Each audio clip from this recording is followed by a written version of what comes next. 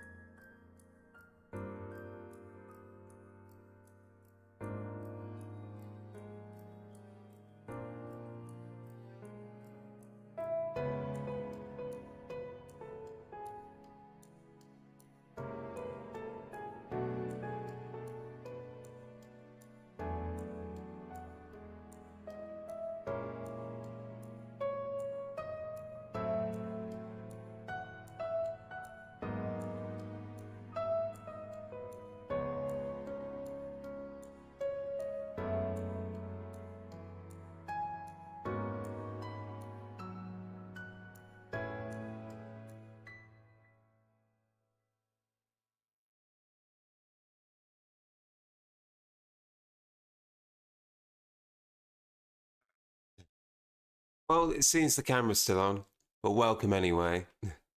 Welcome. Welcome to the stream. Let's turn that off before anyone starts imagining and seeing things. Quick, what's that over there? That's right. There's nothing there. It's just me. The big cat. The big cat. Look at me. Here I am. Meow. It's just me. There is a cutie. Yes, right here. Meow, meow, meow, Big meow, cat meow, is meow. called a ronso. How could you forget? It's a ronso, not a Rothgar. What? I'm a big cat. Also, I've got to put it on this side because Disco Elysium. Oh well. I would copy the whole layout, but half the redeems wouldn't work. Right, where's head pat? Someone pat me on the head, or lick my boots. One of the two. Quickly, quick. Thank you Where for is the it? Where is it? petting. There it is. Thank you everyone for the petting. Oh, you're in a folder. Fuck. Where are you? There you are. Found you. Okay. Somewhere around there. The bootlicking one isn't in a folder though. And, oh, no, you're still on this side. Okay. Right. Thank you. Anyway, something else. So, let's take a look.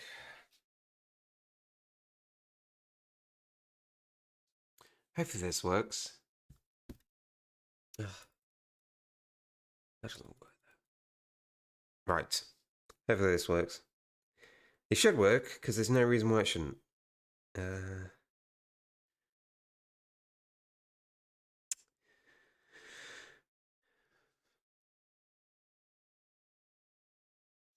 Okay. That should be it.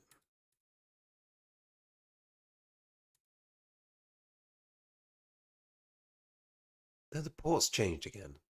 Okay.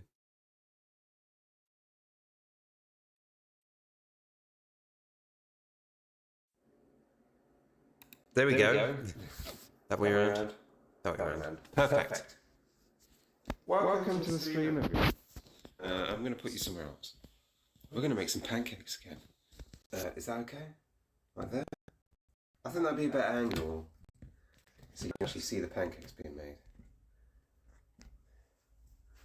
There you go. All there. All right there.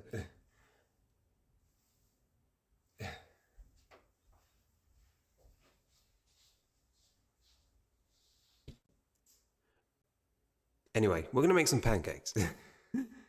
I might move it further away because it's going to be an issue with the sizzling.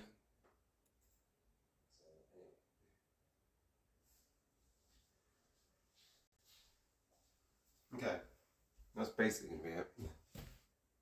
Right there, without going into a cupboard.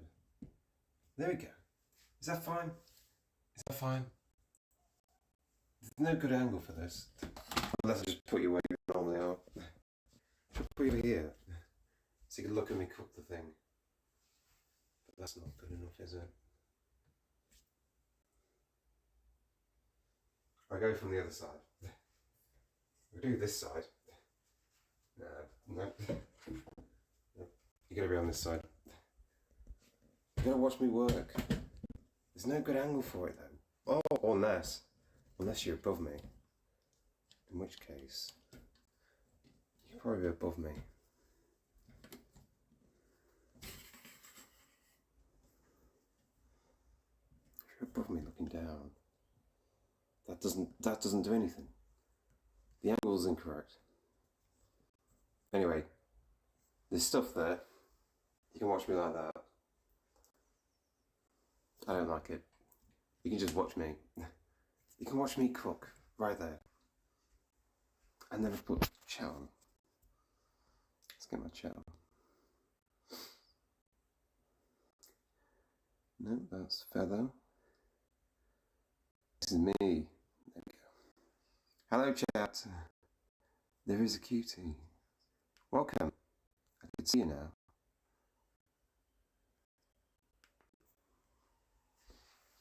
welcome to the stream. I'm gonna make some pancakes because I want pancakes. Hope you're all ready. And then we're gonna play some Disco Elysium.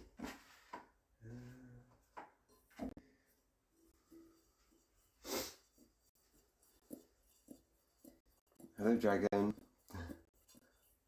Oh, I need to do my thing. Hold on.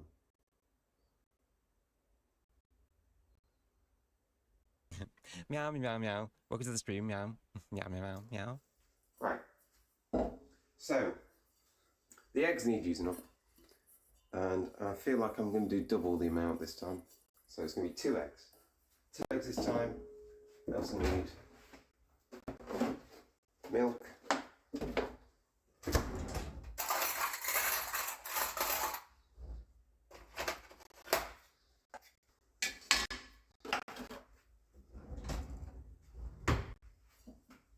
Right. 2 eggs. If you don't crack the whole thing in, just a slight tap on the side. This is not a good way to do it. But that was fine actually. There's just a massive piece in there, which we can get out. We can do that.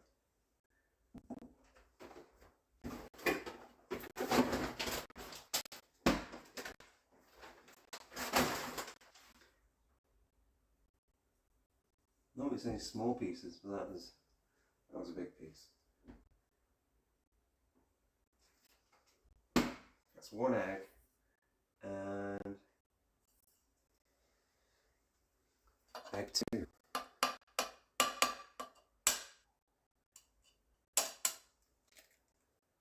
Again, that is actually terrible. I didn't even crack the egg. Oh, this is shit. I'm so bad at this. That was the worst crack. That was the worst crack I've ever done.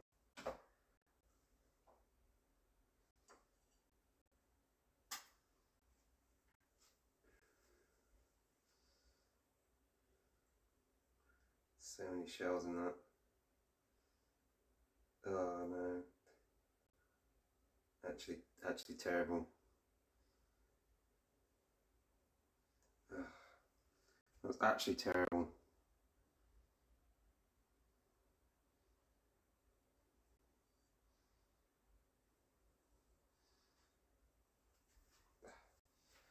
Sorry everyone. Sorry everyone.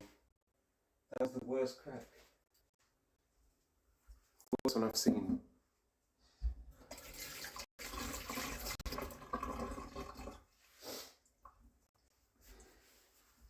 Well, I hope you're all doing well today. I'm going to play some Disco Elysium. I think we're somewhere. Yeah, that's so bad. There's a huge bit under there.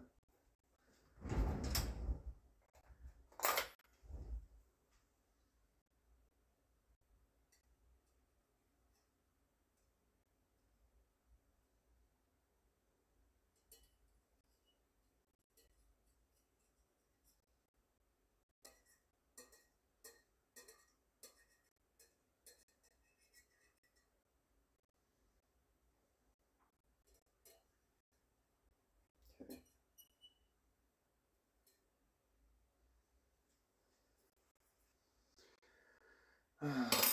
I hope you're doing well, Dragon, and anyone who's watching. I'll do well once I've eaten today, but it won't take long. Just gotta get rid of some eggshells.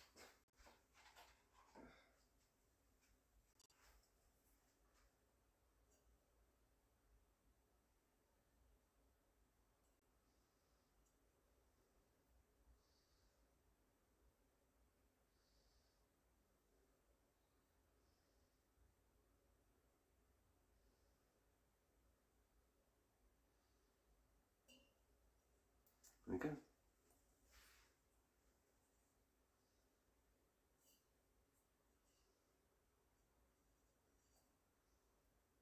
Okay.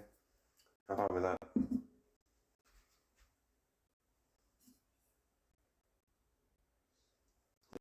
fine with that.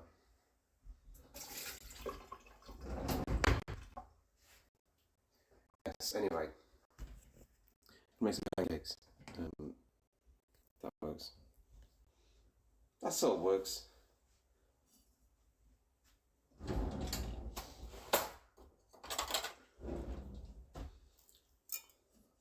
It's got eggs right there. There you are. Gotta wait for it to. There you go. Eggs. Whisk them up.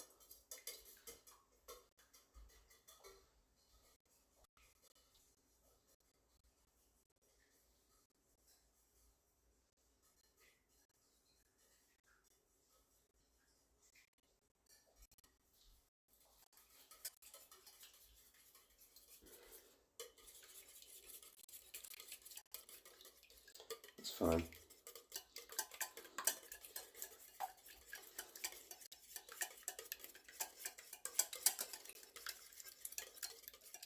I could, make scrambled egg if I really wanted to. Yeah, it doesn't like there's any more shell.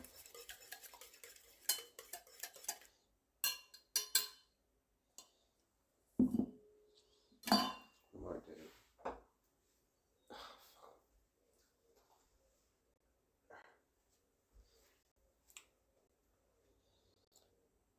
Vanilla extract, tiny bit.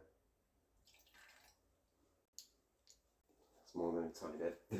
That's more than a tiny bit. Gets rid of the eggy taste, basically. Need a bit of sugar as well. I'll put it in that side. So the pancakes are slightly sweeter.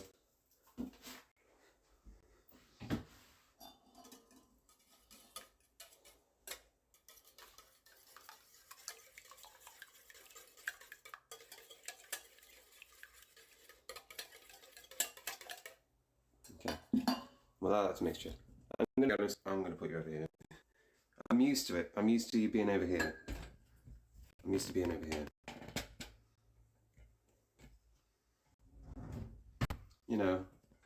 I'm not gonna change. So we're gonna leave you over there.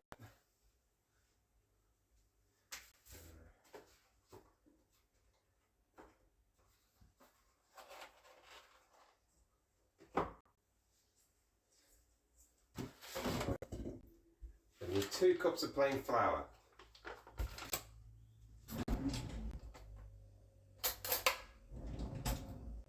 Where'd you go, Dragon?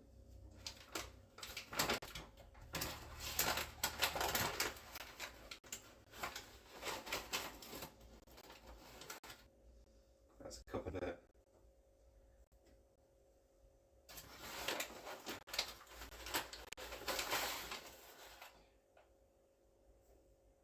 Getting them all like that.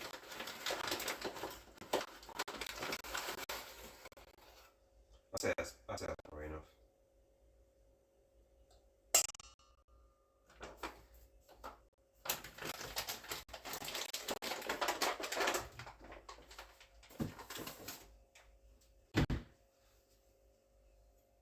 It's a pigeon. There's a pigeon outside. Big fat one is weighing down the branch. Damn, that's crazy.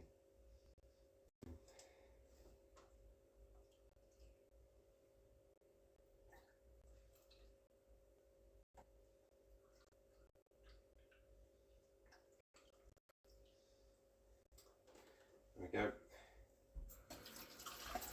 I'm just doubling everything.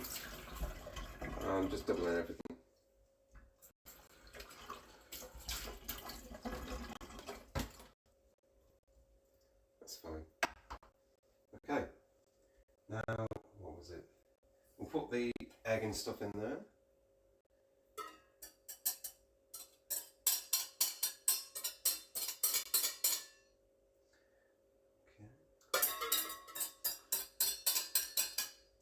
Does have a nice vanilla smell.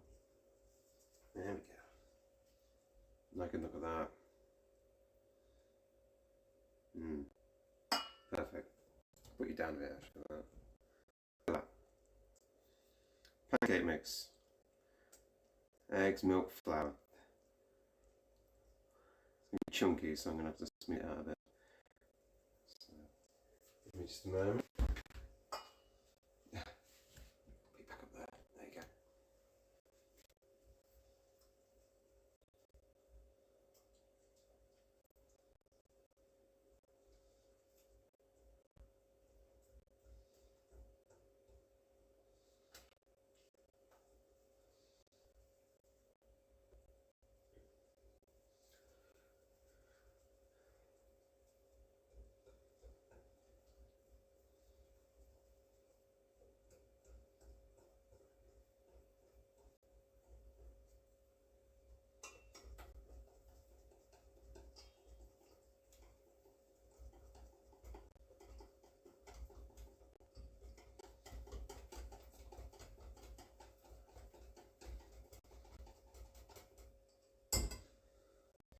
That was very quick.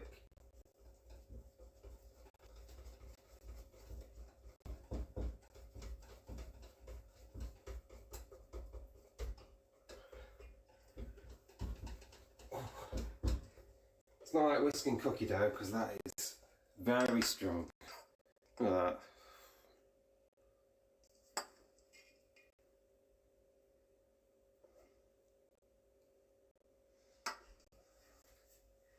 Oh.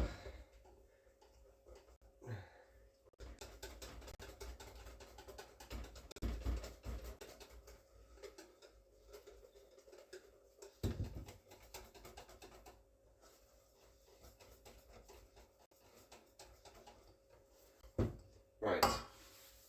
Okay. Perfect. Got a little bacon, maple, and then pancakes.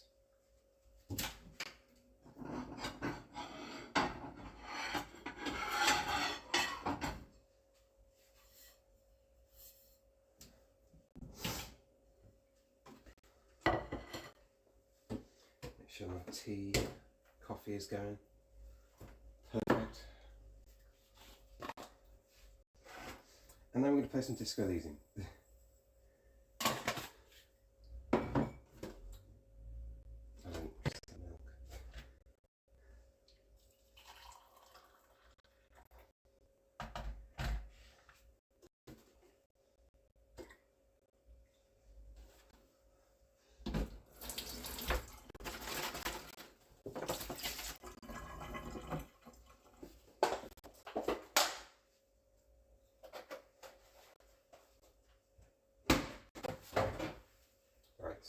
Meow, meow, meow.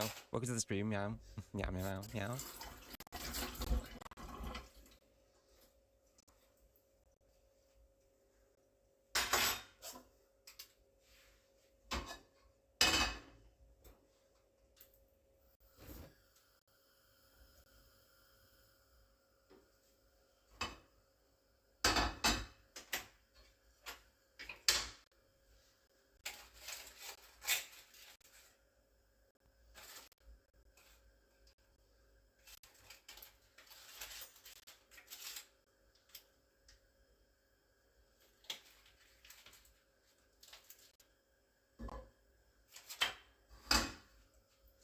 I'm going to add some butter into the pan rather than oil for the pancakes, because then it's going to have a nice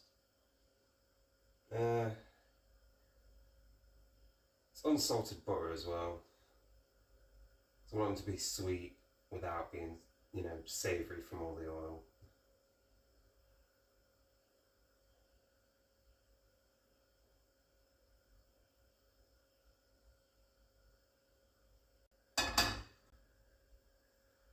So I'll melt that in a bit. Hi! Hi Swiss, hi, we're making pancakes.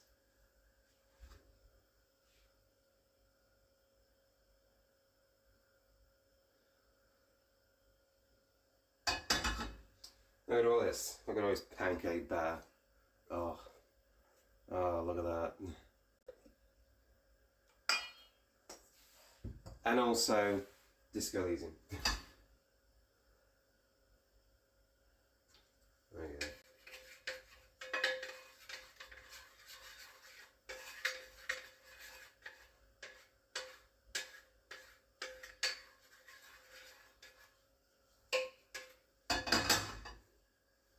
eventually. But yeah, welcome to the stream.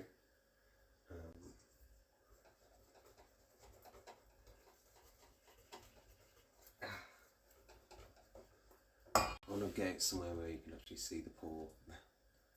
I need a proper cam layout. Not that I'm gonna, do constant food streams, but for this specific occasion, it's just so jury rigged. That's probably too much actually. That'd be fine if it wasn't so.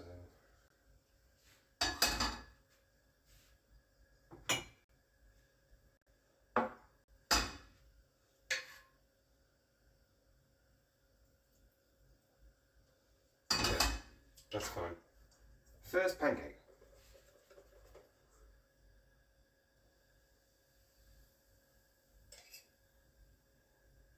It's very thick.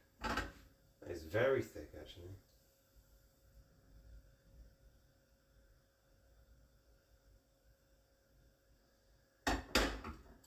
We'll leave it like that.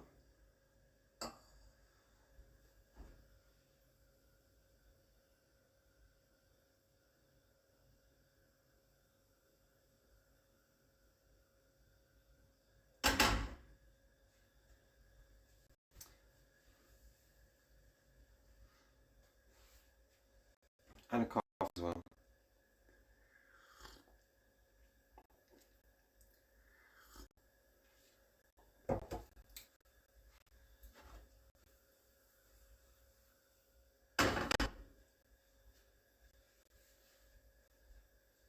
I hope you'll enjoy pancakes as much as I do, and I enjoy using eggs that need to be used. That's also a joy of mine. I don't like wasting things. And I've got so much flour from when I made cookies. Also, I'm not that thick. Just thinking about it. It's not like inappropriate for streaming. Okay.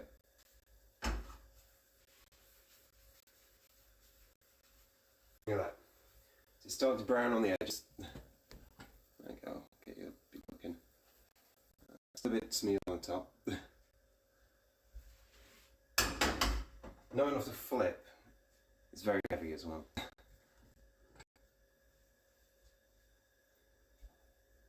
We should have a couple of pancakes out of that.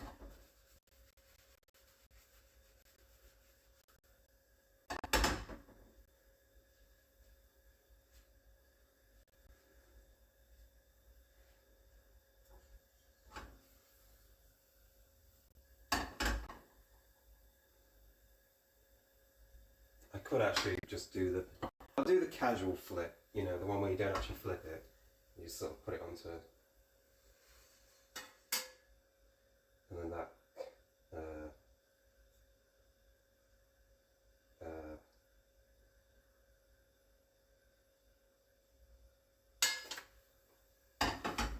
like that. Like that.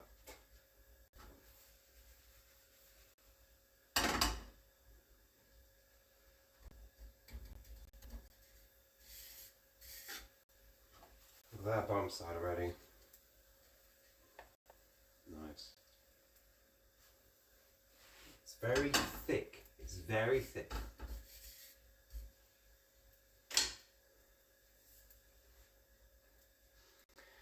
Hope you all can hear me. Can you hear me? I think you can. What's that button do? Oh, gifts.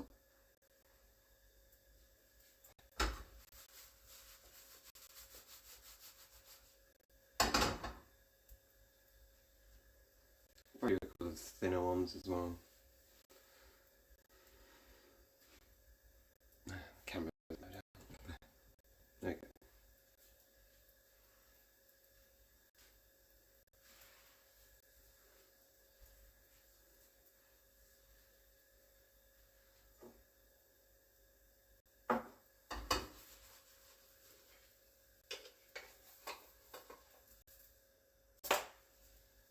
Whoa, look at that.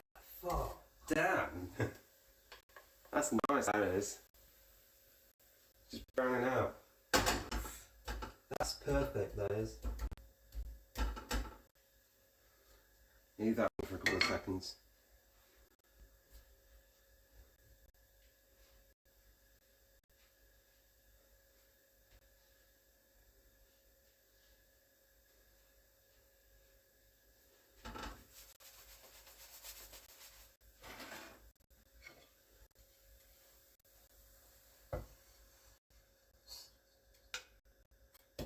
Perfect.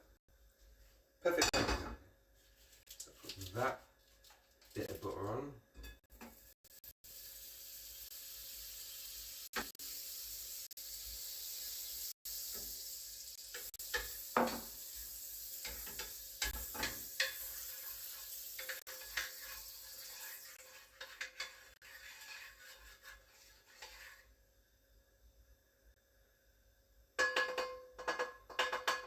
It's definitely hot enough. It's definitely hot enough.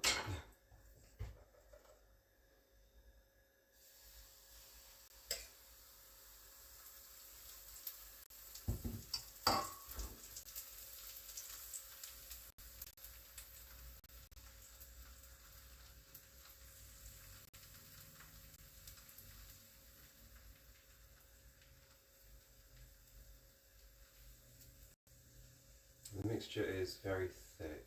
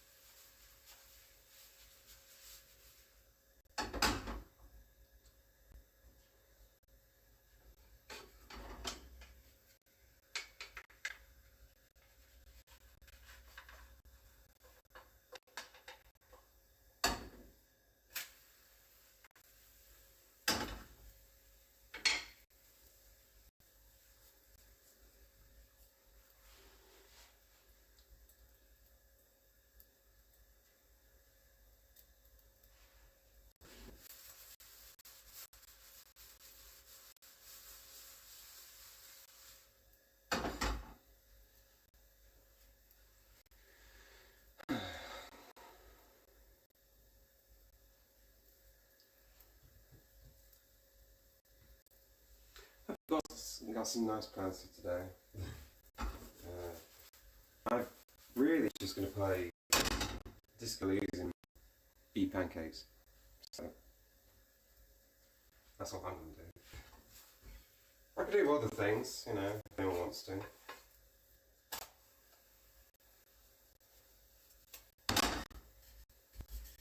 That's probably about right, actually.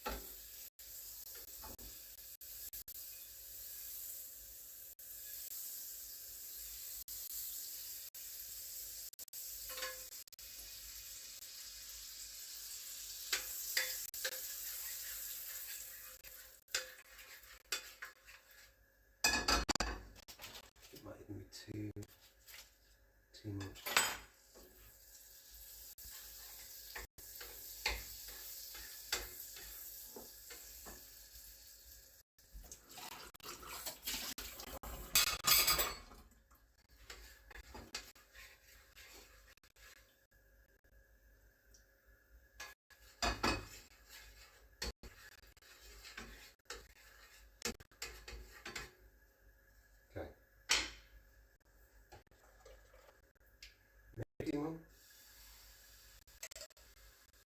Keep them nice and...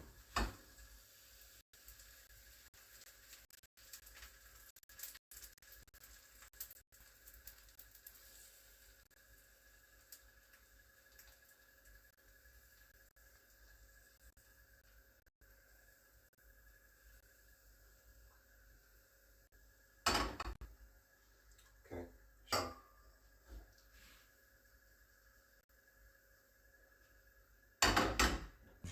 Meow, meow, meow. Welcome to the stream, meow. Meow, meow, meow, meow. Ah, confused and Harley, welcome. Welcome. It's Pancake Day again. Not those, they're pretty good. The first one's always the best. Well, we did double the mixture, so they are a bit thicker as well. I could have, of course, used a smaller pan. Use a smaller pan, they'd have been more uniform.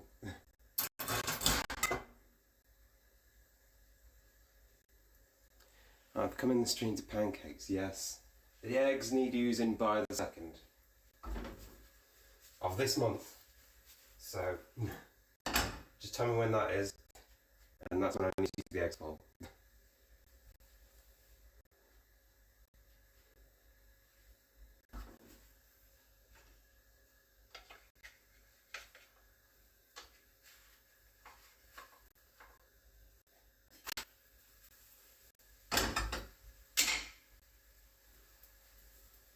I can't think of a better use for them. Exactly.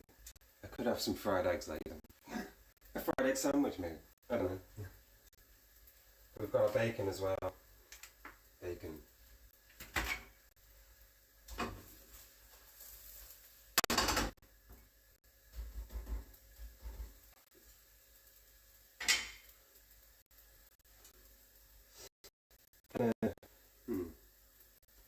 Coffee more.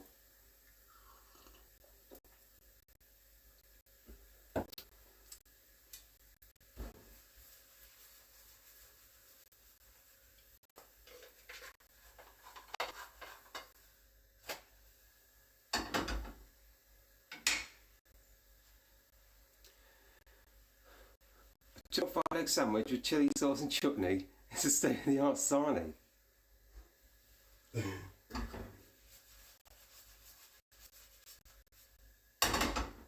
That sounds nice.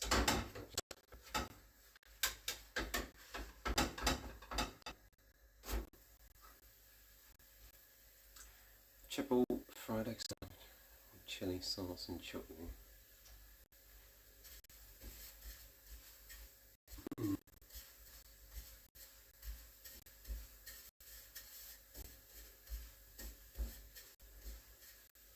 Does sound nice.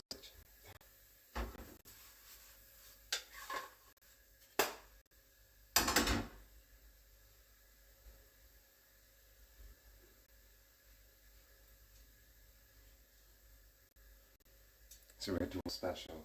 Yeah. No, I remember it. Doesn't he wake? Doesn't he eat it when he wakes up from deep stasis?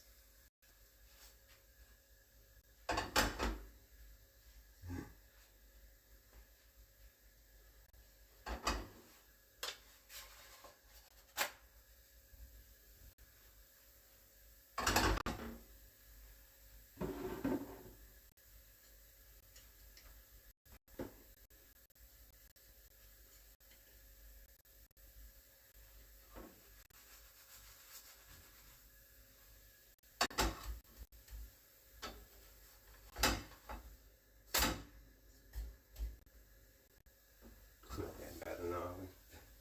That is a pretty nice one though. And maybe the last one.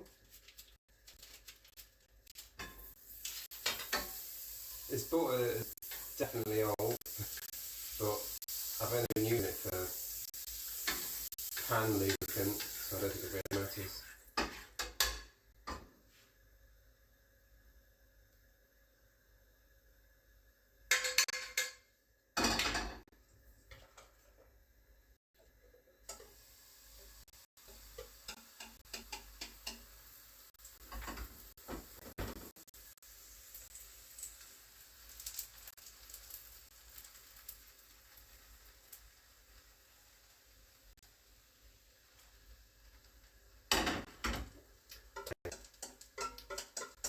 Guess that's everything then. We'll keep dumping into this until it expands. Small cat detected. We have found a very small cat. They are too small to see. Too small to see me. How dare you? I hear a redeem being played in the other room. Is that a Kaza? Oh, it's a Kaza. I am making pancakes. Look at these. Crispy, well done, thick.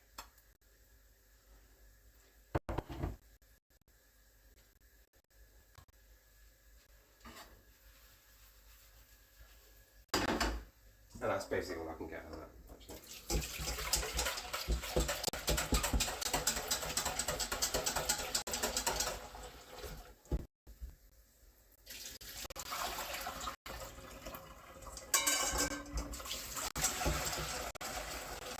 This is probably really loud, actually, but I apologise.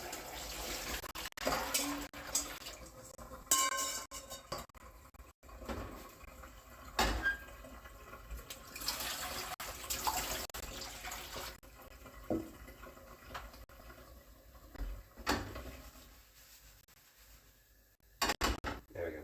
That one's very thick. You see bacon? There is bacon. There is bacon. There is smoked bag bacon. Corinna has never had bacon before, and I was hoping she'd be here so I'd show her bacon. I'm slowly but surely getting my creek to 20 million health. You don't need health if you don't get hit. That's facts, that is. This one is very thick. Fuck. That's so thick. That weighs more than the pan. That one weighs more than the pan.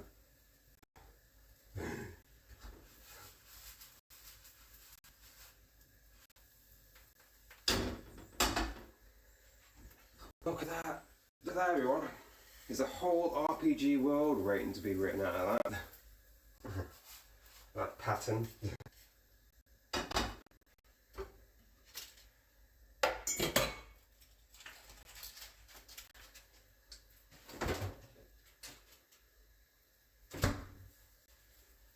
It's our civic duty to introduce us to bacon. Yes. Yes.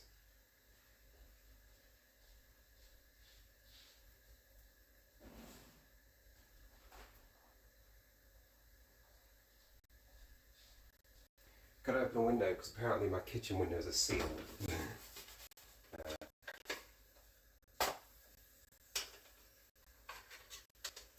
Like actually sealed shut.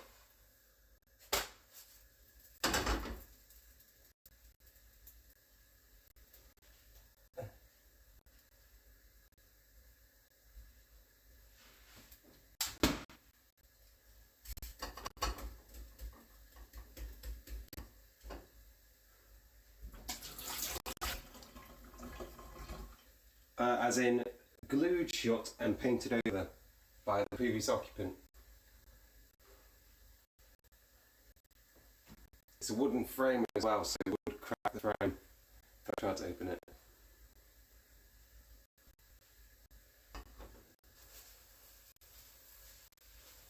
This was actually plush as well, look at that. They can't see that that well. I'm actually like...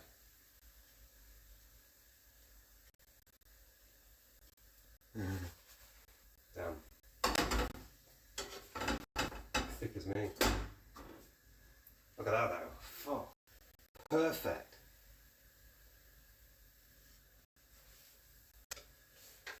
That's perfect.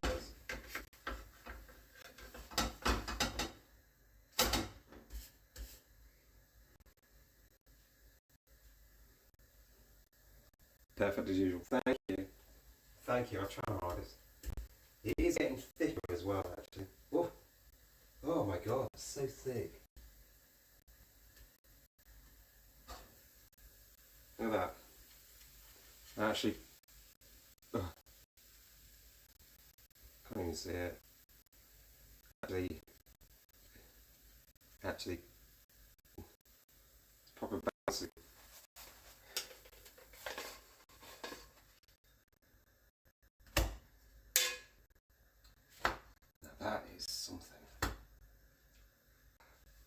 Now, ready for the bacon?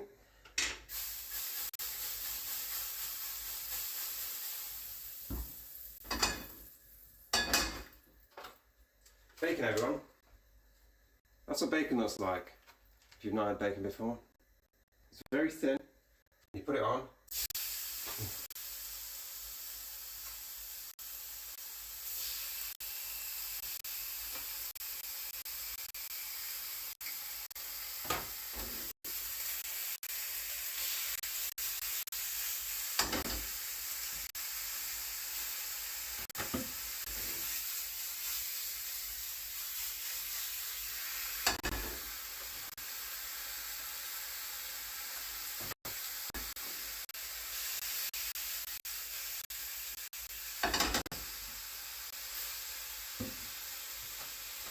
I'm just going to use it all. Just, you know.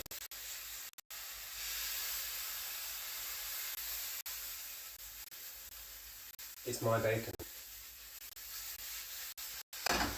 No one said I couldn't use it.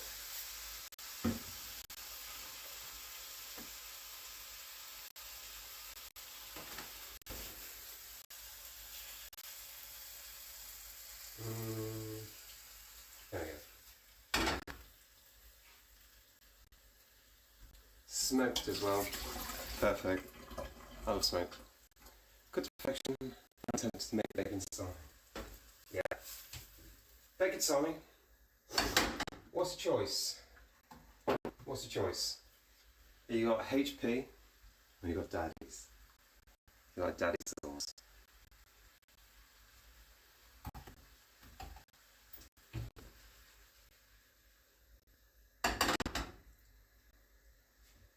I've only got two because I forgot I owned one.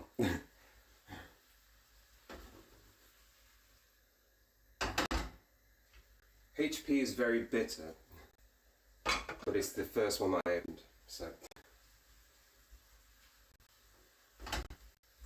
But yeah, I know my Daddy's sauce.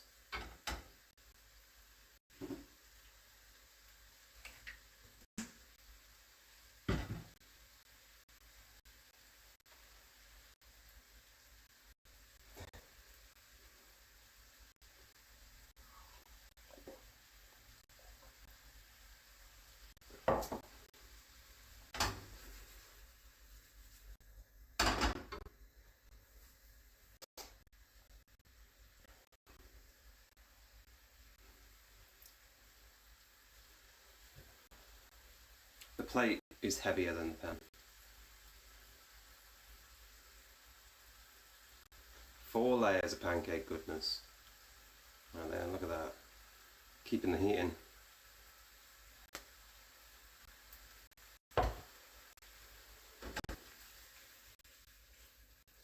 Now the best thing I could do for bacon pancakes is try and get crispy bacon. I don't know how to get crispy bacon without it being immediately burnt. I could just cook it lower actually.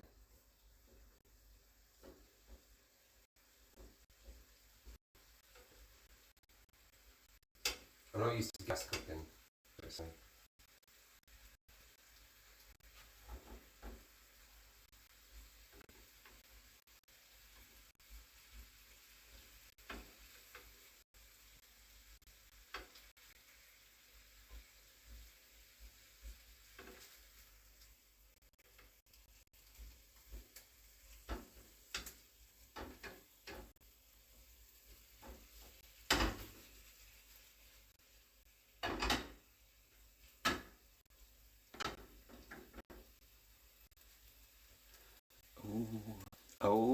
Oh, what? You okay, sir?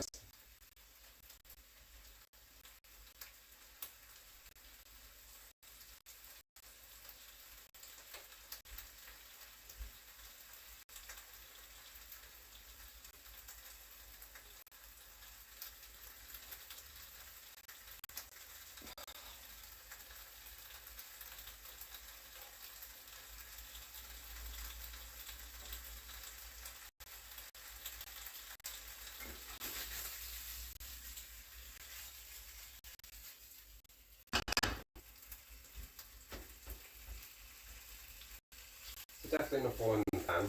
It is cooking. I'm just going to let it dry out a bit and like simmer, crisp up.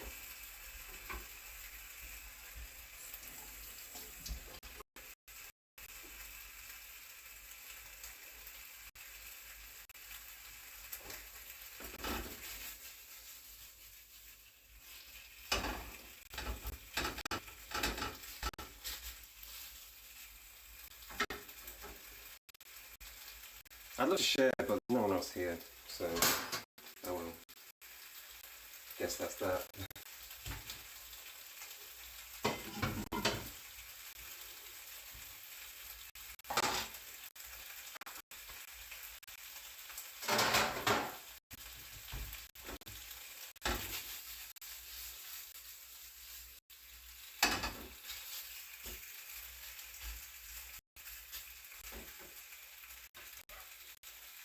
I will have to eat, unfortunately, I will have to eat a lot. Such a shame, really. Such a shame.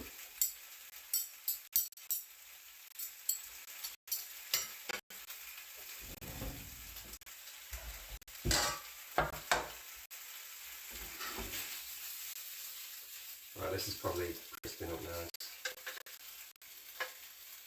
It is getting there. It is all smoked as well, so it does go differently, just a bit differently.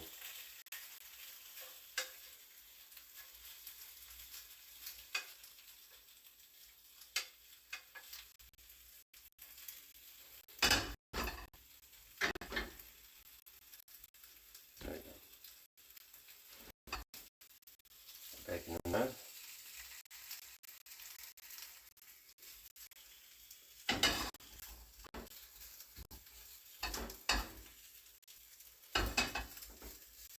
Should they go for a bit longer?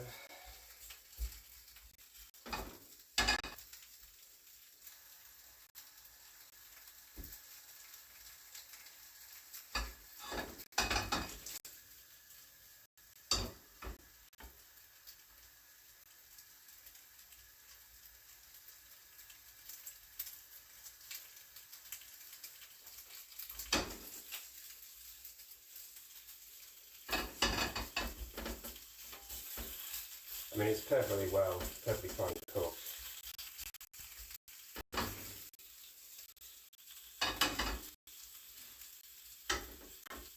Just leave it for a bit. I could tell you're gutted about it. What? What, eating all of it to myself? Of course I am. I'd much rather share with all my friends.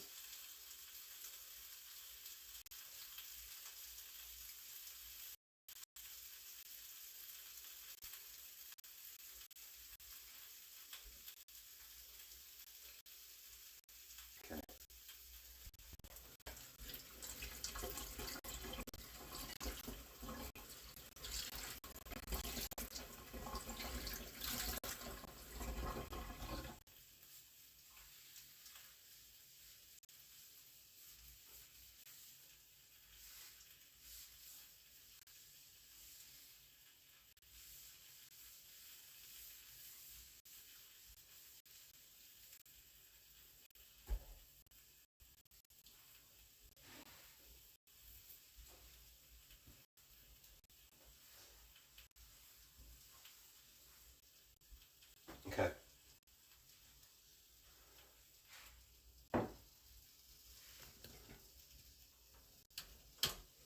Let's put you over here now. You can go over here. You're going.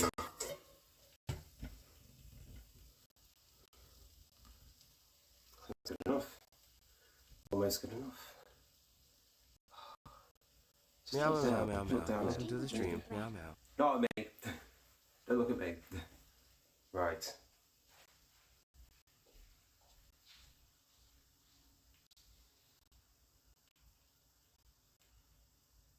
Gotta tell you, it's looking pretty good.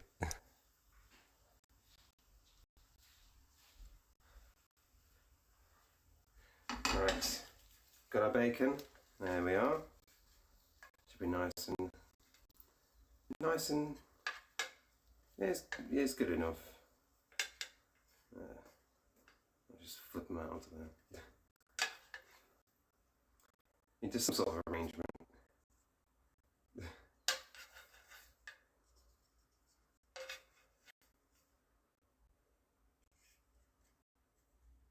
You know, because I'm a professional.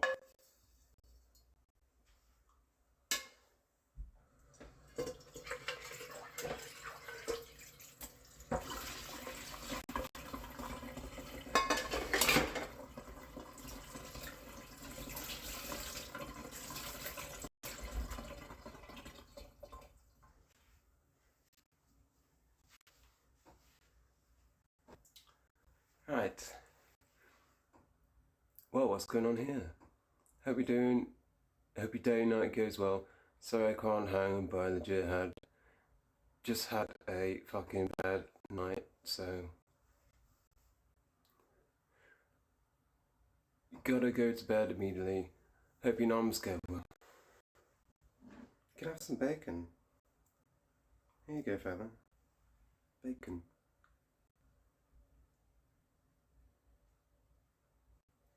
I'm going to arrange it in some sort of call for help, I think. Or just a big pile. There we go.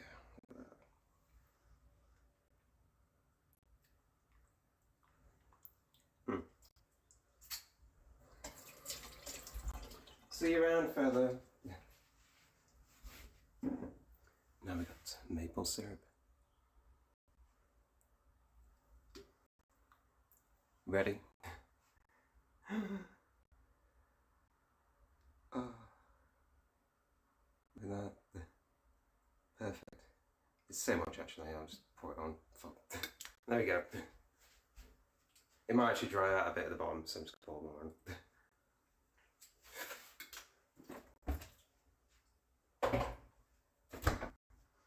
Look at that.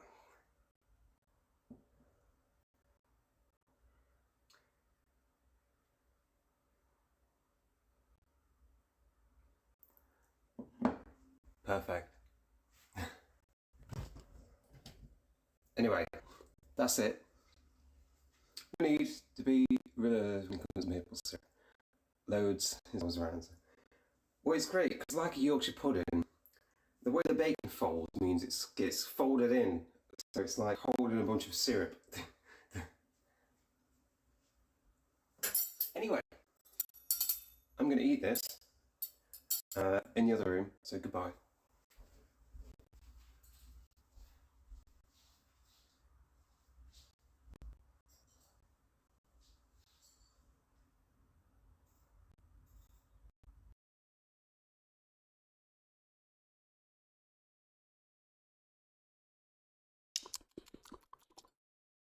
Tasty.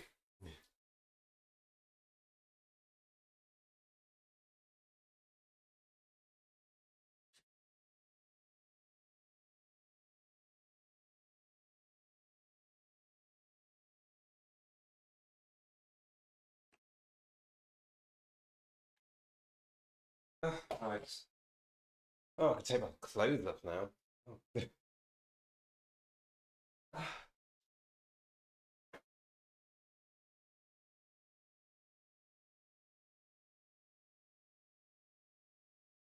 Anyway, that was nice. Right. Oh, I have my pills. Yes.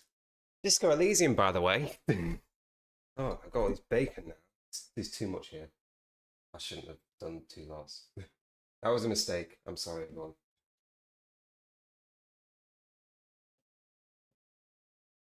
Oh, I'm not actually that hungry, I'm going to be honest. Right. There we go. Welcome, everyone. We're going to load up Disco Elysium. Oh, I've got 11 messages.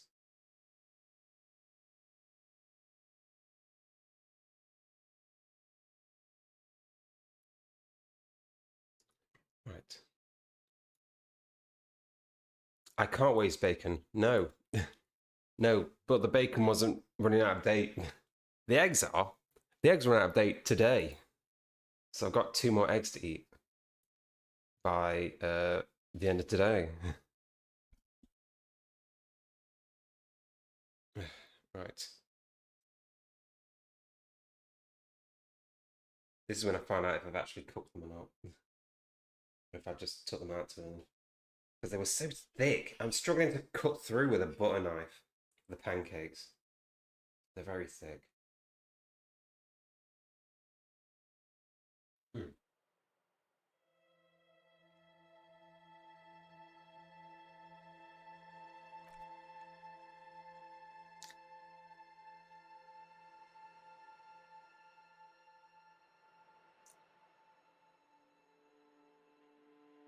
Apparently I had breaks, it must have.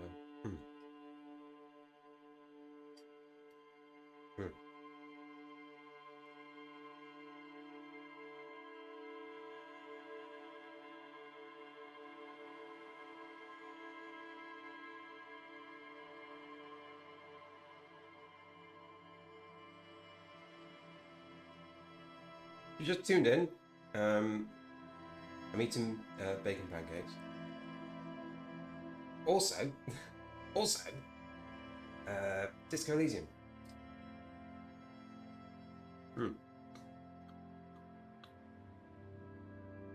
The bacon is very sweet.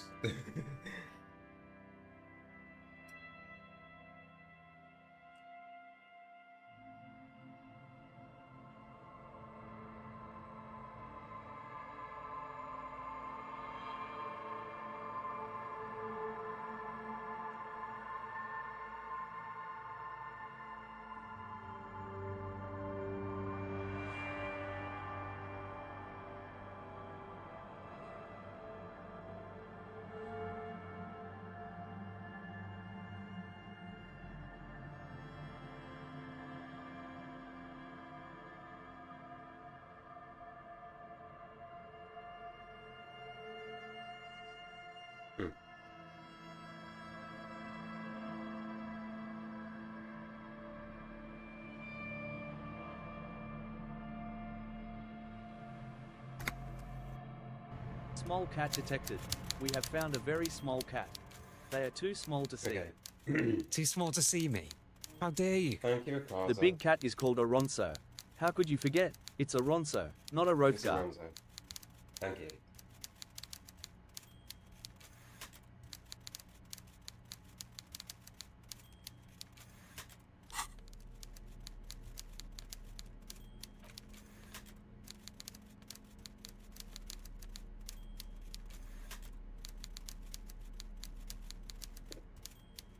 Right. So I'm going to talk to this guy. I think he's like the owner of the dog.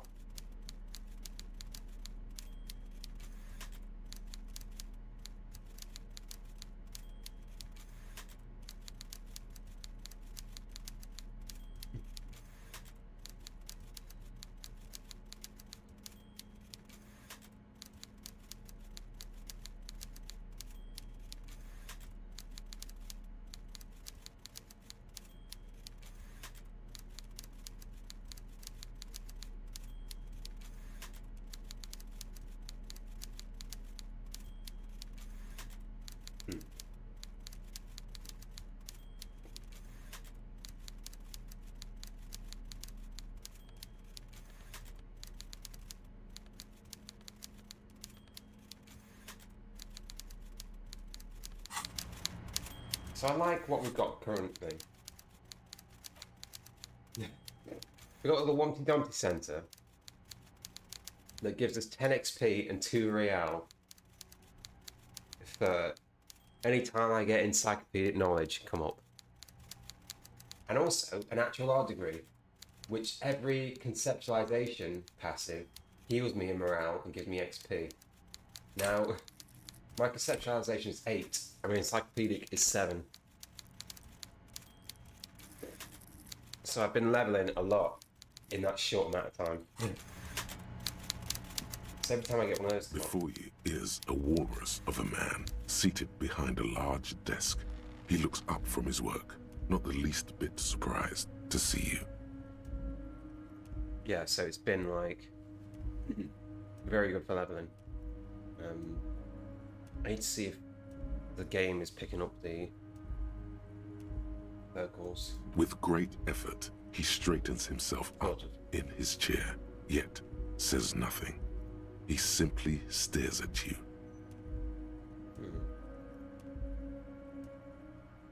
Welcome, Mr. Dubois, Mr. Kitsuragi. It's good of you two to stop by. Please, have a seat. Well, he knows who I am. Before I knew who I was.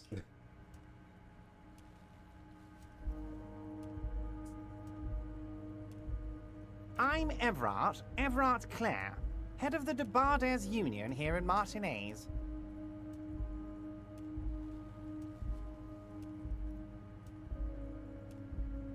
I'd offer you my hand, but unfortunately my health prevents me from getting up. You understand?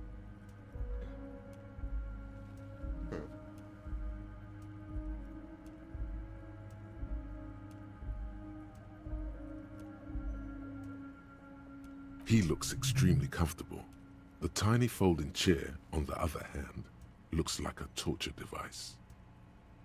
You go ahead, detective.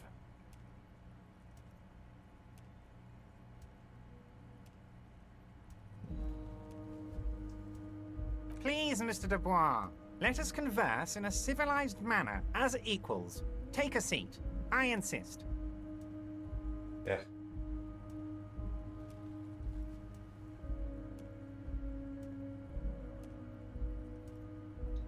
Excellent, Harry. Of course, that's your name. What else could it be? Now, please, have a seat. He's playing it cool, but he knows his ploy didn't work.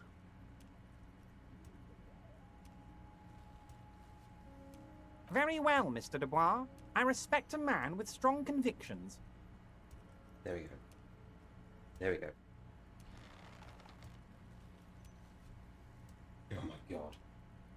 Oh, I should have took a picture of this again. I'm gonna take a picture of this right now. Just so you can see the layers in this. Oh. Right, picture taken. It's in my Discord.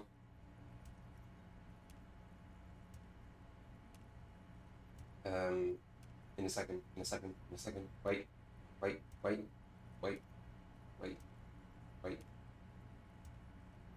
There we go.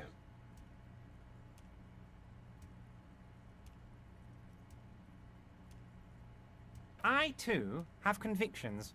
One of which is that I will not engage with any man who won't face me at eye level. Should you find yourself more amenable in the future, I'd gladly resume our conversation. But until then, I'm afraid I must ask you to leave. You're no Titan of Felician, buddy. He's got you in a fork. Sit down or leave.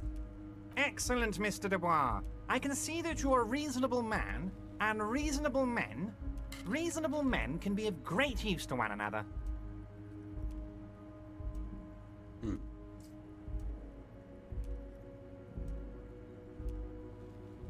So tell me, how can the head of the Debarders Union help a representative of the Revachol Citizens Militia today? Well, number one, I need to get the guy down from the tree. The chair you're sitting on has got to be the most uncomfortable chair in the world. It's violating your backside.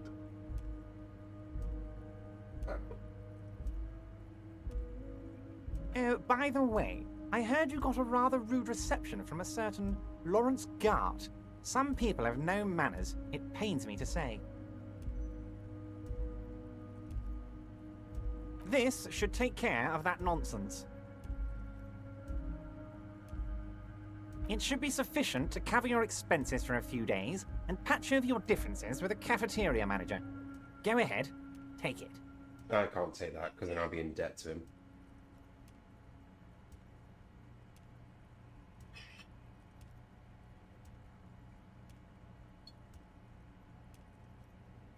Wow, that's 25 real. That's good money. You need it. Yes, but you owe him for it.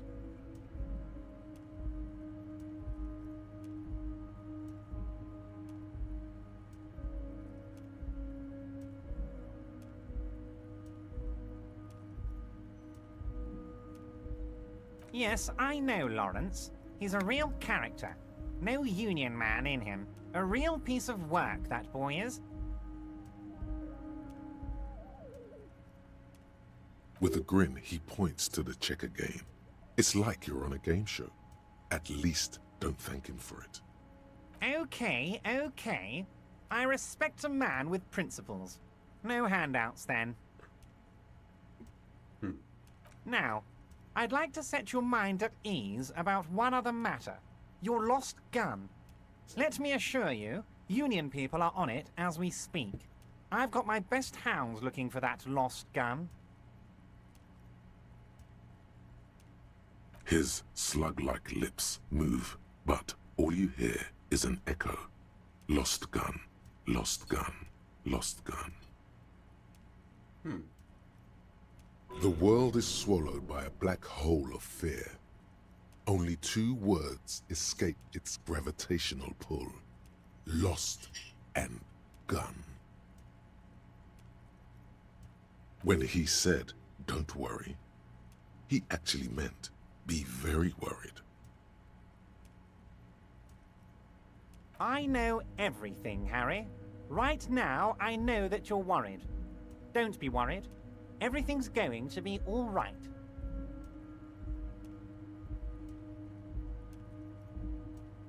It's not like you left it loaded. You didn't lose a loaded gun. Local children aren't out there playing with it right now, pointing it into their own mouths. It's in a safe place. I just know it. I have a feeling everything's going to be all right.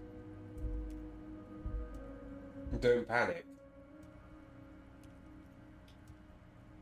Share is killing you, -2. I don't think I can do that. Officer, we will deal with this later. We don't need Mr. Clare's help with this.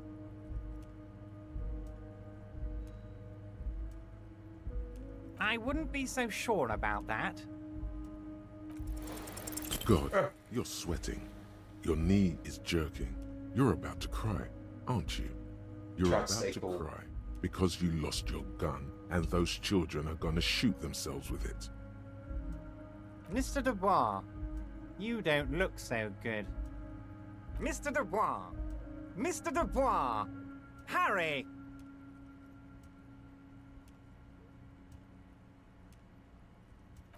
Mr. Dubois, are you okay?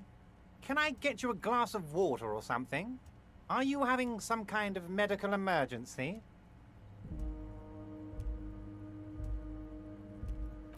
What an odd demonstration of... you got me, Harry. I don't even know what. As entertaining as it was, I'm afraid we're wasting our time. And I'm an extremely busy man, as I'm sure you are too. Okay, enough. We are here to ask you some questions pertaining Now to we the can local ask questions. investigation. Quick, here's your window. Get yourself together and ask him questions. Please. Chair's so uncomfortable. It's making me cry. It's a bit like my chair. I need a new chair. I need an actual chair, to be honest. It is about time to stop embarrassing yourself. Questions will help you regain some of your lost dignity.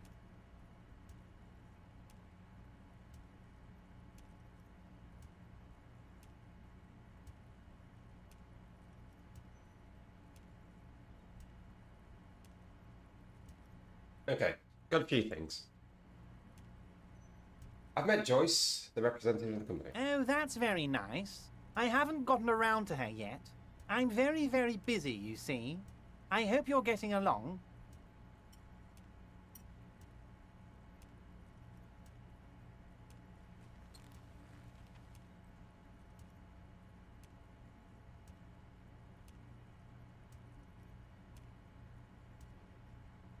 One thing I want to make very clear, Harry, is that this is not some kind of union versus corporation situation.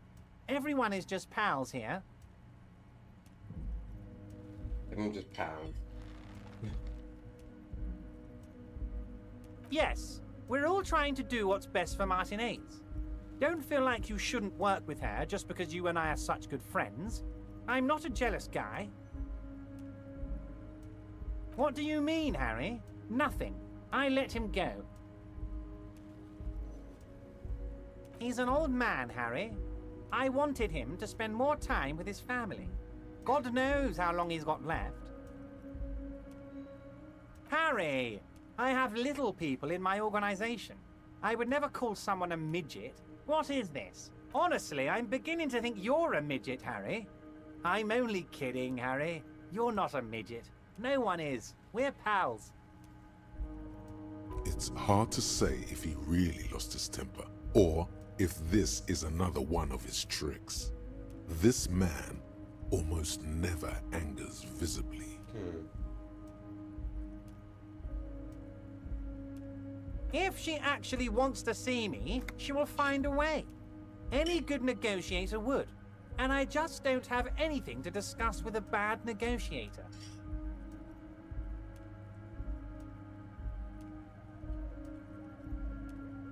He doesn't want to see her. It's as simple as that. Vanished? Harry, the woman left her casserole in the oven and couldn't make it here in time for the voting. Oh, did I leave my casserole on? Better go home and check. The election can wait. When she got back, the whole thing was over. Wait, there was no mention of a casserole from Joyce. Harry, Harry, Harry. Do not fixate on this little matter. Maybe it was a rabbit's stew, or a hairdryer, or an iron. The point is, her heart wasn't in it. Mine was. This particular brand of humor he has, it makes for a fine distraction.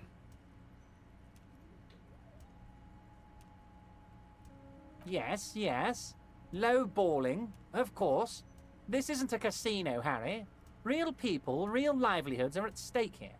But everything's a casino for those rich types.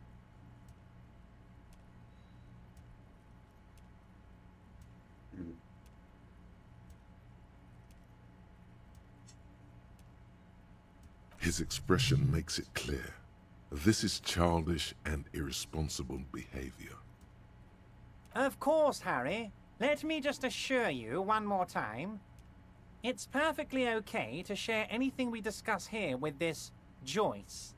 This is a completely transparent organization. I have no interest in what she is doing, but I myself have nothing to hide.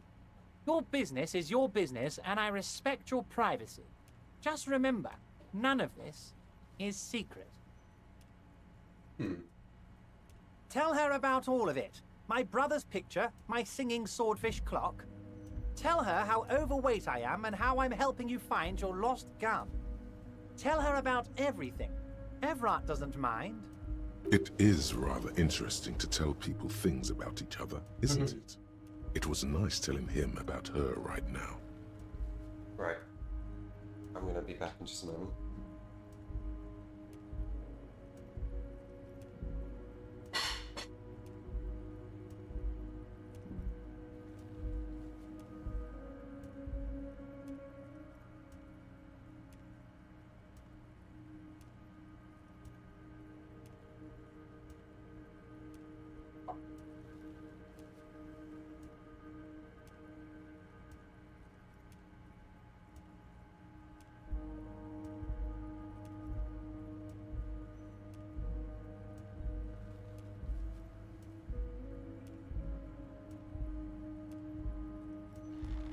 Oh, oh, oh, the pancakes. Oh, they were too good.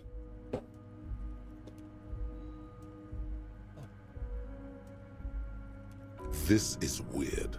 Not nice weird, but okay.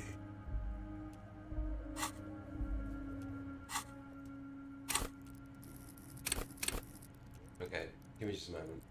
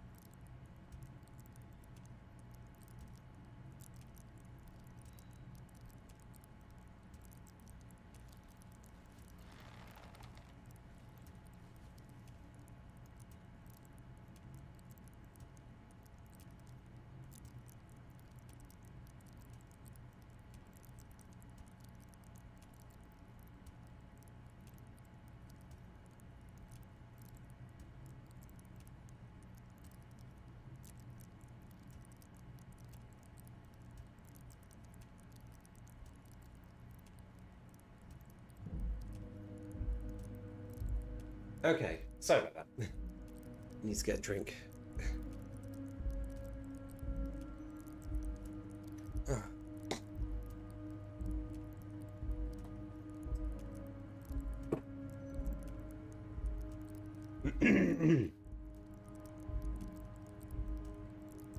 Right, anyway.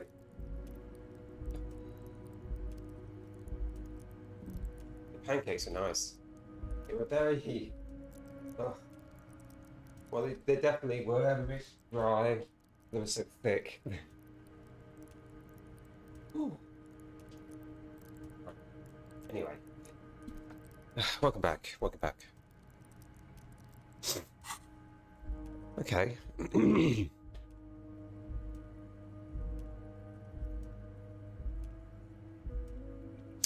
Can you help me get a dead body out of the tree? You might have noticed there's one hanging on a tree behind the hostel cafeteria. Oh, you put some bacon on. Maybe it was nice. Oh my. Don't take this question personally, but why would I get involved in this matter?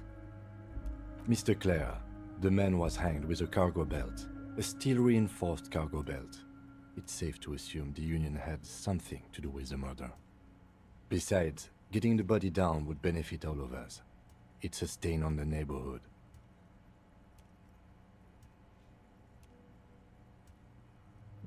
You are a community.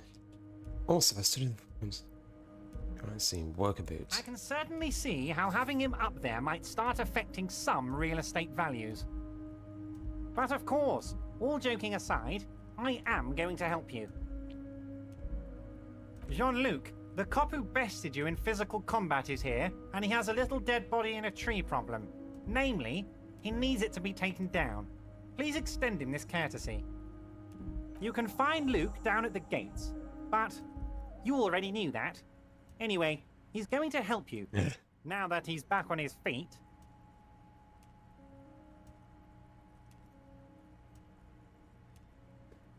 I'm told the Union is involved in the... What? Harry, how could you say that to me? You know I appreciate a joke as much as any Johnny Fat Guy, but I can't take slander. Are you actually investigating this? The reaction appears to be sincere, but it's impossible to tell with this guy, honestly. You've hurt me, Harry. Me, a friend. But you know what? And gets over it in 2 seconds. Seems like it didn't really hurt him. I trust you, like I trust all my friends. And I know you'll never talk to me about this again, because you don't want to wound me. So do what you want, and let's change the subject. He's hiding his real reaction beneath courtesy. Thank you for your understanding. We will continue to do what we must. You too, Lieutenant. You know, I like you, but you never were my favorite. I'm a Harry guy. I'm Team Harry. None taken. Did we have anything else to do here, Harry?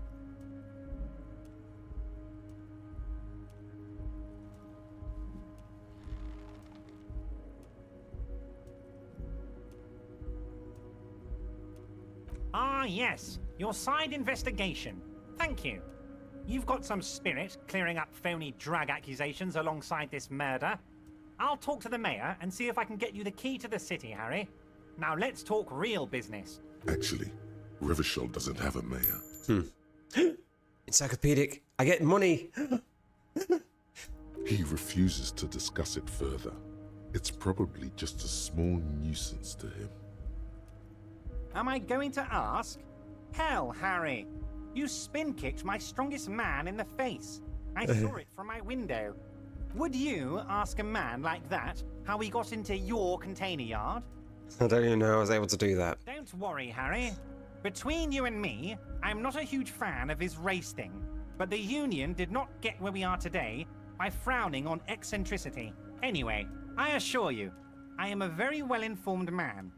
Information reaches me before I even get the chance to request it.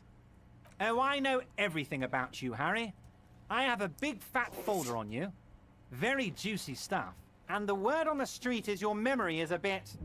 hazy. If that's true, maybe I can help you out. Do you a little favor, so to speak. It might be a good idea to hide your confusion. I mean, see what his game is first. So good to hear that, Harry. Apparently my sources were wrong. However, if you would have a spot of memory trouble, well, let's just say a fat juicy folder could really fill in the blanks. Words flow like a river of honey from his lips. 10 XP. I guess word has already reached him. No matter.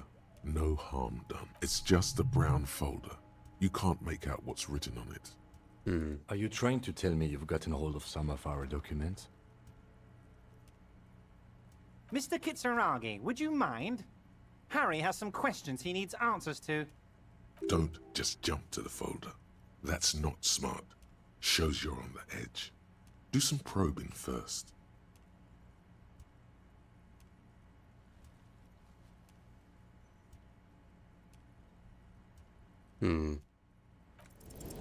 Everyone's large hands are covering the folder, but the look on his face That's a good says, thing. That's the "I thing I'm know good at. everything Fuck. about you, Harry."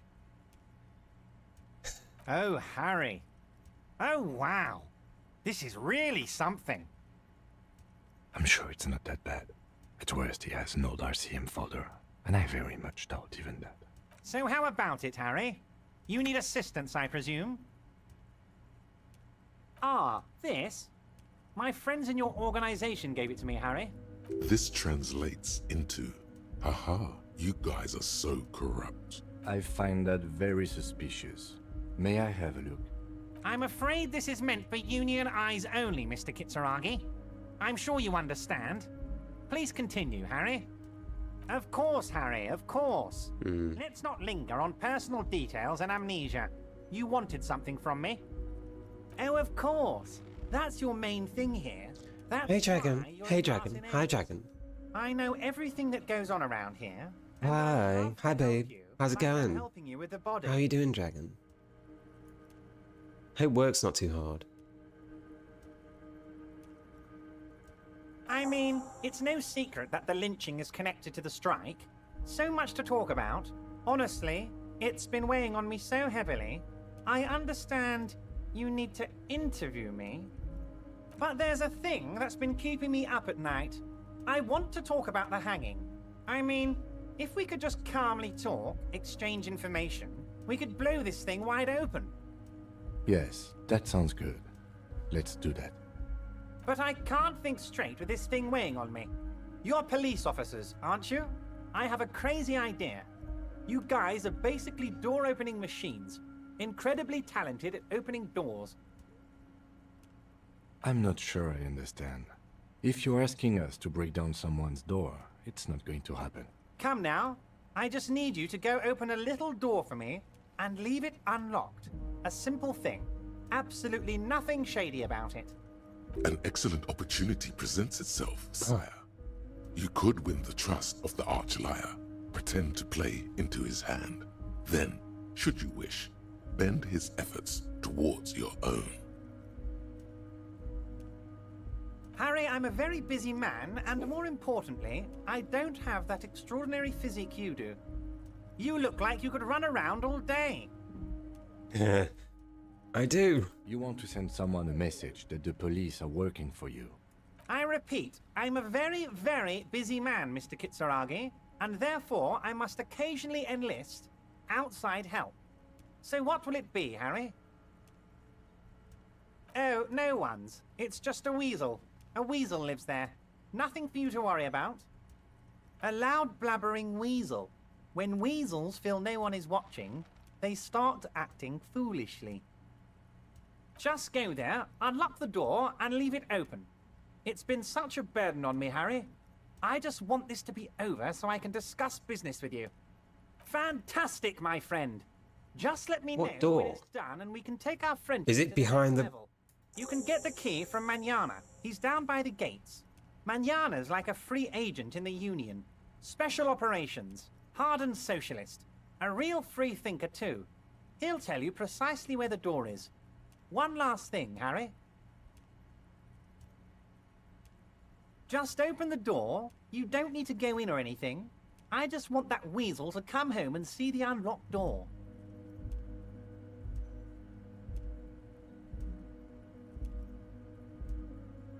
Let's hear it, Harry. Of course, Harry, of course. Yes, your gun will be found. The only way to find it seems to be working with him. He might even be holding your gun hostage. Who knows? Only one thing is certain. If you work with him, you're going to get it back. And working with him might be the only way to do it. Yes, thank you for the hot tip regarding your lost gun, Harry. My men have indeed factored in that you pawned it. Now please, let the professionals do their job. Kick back, Harry, relax. It did not come as a surprise to him. He might actually not be bullshitting.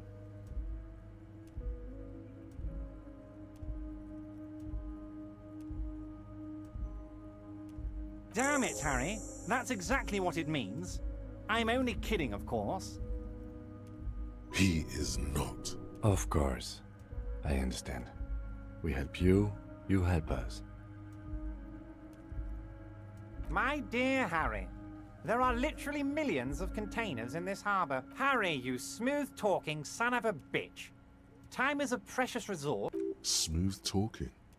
Maybe that's the way to go about opening the container. You should at least try convincing it. I've already tried that. But open a door to an apartment. Where's my gun?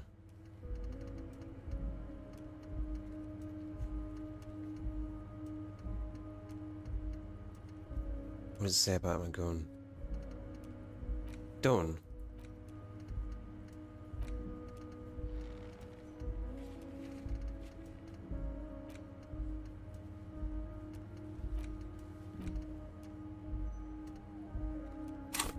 I got a level up as well.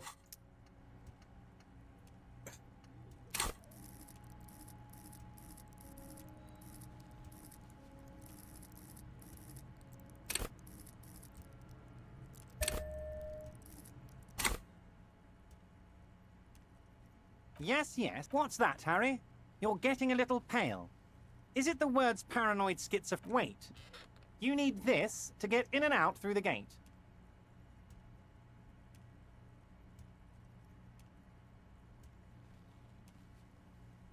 Here.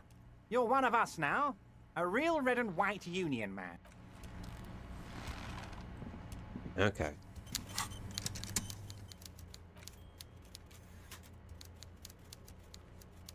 Oh.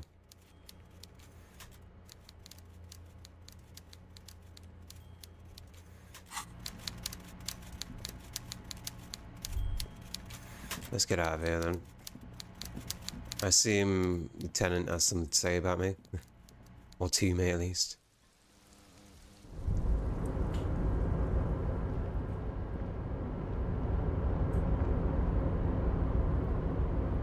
Container, container, I'll turn you nice and red. Container, container, put the logos on. The lyrics to this container song are being made up as he goes along. The accent is so thick. And another one. Not to notice, he's Ubi, from the vanishing peninsula of Ubisund. Container, container, used to be Wild Pines. Container, container, now belongs to Everard. Everard, Everard, Everard, he looks after everyone. I see you are not a union man, mister. Did you get lost? You're not one of them scabs, are you? I mean, I don't personally mind. Folks is just folks, you know, and folks gotta eat. Just some of the other guys don't look too kindly on the scabbing kind, if you know what I mean, mister. Yeah. Oh, that one. That should be empty as far as I know. Lots of containers here have nothing in them. They're just waiting to be loaded up. Told you. Oh yes, born and raised in Irish, mister. Mum had to leave my dad after he got a bit violent. Took us here to the new world. I was about 10 then. Too old to lose my accent then. People say us Meow, Ubies meow, are meow. up to all Welcome to the sorts stream, of meow. Meow, meow, meow. other animals Welcome. and whatnot. I just want you to know there was never any of that where I come from. No, sir. Those are just nasty rumors. Thank you for clarifying that, sir. Oh, most of the guys are down at the gates, keeping the scabs from coming in. We're on a strike. The whole union is. You don't have to work when you're on strike. Ha! We haven't worked for 2 months now. So no one is working? Not everyone is down there, of course. Mr. Evrard is in his office, where he always is. And Jean-Luc is guarding the gate. But Titus and his boys got into some drunken trouble and Evrard sent them on a nice vacation for a week or so. Oh, I'm not really supposed to talk about that. That's union business. Him and his boys stirred up something in town. Probably drank too much and got into a fight or something. I heard Mr. Evrard telling them to take some time off. Really? Did they kill No, someone? I don't think they killed anyone. Let's better talk about something else. Titus and his boys do good work. I don't want to get them in trouble over a little drinking. He probably doesn't know anything anyway. Who in their right mind would tell him? Bye-bye now. Who would tell him? Singing about containers. I need to get into this crate. You're back before the cargo container. You attempt to turn no reply. The knock produces a hollow ring of metal. Doesn't. Damn. If only there was something in there. Oh, that's the locked door. That one there, I assume. I do want to see what's in there, though. I wonder if I can relock it. Can't do that again, can I? The file cabinet, the drawer. The bacon was so good thanks to the inspiration. Water? Is it actually going to play? It's not actually going to play. Great. Do not presume this has drastically altered our race dynamic. True, I said nothing about our personal dynamic. That has altered a little.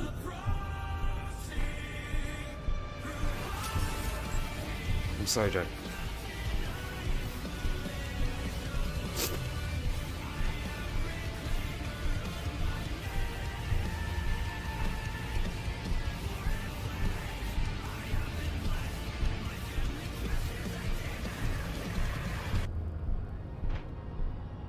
Thank you. Thank you for that. So it was. You bested me in race combat to reach my superior, then had him give me an order. I salute your cunning, enemy. I will go and remove the body from the tree with my bare hands. You're so noble, Measurehead. There's a but. But while I am gone, someone must stand guard on the bridge. That someone needs to be you. Okay, then. Both of you. Babe, see that they stay here the whole time.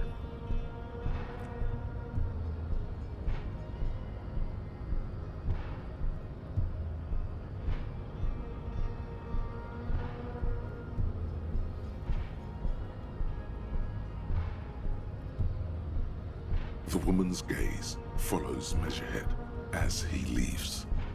So, you guys are like cops or something?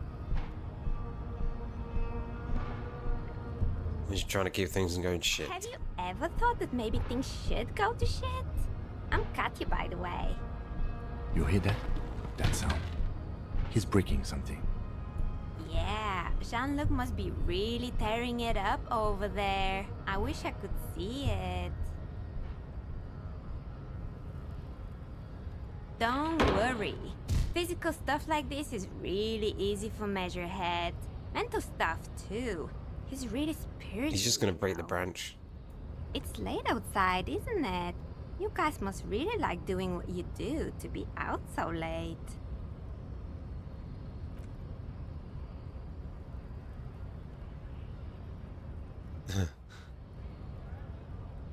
is done. I want to see what's in that crate.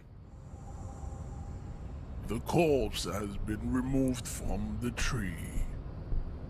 Stand down and congratulate yourself. You have sided with Ray's victory today.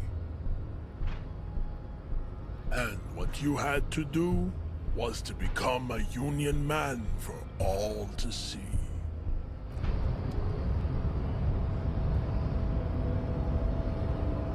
I want what's in that crate. Shit. Gotcha. I'm sorry. You're gonna tasty boot me this time. Where is... Okay.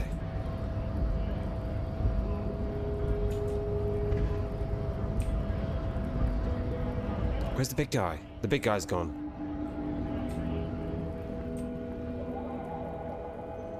The big guy's gone.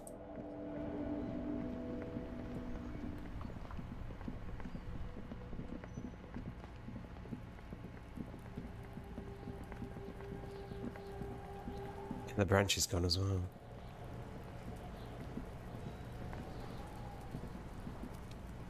Kuno saw you wield that can. Sweet graffito action, pig. Kuno likes that delinquent shit.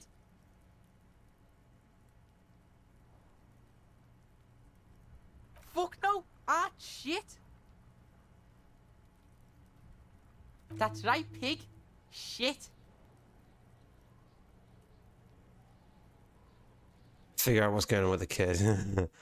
Can I do it? It's not Kuno. Fuck! It's Kuno S.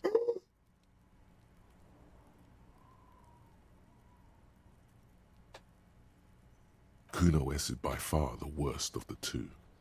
Kuno has no problem being near you, but the other hides behind the fence, afraid for her life, like she's done something. Permanent boots! Something very bad. Dragon! Dragon!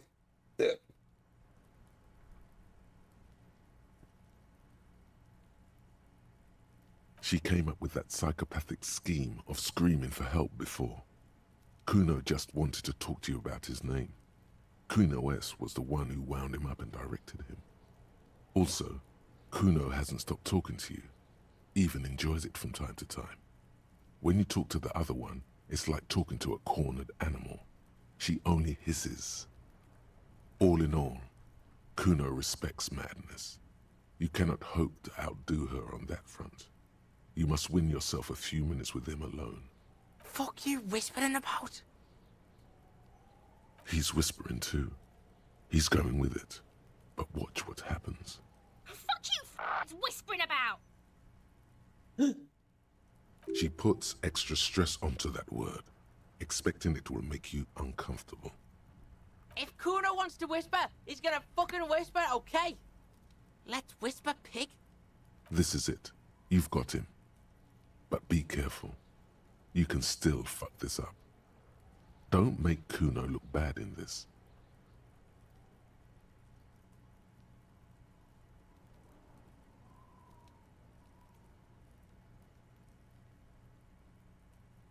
Don't make Kuno look bad.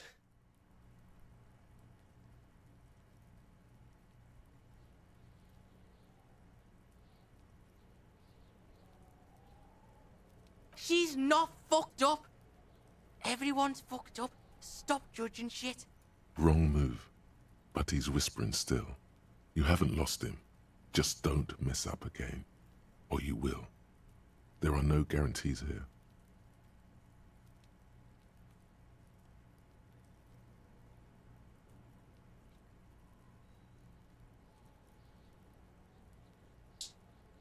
Crazy? You don't know the half of it. She's not crazy. She's insane. Dangerous. She's smoked a man. She's done people in. Probably even pigs. Stop talking to him! Kuno, I'm fucking warning you! You're gonna get us into shit! She understands what you're trying to do. Yo, see? Did Kuno not tell ya? Kuno told ya. Kuno talks to whoever he wants. Talk, pig. Kuno's got it under control. You did it. They're separated. He's even turned his back to her so she can't read his lips.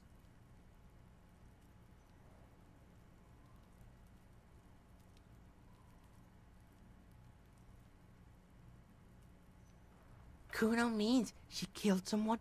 That's right. She's a killer. Like, actually a killer. His little green eyes are fixed on yours. He's meant everything he said before, but right now, he not only means it, he is sincere.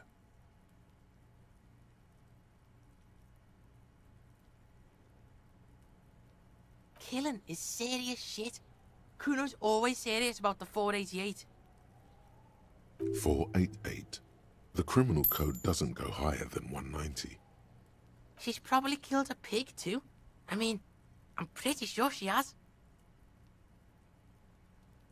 I knew you pigs were too naive for this shit. Good thing Kuno's got her under control. Kuno keeps her calm. A cop would be too large for her to overpower, but a determined child of her size can still kill the vulnerable, the elderly, the homeless, or other children. The creature peers at you both from over the fence. There is something searching in her eyes. Fear.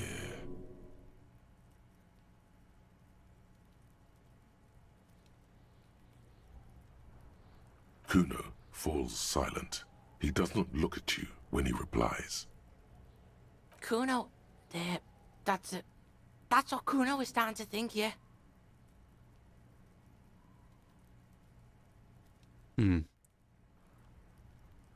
Yeah, she's psycho. None of that kiddie psycho, cat burning shit. She does the real deal.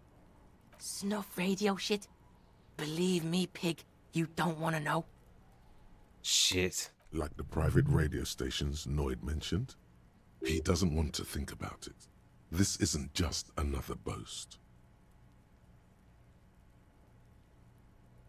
Fuck no, she's not my sister.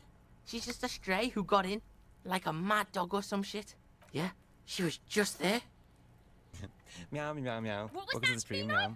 Meow, meow, meow, meow. She was in the hallway, dripping wet, by the fucking shoe rack, in the dark. Kuno's got no fucking idea. Her hair was all wet. I think she pissed on the floor too. She was there for 3 days, in the corner, every time Kuno went out. I don't know. Someone left the door open. Kuno comes home and she's sleeping under the desk, under the pile of clothes, like a dog. Kuno's dad doesn't give a shit. Doesn't even see her there, or thinks it's fucking Kuno. Shit's all on Kuno. Fuck knows. She says it's the song of her people, or some shit. Crazy people? The fucking Nakis? I don't know. It's Suruese. The Suru are an indigenous ethnic minority in the social democratic powerhouse Vasa on the tundra and tiger-covered Isola of Katla. Far, far away from here. As far as possible, really. Suruese? Like that man from Helmdall shit? She could be.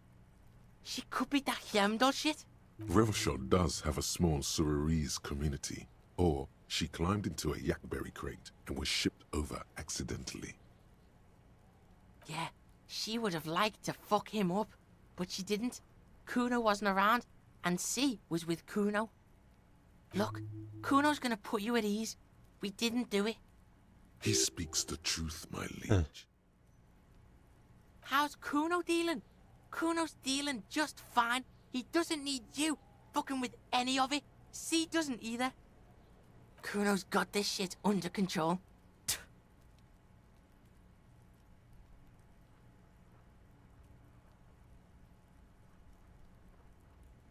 Listen, listen. C is Kuno's go-to.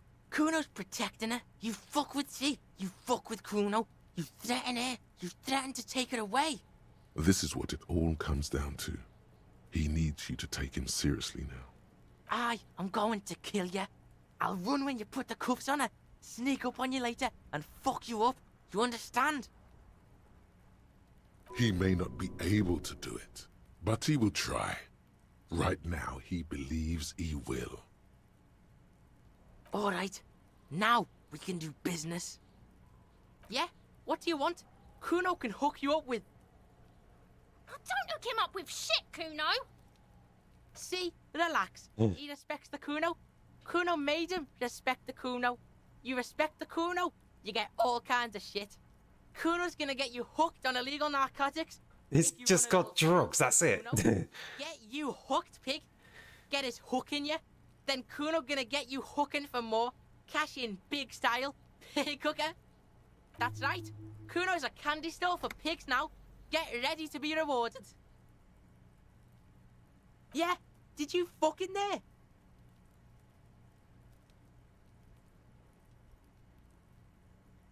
Oh, that? Kuno decapitates pigs. That's just a Kuno demo tape.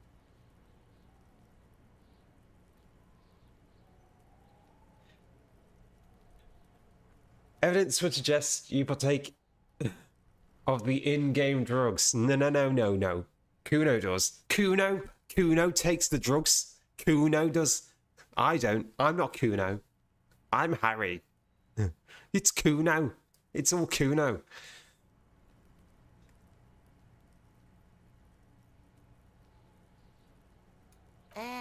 Yeah, to the both of you, watch your ass in Kuno's town, or Kuno's gonna fuck your head off.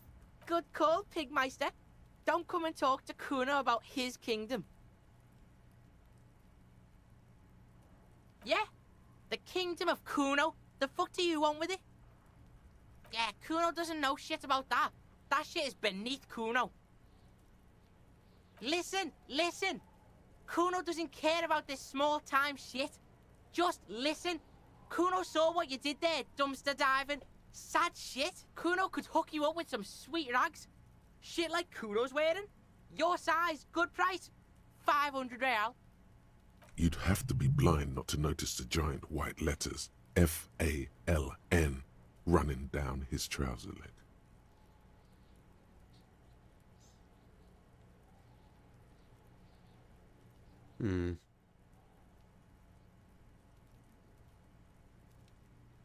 Pig, these are found modulars.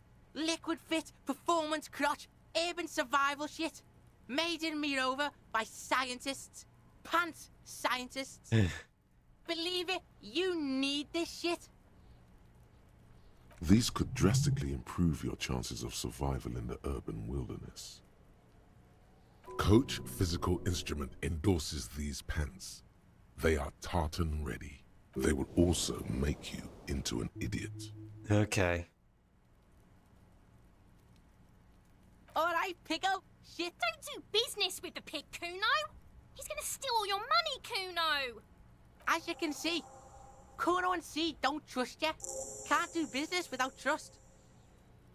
The fuck? A mug in the trash. Is this about the fucking clothes again?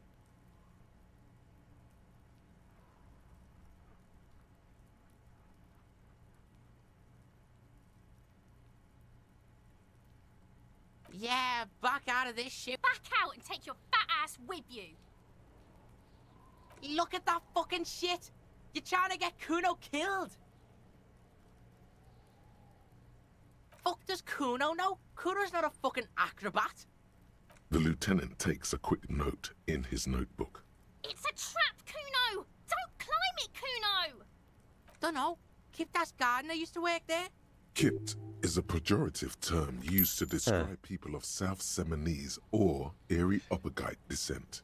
It used to be a common first name among the Areopagites of Ilmara. Not so much anymore. Yeah, that's what Kuno said. She couldn't handle the heat, so she took off. Kuno can take it. Shit, the fuck does this have to do with the Kuno?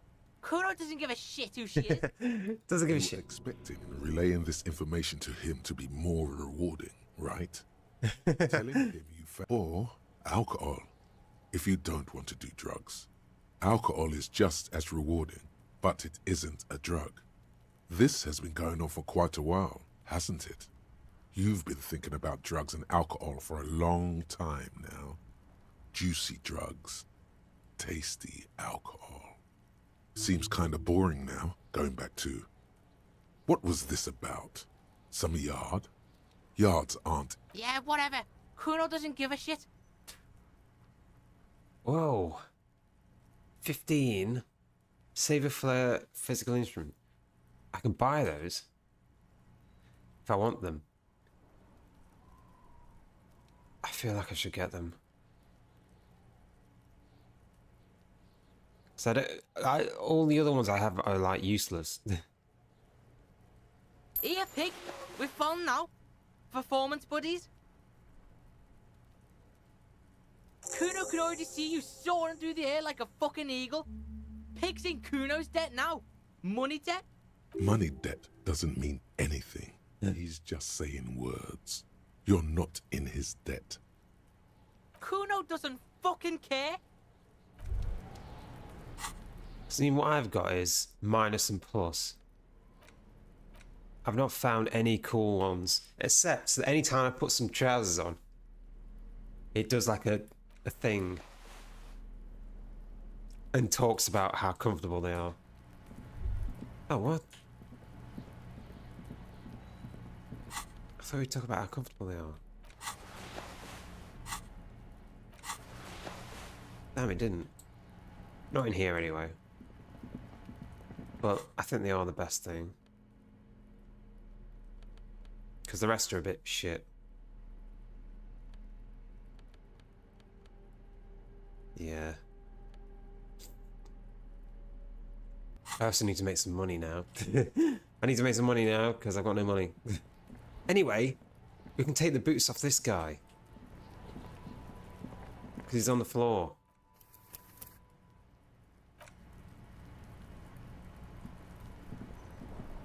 The corpse lies on the ground among the remains of an absolutely demolished pinewood branch. It's gently laid on one side.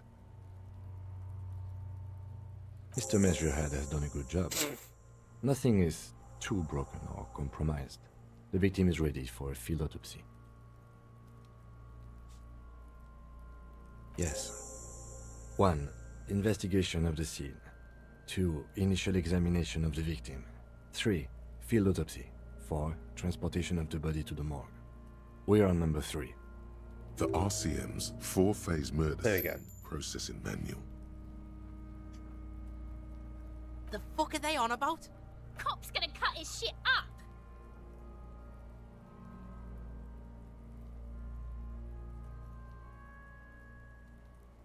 The lieutenant adjusts his glasses and takes a deep breath.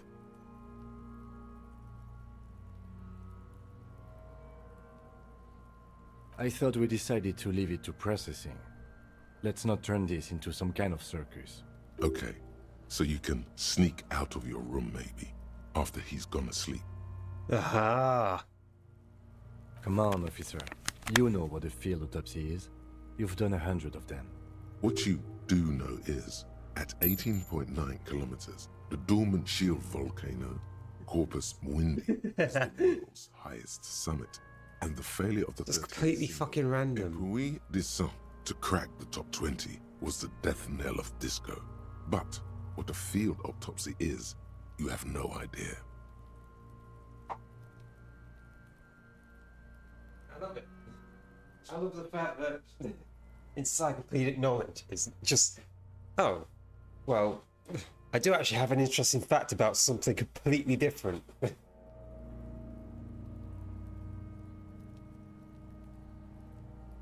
Unfortunately, no.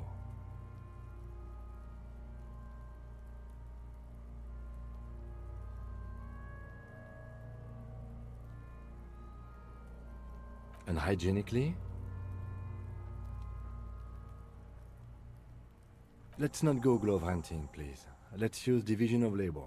I perform the anatomical side, while you take notes. That's right. Oh. Yeah, we got this. We're smart. We are smart. The dead man stares in silence as you crack open the ledger. The bright red paper is covered in boxes and lists. describing the condition of his skin and organs in 3 parts. Okay. Above those, an 11-field info form needs filling out first. It begins with, That's you.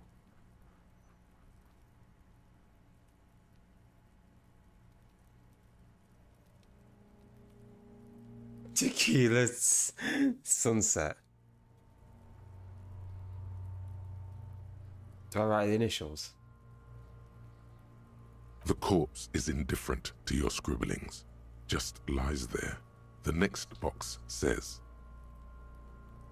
KK57-0803.0815. KK equals Kim Kitsuragi. 57 equals Precinct 57, followed by his date 0803 and time of arrival 0815 on the scene. He's indexed the case after himself, not you. That's because he doesn't want to bring up the messy question of your initials.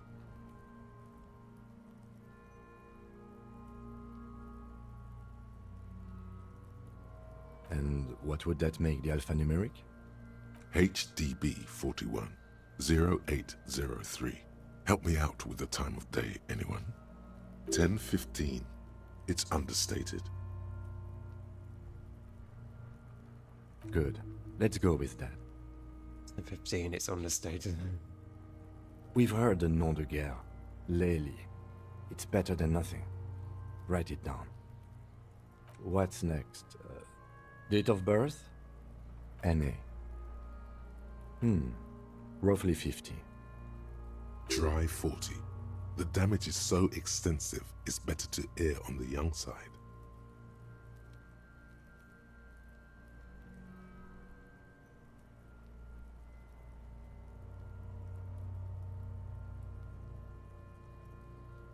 He nods.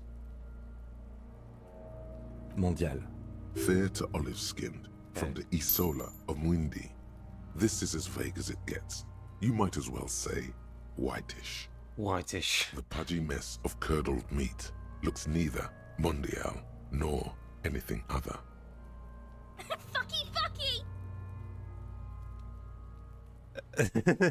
Sex. Fucky.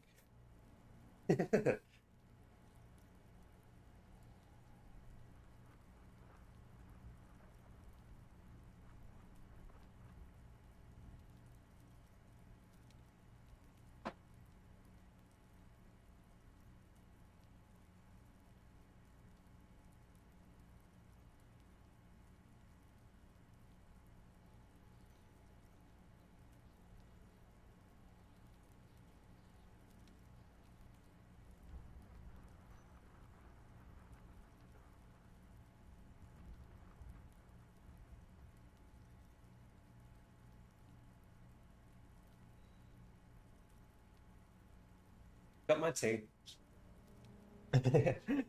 Sex? Yes, please. Male. No. Pigs can have sex! What do you write? Pigs can have sex. Nor does he look male, with his pregnant belly and indistinguishable face. We're still going with March 4th, 51. What else? 9. Wait, in 2 days. Body identified by is non-applicable. 10. Case number is the same as the coroner's case. HDB 41 0803.1015 listens motionless with the cargo belt still around his neck. Only one box remains. None, at least not after the initial examination.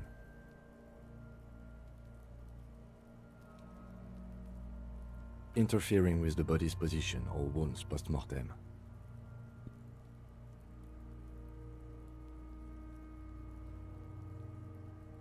They'd have to have incapacitated and carried him over. This man was more than a match for untrained dog walkers. Your central nervous system recognizes this gesture. It's the stations of the breath. Ecclesiastic, religious in nature, a holdout from pre-DeLorean burial rites. It takes him 2 seconds to perform. Then, we should start the post-mortem. The corpse cannot feel Kim's hand on his chest. It no longer meaningfully interacts with its surroundings. A thicket of boxes and lists on red copier paper tries to answer why. Clothes. The deceased wears armored boots and white briefs. The make of the briefs is Babrodine, I think. See, it's happening. Oh. Babrodine, yes. Inexpensive. Size M. Color white. The disappointment is palpable. The red-haired thing was expecting something more lurid. The boots are ceramic, vitreous enamel. They are fused to his skin from blood flowing downward post-mortem. Removal of the boots is left for processing. It would be clever of you to omit the boots altogether, sire. If you are to keep them for yourself, as you ought to, you have deserved them more than anyone else. The boot has a serial number. It's E50.100.100. The lines between the plates are in the shape of the alphanumerical. I'm gonna steal those The number is boots. purposefully concealed by the design. Tattoos. The upper torso is covered in a single, continuous tattoo, resembling a map of the night sky. It reaches from the right shoulder to the heart. The ink is blue and white. The assistant has a color photograph of the markings, to be added to the case files as document A1. The photo is taken on the scene, using a Trigat Mini.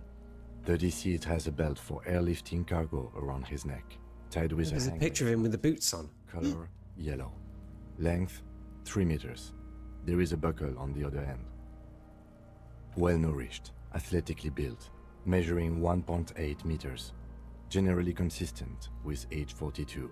Preservation is good. Ambient temperature below freezing. Body hair is light brown. Distribution is consistent with the age. The deceased had male pattern baldness. Hair is combed back, short. Lividity is consistent with hanging. The head is congested. Contusions are present on the head, chest, and thighs. Consistent with stones thrown post-mortem. Low velocity. Fucking low velocity? You think Kuno doesn't know what you're talking about? Velocity was fucking max. Talking shit about Kuno's velocity. In addition, there are bite marks on the face, scalp, and chest. Consistent with predation. High velocity. Ligature mark. The steel wiring. There's too much of it. We need to remove the belt so we can get to the ligature mark. You got just the right tool for that. The chain cutters.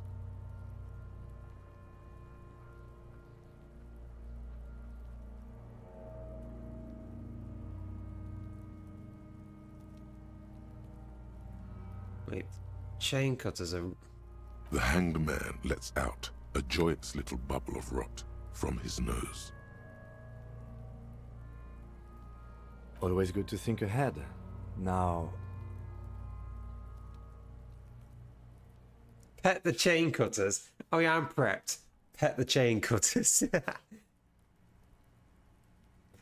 we need to cut the belt to see the ligature mark below. Carefully, with as much precision as you can.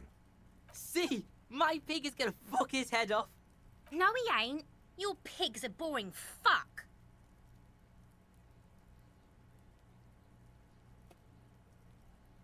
The belt is equally tight around the whole circumference of his neck, swelling over the edges like white bread rising from the yeast.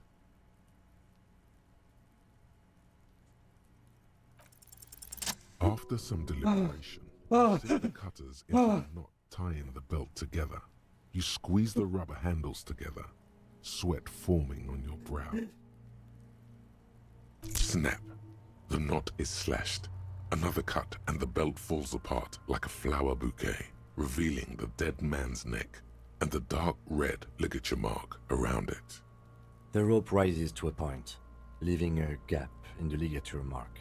The suspension point is in the back of the neck. As it ought to. This is where its grip on the curdled meat is gentlest, pulling up. Hemorrhaging is observed on the skin, above and below the ligature mark. The mark is well pronounced, consistent with a drop from 1 or 1.5 meters. Chest is intact, normal contour. Abdomen is protuberant, pelvis intact, genitalia... No! Let's get out and see! I fucking knew it! Genitalia is male and unremarkable. No evidence of injury. Back is symmetrical and intact. Upper and lower extremities are intact, but asymmetrical. There are combat injuries on the right hand, thigh, and hip. Bullets have bitten little pieces out of him. It must have been excruciating, especially the hip. Before you is a temple of pain that knew little tenderness in life. In addition, I see smaller, residual scars, too numerous to count, covering about 30% of his skin. From wounds sustained over 2, maybe more decades, dispersal and accumulation indicates long and active combat duty. Last item, hands. Hands are clean, no sign of a recent struggle. Maybe I'm just not seeing them. Honestly, this stench is making it hard for me to think at the moment. Ooh. That's all for the external. Well done. What next? Central nervous system. I have nothing. Do you have anything on this man's central nervous system? Of course, there is a moral to be drawn from it. A moral to this story. What would that be? The dead man looks, too, with barely contained excitement to hear the moral of his story. I think that may well be the moral of every story, officer. Good. Purge fluid is coming from the mouth. Not injury related. Is that another level? It's another level, everyone. Tongue protuberant. Hyoid bone. Let's see.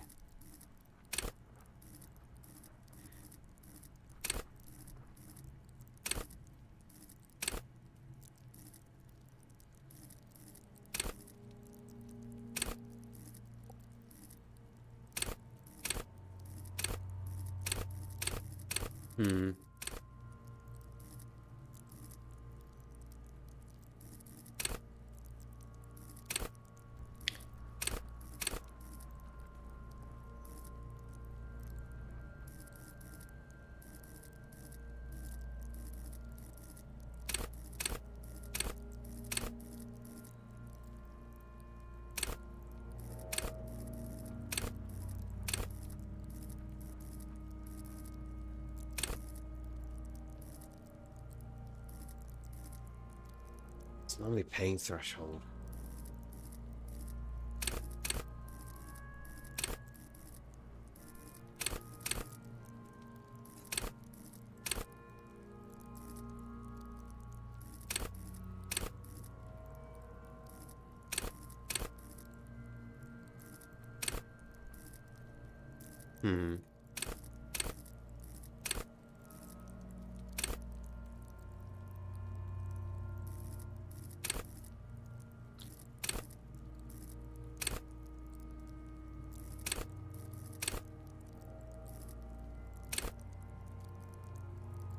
I'd imagine that's actual health. So number of bars.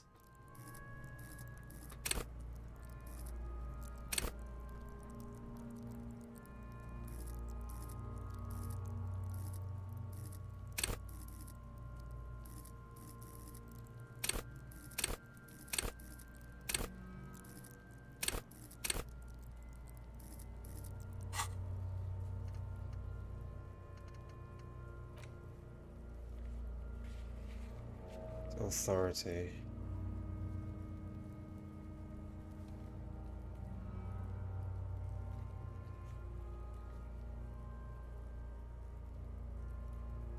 Composure.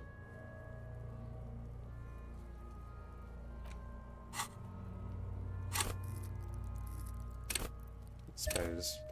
Oh, I got 2 levels. Oh, damn. I've just been leveling like crazy. Maybe I can get rid of some of these. Although the rest are not that useful. We'll figure it out. In that case...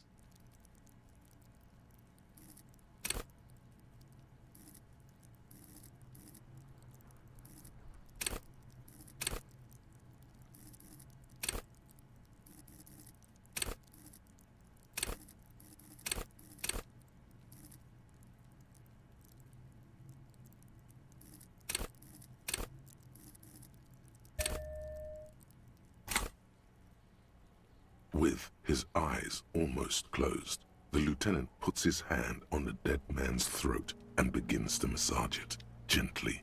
A rotting smell erupts from the mouth. You hear cracks as the lieutenant moves his sharp fingers inside the flesh, like the creaking of an old house at night.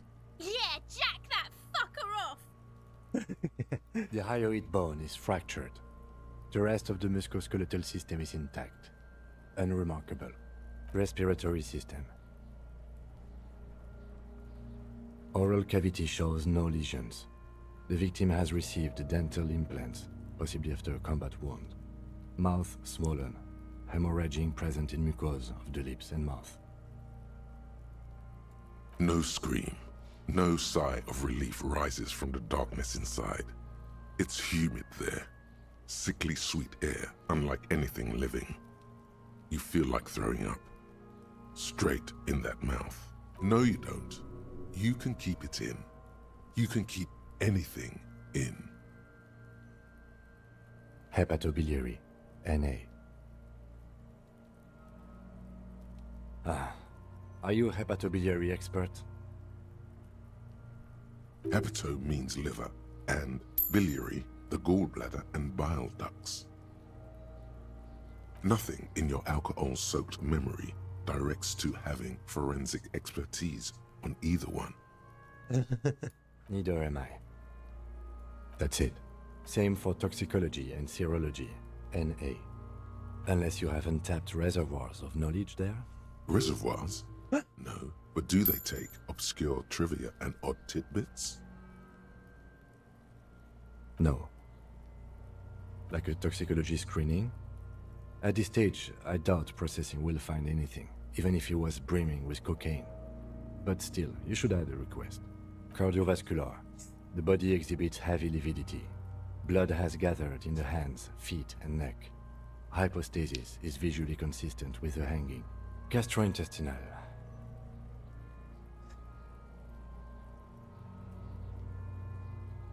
This will do. Digested semi-solid food in stomach. Voila. What's next on the list? Let's see. We have bite marks, Voila. contusions on the head and chest, and a ligature mark encircling the neck. You'll need 3 fields. Leave a 4th one too. Be thorough if you want maximum results. Head, chest, and scalp bite mark injuries. Predation by birds has caused damage to the body. Odontologist does not need to be consulted. And your opinion, officer?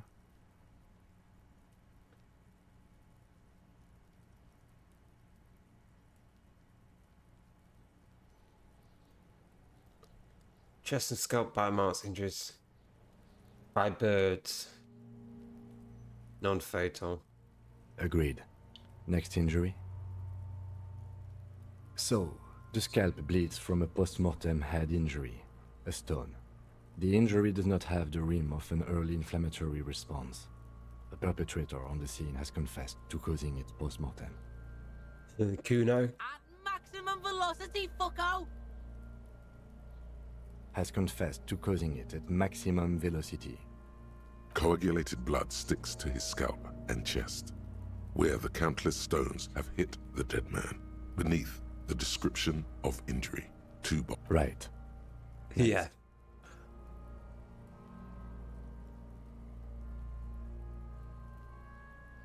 Nothing. Just in case.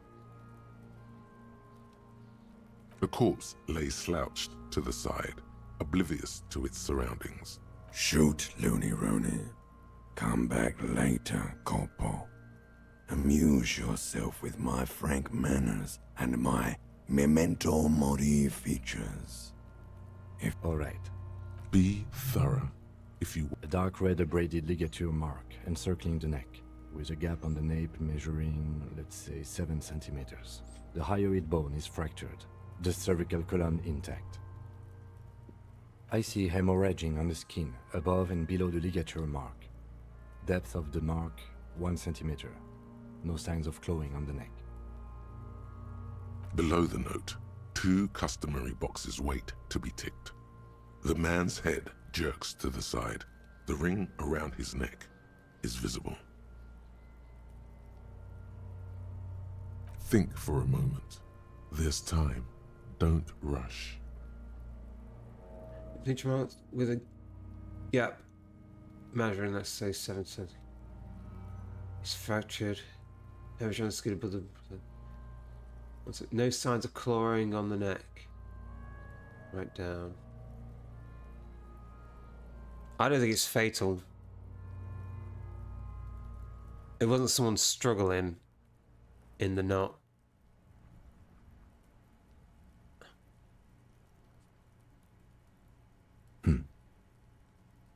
Why do you say that?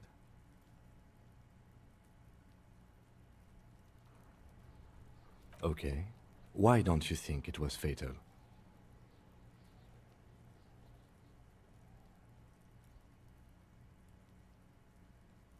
Honestly, I'm not sure there weren't marks on his wrist. That part got blurry for me. The stench. But you are right, I was ready to call this. Now I think we should leave it empty, at least for the time being. Let's wrap this up. I pronounce this field autopsy over. It was an irregular field autopsy. We did not establish cause of death, which is supposed to be the goal of an autopsy. But, personally, I do not see this as a parameter for success. We also requested a toxicological screening. That was thorough. The results should arrive in a couple of weeks, if we are lucky. I will not hold my breath. We were thorough with the list of injuries too.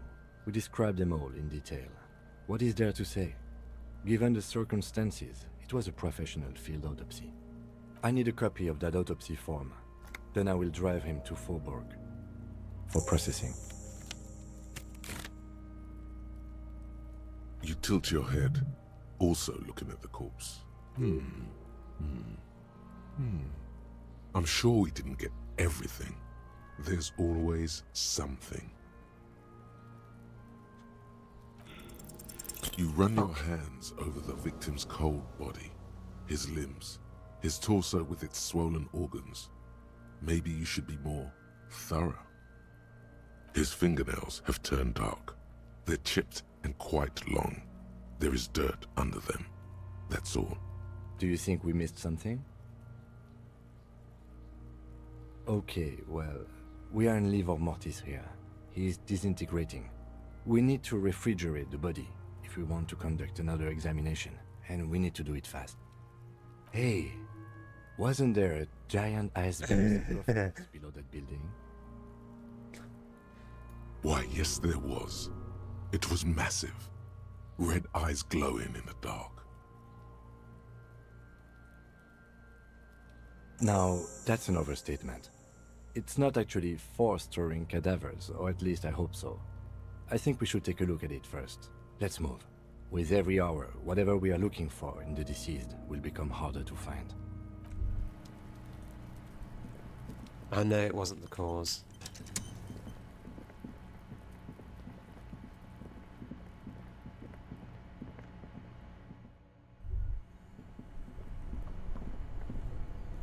Both cables are unplugged from the breaker box.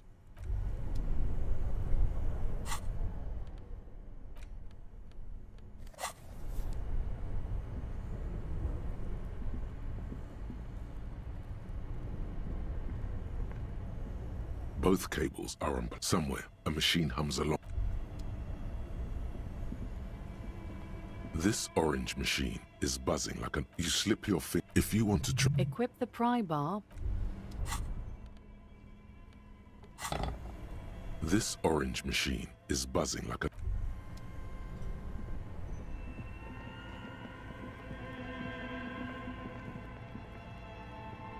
The beer's eyes are dead and empty. Ice inside the fridge slowly melting.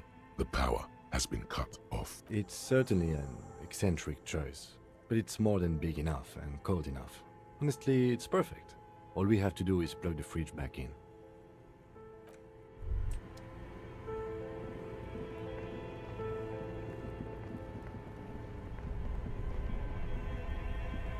Only the black cable is plugged into the breaker box. A giant electric mammal awakens. Great.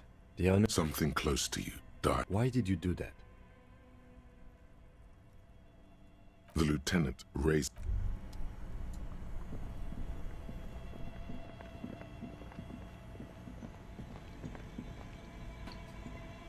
The bear's eyes are still glowing red. Of course. I'll take the head.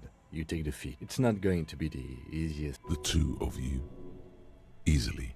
The body is heavier than you expected and stinkier. It takes half an hour to get it down to the basement. Then 10 more minutes to stuff it into the fridge.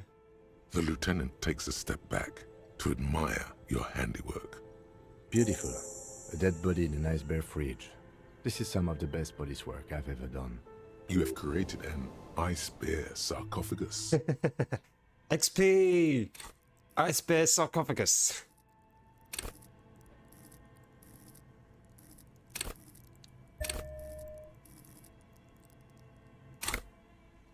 You've definitely earned a drink after this. Perhaps even some pagan rites. I knew you would say that. I knew this would lead to drinking. No, no more. This is paganistic enough, and it does not leave this room.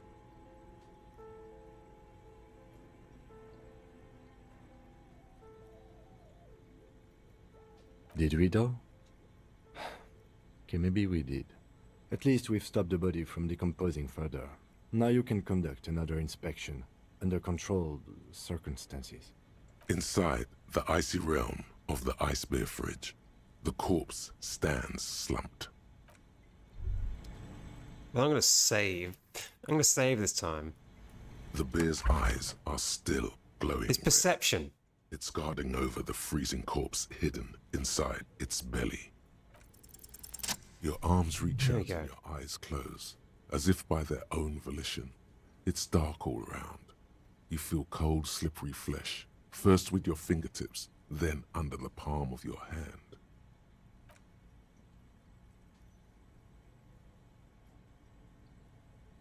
His face, his cheeks, his nose, his fat, swollen lips. Like a spider, your hand crawls over his features. Everything is silent.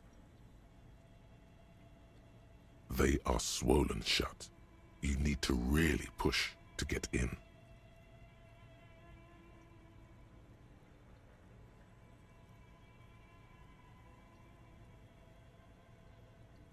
Only the little one fits. The flesh changes shape as you bore in, searching for something. The thing you're looking for, it's not there. Crawl out, spider.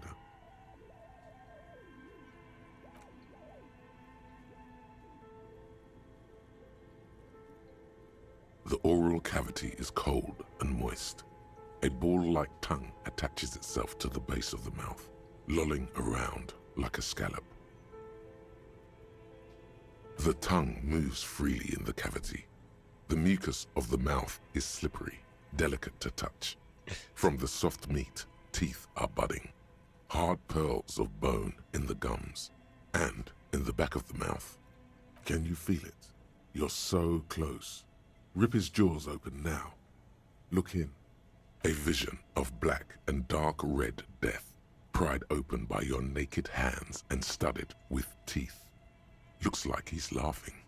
Death fumes rising from the throat, and there, in the back of his mouth, above the bell of the uvula, right in the soft palate.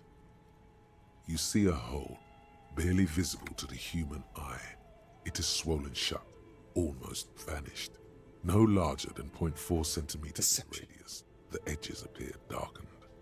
An abrasion collar. This is what we're after. Abrasion collar. A black trickle of liquid runs into his throat from the wound. Your index fits right in there. A tight tunnel of flesh opens up. Tissue damage. Damn. Wide enough for 2 fingers. As you push both in, you reach through his mouth, right into his brainstem. Yes, that's what this part is called. You've seen the drawings. You've studied them. The basal ganglia feels clumpy. What entered here has torn apart his reptilian complex. This man will never sleep again, never wake. Your fingers slide into the remains of his limbic system. There is no resistance. It's gelatinous. The slug-like structures are damaged too. The tearing extends deep into both hemispheres. A gun in his mouth? Shot into his head? This is what he used to regulate his emotions with. Oh. The lieutenant answers with the sound of his pen on paper. Your fingers are all the way in now, reaching toward the inside of his skull. The cavity goes further, but the entry wound isn't wide enough for the rest of your hand to follow. All the muscles in your body harden. Time to enter him. Your fingers reach toward his skull. His cerebral cortex feels like jelly. Cold jelly. Strange fluid streams down your wrist as you push deeper, until you feel it on the tip of your finger. Sharp, serrated material. The edges cut right into your skin. The pain is barely noticeable under the adrenaline rush. It's easy. Can you get to it?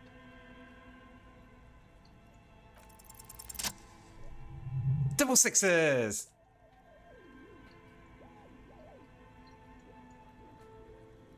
You pick the object between your index and middle finger. Feels sharp, like metal. You press your teeth together. Your jaw is clenched. All you need to do is just... Good. The inside of the head feels cold and smooth, like a glove. Sweat dripping down your brow. Sound was kind of like... I'm sorry. What sound? With a plop, your hand emerges from the mouth, covered in blood up to the wrist. Between your fingers, a small flower, a blossom made of lead. It's a bullet, yeah. A bullet.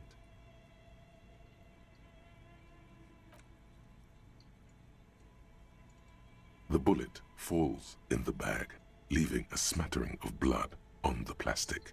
He raises the bag under his eyes and says, A non-caliber rifle. Some kind of brittle alloy. Fractured on impact. Of course, you've earned it. Really get Kim to trust you? We need to add an item to the injury list. Injury number 4. Oval entry wound with an abrasion collar. Soft palate, back of mouth. High velocity. Temporary cavity in brain tissue. Small exit wound on the occiput. How does that sound?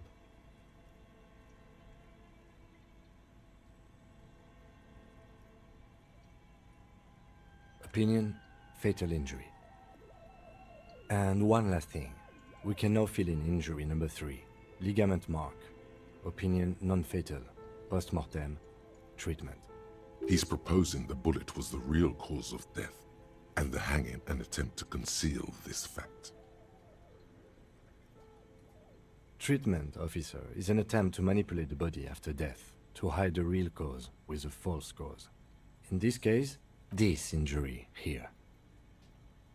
Yes, and the belt around his neck, the hanging, even dragging him to the yard. All of it was done after this man was already dead. I have had my doubts since you showed me the tracks. Why did they carry him over? Why not march him, I thought. There was no satisfying explanation. There have been other signs too. small things. We were right not to assign hanging as cause of death, as the perpetrators expected we would. No such luck for them. There is, of course, the very real possibility he was both shot and hanged.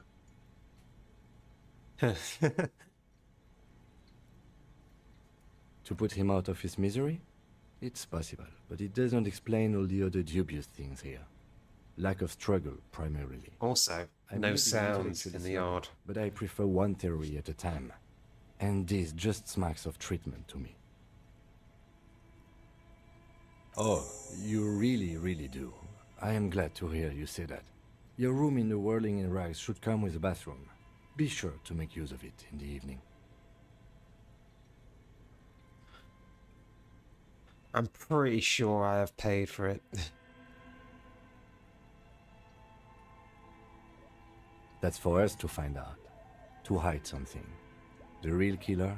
The real motivation? What really happened here? Yes, we should take a closer look at it. I am certain it has more to tell us. This little thing could reveal much about the weapon that shot it.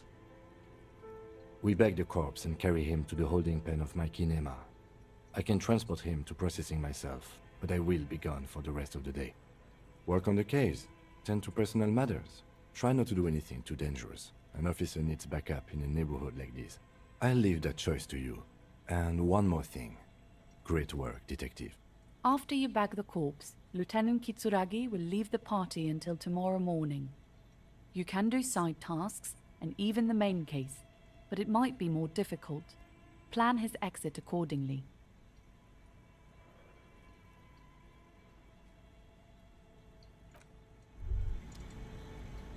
Here we go. The bow collector. The bow collector. It's early in the morning. The world is dark blue. What's these shivers? Sparks light her face. A delicate composition of triangles. The streets seem to grow longer, like in a dolly zoom. And there's something in the air as you stand there and wave back at the shapes growing smaller and smaller. Something that has always been there. A great see-through world. The tenderness you feel. The ghost of Revachol between you, carrying your signals. The holy messenger. Okay, that's not bad. +3 shivers. Suppose that's okay. That's good. Got another level up as well. Nice. There's nothing else really here that I want. Right, let's level up again. What else do we need? There's a lot of things that are just low. Perception's high enough, I'm fine with that.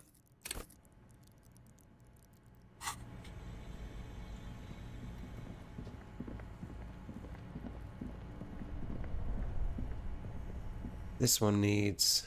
This orange machine a new tool. is dead still. Physical instrument.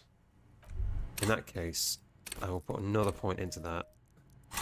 Just for next time. This orange machine is dead still.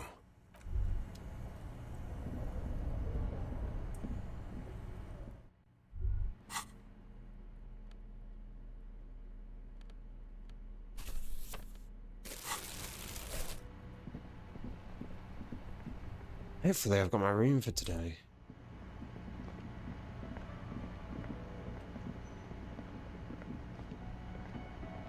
Hey, was there... You're already set for the night. Your door is unlocked. Okay. I'm set for the night. I can sleep.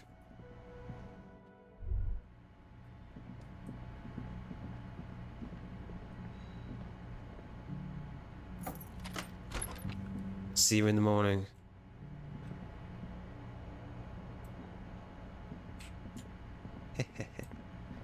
Let me get my boots. Yeah. And wash the dead body off. Not quite. I want my boots. I want to go get my boots. I'm on my own. I can get my boots. Before he takes the body away.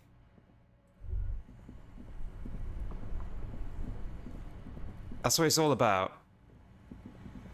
Because he's going to take the body away for the day. The bear's eyes are still glowing red. The body is reluctant to let go of the boots, as though it were its last bit of dignity. You're going to need to summon all your strength for this undertaking. Whatever you're planning to do, you need to do it before you catch pneumonia. And it's not completely useless. You're able to reveal a little more of the putrid polymer sock beneath the boot. It feels like the leg is going to come off along with the boot, but you're able to get the boot to move a centimeter or two. He's too heavy to move by yourself, a great mass of dead muscles. This is the right method. It takes some time, but eventually the boots come off, with nasty slices of polymer sock stuck to even bigger pieces of skin and rotting flesh. Not good. Let's pin this on the bear. The ice bear tore up his legs with its claws. As for the boots, you can't possibly do anything with them until you've cleaned and disinfected them thoroughly.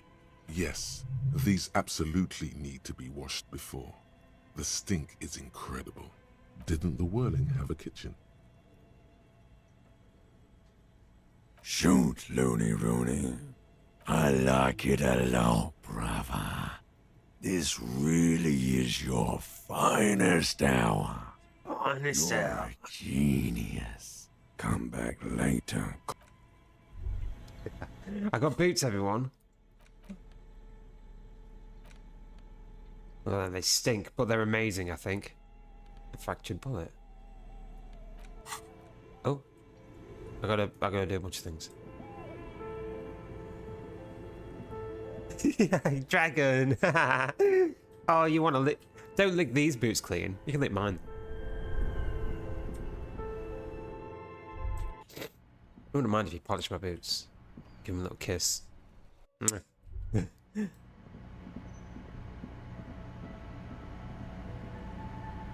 Oh, hold on. This industrial gas-powered stove has been used to prepare food for many hungry hostel guests. Getting the corpse residue out of these boots is going to require patience, and also a huge pot full of boiling water, soap, and white vinegar. A commercial pot draws your attention. It's very large, gigantic even. It could be used to make enough stew to feed an entire city, and also to boil a putrid pair of death boots. There is a variety of soaps and bleaches in the cabinet to the left of the stove. There is also a bottle of white vinegar in the cabinet next to the fridge. It's bad with those boots. Don't be stingy now. Yeah. The delicious smells of cheap soap and vinegar waft up from the pot. All right now, chef. Light up the stove and boil them. The strong smell of vinegar forces you to step away from the pot. The water slowly comes to a boil. Strips of polymer fabric and human tissue separate from the lining of the boots. They float to the bubbling surface. A two-course dinner of rotten flesh and hardened ceramic. The boots look cleaner and cleaner. Those bits of human flesh are beginning to look cooked. You can smell it too, just like beef stew. That's it, chef. The boots are as clean as they're going to get. Steam dense with the smell of strange meat disappears into the vent above the stove. A pair of real beauties. The boots are shiny, hot, and reek of vinegar. Just perfect. How good are these boots? They better be like overpowered. +2 authority.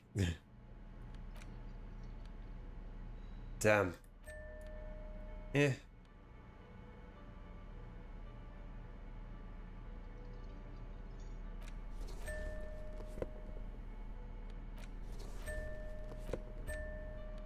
Ding.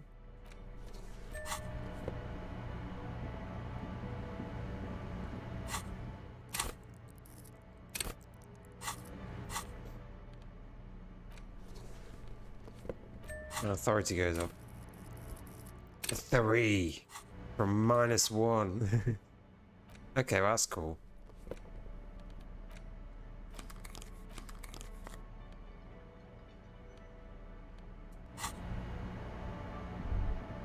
absolutely be better.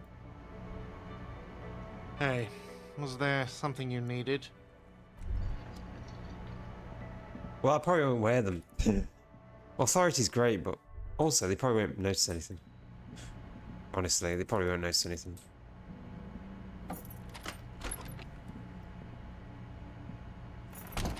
Anyway, we've got a bunch of things we can do. A bunch of things we can read. So some new things. We've seen all these. We've not seen Dick Mullen yet, and we've not seen Man from Heimdall. In your hand, you hold Dick Mullen and the mistaken identity. The brittle paperback feels fragile to the touch. The cover features a pastiche of different scenes. In the foreground, a man in a dark overcoat clutches a pistol to his chest. Rising up behind him are two silhouettes wrapped in a passionate embrace.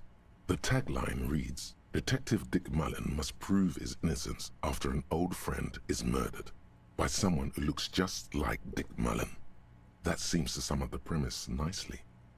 The story opens with a knock at the door. Detective Dick Mullen is greeted by an old friend, Charlie Spillane, who's come to Mullen to ask a favor on this dark and cold night. Spillane needs Mullen to drive him in from Vesper to a small town along the Elysium coast. Despite his friend's apparent agitation, Mullen does as he's asked, then returns home where he passes out drunk, as he does most nights. I don't need to read this, I'm already living it. 2 days later, Mullen is arrested by the Vesper police and charged with the murder of Charlie Spillane. At his interrogation, Mullen learns that Charlie Spillane was shot in a bar in the very town Mullen dropped him off in by a man matching Mullen's description. What? Desperate to clear his name, Mullen manages to convince the Vesper police to release him for 3 days so that Mullen may solve his friend's murder and prove his innocence.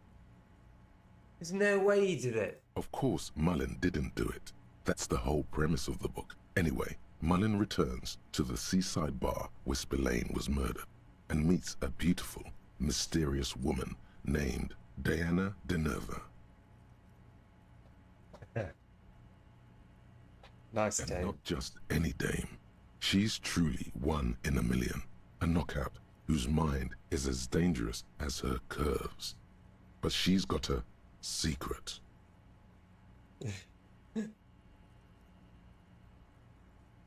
She's any man's kind of woman, according to this book. Are you sure about that? Something about her gives you a bad feeling. What kind of secret is she hiding? You couldn't handle a woman like that. Look at yourself. You couldn't even handle your... Stop. Don't say it. Nothing. Forget it. Go back to your story. Deneuve reveals that she was Spillane's lover, and that he was mixed up with a local amphetamine smuggling operation. As soon as Mullen begins pulling at strings, the whole conspiracy begins to unravel. Not only is the local police captain in on the amphetamine ring, so is the son of a powerful politician and a strung-out art collector named Torvald, each of whom has his own reasons for wanting Spillane dead. Outwardly, the old police captain is a real law and order crypto-fascist, a barrel-chested man who's beaten his share of suspects to pulp. But he's also dirty and increasingly paranoid that someone's going to expose his role in the drug ring. Oh no. He would certainly have the motive and the means, but the captain walks with a noticeable limp from an old war injury. Is it possible that he was able to conceal it long enough to commit the murder? A typical privileged twat. In all likelihood, he's just in over his head. He does bear a personal grudge against Spillane, though, a former prosecutor who nearly brought down his father's administration. The kid doesn't exactly have Dick Mullen's manly build, but he is the correct height, and while interrogating him at his home, Mullen did notice a certain overcoat that looks suspiciously like his own. Torvald, the art collector, is a strung-out mess. Frankly, it's hard to imagine him holding a pistol steady enough to actually hit someone, let alone plug them It was the 3 times in Dame. the chest the way Ospelane got did. That said, Torvald and Spillane have a long history, and while interrogating him, Mullen discovers that Torvald was once involved with Deanna Deneuve. Could it be that this is all over a sordid love triangle?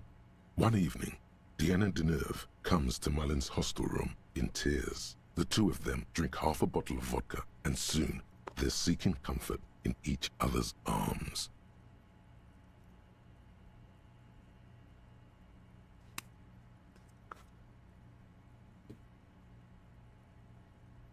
Yes, comfort and pleasure. The warmth of another human's touch. The burning taste of liquor on her full, sweet lips. As the two lovers share a post-coital cigarette, Deanna Deneuve turns to Mullen and says, "By the way, Dick, there was something else I meant to tell you." Uh-oh. The name of the true killer. Whatever it is, Mullen never hears the words. A blow to the base of his skull knocks him out cold instantly. Not just a Dame, shakes your head. Who can you trust in this wicked, messed up world? Will you be there for him, though, when push comes to shove? Time will tell. In the meantime, let's get on with the story. When Mullen comes to, Deneuve is dead on the hostel bed next to him. To make matters worse, his clothes are covered with her blood. Mullen trashes his blood-stained clothes and flees the hostel, knowing it's only a matter of hours before the cops discover Deneuve's body, if they haven't been tipped off already. The heat is on. If Dick Mullen can't solve both murders before the cops catch up to him, he's going away for life. Can you solve the case before the cops close in? So, who did it, detective? Who killed Charlie Spillane and Deanna Deneuve? Have you been paying attention at all? It wasn't Mullen. It was an imposter. Now go on. Find out who really did it. You begin furiously flipping through pages. Even as you know these books follow a series of well-worn tropes, you find yourself completely engrossed. You're turning pages so fast, you don't even notice the ancient spine coming unglued. You try to grab the pages as they come loose. No. Your fingers aren't quick enough. They're gone. Dozens of pages scatter across the floor. The last fifth or so of the book seems to have been lost. It's possible that you could gather and reassemble the pages, but it would take way too long. Yes, blame a dead horse for your fat, clumsy fingers. In your hand, you hold 4/5 of Dick Mullen and the mistaken identity. Damn. In your hand, you hold 4/5 of Dick Mullen. I lost it. Came undone. I've lost the rest of the book. The edges of the pages are worn and smudged. A lot of people have read about the Devil Woman's altercations with the Heimdall Man. The jacket copy proclaims, "Man from Heimdall returns in his most exciting adventure yet. After crashing into a strange jungle, cannibalistic natives abduct his only surviving comrade, Noble Tyribald. Before Man from Heimdall can mount a rescue, he is ambushed by a tribe of female warriors and taken to the ancient citadel of Cloud City, where a mysterious and wicked queen rules supreme. Will Man from Heimdall be able to escape his dire situation and find his missing friend?" You open the book to a random page. Man from Heimdall, wielding his 2 Zweihanders, is carving through a sea of savages, his visage fixed in grim determination. His arms, whirling like windmills, are soaked with the blood of his enemies. Mangled corpses litter the battlefield. Good God, this is some retrograde stuff. When was this shit written?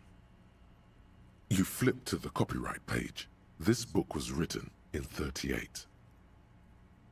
Berserker rage burns in his azure-hued eyes as he brings glory Death by Snoo to the lost Heimdalla tribe. From the village of Heimdall, the ivory giant roars like an ice bear, and the winds of Gatla howl out his name. Man from Heimdall rides on a gilded griffin, his golden mane billowing in the breeze. Both Zweihanders sheathed on his back. He is off to war. Will he conquer his enemies? Will he conquer himself? The steel muscles of man from Heimdall gleam in the humid jungle air. Yet the man does not sweat. In meditation, his soul drifts in the frigid northlands he calls home. A passage reads, "The man from Heimdall looks up, his eyes blue as the mountain lakes of his homeland. He rarely speaks, but now his voice booms in the darkened throne room. Do not try to sap my masculine essence, wicked temptress. Son of Heimdall will never succumb to your seductive wiles. Shit. Thine spells are no match for purity and strength of will. Brothers of Heimdall, stand above the vices of flesh, for it is weak and corruptible, yet mine is forged in gore and strife." Queen Lydiana just laughs, a sultry and salacious sound, then says, "I have grand plans for you, man from Heimdall." She gestures her diabolical hand toward an array of potions and unguents. "First, you shall please me. Then lead my armies against the vicious cannibals. Not a muscle moves in the face of the man from Heimdall. Yet inside, there is turmoil. This goes against all he holds sacrosanct. This is beyond primitive." In the final pages, man from Heimdall mounts Galavarin, his mighty griffin, and turns his gaze to the horizon. Queen Lydiana is dead, but an army of cannibals is storming the gates, and still there's no word of trusty Tyribald.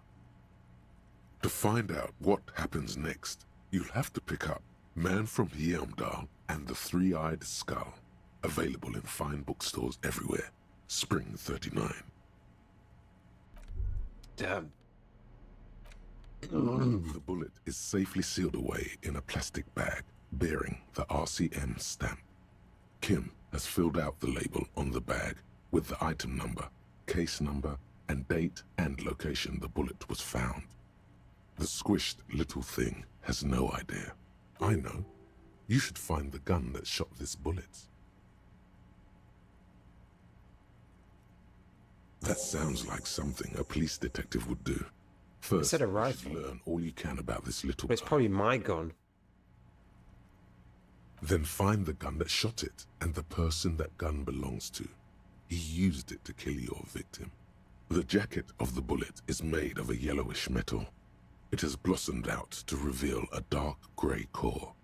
The base of the bullet is close to 5 millimeters in diameter. Small caliber.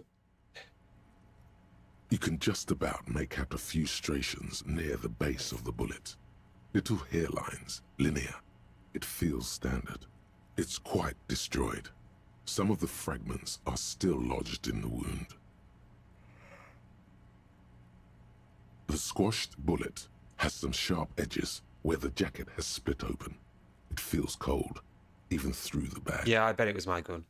You wouldn't ordinarily have cause to handle jacketed bullets. The citizens' militia uses cast bullets only. Little pebbles of metal loaded from the muzzle, usually in a cartridge. Oh. You wouldn't only have to cause to handle jacketed bullets. Citizen militia uses cast bullets.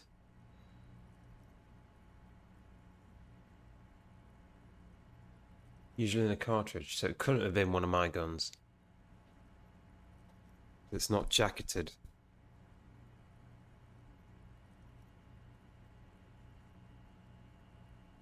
Apparently, I think.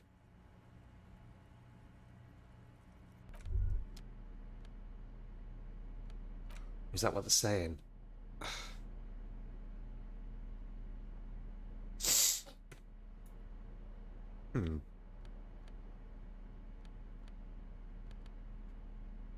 I've got one bullet. Anyway. A mirror hangs on the bathroom wall. This is not the cleanest bathtub in the world, but it's cleaner than you are right now. Ah, that soap scum smell. It smells like life, at least compared to you. The bathtub slowly fills with water. Undress, close your eyes, submerge. Damn. I follow those exact same instructions. The water is only lukewarm, but still comforting. Like amniotic fluid. A few beer cans are bobbing up and down along your flanks, like sad duckies. Beer cans, take them out. Now you are alone with your thoughts in the tub. But it's easier than being alone with your thoughts outside the tub. Your fingers grow pale and are covered with tiny whirls as the water cools. What are you doing? You're not some fat fish in a fucking aquarium. Time to get moving. You see the corpse. You can still smell the cadaver on you. It's going to take more than one bath to get rid of that stench. Then, houses along a narrow street. A video rental. Darkness on the planet's curvature. The waterline recedes as you stand. You are Wash off the smell of death. Stick to your still moist skin. Wash the smell of death. Perfect. The bed is still cold from the broken window, and not too inviting. And level up again. But it's yours. You've earned it. Need to increase more thing. What do I increase now? I'm fine with all this until I get something around here. I've not gotten anything else though. Do any of these look good? Homosexual underground? I don't think I can get that yet.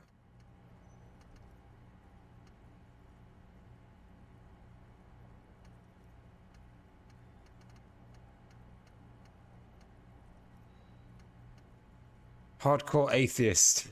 Wait. Oh, hardcore aesthetic.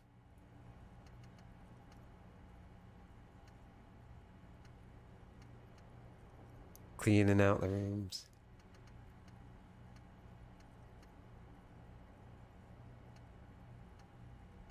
Overproductive honor glands.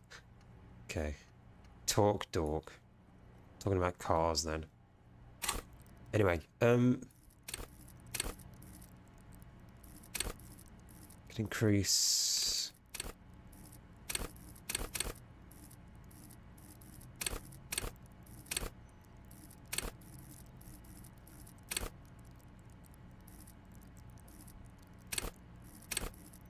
Increase composure again.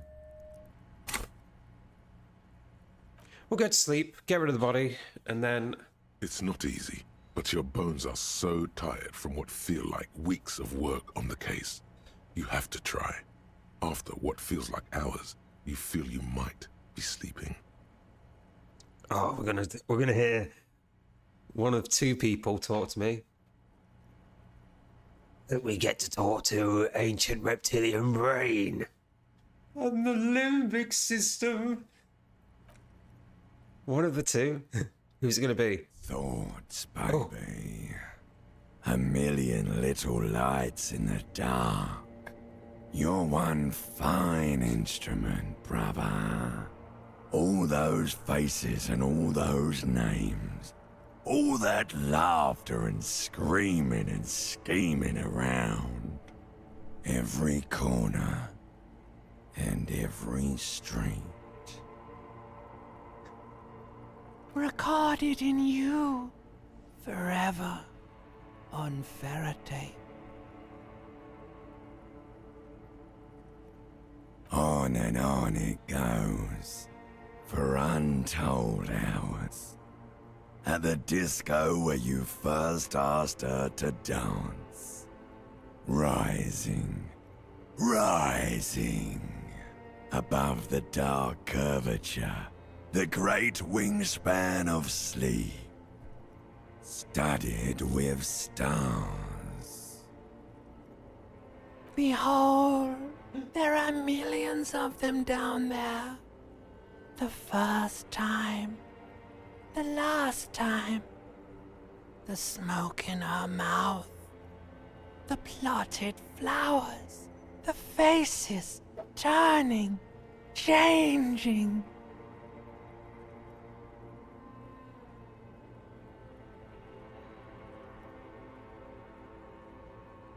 Oh, I did have some cake last night. It was great. What is it? It's the world, Harry boy. And you're made of it. Every day you're out there, you make more of yourself from it. I'm afraid you can't be unmade now. You can never forget. Yes, more cake today.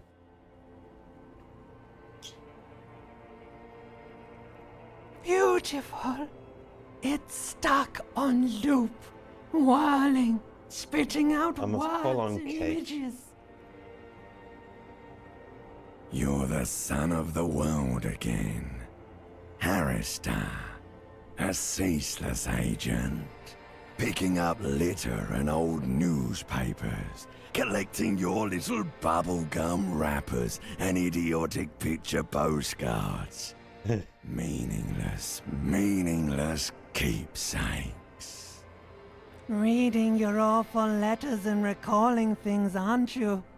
The endless names of the world. An address book you are. The map of a city. You'll go insane if you keep going like this. One more day, and you'll be in the loony bin. You need to buy cake too. But mine's free, Dragon. You can come take my And cake. for what, brother man? For the money, baby. For the greater good.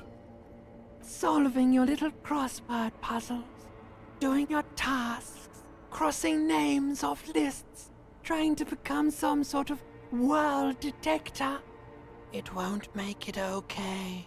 It won't put smoke back in her mouth. What do we do? For the money or for the greater good? I don't have empathy. There he goes again. He's a real political animal, our Harry. He still doesn't see that it's the world changing around him. He's got no idea what he's in for. 'Cause only love can break your heart. The travel there isn't. Beep, beep, beep. The alarm is ringing, Harry. The disco circus goes on and on. You barely slept 3 hours last night. Do it for the wind. Do it for the picture puzzle. Put it all together. Solve the world. One conversation at a time.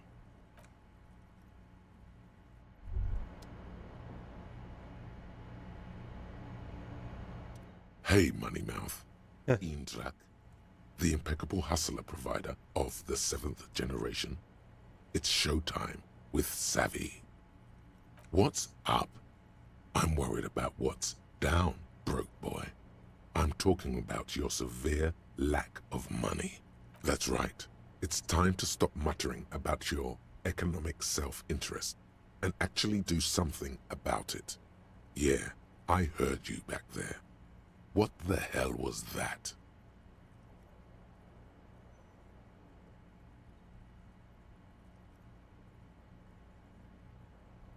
No, don't you ever be sorry. You think the Sausenleben Report's top 500 has sorry in their vocabulary? Think again.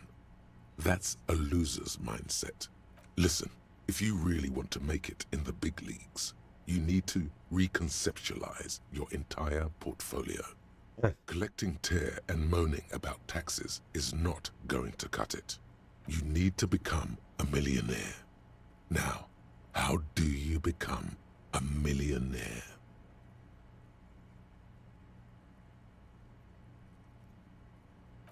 One coin. And then what? Join the ranks of blue-collar criminals? Those guys, they're all financially illiterate. Only Savvy here knows how to dazzle and embezzle money out of investors' pockets with the acrobatic prowess of a 4-time gold medalist in the Samaran Gymnastics Summer Games. The ancient Samaran tribes used carved rhodochrosite to represent And it's just, by the the way, bigger the boulder, the more money they had, in case you needed to know. option 5. Nope. Of course you don't. You've never even been close to a sum with more than 3 zeros. Let's face it, you've been on a years-long losing streak. But Savvy's got your back. Savvy's going to book you a charter flight with 80 birds of prey on board to a land where the streets are paved with Krugerrands and fixed income securities. You'll try again, but this time with money. You'll win her back. Are you in? The spirit of ultra-liberalism. Ultra-liberalism. Your spin. Your winning hand. Attaboy. Welcome to the final grind. Here we operate with money on a much higher level than the ordinary citizen. We feed it back into the machine. Stop saving. Start spending. Become a patron. Let's start by getting you into the lucrative art market to diversify your assets and increase your ROI. Speaking of which, know any artists interesting? Are we speaking of visual art or something more conceptual? Damn. Good thing I've been preparing for this with my actual art degree. Don't be silly. The art market isn't about art. It's about gatekeeping, speculative bidding, and showboating. Music is a pet project, not a viable business scheme. Let's return to it once you've set up your estate. Stop thinking of it that way. What is this? The turn of the century? The world's moved beyond paintings. You want something experimental. Intramuscular puppetry, hyper-realistic vapor porn, meditation opera. Don't listen to this fool. It's not about the artists. It's about the buyers. You can't. He's also 12.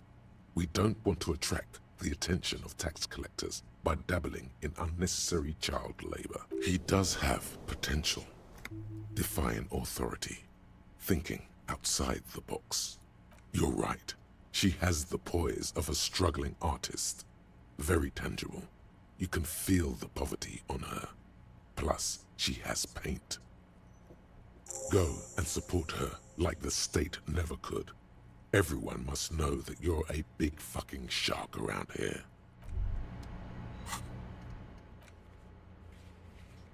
Become the patron of a starving artist. I've just got to give them money. Is that it?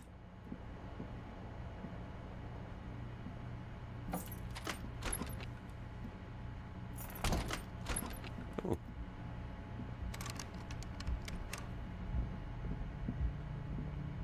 The door is closed.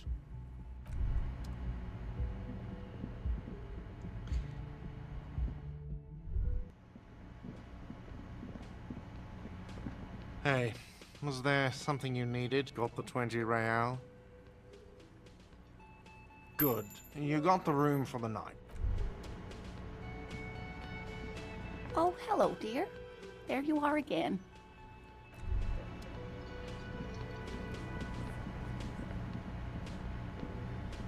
The man ponders.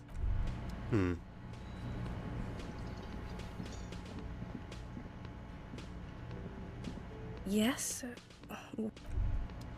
Again? I can't believe this shit.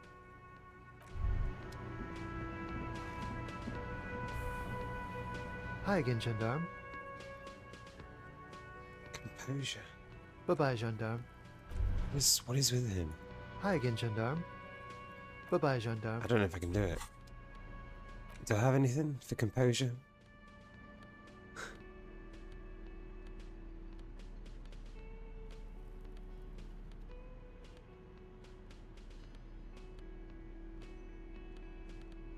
Oh, there is. The boots.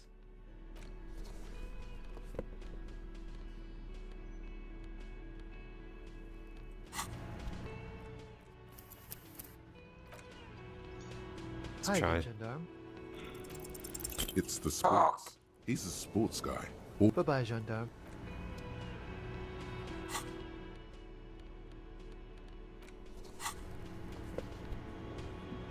Yes?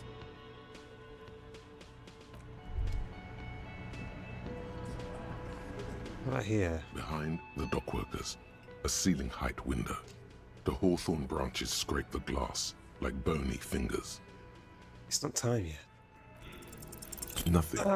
What's this weirdo cop doing now, huh? I think he's trying to find dirt on us. Wow. Yeah, because they like to sniff around in there. He's just trying to sound clever. He has no idea what you're looking for, nor do you. Look, I'm failing everything. Right, let's talk to Titus. What is it? Can I show them my authority yet?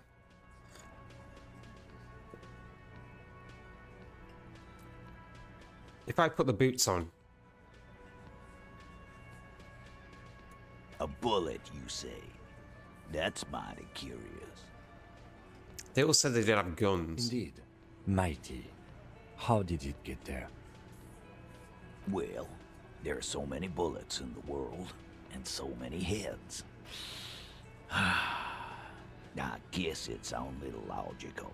At some point, one of them bullets had to end up in one of them heads. It's bound to happen again, you know? Just statistically speaking, of course. Sire, it would be an event most dramatic if you were to produce the bullet and dangle it before their very eyes.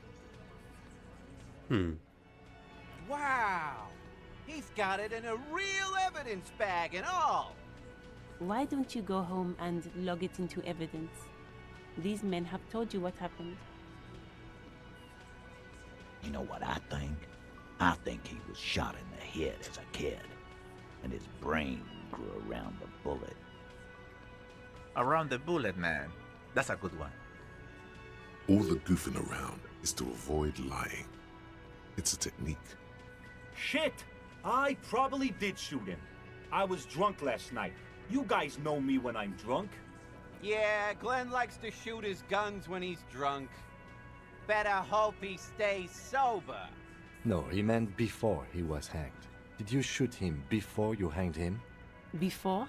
After? During? This is getting ridiculous. They told you what happened. Stop wasting your time. Never been worried in my life, Lawman. It's not like you blew it wide open, but there's a little crack in there somewhere. Right, I'm going to put the boots on and hope Kim doesn't mind. I've got 0 authority. I'm going to take this off as well.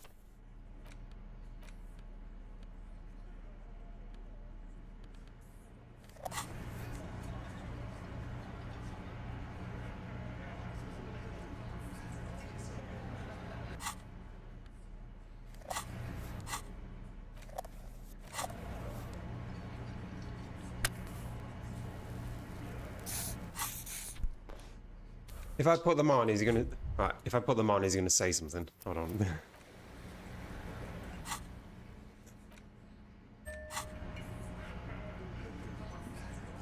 Yes?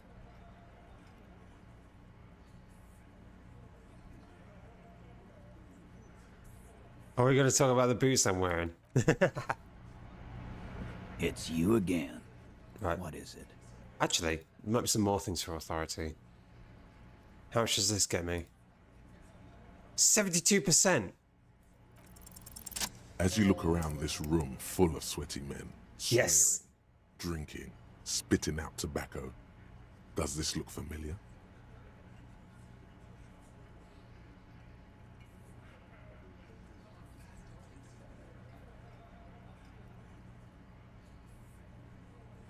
You believe the place was called Precinct 41. It was also filled with, almost exclusively, men, sitting on desks, talking shit and wasting time. Huh?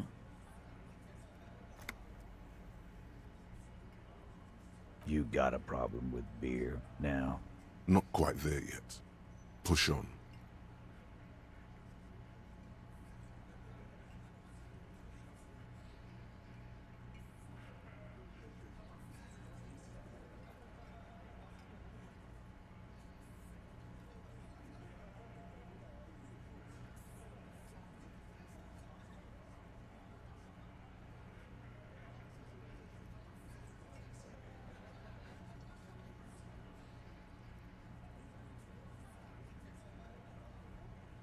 You saying we don't help people? I've been doing this job for 10 years. Martinez was a dump before we put this outfit together. They don't know, man. They weren't here. We had 3 shootings a week, kids dead, fucking graffito everywhere. You cops haven't shown up since the 30s. Congratulations on the graffiti removal. All I see is you sitting around talking about Monica's titties while there's a rape victim. So what? What do you want from me? We took care of that fuck. Don't let him drink that. One more push. Quick.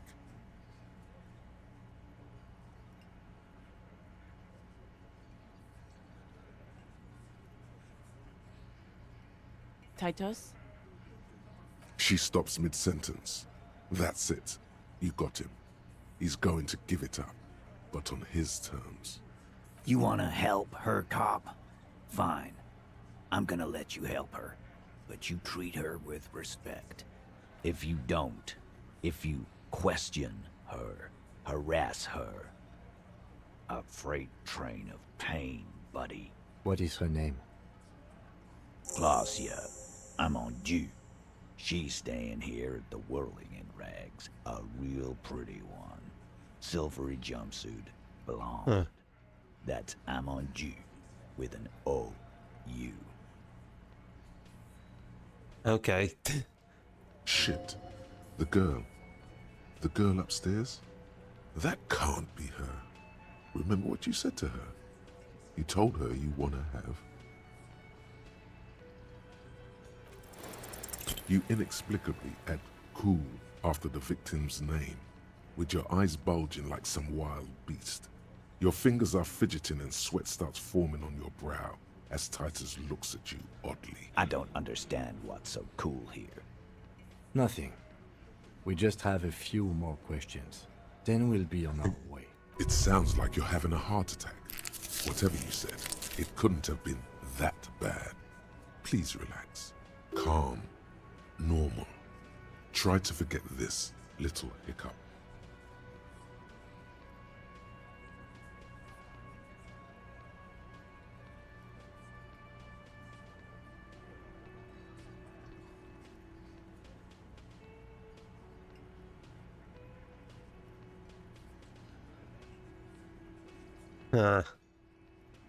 I know her. How well do you know her? A small twitch in the corner of Kim's mouth. He has a hunch about what knowing means. Well enough, Copper. We party. She's been here for a few months. He tries to make it sound real casual, but the muscles on his neck tighten. You mean Revachol? Nah, she's an immigrant. Or a drifter of some sort. Been staying here over the winter. Don't you give her any more trouble.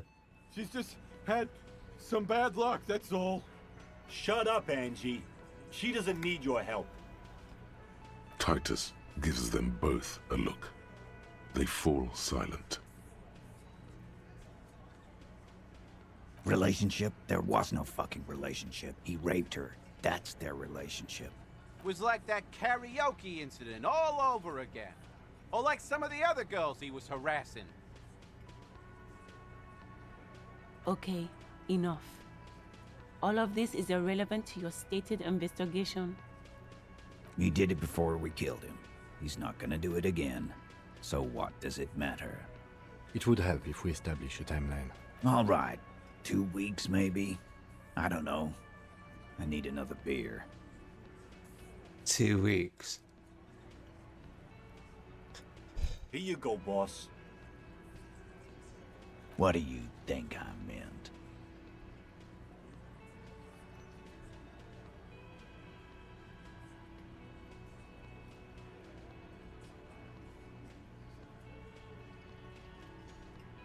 Yeah, pretty much. No, we just fucked. That's all.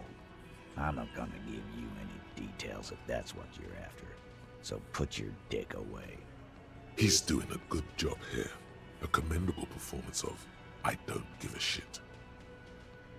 You don't know her. Good boy.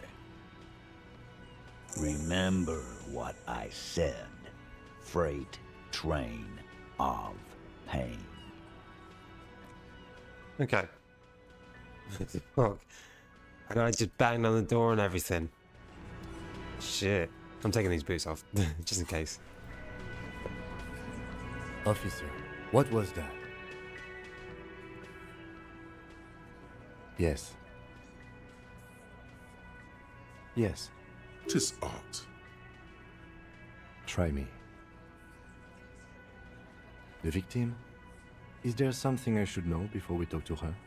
Whatever you do, don't say the first thing.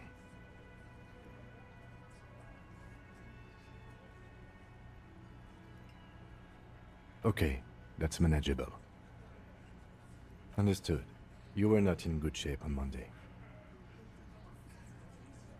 This is unprofessional. Not sharing information with me is unprofessional. Yes?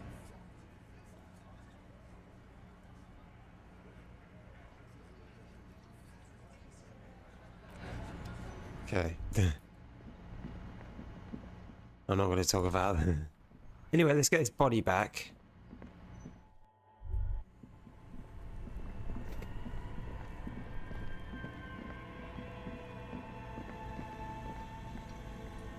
The bear's eyes are still glowing red. It's guarding over the freezing corpse hidden. All right. I will need a little help carrying him. You take the hands, I'll take the legs.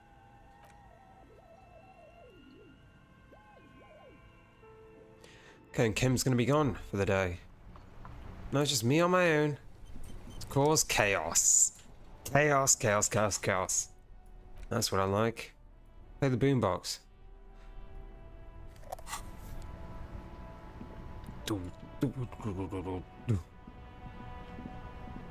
Right, we also need to make 20 real. So I can... Well, I mean, I can sleep tonight, but the following night is not good. Anyway. No? There. Working class drunk. You know what this means, right? Cracked it. All in a good day's work. What do you mean, what did I crack? Look at how working class that drunk is.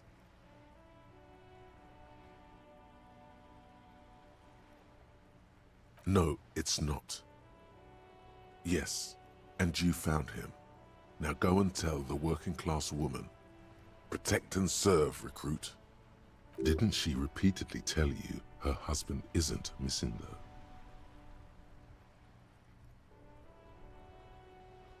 Do marriages make any sense? Does honor? You're not a filthy philosopher. You're an officer of law. It's time to ace this case. Not brood over your reputation. We can deal with the perception management later. I can't do this because the woman's husband is dead. I know that. Not honorable, recruit. Not. I already know that her husband's dead. Vigilance officer? What can this all carry? Still. Anything else I can assist? I'll do that one yet. Okay. Damn! So there's a bunch of things we can do, I think. These sneakers as well are pretty cool. The speakers, you should go over and ask him about paying for those sneakers with your net worth. A pair of dedicated Those sneakers. Only that's fun, ultra. We're the future. Everything's still cool here, officer. I do have another level up, actually.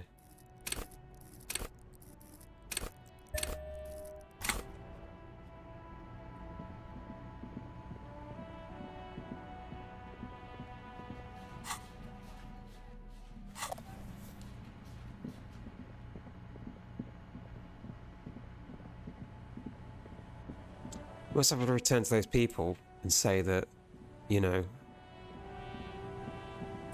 the church is actually fine, or it isn't fine. Don't go in there. One of the two.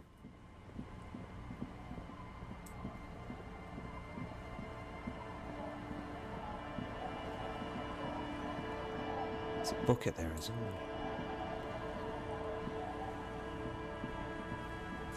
Oh, tear. The waves are beginning to die down. Look at those little bastards. Why does she care about the waves so much? What is it with waves and fishermen? We need to be out there with them, fishing, making a living. So I asked them to accommodate me. But until that happens, I can try to assist you the best I can. So, what will it be, officer? Oh, that's good to know, I guess. Why is it in the sea? An installation. Us poor people are stupid and don't get installations. All I see is a heap of trash. This actually calls for a funeral, I think.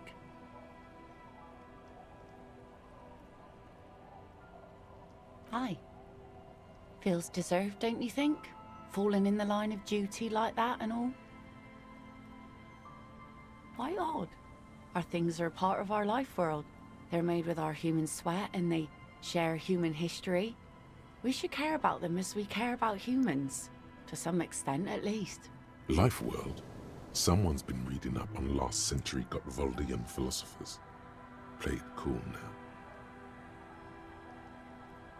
Oh yeah? You won't even be able to get it out of the water before early June. And where are you going to bury it?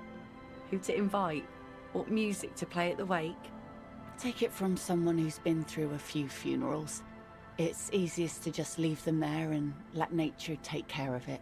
It's going to be quite a few years before nature is able to completely take care of a motor carriage. You could always come back in a few months and see if you still want to give it a proper send-off. I understand, believe me. I really do. I think about all the frivolous side activities I could be doing every time I go out there with my nets. But daydreaming is a rich man's game. At sea, you can't afford to be careless and dream. Anyway, what are we talking about here again? Should be an option that's like set up a funeral for my car.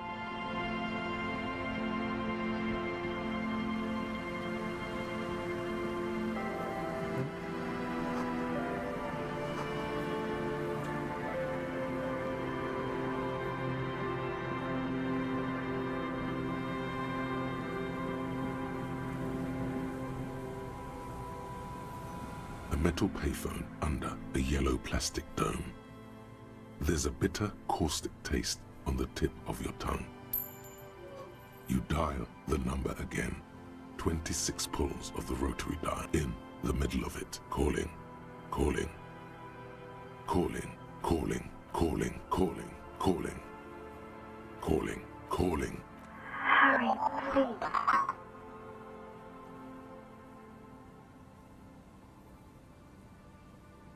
Please. I'm going to hang up now. Phone hang disconnect tone. Damn.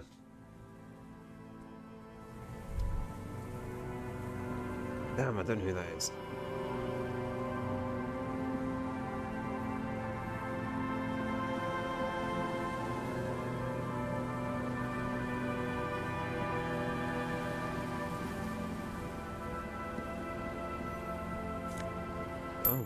Oh.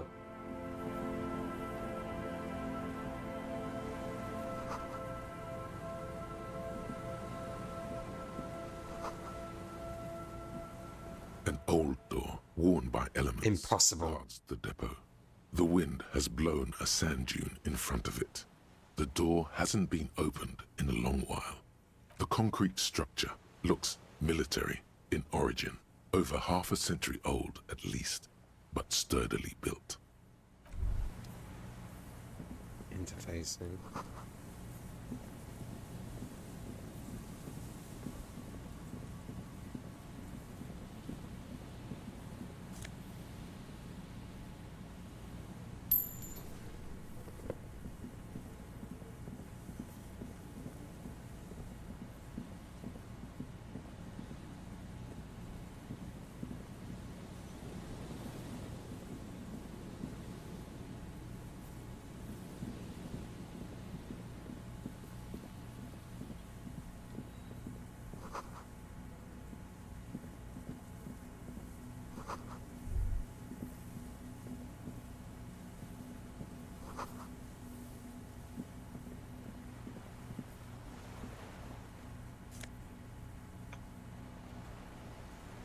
Vented skull.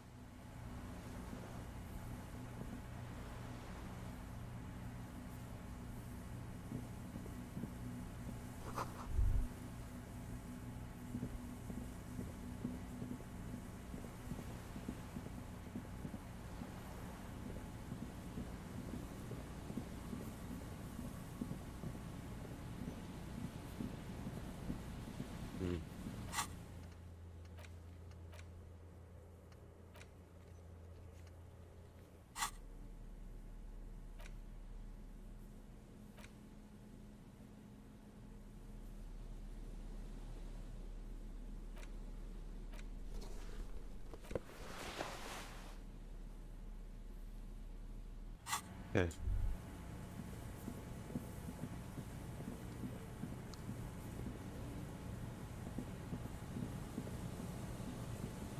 I'd rather not talk to the victim without Kim, so that I can wait for tomorrow or when they get back. Oh, I also can't radio the number. I should have radioed back about the license number.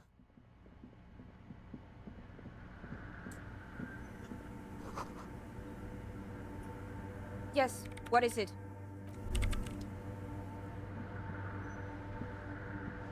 The mother of humanism stands above you. Why? That does seem to be a problem. Maybe you meant something else? The mother of human...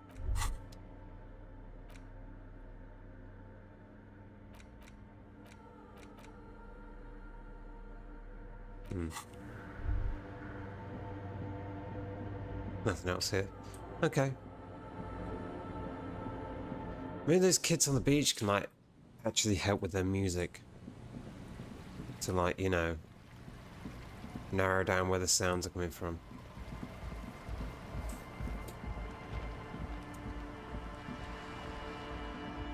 Hello again.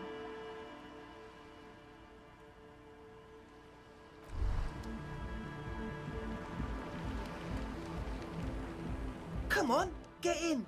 The warm stuff's getting out.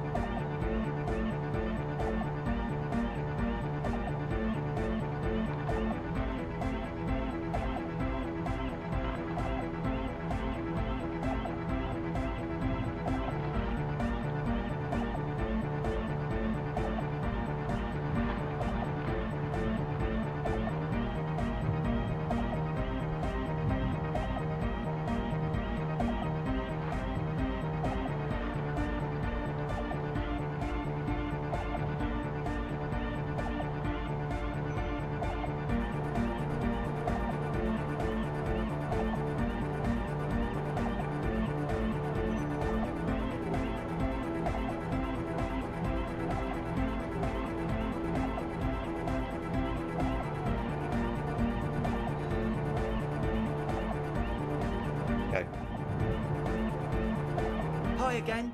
So, how are things going?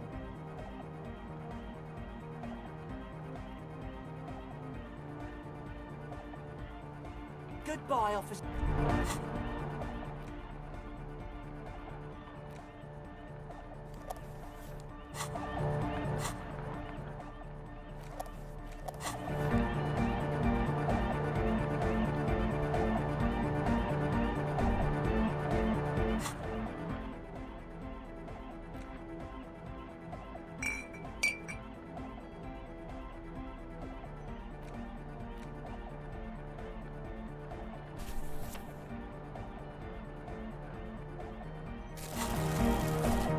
The young man with... This is hardcore.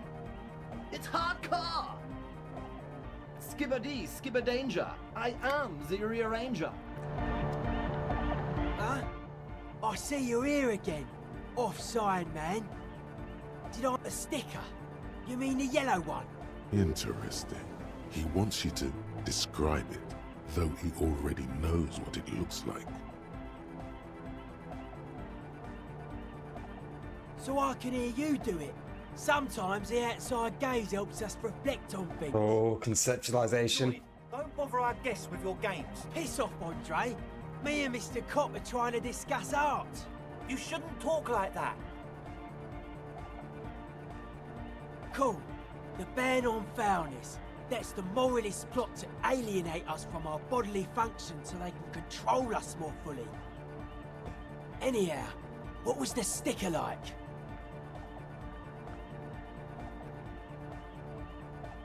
Good, good. What did you want to know? Simplicity was brought to us by a classical soul artist modernism, but that was a tasteful, harmonious simplicity, right? Well, hardcore is not tasteful or outwardly harmonious. It's a warning shot. This will be dangerous. The echo of man's loss, haunting him. Damn. The sticker, the clothes, the music, same thing. Not alone. Many people are thinking the same thing right now. There's a gathering at the Elysium. The beat is the same for all.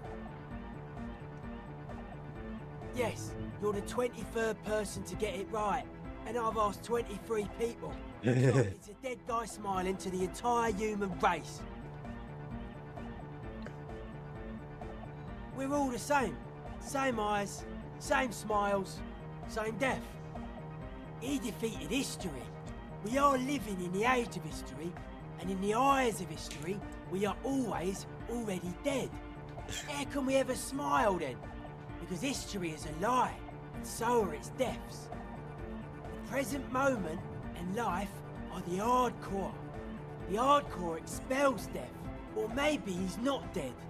Maybe he's just really ecstatic about the beats.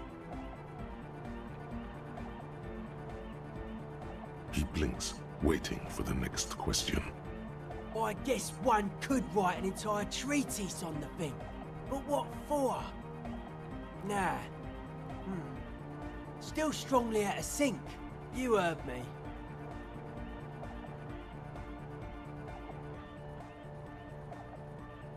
Yeah, gotta compare. I suck at socialising.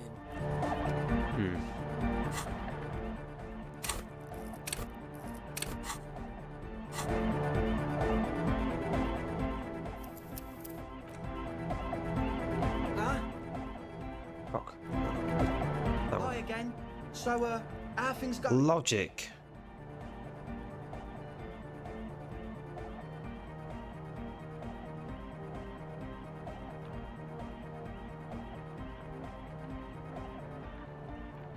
He's a quiet man, mostly communicates through music, and by being a master of ceremonies. You know, a host, a declaimer of slogans. He's a performer, gets the people going. Interesting, sire. A bit like you, then. An MC for short. Well, he's just kind of here. I don't really know how to communicate with him. Yeah, sometimes, when I stumble and find my way into his centre, you have to hear a lot of hardcore to the mega first though. The man smiles mysteriously, choosing to let the beat speak for itself. 8% on logic. Goodbye, officer. Is there anything I can add to logic?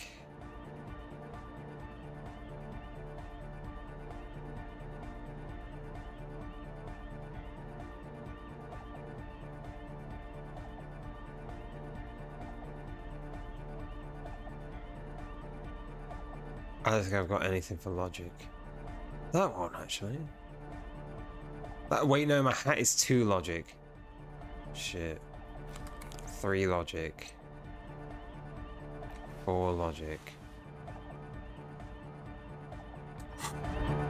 Hi again. So, 28. Not good enough. Nothing jumps out to you. Nothing out of the ordinary. How about you get out and breathe? The air in the tent is too thick for you to think clearly.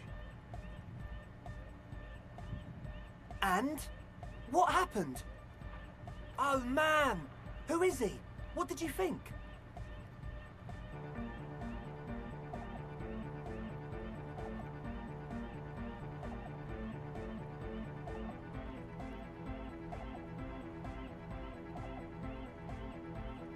Really? Huh.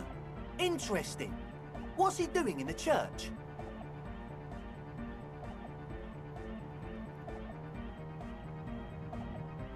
No matter. Is he gonna be a problem? Yeah, Noid is right. Let's get back to the point. What are we gonna do about him? These guys will never catch him. You will never catch him. There's nothing to do.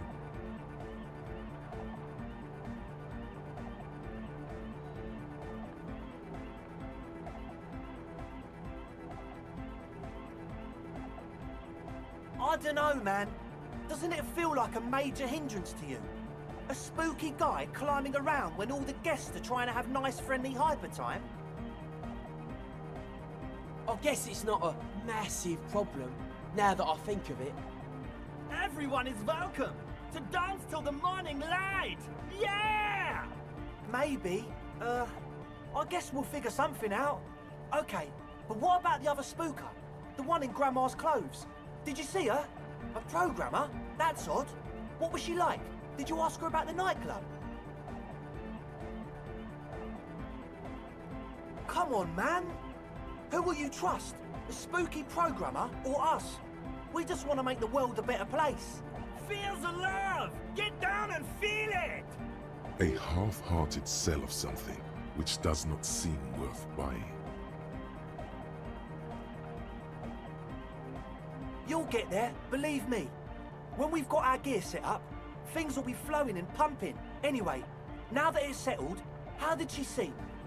What a pity. That's my favourite thing in the world. And she doesn't like it at all. A shame. What can we do now? Do you see a way out of this jam? And into a laser-lit future of dance and unity? Unity! Dance! And you can't just evict her?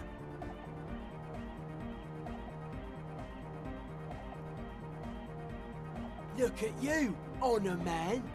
No, Noid. He's right. Maybe we've approached it the wrong way after all. I'm sure there's a workaround. We can make a deal not to bother her. If that's okay with her, we only want to get in the church and spread the joy and ecstasy of music. The lines in the dark exist. Coexist. At least Crabman seems like an advanced being. He's hard. He'll understand. Yeah, he can do his climbing thing in the tower. And the programmer, does she like Nordic dance music? Egghead cannot believe what you just said. It makes him pump the jam a little slower for a moment, but then he returns to the full swing of it. No worries. We'll figure it out. If coexisting fails, you can always muscle her out, right? If it's all okay with you, what do you think? Excellent! Good luck, my friend.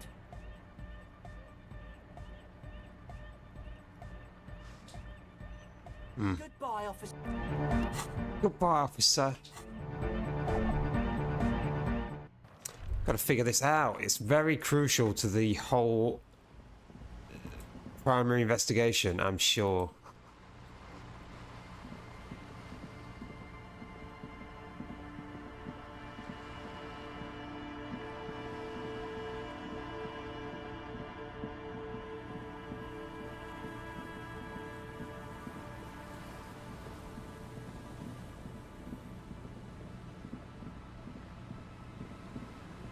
sure it's useful somewhere. Almost done work. Oh, yeah. Yeah, dragon. Oh, I can't wait. I can't wait. I'll do it when you finish with work.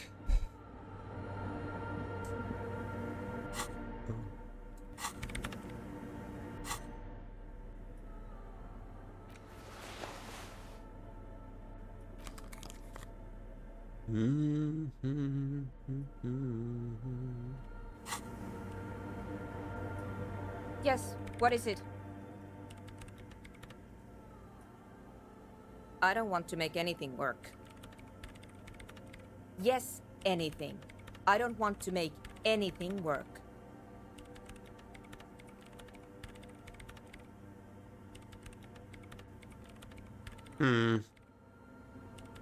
Suggestion.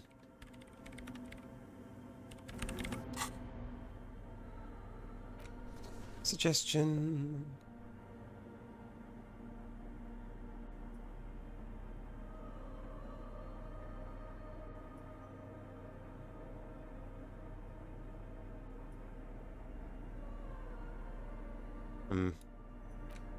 Nothing really. I'll try it. Yes, what is it? Easy. Oh. When her research is done, she can move out. What? No, I don't really need any help with the project. She thinks about it. A glassy look in her eyes. A gust of wind brings more snow in from the broken gallery. It touches her hair. All right. Bring me the game's offside copy from my old workspace, if you really want to help. It's stored on a filament memory, and I'm unable to go and fetch it myself.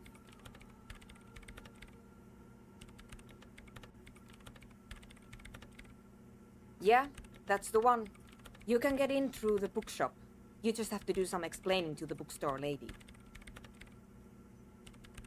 Good. Then you might know the giant ice bear fridge in the building's cellar. The filament is inside the fridge. Just go and get it. In the giant ice bear fridge. I just told you. But you've been to the fridge and it wasn't there. There was a note saying...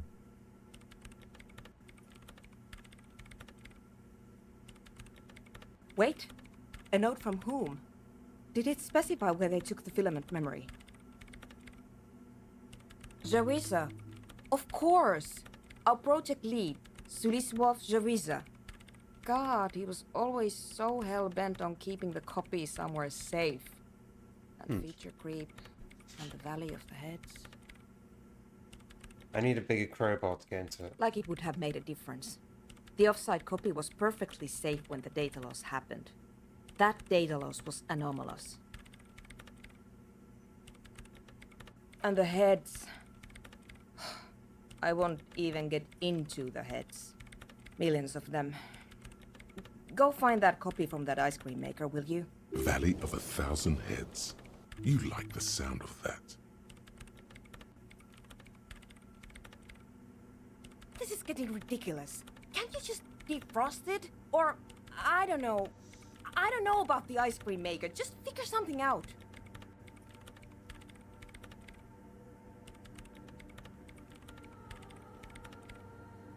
Thanks. We need a stronger crowbar. Here's my Qualsund multi-tool. Oh. You might need it to hack loose some ice. It opens everything. If you get me the offside copy, then you can keep the Qualsund. Oh. This glorious multi-tool makes a regular pry bar completely obsolete. Oh, that's it. The multi-tool. Ah. Yes, look at this massive box. It does everything. Oh. This is what I've been looking for. It opens every door. Probably. Oh, yes. Should be able to open it now.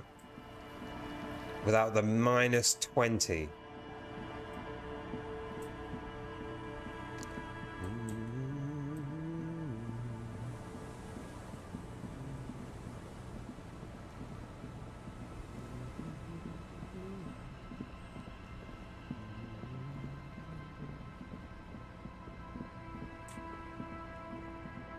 Is there anything else I needed to break into? Maybe.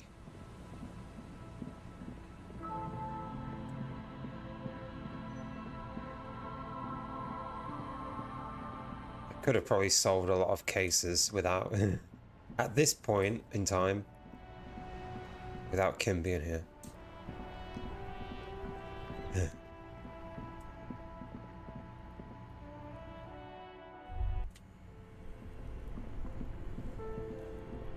Let's see what this is now. This orange machine is dead still. Formidable. It has a hand crank. Ice groans and howls double under sixes. the strain of your giant Gewaltsund multi-tool until the lid cracks open.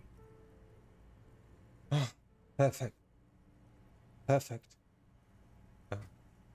Hold on. That not work?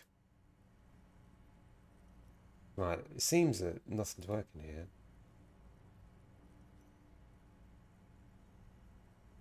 Oh, there we go. Oh, that doesn't work either.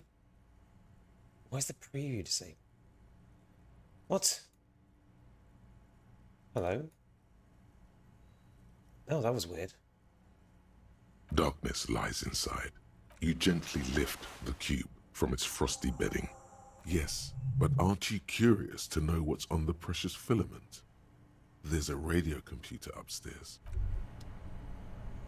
I'm very curious.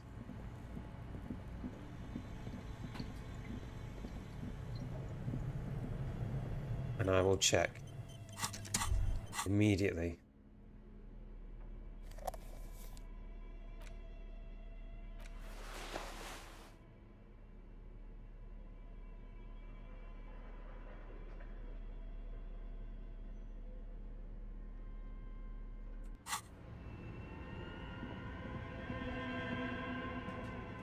Tiles on the cube are still smoldering, casting the framework in a soft glow. Tiles on the cube, like a smooth draw. The filament slides. The speaker comes. Good morning. Please repeat. Good. Please repeat the password. No, that's... What does she mean? That maybe is the second part of her leitmotif you saw on the stained glass window. Good. I... Ka-ching. Fortress accident. Is that thank you? Tiles on the cube are still smoldering, casting the frame. It sounds like something cracks before the piece of paper starts filling up with pure black ink. The paper is soaked with ink, its monochrome darkness spanning from margin to margin. It's not possible to make a single speck of white shines out from the shade. For some reason, the printer decided to spare this one tiny dot of paper. Looks like gibberish. Better get running again. This must be the information Sorna is looking for. She knows how to make sense of it. Tiles on the cube are still smoldering. The filament slides out of its glowing nest.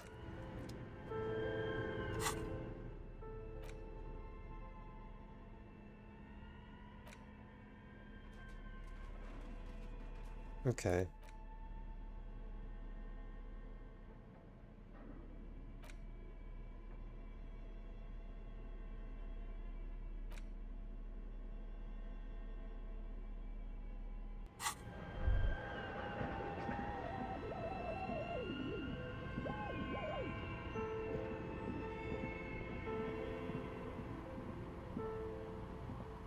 Oh, it's you again. Are you looking for a duck? Nope.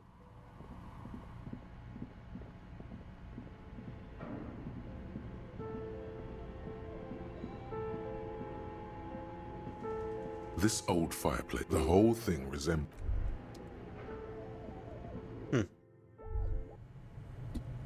Maybe drop down to say.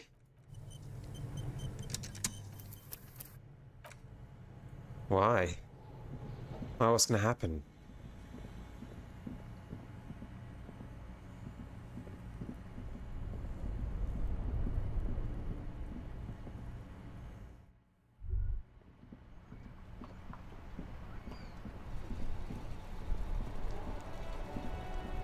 The only problem I'm seeing is that The only problem I'm seeing is not enough real. I've paid for my night. Paid for the night. But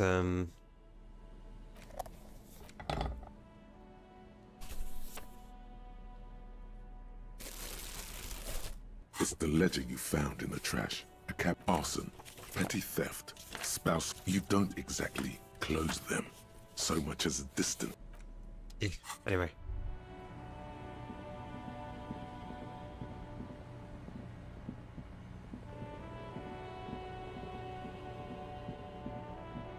Let's go back and get the data.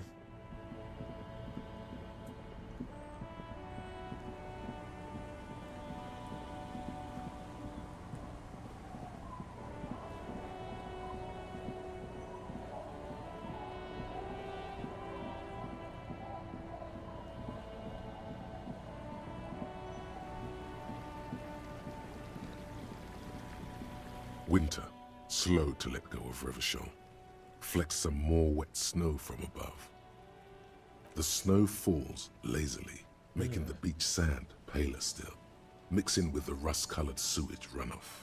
And to think, it seemed as though it were already spring. The melting snow seeps through your thin clothes. Grandmothers don't let their grandchildren out dressed so lightly in this weather. At least your hair is protected from getting wet and sticking together. You look around. More winding coastlines lined with abandoned buildings, crumbling piers, salt water lapping at their dark piles, grey and red forgotten city blocks, what remains of the pre-revolutionary effort to gentrify the coast. The waters turn black, Coal City in the shadow of San Martin, a boom town, back when coal extracted from countless shafts near the city was needed to power Revachol. No more. The coal was supplanted by petroleum from the ocean floor and hydropower from the Esperance. Meow, meow, meow. Welcome. These days, only the weakest remain in Coal City. Their hopes of getting rich linger in the defunct shafts under their Welcome. Meow, meow, meow. Below the old mines, L'Océan Municipal, Revachol's underground cemetery. Najicuti. What? Brave the underground passageways. Where? Trying to get to Le Royaume. I've got lemon drizzle cake. Oh, wait. Children under 14, they go underground looking for artifacts to sell to foreign museums and for fabled relics. Too small to see. Their parents let them. Too small to see me. They go deeper. How dare you? Thank you. Oh, there you go. After rubies, melchiorite, lapis lazuli, plundered from Safle and Seol during the time of the suzerain, in the burial chambers of the kings. If new body. Guillaume II. What? Even Like a. Wait, what day is it today? What day is it? Monday. Okay, I've had my pills. Right, good. Good. 2 kilometers underground, in a winding shaft along whose walls mirrors have been placed, so that daylight may eternally fall upon the richest of all the kings. The mausoleum contains untold quantities of gold, and that special, purest of the pure magenta cocaine, favored by Revacholian royalty. How can it be pure if it's magenta? Snow falls, and there is no answer. Some things are not for mortals to know.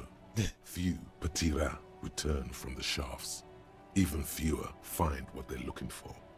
A small child steps out of the black tunnel with silver trinkets in her pockets. All around her, white snow on the extinguished coke furnaces and on the weather-worn shacks where fathers beat their sons after drinking. The snow melts on your fingers, turning to water. The canal you crossed to get here and beyond it. Martinez proper, the district the police forgot to police. There is laughter, lights, attempts at entrepreneurial activity, cynicism. Someone is scraping snow off their windshield at the roundabout, in the midst of which a statue of Philip III serves as a destination for grade school field trips and a fine perch for winter birds. Like all monuments, it's also a warning. 6-story ruins on the south side of the roundabout cast a long shadow over the profligate king. A fenced-off yard. There's a truck belonging to a logistics company parked next to the gate. Bright light from a building behind the fence reflects off its hood. Clean white light coming from the windows of a clean cube-shaped office building hidden amidst ruins. A secret. The abandoned church, its walls covered with hoarfrost now. One of Lissette's sœurs. The other 6 sisters were destroyed during the revolution. A serpentine strip of land weaving its way into the Martinez Inlet. Unfortunates on the run from the law, from themselves. Sometimes hide out on nearby islets. Little dots in the ocean that are occasionally submerged when the tide is high and the weather foul. The remains of a camp on a jagged piece of rock. A tent, old dishes and cutlery, long since abandoned. A hermit crab scuttles among the debris, looking for a new shell. Further out, the lights burn bright on Resurrection, way beyond Martinez. A popular spa destination for ample-bodied Ozon kids with equally ample pockets. Then there's Ozon, but the snow falls too thick. You cannot see that far. The Bay of Reverchon, vastness, great depth, over 1,200 meters at its deepest. Water air-brinier than here. It is crisscrossed by huge cargo ships bearing company logos. Wild pines, Zam, Mauryan. And at the farthest reaches of the Bay of Reverchon, the shadow of the coalition warship Archer, on perpetual patrol duty, ready to unleash artillery fire if you were to rise up against the market. You shudder. The raised motorway 881, with vehicles whooshing past one another day and night, while those who reside beneath the motorway attempt to carry on with their lives in the snow and the slush. And south of the 881 is the Pox. Was once a park, a place for reflection and recuperation for the patients of the old military hospital. In the 20s, it was used as a quarantine center during a measles outbreak that killed many children. Most everyone has avoided the hospital and surrounding park ever since. The Pox is completely wild now. Evergreen thickets covered in snow and industrial dust. Feral dogs and even wolves roaming in packs. The police try to keep the deepest corners cordoned off. Heavy drug users do slip through and hole up in the old military hospital, hoping to find something to get high on among the hastily abandoned supplies, or just to overdose in peace. A line of motor garages with armored carapaces hunched in the cold. A mechanic is hard at work, patching up bullet holes in the side of a Capri 40. These are the garages of Precinct 41. Snow settles on the roof of the repurposed silk mill. It serves as your station. Shivering RCM personnel hurry in and out of the main entrance. Around you, the snow continues to fall. To the west, the ocean swells. The stairs descend to central Jamrock. A man named Cooklove has a snow-covered stall there in the market across the bridge. He sells kebab infested with fly larvae to your colleagues who believe eating it will make them immune to food poisoning. Snow falls on the utility district, the library, the florist, the Sarah Mauritian restaurant that offers homemade wine, and also on the brothels and drug dens, and the chop shops of the Zemlyaki. All of this built around a lake that formed in a meteorite strike. At the center of this lake, there is a little ship. There are lights at the bottom of its hull. They are lights directed toward the seafloor, looking for something, like whiskers. A chill comes over you, crawling down your back. The sand under your feet is wet. Somewhere in the south, tarpaulin flap in the wind. More Coalition aerostatics. Occasionally, lights flash as they maneuver through the falling snow. One large airship carries crates in its belly. Layer upon layer of sand, poisoned with industrial runoff. The storm drainage, hidden bunkers. Rats scuttle. Someone stuffed a big old polar anorak into a concrete pipe under the boardwalk. It would keep you warm. You would probably never happen across it, but who knows? Wait. Concrete pipe under the boardwalk. The spring thaw will come in earnest, just not yet.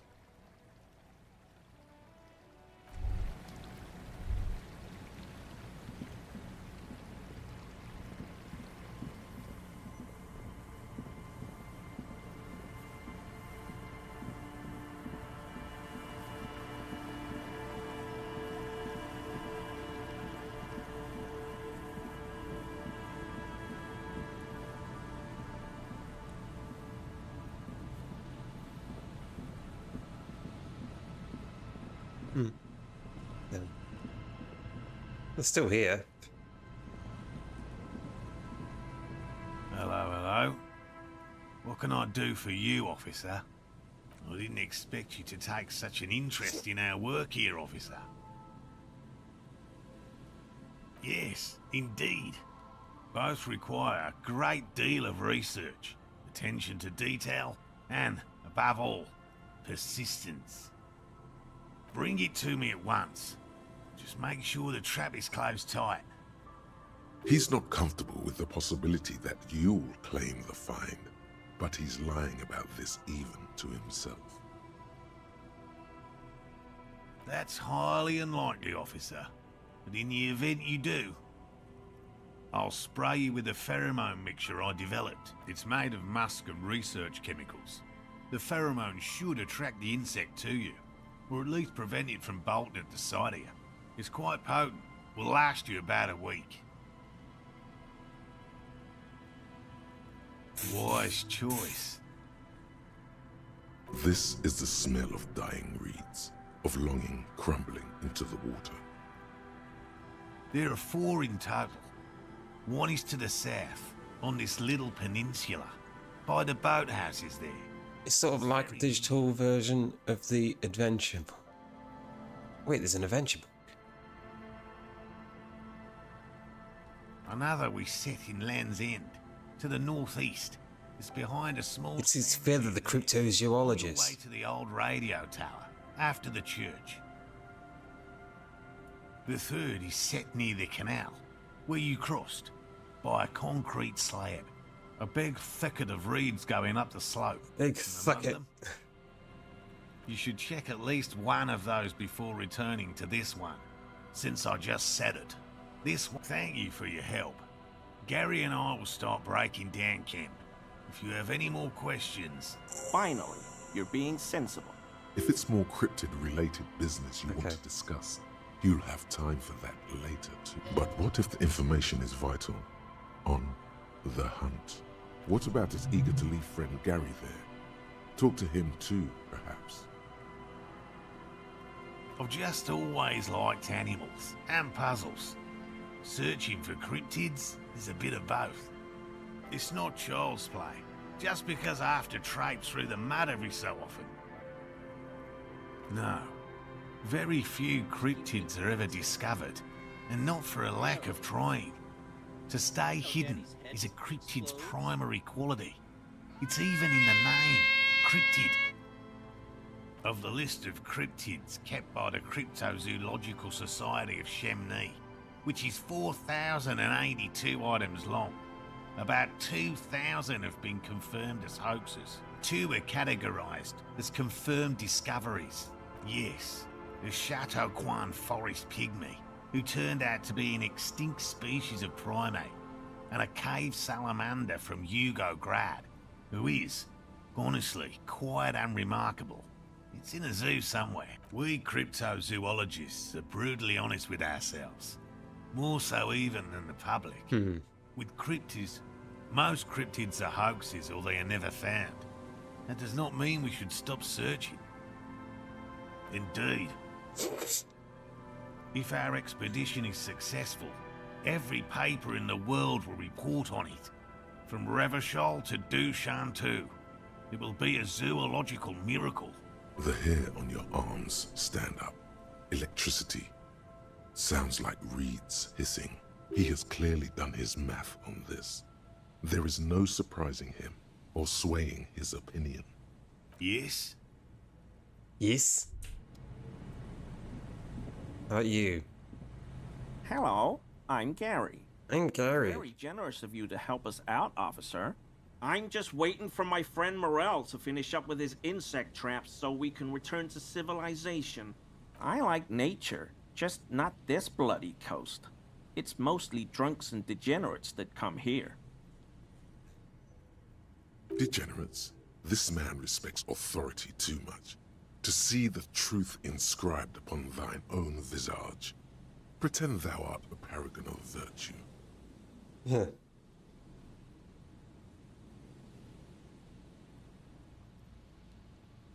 I've been tempted on occasion, but someone has to stay strong for Revachol.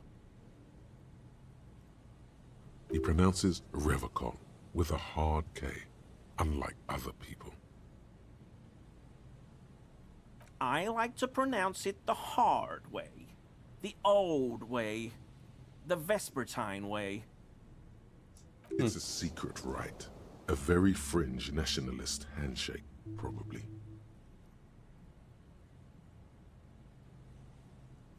Oh, so that's what the RCM in Martinez is about. Great. Great to hear someone's finally taking care of that. No. Nothing. He was some kind of mercenary. But everyone here knows that. I'm just glad to hear you're looking into it. That's all. He's not feeling very comfy in his clothes, is he? Strange. He didn't kill him or anything. But there's something going on here. My mug? His eyes widen at the sight of the mug. He's seen it before, all right? I may have had a similar looking mug in the past. That's all.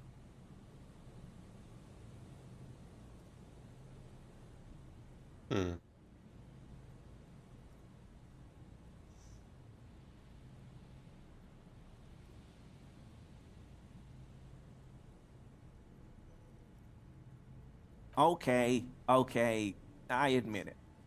I threw the mug away in the trash container behind the hostel. I know I shouldn't have, and I am very sorry, officer. You're not going to find me, are you?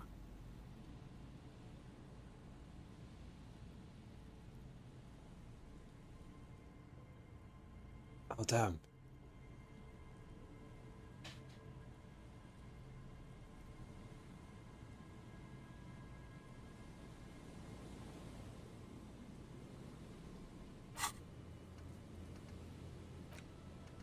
Should I find him?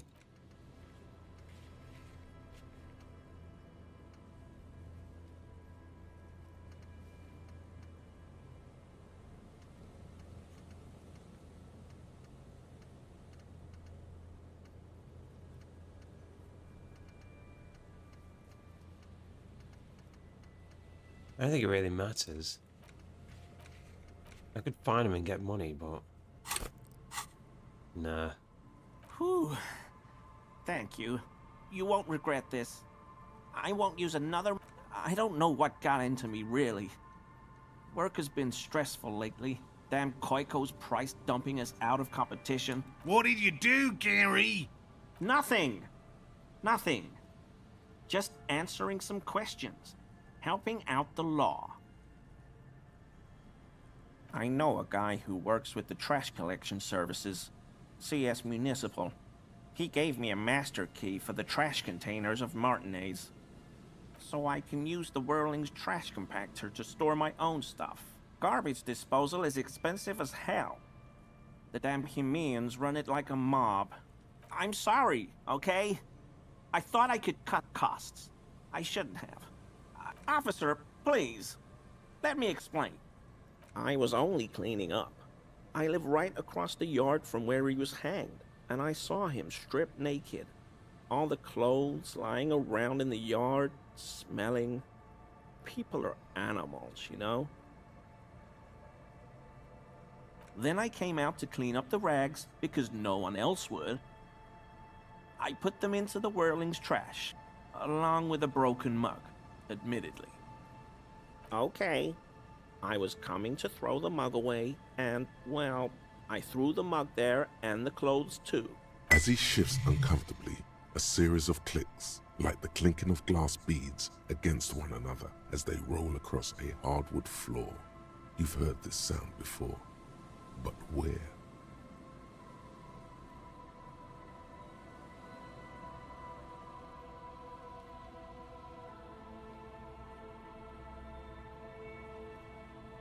Armor? No. I mean, yes, of course. I know he was wearing armor, but I don't know anything about it. An infant could see he's not telling the truth, but he's too scared to admit more wrongdoing. There's something going on here. You should observe him more closely after this topic is concluded. What sound?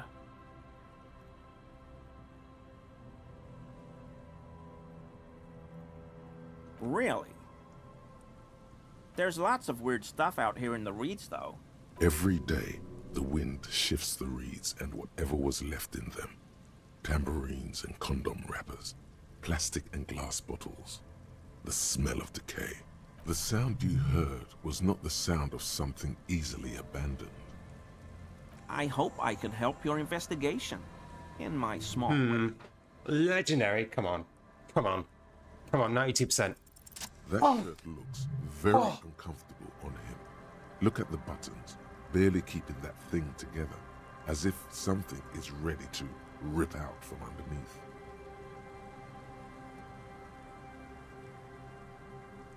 Yes, like a piece of ceramic armor, for example. One that makes a click. I'm taking that armor. When the plates meet each other, resembling pearls or marbles, stolen from the corpse in the yard near where he lives.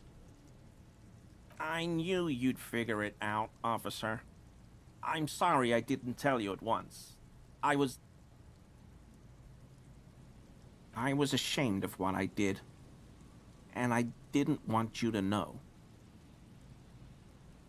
I'm gonna get my... Come on. We're not detecting falsehood, sire. He's gearing up to admit the truth. Gary, what's going on? Later, Morale. I've got apologizing to do.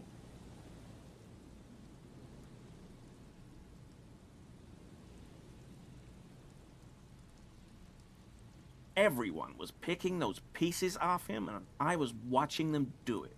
And they'd scattered his clothes all over the yard. Everything was smelling. So I went there to take out the trash and started cleaning up. All those rags on the ground, him swinging up there, and I had a lapse of honor, sir. I thought, he's a foreigner. They all say he wasn't from here. Only the cuirass was left.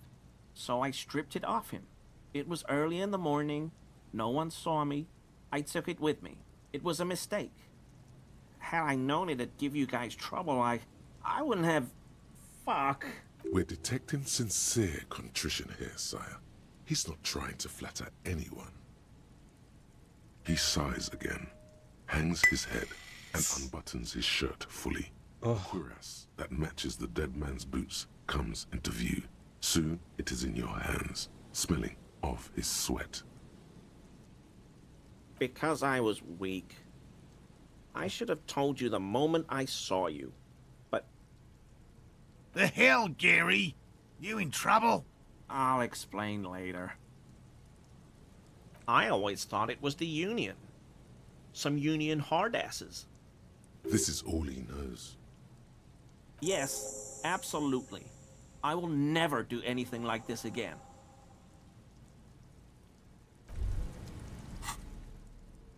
Please. Do I have the armor? I have the armor. Oh. Look at that. I got the armor and the boots.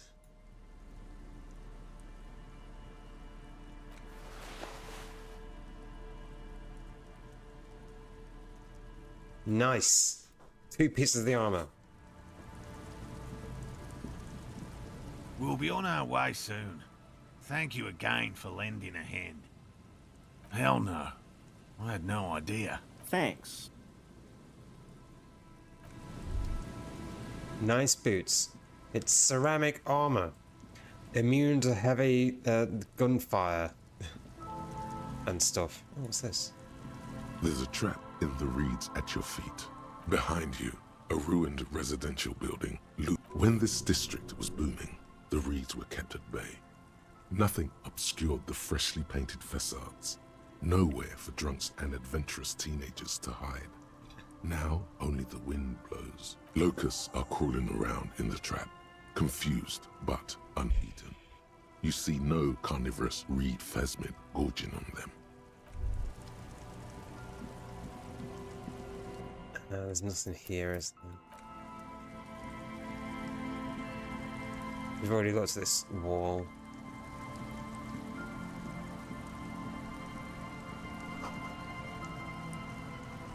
A row of ghostly shades facing a crumbling wall. With another 7 shades, a cold sea.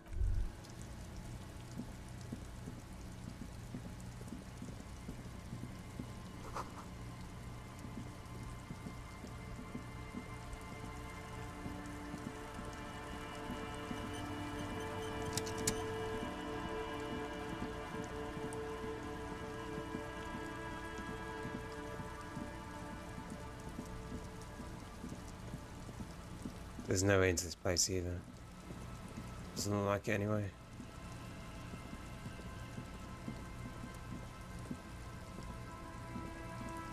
It's a shame. Nice boots. I do have nice boots. I got some big boots as well, actually. Some really big stompy boots. Which are pretty cool.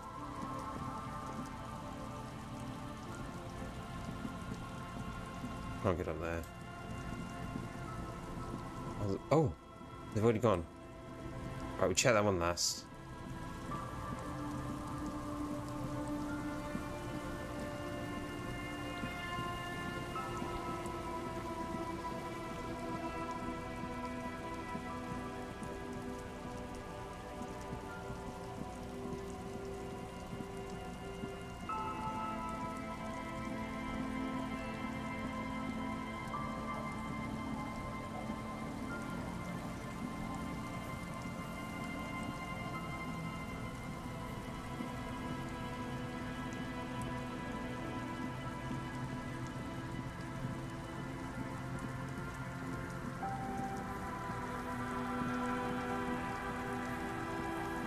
So there's a few traps. There should be a trap up here as well. An old door worn by elements. Interfacing too low. It's a shame. Can I... If I quit this big tool, does it help me? An old door worn by elements guards the depot. The wind has blown a sand dune. It's red and can't be retried. The door hasn't been opened. So I wouldn't be able... I need to roll 2 6s or I can't do it. Basically.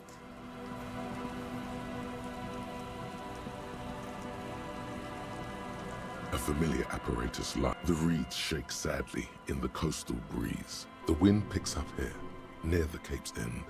Surrounding the narrow... This trap is also full of panicked locusts.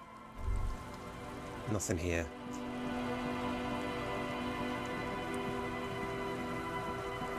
Nothing here. Oh.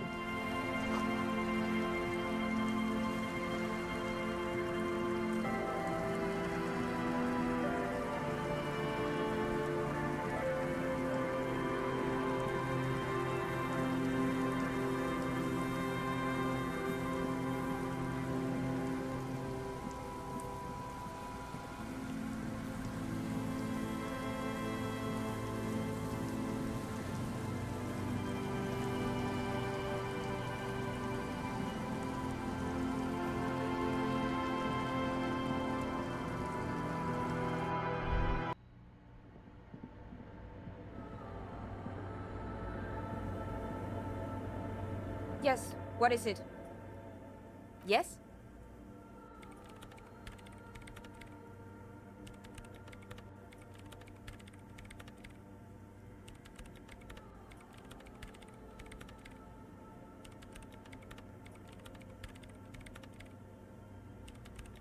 Thanks.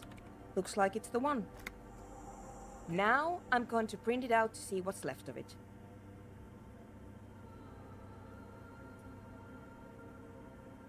A speck of white?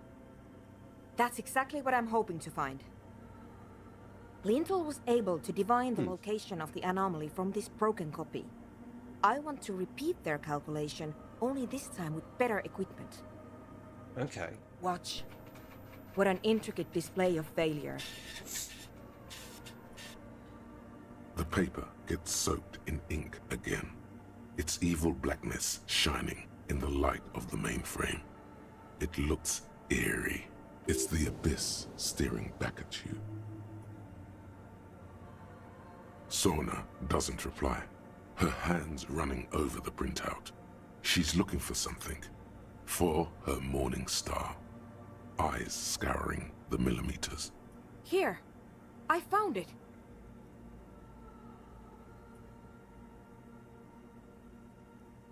Hold on.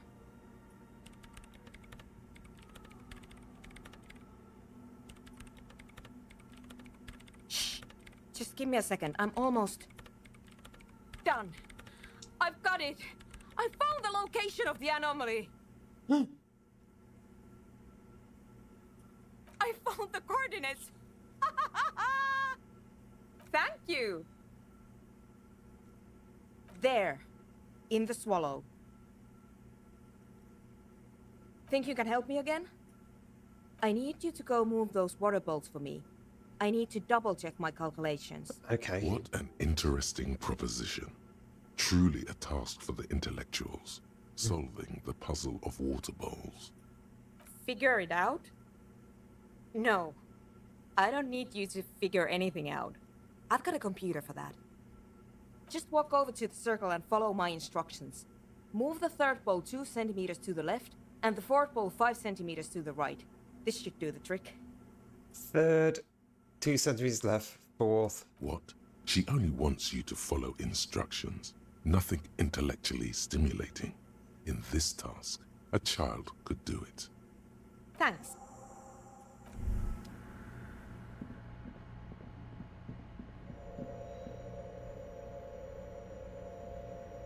On which side? Wait, hold on.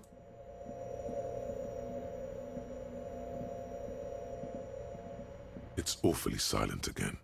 Measurements have been marked down around the bowls, each chalk-drawn line representing a centimeter on the floor. It moves like a ghost, but this task is an insult to your mental skills. Some water spills out. The lead programmer sends you an encouraging thumbs up. Time to run back, or maybe walk. This is a sacred place after all. It is. I'm going to walk back.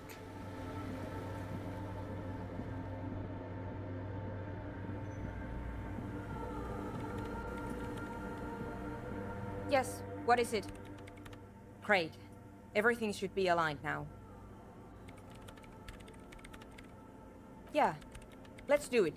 Now the only thing left to do is to unmute the headphones. If we got the location right, we should then be able to hear whatever sound this anomaly makes.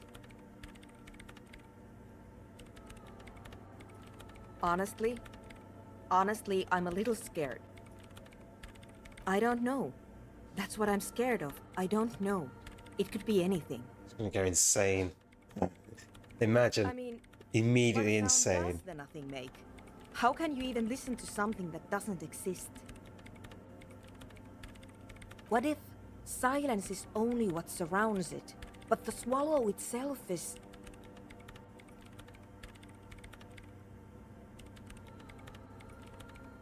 I don't know. I'm just scared. Maybe it's going to be something terrifying. Maybe it's going to tear the world apart. Like that evil ink that filled the printout, erasing coherence and meaning. Maybe. Let's think about this logically. Why would nothing be terrifying if it's, well, nothing?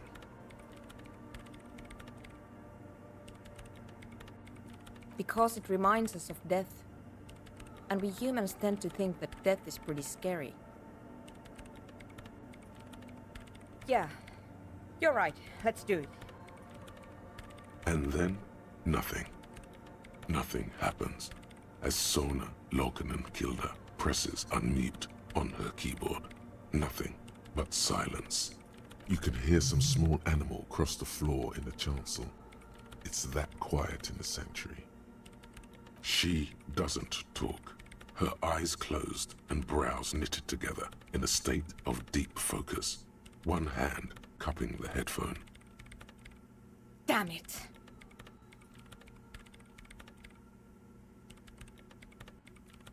No, of course not. Nothing happened. Let's move on. No. No. My hypothesis was wrong. According to this, I should have heard something, if I got the coordinates right. Like I said, silence is only what surrounds it. But this is just another failure. You can try on the headphones. See if you can hear anything. But don't... This can't be it. You should have a listen. Perception, legendary. Hold on. Hold on. I need this. I need to hear the nothing. Where's my perception? I need to hear nothing.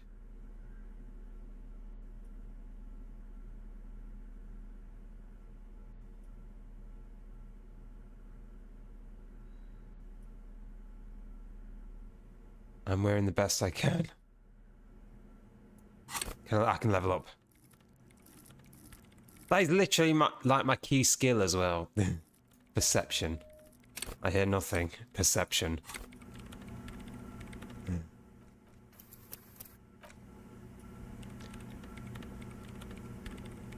Yes, what is it?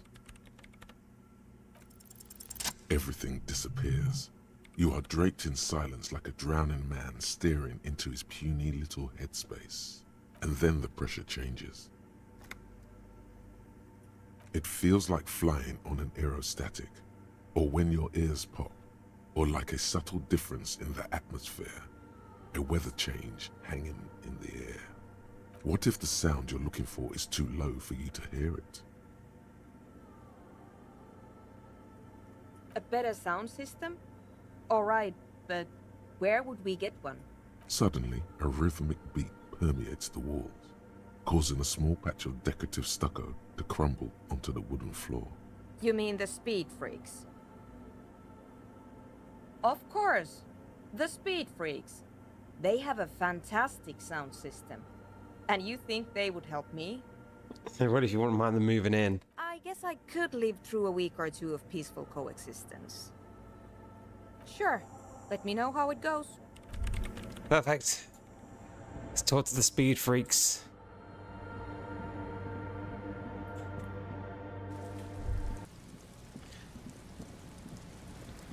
I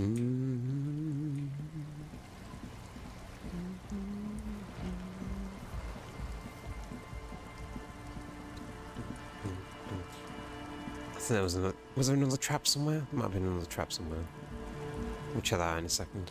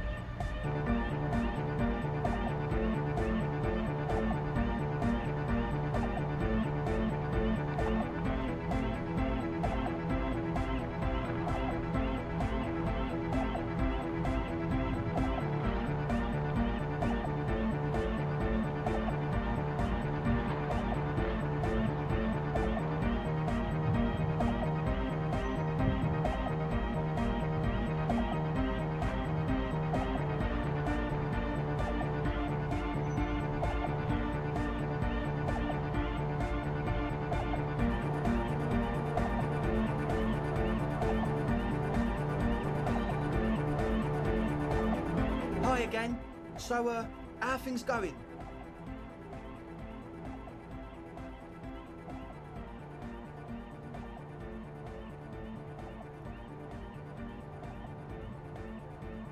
Yes? What's the deal? We are grateful, Copman. You're an augury of a new era of a Nordic dance music. That's fine. We can manage. We appreciate it. It's going to take us a bit to move our stuff inside. A couple of hours, maybe. Come check back later. Okay. Whoa. It's all gone. It's just a bunch of trash. Bunch of trash on the ground.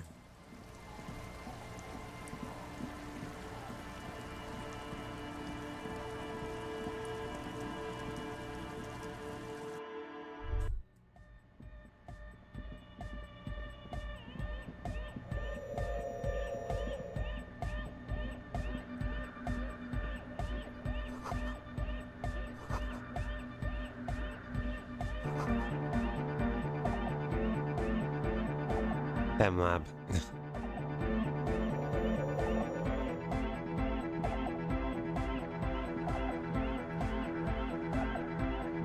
Back to the heavyweight jam. Hardcore! Hardcore! Yeah! This young man adds a capital G before the H in his yegs and args. This produces a guttural Gotvaldian accent and makes him sound more animal, more in it. Or maybe it's not Gotvaldian. Maybe it's Oranese. Probably an homage to Oranje, where Arno van Eyck is from, judging by his name. You know about him? You know Van Eyck?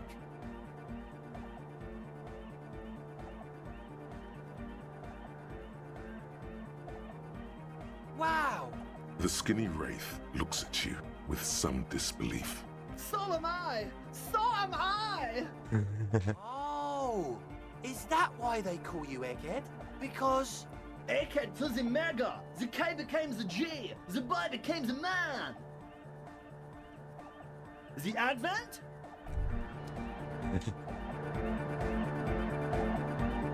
The mother of humanism stands above you, a precious and complex. Why? That does seem to be the mother of...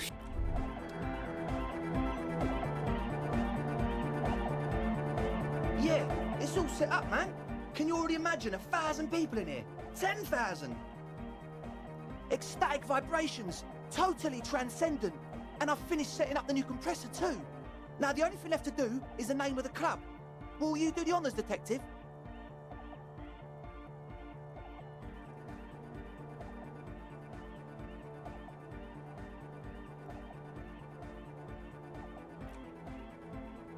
How about something simple? Like the club? Too modern and too ironic. We don't want ironic, we want real. You have? Well, what's the name? Like that DeLorean word for the world, you mean? Elysium. But Disco Elysium? Isn't it wacky? Disco's kind of gone, isn't it? The past is the future, but the future is dead! No, it's beautiful. Beautiful and brave. Like we want it to be. And short. And memorable. It's settled then. Everyone welcome to Disco Elysium. Andre breaks into frenzied dance-like motion to celebrate the name. Someone turns up the beat. I'm dancing! That soft core gyrating is supposed to be dancing? Yes, my man! Talk? What is there to talk about if you can express yourself with moves? Audio waves thump against your ribcage. The speaker setup makes everything sound much better. But there's a noticeable lack of something.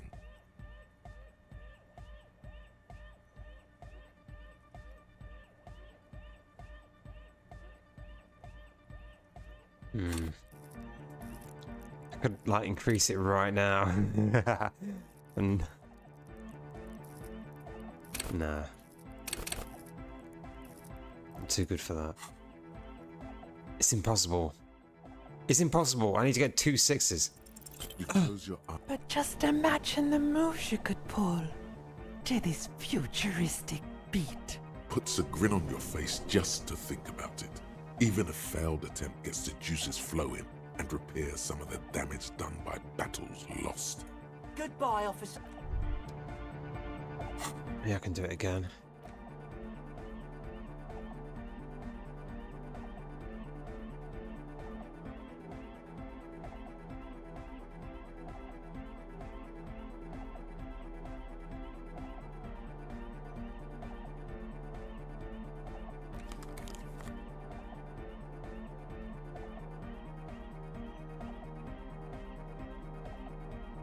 I'll let you have one thing. Gives you a +2. Hey, man. It's good to see you. It's to express my... Is that a bald spot? It's hard to tell for sure with the fused together spikes, but it looks like he's balding. Or because I'm balding, yes. I want to fuse the remains of my hair together before it leaves me. I want to show my hair. I don't give a fuck how old you think I am. Not 20. Maybe it was a bad idea. Anyway. Goodbye, officer. I bet he's like 48 or something, like really old.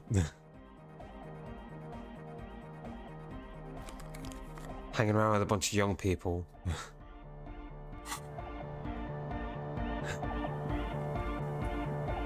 Yes, what is it? What? What did you say? I can't hear you! The music is too loud! Oh, the project! It's not going well! There's that guy! I need him to plug a 3.5 cable into the auxiliary input so that I can route the audio signal through the mixer into the speakers. He doesn't listen to me! He only ever seems to care about hardcore and Yekokata! Thanks! Let me know how it goes!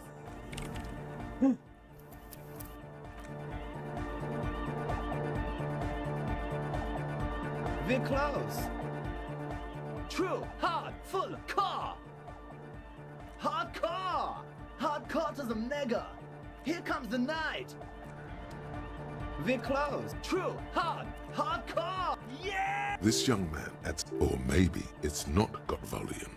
The Y to the E to the yeah! He missed one A.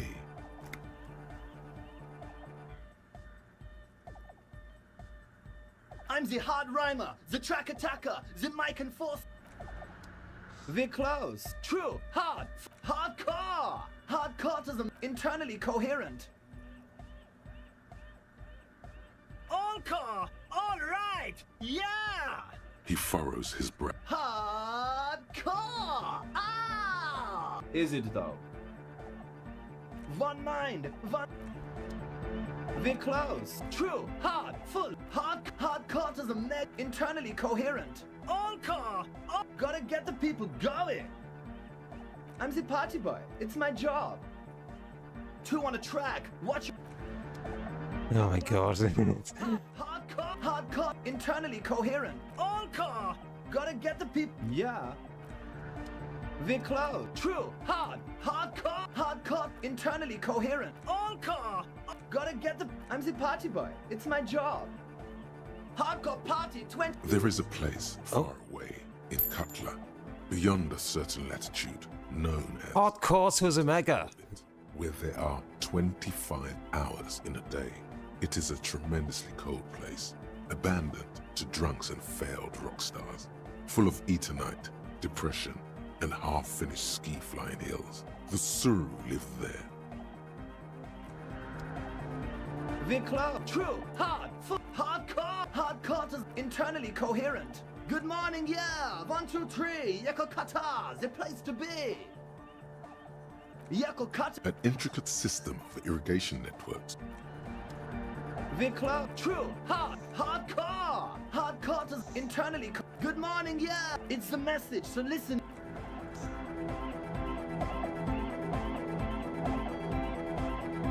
Oh, hey, man. It's good to see you. Goodbye, officer.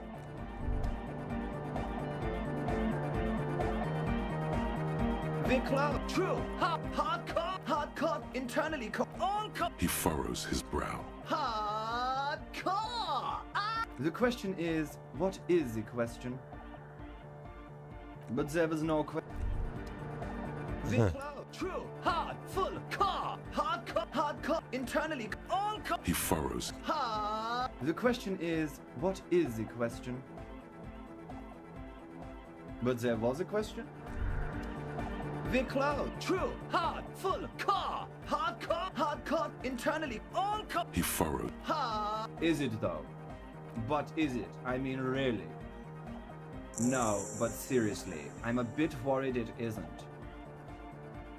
The skin on your back is crawling. Finally. For a second, you can't even hear the music anymore. There is a hawthorn tree on Rue de Saint-Gislain, right next to the canal. You bought a cake. What type of cake? Don't be alarmed. Everything is okay. He isn't actually worried. Everything is still super hardcore. What he probably means is, it could be even more so. To the mega! Yeah! I can route it through auxiliary.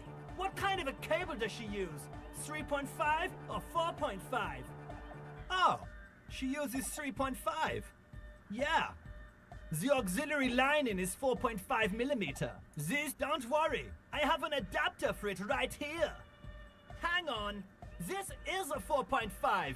We're all good, people! Great! Someone got through to him. Okay, let's get it all set up. Same you got last. What type did you get? I got a lemon cake. Everybody! Everybody! Don't panic! I'm going to turn off the Arno for just a sec. For a special scheduled event. The Arno will be back, but we're doing something else for one moment. Alright, go tell her that Egghead is ready to rave to her tunes, and then I'll turn off the music. There's nothing wrong with it. Sometimes I just feel like anodic music is in its infancy, you know? For example, take this Arno van Eyck jam I've been pumping for the last month, and will continue pumping for the rest of 51. Isn't something holding it back from being hyper? It's like it's only ultra. I think it's super hardcore, but you're right. It's not hyper hardcore. If anything, it sounds a bit proto, like it's not fully formed yet. You might be a moribund alcoholic and a failed cop, but you are pretty certain a thing cannot be both proto and hardcore. Wow! Culture cop! I think you might be right. But how could it become hardcore then? I know it in my heart, but cannot think it in my head. If this is not hardcore, how could anything be? What? Oh yeah! But you're not. This is almost certainly a matter that surpasses the limits of reason. I know! So does mine! No! This is the answer! Yeah!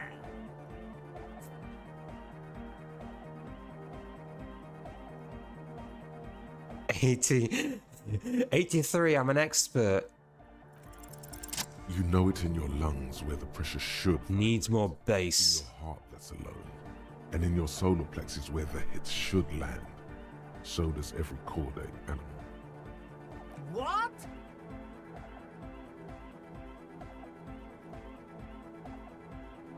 Wow, okay. We should start with the melody. But where would we get that stuff from? I'm sorry, I don't know anything about anodic music. I'm just the party boy. I get the people going and say it's hardcore.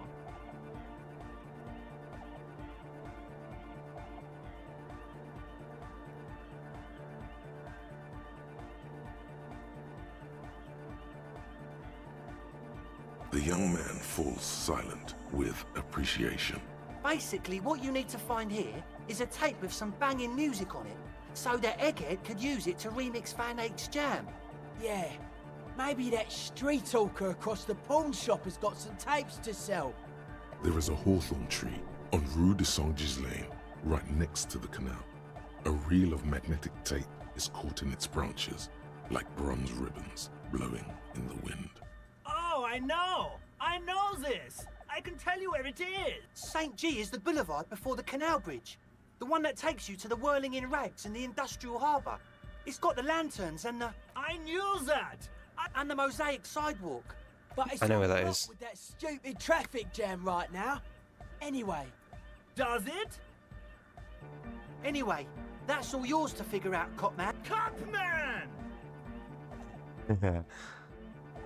Lungs are for love! Love! In a woman's lungs. Lonely as I am, I'm not afraid. This strange, damaged feeling grows on and on. 'Cause I've never loved someone like you before.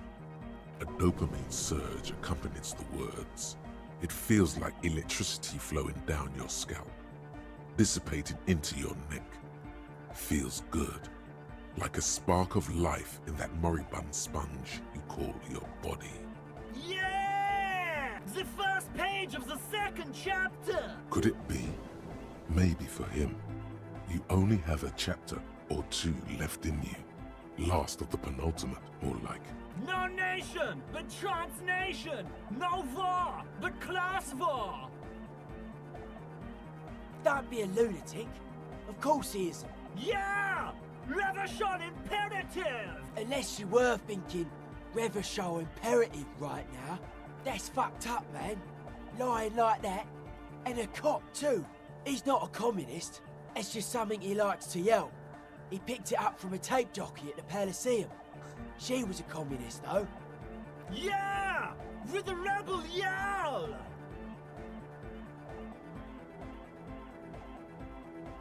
I can be an ultra! If you want that, do you want me to be an ultra? Please don't turn him into an ultra-liberal. Oh, jeez. Please don't do that. There's enough exploitation in the world.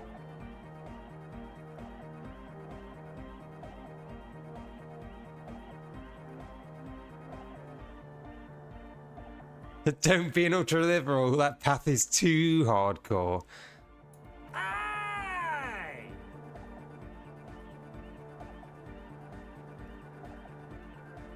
Yeah! Dark hardcore!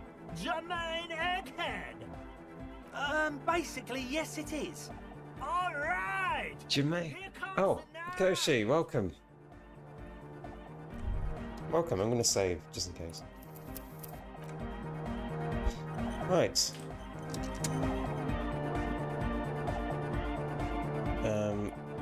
We're going to do something else here.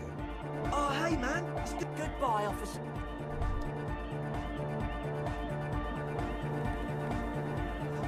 Yes, what is it? Okay, but think you can ask him to turn the volume down a bit? Just in case. Maximum! Maximum is the only way! I know it is, but could you please turn it down just this instance? Just this one time? Maximum is not the only way. Pump it to the brick! Pump it to the hard master! There's no other way! Glue style! See? He pumps it to the hard master. It's hopeless. Of course it is. Yeah! Permanent enlightenment! Ray of sound! Never mind then. Let's get on with our project. I'm going to unmute the speakers on a count of 5. Everyone ready? Egghead pumps his hand up in the air, waiting for the beat to drop. Born ready. Ready! I'm ready if you are, Detective. There's tightness in your chest. Anxiety. 5, 4, 3, 2, 1. Mute disengaged.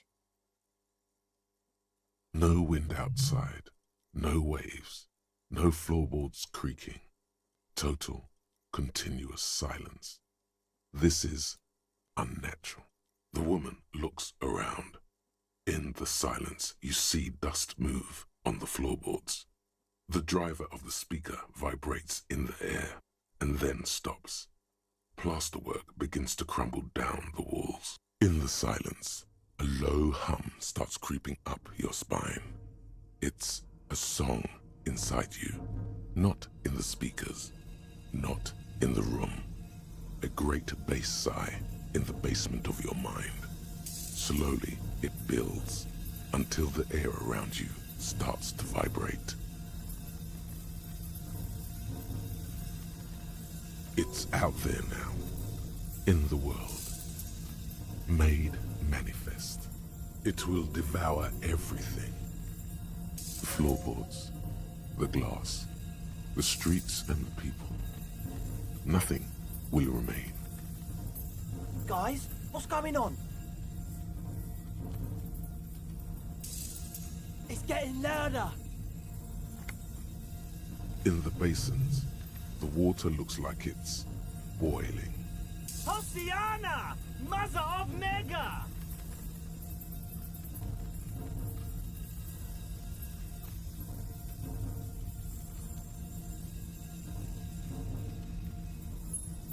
The beauty and the beat!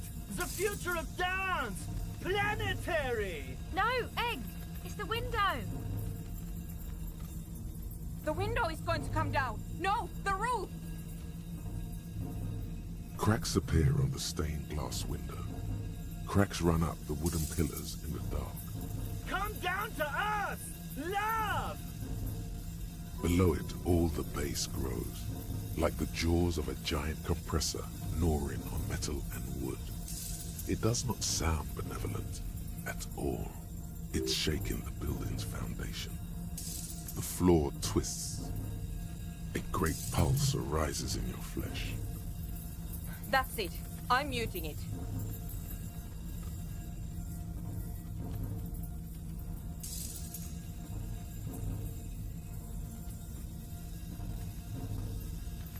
Shit! It doesn't stop. A seal? Have you? Yes, I've turned it off. Andre, pull the compressor! The place is gonna come down! Fuck! I can't shut it up. The signal's passed. It's not in here. In the mixing desk now, building into a positive feedback loop. This is it. A great roar. The vault of the roof twists above you. Glass shatters somewhere near the door. It's coming down. And then it stops. Totally and utterly. As if there never was a sound. Only your ears still ring from the shock. Everybody is staring at Egghead, holding a dangling cable in his hand. Egg. I pulled the plug. It was getting too hardcore. You did good, Egg. Most of the place seems to be intact. Fucking hell. Programmer lady, tell me you were recording that. 4 years. 22 people. Millions of reals. All that time? This is what we were up against. Just... Yeah, but did you record it though? It was dope. I think we can use it. Yes, Andre. I recorded it. Damn, I need to send some letters now. Thank you all for doing this. Eggman, you too. And you, officer. I don't know what we've discovered, but I know what it sounds like now. That's the start. It was mathematical information from the anomaly, presented as a waveform. That's what it was technically. Theoretically, I have no idea. I've never even heard of anything like this. Damn. A voice seems muffled in the silent church. It's your ears adjusting after the exposure. Yes, our lead designer. And maybe some of the producers too. And some of the writers. If they're sober enough to open a transmission. They need to hear. They need to hear about this. Don't worry, I won't send the recording. Although I doubt they have the speakers to produce the frequency anyway. Stay here. I'm going to stay here with these lunatics. Send letters, maybe meet Suliswolf. Also devise further measurements. I want you to know that's totally chill with us. I don't care, but thank you anyway. Now, I have a theory to come up with. Some kind of preliminary explanation to all this. Or the letter will sound like I've lost my mind. Some tiny hard thing lets go in your stomach. You're still alive. You don't know enough about the world. But that Joyce, if you knew all she knows, could put it together.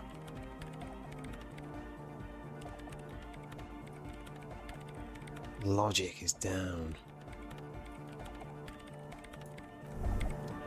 I've got a theory. Logic. I need more logic. Can I increase my? I can increase my logic.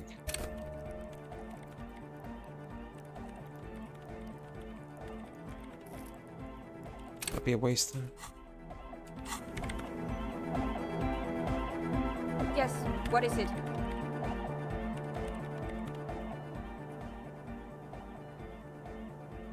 Pale unknown is -10. I think I'm already maxed on. Oh, there's more on logic actually. What does that do? What is it? It's still very low. It's so low. It can be repeated though.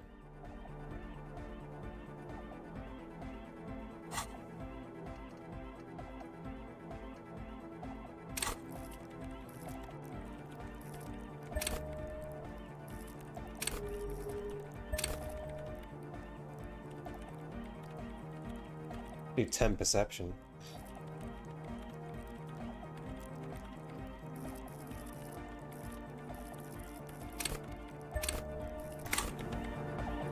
Yes, what is it? Still 3%. I think it's so high it doesn't matter.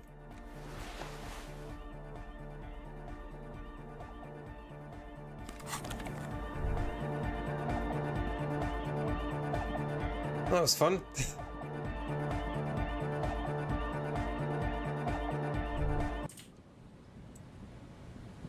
I'll check some more traps. I think there was another trap over this side somewhere. Near the village.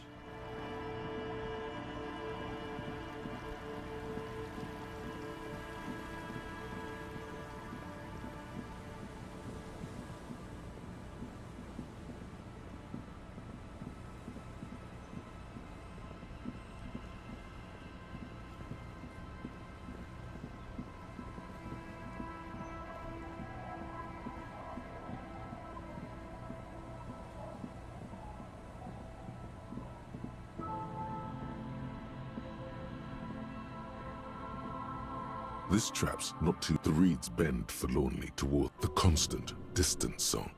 Louder on this part of the coast. Nearer somehow. And there's that cold again. Always the cold. Nothing but locusts in this trap.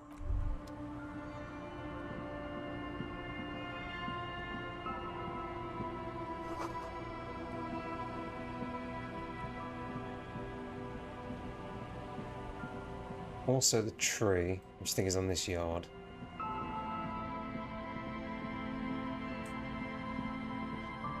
Is this the pawn shop?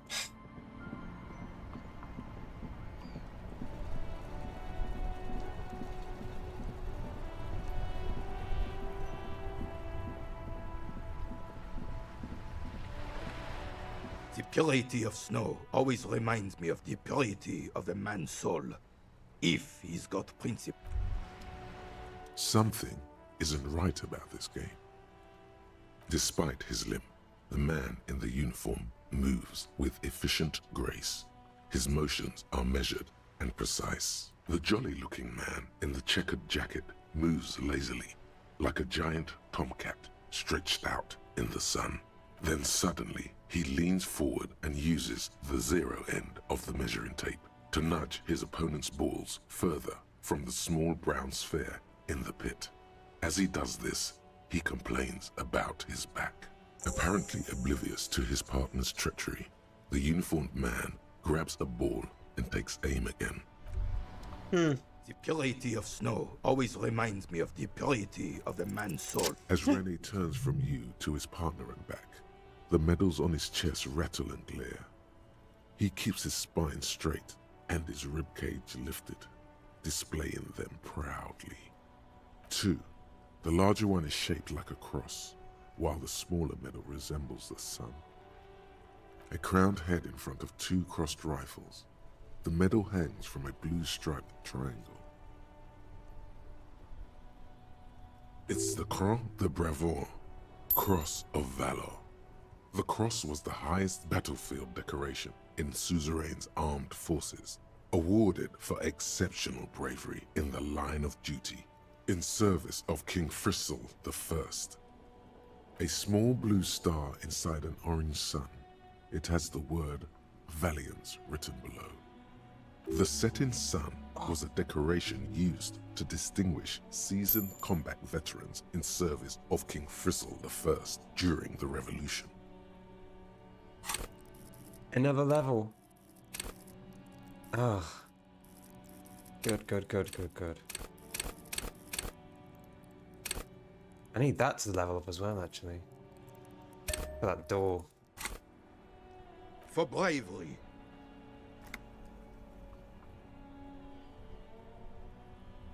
I'm sure, but I know this uniform's reputation. You are also wondering if I got this for raping women or killing babies.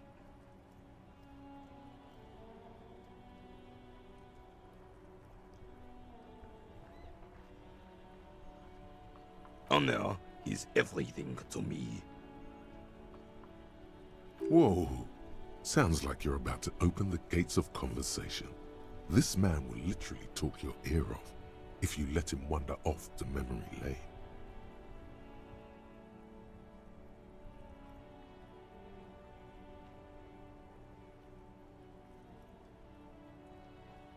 For doing my duty in the heat of battle. Yes, cake. Mortality in the eye. Okay. When men like Gaston here hid in the bushes and shot themselves.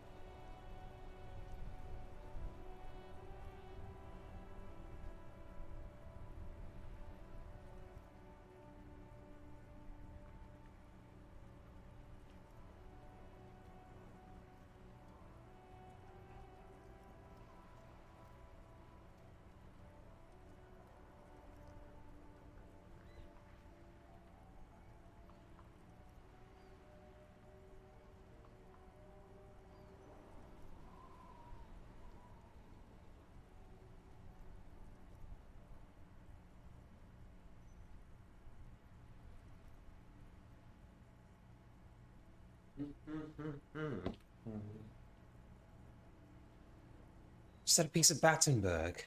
I don't really like Battenberg. Like the outside of it. Not, I don't like that taste. I do have a nice bit of lemon cake. I had to put it in the fridge because it was so gooey. I'm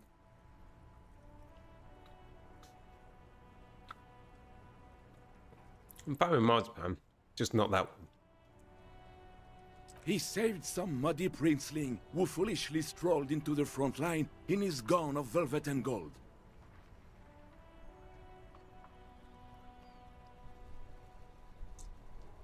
It was on the first months of the revolution here in Revachol. Unrest was spreading like wildfire. Marauders had taken most of the Couronne and were getting really ambitious.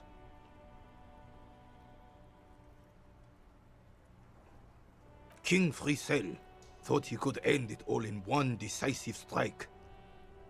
Sent his cousin, Drisson, to put an end to the unrest.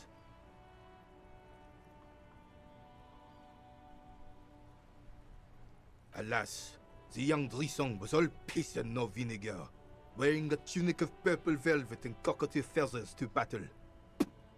Even his rifle was gold-plated, shone from 5 clicks away. Can you imagine the asininity?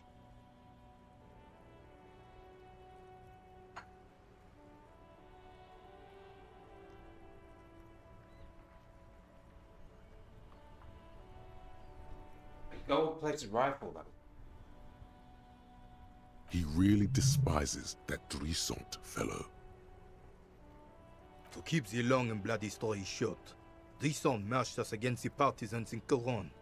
And when I say marched, I mean made us walk into captured enemy territory, single file, like toy soldiers, while he rode in front on his giant red stallion. The rebels were smart. They let us come real close before opening fire. Suffice to say, it was carnage. I got shot in the left shoulder and went down. Just a flesh wound. But just as I turned over, the prince fell into the mud next to me. He was missing his lower jaw. Then his horse, driven mad by the noise and smell of gunpowder, stepped on my leg and shattered my knee.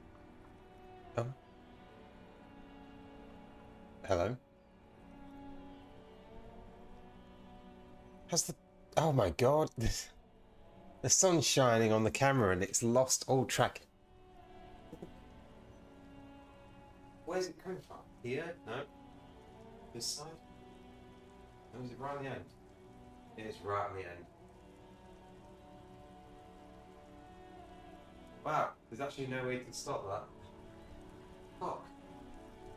Woke up too early. The tracking is just gone.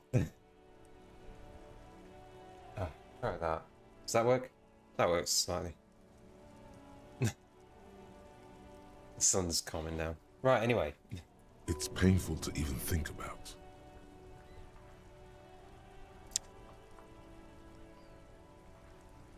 I grabbed my sidearm and shot the beast in the head.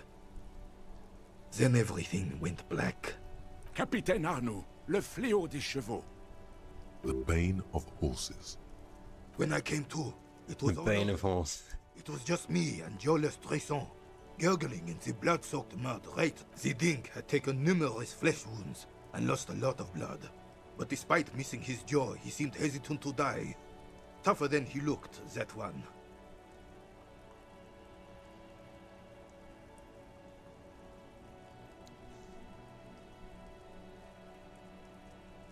He didn't. I hoisted the prick on my back and started crawling. Kept going until the 59th Cavalry picked us up. Through some miracle, we both survived. And the jealous freak convinced Frissel to give me a medal for not leaving him to die in his own blood. Piece and shit. Someone wanted to do bloody thing. He was the commanding officer and I was on duty. Just doing my job. Shouldn't hand out medals for that. 13 months later, I received the Sun for distinguished service. It's not worth mentioning. You sense he's downplaying it. He did a lot more than his duty. More than anyone's duty. It's in his spine, in his billowing breasts, and untarnished self-worth.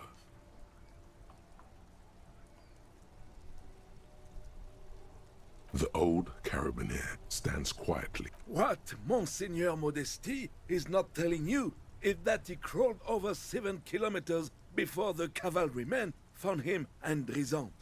2 days later that was. And that even while crawling with a mangled half-dead prince on his back, he still managed to murder 3 rebels on his way. Is that pride in his voice? It's deep down, but maybe even unbeknownst to the man himself, it's there. What are you doing? Don't pet me. Don't pet me.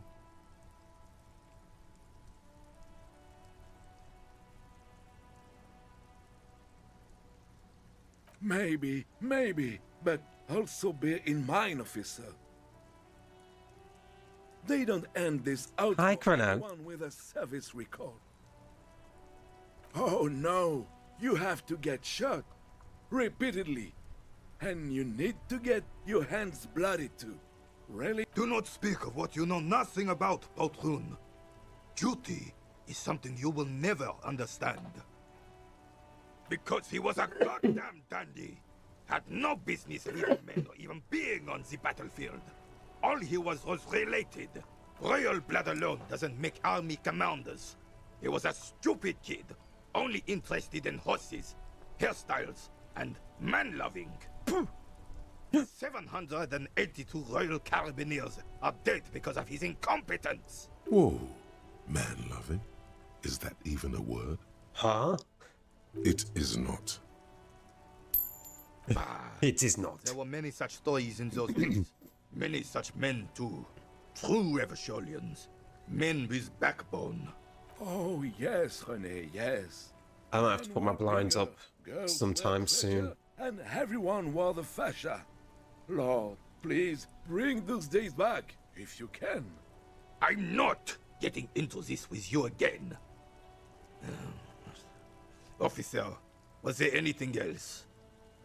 You should try to come up with a heroic story of your own. Impress this old soldier. Drama.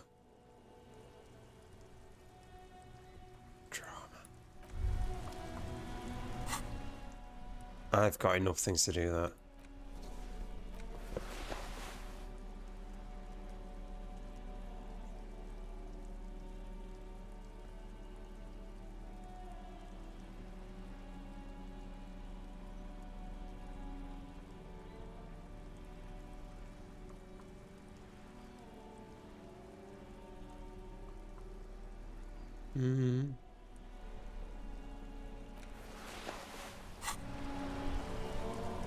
Vigilance officer? 72%. What can this old carabinier do for you? This cannot be tried again. Okay. Vigilance officer? What? Go low. Go deep. Go unconventional. Sure, officer. Let's hear your take. I'm not following you. He'll get it. Don't worry. Just continue. He's gonna be impressed.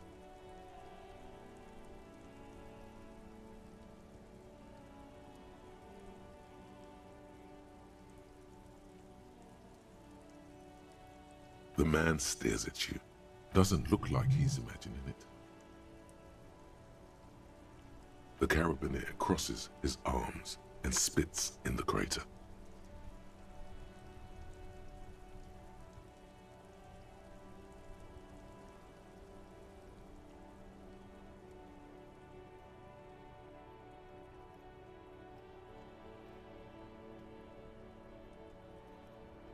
You're talking about getting blackout shit-faced drunk and going into delirium, right?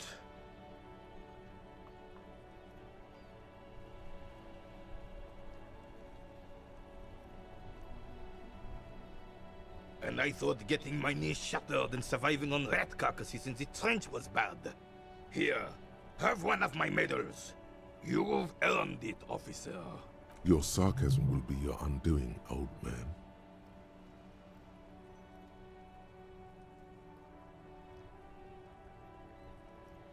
The veteran of numerous armed conflicts extends his right arm with the setting sun in his clenched fist and an expression of utter disbelief in his eyes. Was there something else you wanted to take from us? Thank you for your medal.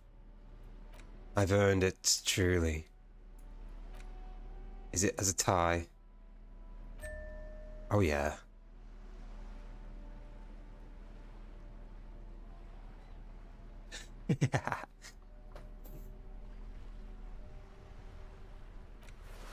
Thank you for the medal.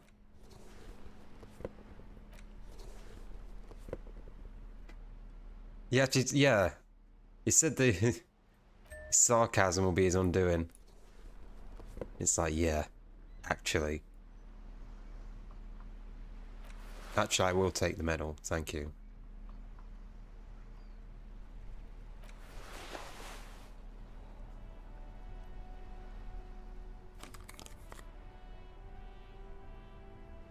It gives me rhetoric. Gives Nadja cute kitty service medal. What does that look like? It is such a pleasure to see you again, officer. All right, this is how we're gonna do it. Like what, officer? This is as good as they come in Revachol, I assure you. An array of delicious recipes flashes through your mind. Salads, salmon, sandwiches. This calls for an engineering angle. Structural rigidity, exposed rafters, lattice works, that type of approach.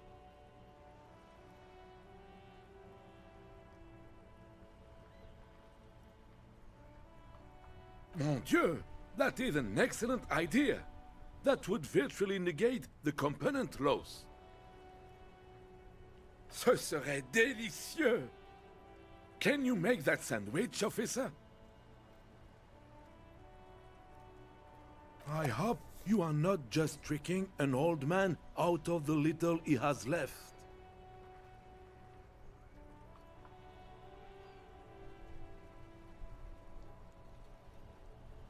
Or god of sandwiches, maybe? But in the meanwhile, what can I do for you here and now, officer?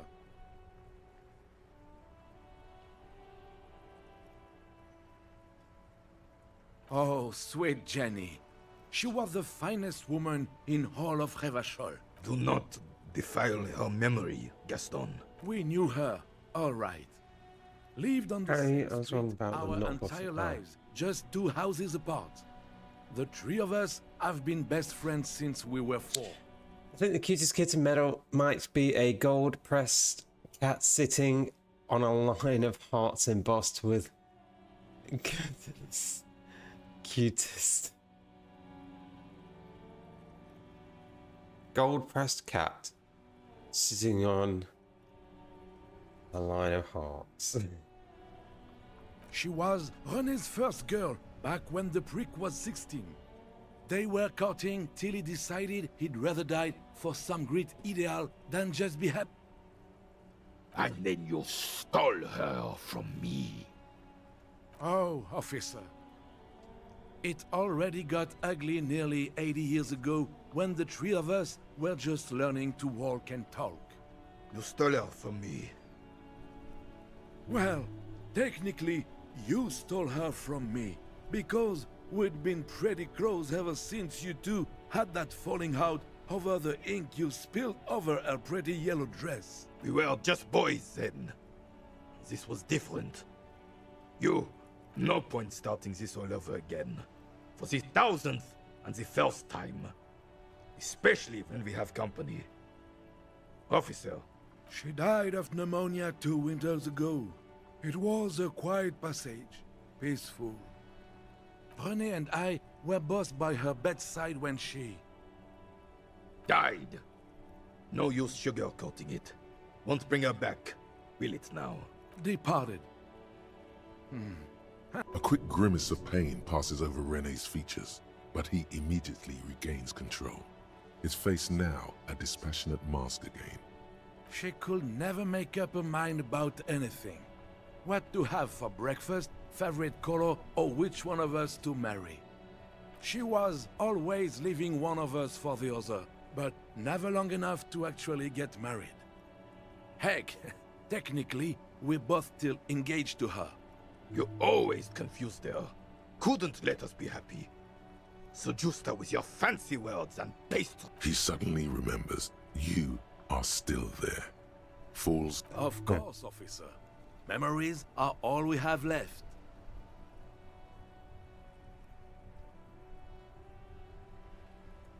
What do you mean, officer?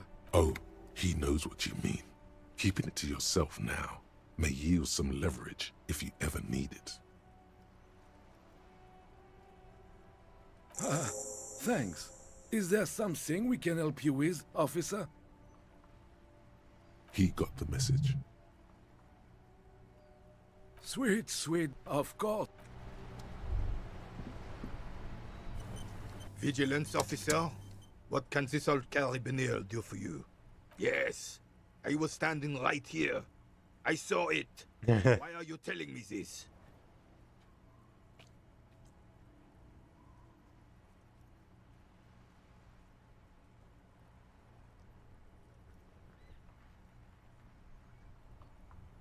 That's what it was all about? Gaston is a sniveling rat. I've known this my whole life. But an RCM officer, but I do not approve of this abuse of power. Know your redistribution efforts. Merci beaucoup, Capitaine Arnaud. Hopefully it will finally take your fat ass to the other side of a cardiac arrest, Gaston. This doesn't mean anything. Doesn't change. There's nothing for you to understand here. It is not her death you are investigating. Revachol Fair of 91 in the Faubourg district. A parade was held to honor Guillaume Le Lion's name day, and the Carabineers marched in the place of honor. This was the happiest day of my life.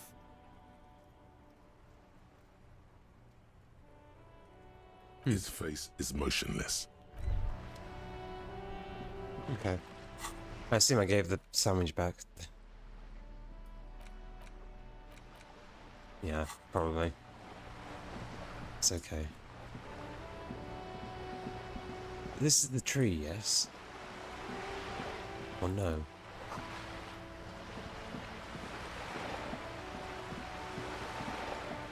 Or is it somewhere over there? I could travel to places. There is a tree there, actually.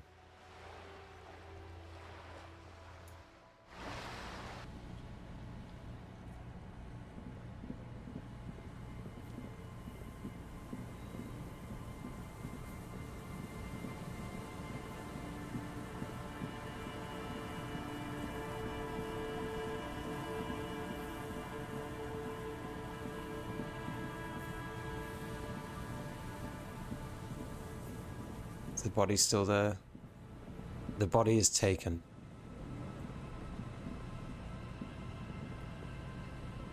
There's some tear. I should get a medal for cutest kitten. I think I should. Although I have to be given it. I have to be given a medal. There is a stairs going up there. I don't know how you get in there. Oh. The remaining windows rattle from a strong gust of wind. Dripping water falls from a high place. There's rust and corrosion on the bars. They're foaming with it.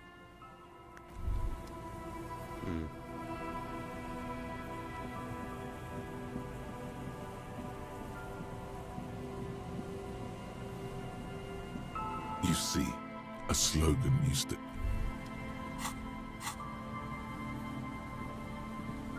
Hello again. Sure, what's on your mind? But of course.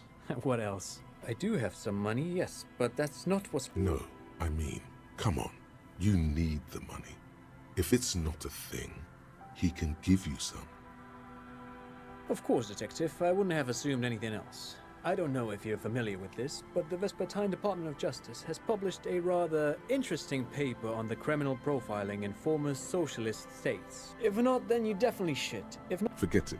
They don't sell those kind of books at crime. Should get a collar with a tag that says cutest kitten. What? Why would I do that?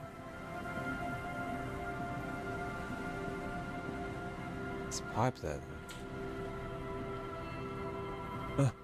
Wait, no.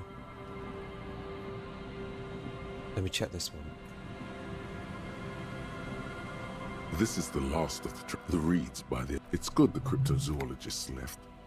This isn't a very cozy place to stay night after. The later it gets, the colder. Remnants of the camp can still be seen in the sand. I mean, less you getting it yourself or getting it gifted.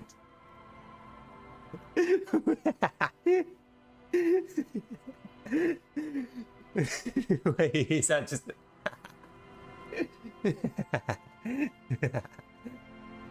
I would definitely not wear it on stream.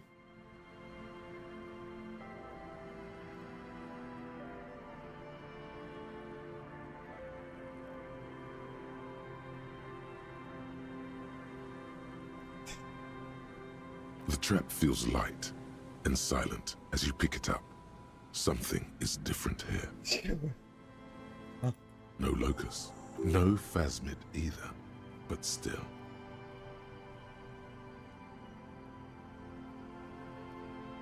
Nothing. No traces of the locust. The netting is a little untidy. Messier than the others. Like someone or something picked the trap up and shook it before dropping it. The reeds continue to hiss around you as you put the empty trap back on the ground. The reeds, but it's good the cryptozoologist. The later it gets.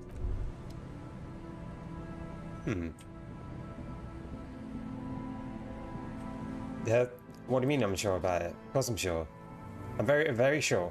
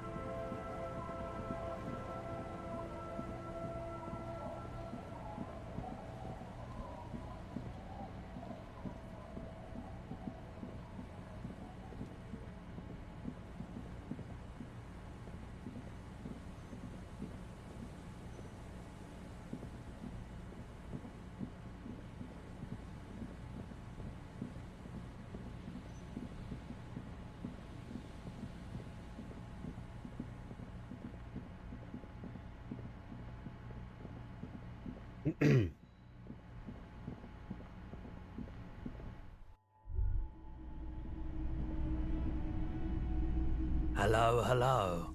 Let me know if I can help you with anything. All the old boombox. You see rows of toy soldiers guarding the this set of soldiers. You're probably... I think their poverty has been exaggerated for effect. I don't like art. They're not all blue. That they do. Which ones? It's clear you like the hard stuff, Brota. Evening falls. The time has come to take. The vows are blurred and flesh. Lower intestine. The term is metabolic and circulatory system. Fascism, Brota. What? Many things, but it's mostly about trusting your gut. Yes, them, but also women. Women, men of war. You don't like them. They're insane. Their idiocy needs to be scrubbed off this world with rubbing alcohol. Woo men need to go back to the fucking kitchen. Wait, what? That's what fascism boils down to. The rest is also important. But the main thing is that womb stomach truth. You're having a stomach truth. Because you've said the hard things that others won't say. The good things you said them many times. Okay, yes, let's call it that. Good thinking. That sounds much better. Traditionalism. You like the sound of that. You're going to keep your voos, right? Keep your voos, Brota. Brota? I'm never going back in the fucking kitchen now. I would love to be in the kitchen. Because that's where the food is. And the tea. And the coffee. Am I gonna... What is this opting in? Nationhood. For the nation, smart. Best not to mention the women too often. That's why you're the head and I am the stomach. Of course you are, Bruta. Of course. And what is that for? Composure. 9 hours for this one. It takes 9 hours for this. I need to level up to forget something.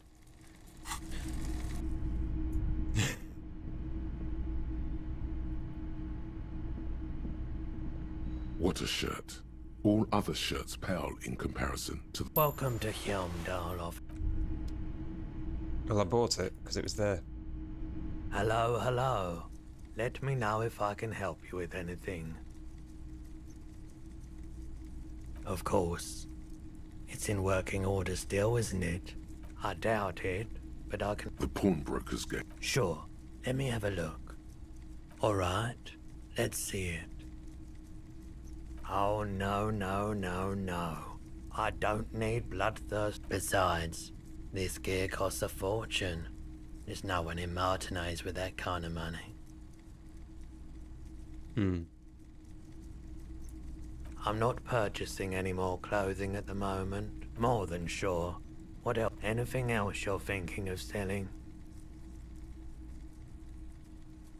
I don't want to sell anything.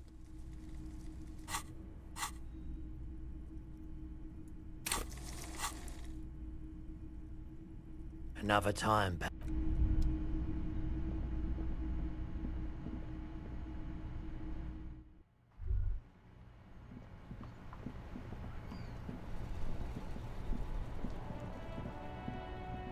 Oh, is that the tree?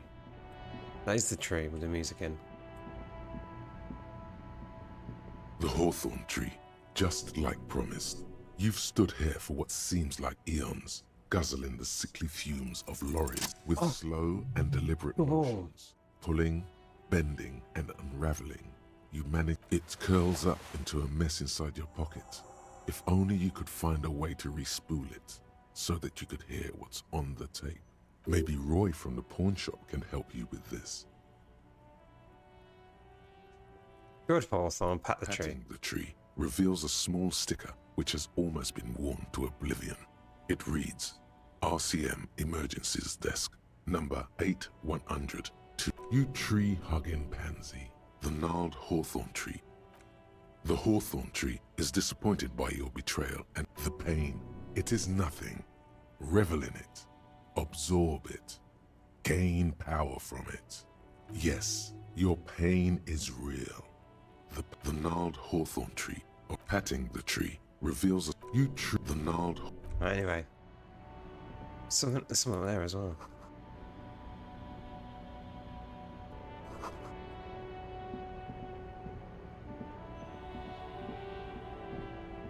We got a tape.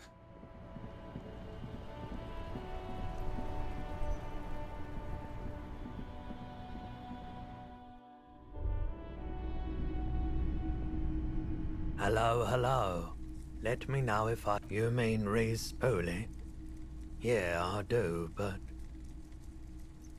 I'm not some Mr. Fix-It. I'm a pawnbroker.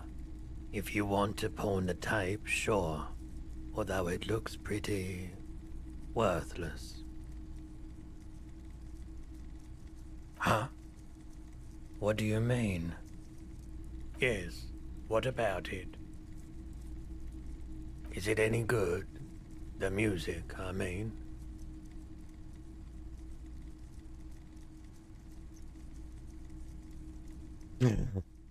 Man, you're really invested in this.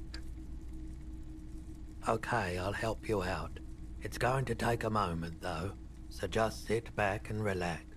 You take some time to look around the store. The play of visuals all around the pawn shop is mesmerizing. Suddenly, Roy turns back to you with a reel of tape in his hand and coughs.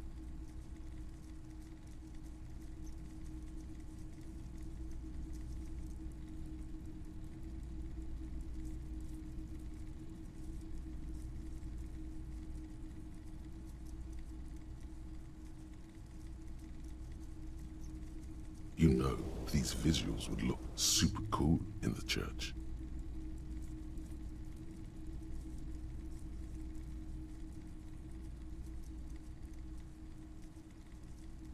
Yeah, I bet they would.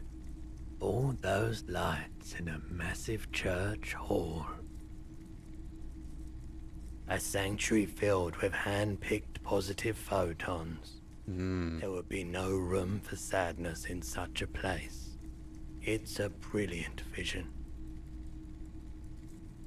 I rather like it here, too. So yeah, I'm not giving you my projector.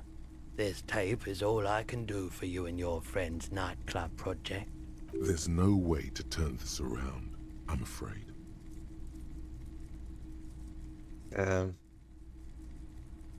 Yeah, my pleasure.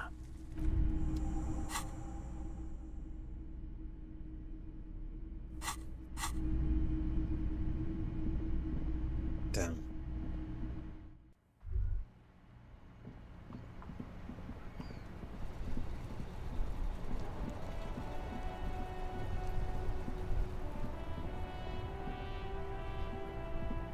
Oh, look. It's the cop who turned me into a bad person.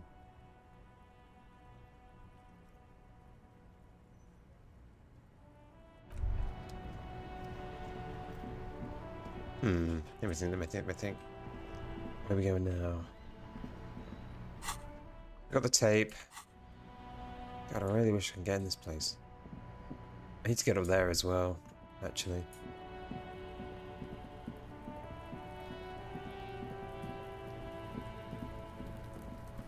That door. We need to get in that door. Kuno likes this.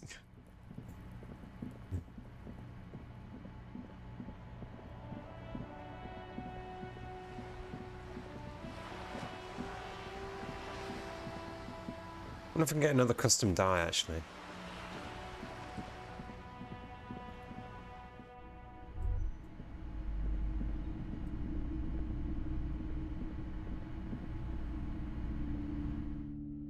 I already paid for my room today, so that's fine. The barbell waits patiently on the floor, like a dog for...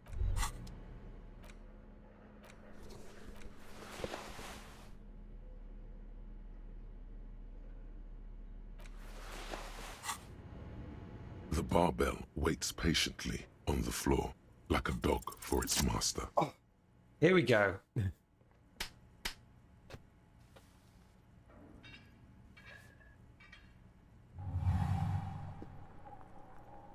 Conjuring up an inhuman amount of strength, you raise the barbell up in the air. Your biceps tremble, but you're a savage. This is a children's game.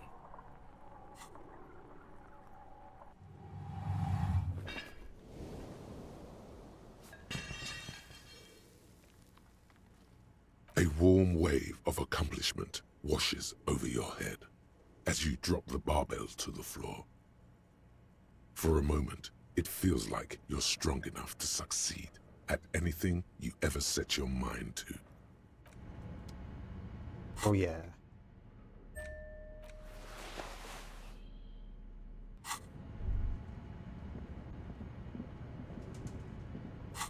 I also need to get my flashlight.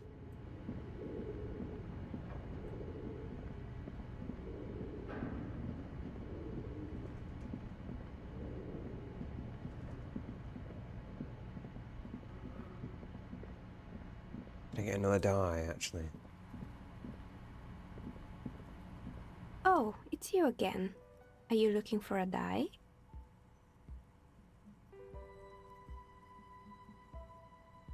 Shivers. +2. Found a 2mm hole in the world.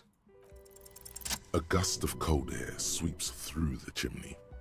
The stones and minerals on the shelves rattle as though agitated. For a moment, it almost feels as though you're outside the building, exposed to the atmosphere.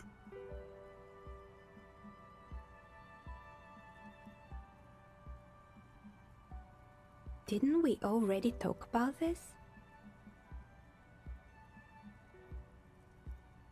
What are you talking about? My address is exactly the same. Rue de Saint-Guilain 10. No, the old coal plant that used to be here was subsumed into the new venture. Its ruins swallowed up, yet it has a different address in the heart of the city. This doesn't make any sense. Are you saying my business was spared because of a technicality? Where is this coming from?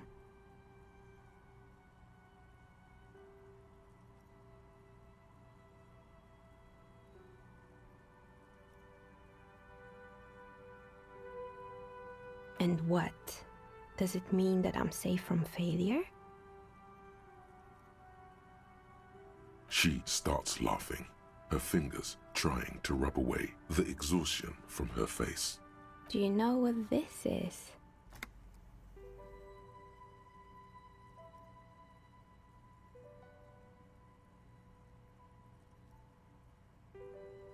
It's a mourning ring. I made this when my first company failed. It was a small jewelry shop right here in the East Delta Commerce Center, built with the little I inherited from my parents. I drove it into the ground within a year. I didn't have what you would call a viable business plan. It wasn't just a jewelry shop either. I always thought that it was just the world that you were supposed to try again and again until you finally succeed. And now you're telling me what? That it was all because I didn't run my little shops and ventures from a dump inside an abandoned chimney? Yeah. Or maybe it's the entire world that's cursed. It's such a precarious place. Nothing ever works out the way you want it. That's why people like role-playing games. You can be whoever you want to be, you can try again. Still, there is something inherently violent even about dice rolls. It's like every time you cast a die, something disappears. Some alternative ending or an entirely different world. But anyway, thanks for sharing your theories, officer. What did I get? Curious will. All red checks fail. For 4 hours.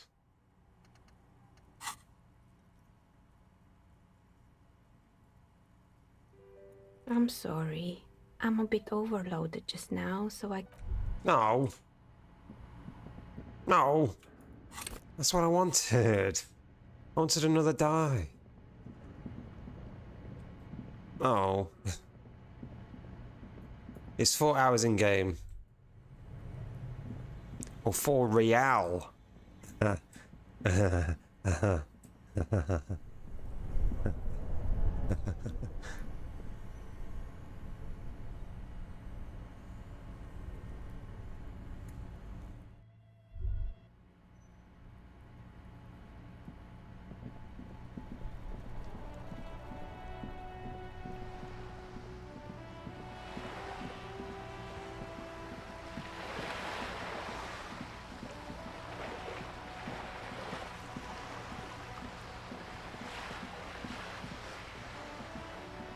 Why was I zoomed in?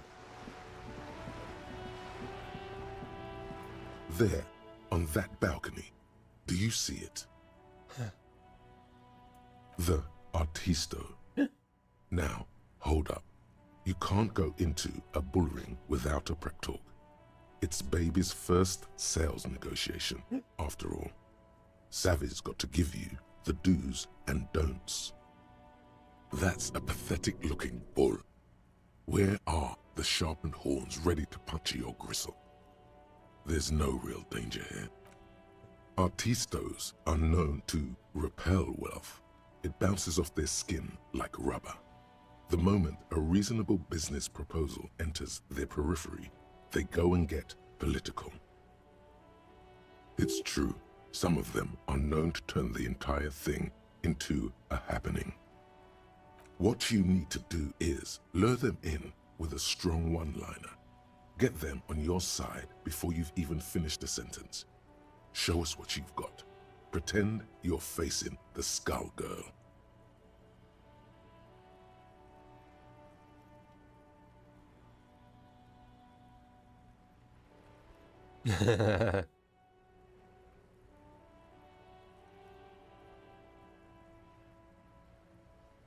Mamma mia. If this isn't the top seller in La Delta, no one expected you to nail this on the first try. Congratulazioni.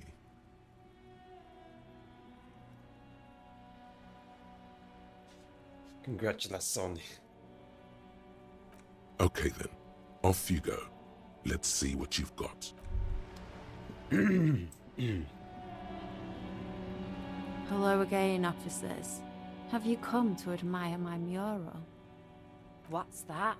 The piggy's looking to get into the art market with a snappy business pitch. Watch out, or you'll be auctioned off and face the chop. Are we witnessing a performance, perhaps? Play along. Relax. It's all part of her image. She stares at you, fearlessly, waiting for a response.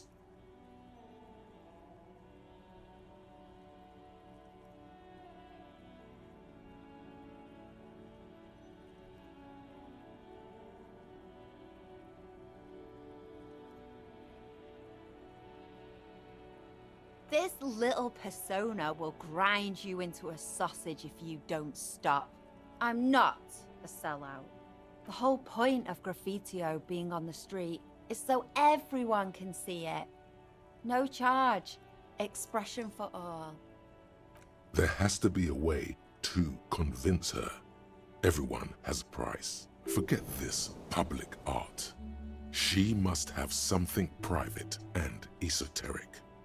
Something that tormented her until she brought it into existence.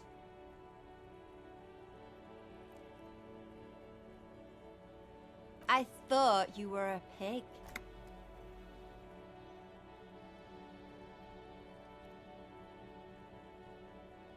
Ooh, little piggy knows the big words. What a waste of a perfectly good saucy son. Stuffing it full of art speak. Sorry. Even with your fancy degree, you've got nothing to offer me.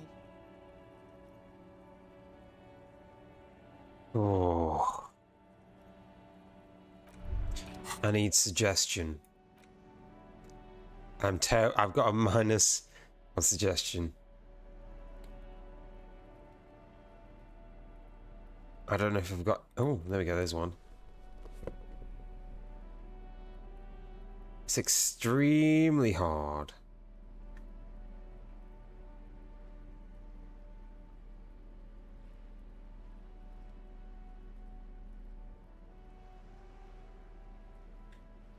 I've only got a single coat that can do it.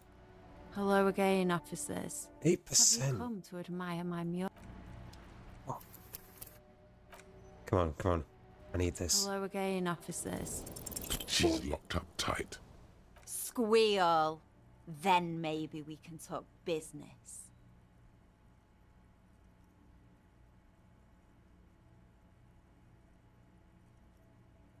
Good little piglet.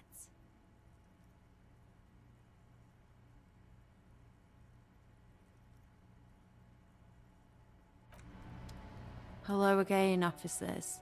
Have you come to admire my mural?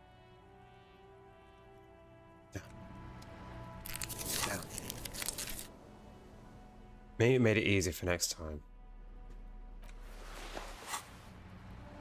Hello again, officers. Have you come to admire my mural? Not really. Not really. Damn.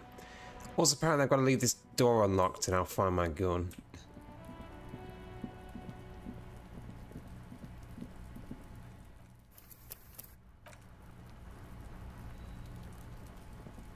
The door has braved the elements for decades. The copper nails holding the upholstery in place have turned green from sea air, and so is the knocker, shaped like a lion's head. This must be the door Everard mentioned. You still need to... Fuck. Fuck. Okay. Is that a level up? That is a level up. I could forget something and then get one of these things.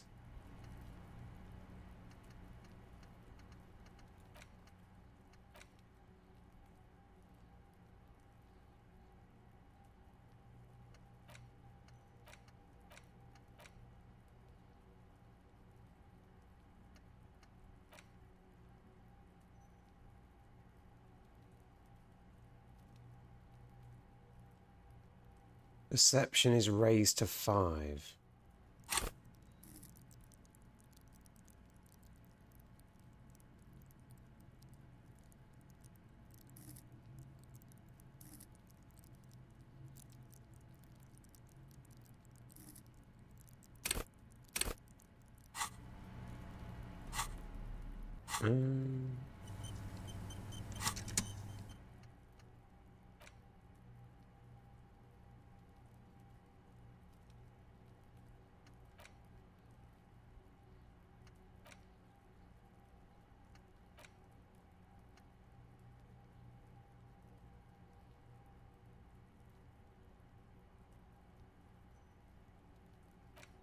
should forget about this.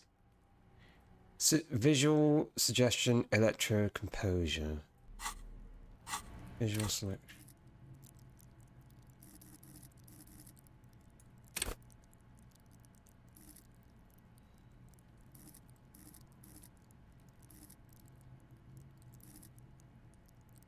I should forget about that one.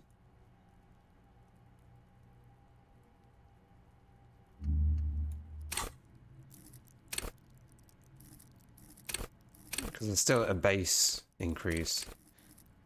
And I'm not missing any points on that.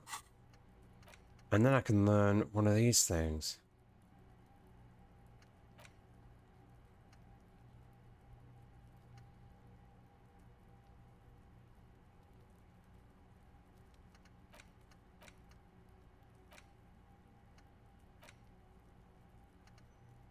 I want to take a look at this. Red checks always fail, apparently. But there may be another way. In 4 hours, it will give me a different benefit.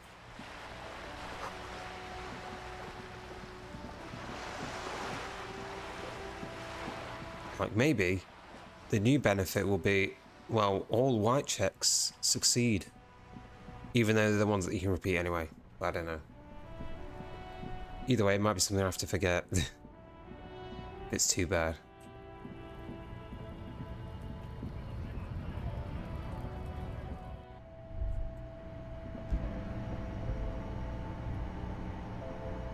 A small cabinet on the wall is filled with Okay, here. I hope Saint Baptiste makes you feel better or something. The tear machine stands in the corner. Your bottles clunk.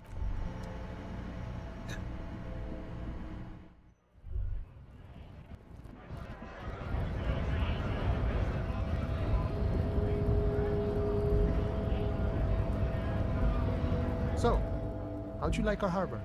You've been in there, he means. Talked to the boss man too, probably. It's but a rest area on the path leading across open plains. Right. You talk to the boss, eye to eye. Like men of the plain. A key, huh? What door is this key supposed to open? Oh, say no more. I got you. I got that key right here. And let me tell you, it's mighty good of you to help us out during the strike. Working class solidarity, as they say. Oller Weasel? Oh, I know what you mean. I'm pretty sure he's actually Occidental, though. So you're gonna be committing fratricide, my racist friend. What you're looking for is a basement door behind the greenhouse. That's behind the well. The janitor gave it to me. Nice fella. We talked about life and things that really true. None of this mess we're in. This jiving and juggling. What's it? I'm more of a philosophical dock worker. I like to talk about the big picture stuff. Who I am, who you are, what we are fighting for. He means he's not going to tell you, cause he doesn't know. Ask him about the Hardy Boys. Los Hardys? They're an independent militant group. A bit too high-strung, but it comes with the responsibility. They're sort of like you. Preserve the rule of law and all that. Except it's Everard's law.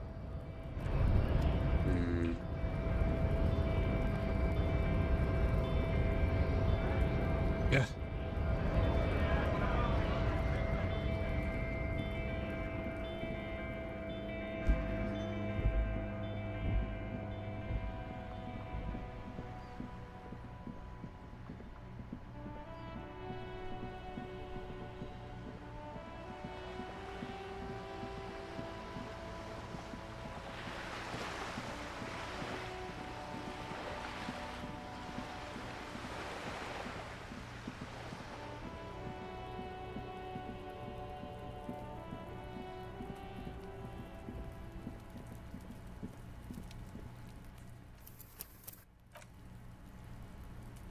The door has braved the elements for decades. Someone is moving around in the apartment. You hear the water being turned off. The tenant must be cleaning up. That means you're too late. Nothing more to do here. Better report back to Everard. No answer. No answer. As you turn to leave, you hear footsteps. Maybe it's a good thing you didn't get to open this stranger's door. Go talk with Everard. Tell him what happened. The door has braved the elements for decades.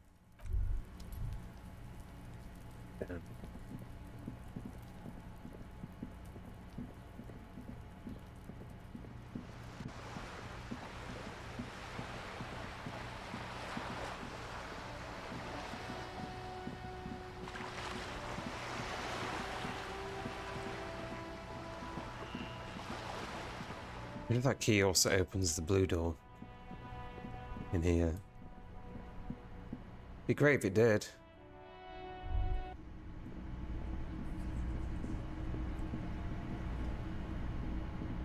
You see a heavy steel door. The door does the old cobalt paint, rough on the fingers.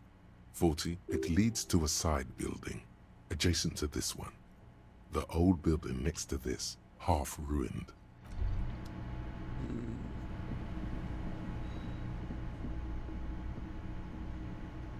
Oh, sweetie, I don't even know how to thank you for finding my husband. And here, I want to give you a small token of my gratitude. The little silver knob holding the tie together feels warm in your hand. It's in the shape of an avian skull with 8 eyes. You could ask her about this when you get the time. It's probably a cryptid, but the phasmid, of course, is more important. No, you don't have any new winning tactics to get the woman to spill the beans. No. Okay, maybe another time. I couldn't possibly shower thanks on you, as in few. Good. Okay. End?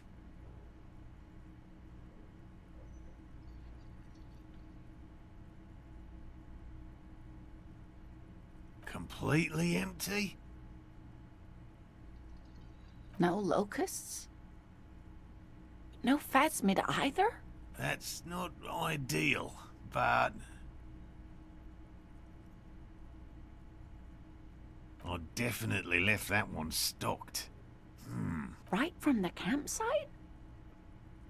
Just means the Insulindian phasmid is even more clever than we thought.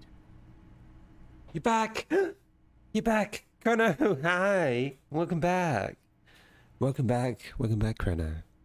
Welcome.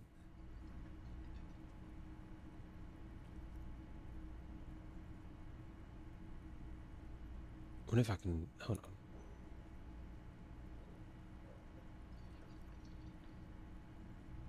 on. Oh, where is it? Where's the thing gone? Hold on. Can I... Hello, Chrono. Hi. Welcome back, Chrono. I missed you, Chrono.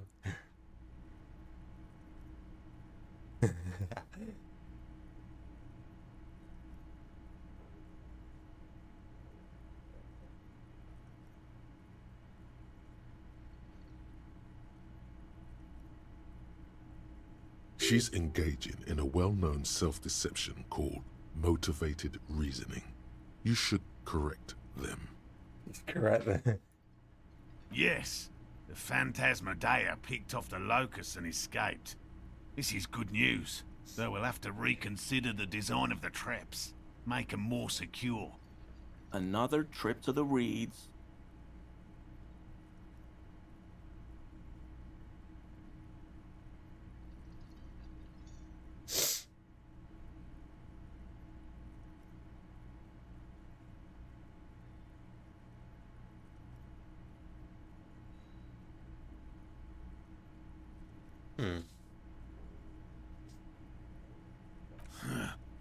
I appreciate your concern, officer, but please leave this to the experts. You're jabbing at the soft underbelly of his psyche.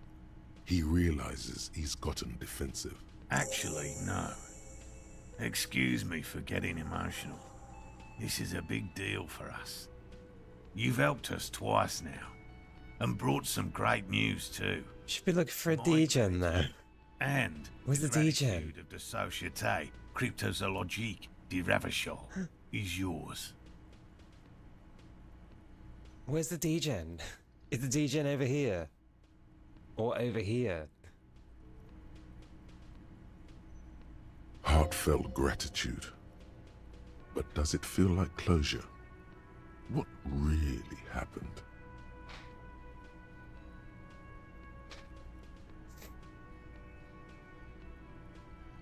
Some kind of foul play might be afoot. Theft.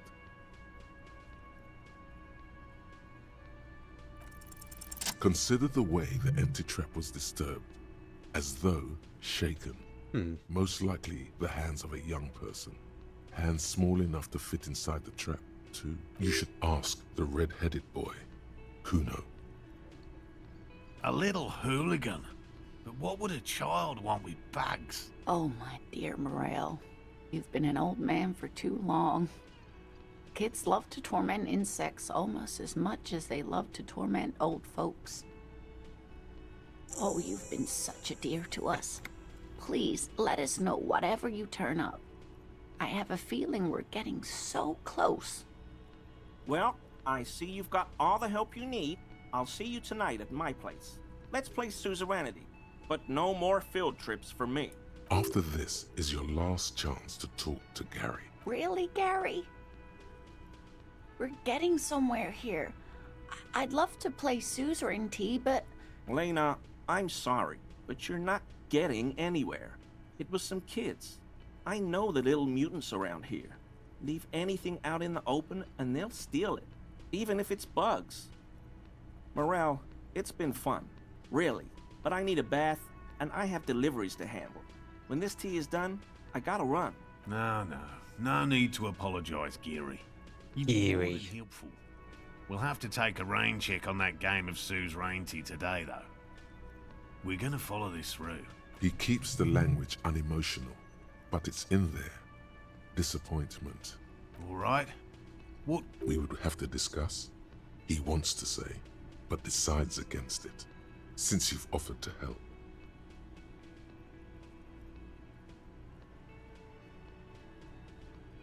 By all means.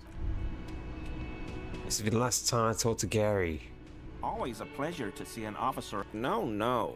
After all this time with Morel, he must have an opinion on cryptids. Oh, yes, the burning rhino. Morel doubts he's real, but I don't much care. Because a rhinoceros that looks ordinary during the day, but burns brightly by night. Well, at least the males do. The flames are not just for decoration. They are an integral part of the beast's mating behavior. During the burning rhino's mating season, herds of male rhinos, all aflame, encircle herds of female rhinos, forming a fiery ring as they begin to copulate loudly. Copulate loudly? Local peasants call it the passion ring. They fear the rhinos, as perhaps they should. They have special ducts just above their shoulder blades that secrete a combustible fluid. When the rhino is just beginning to light itself, it looks as though it has wings of fire. But how is this combustible fluid lit? The rhino starts running very fast to build heat, then stops, raises its head, and sparks fly from its neck, setting its back ablaze.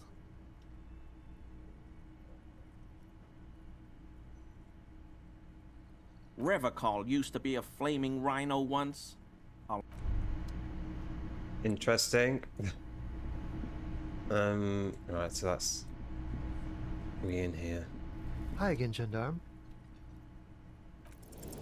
It's the sports. He's a sports... Bye-bye, Gendarme. One day I'll figure it out. I've got nothing to say to you. Why are you I am being aggressive?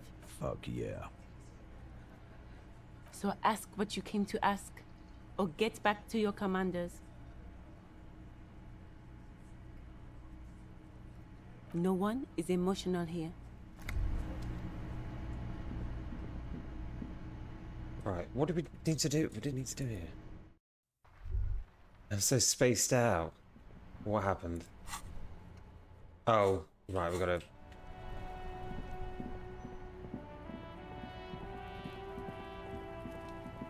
Gotta talk to Kuno.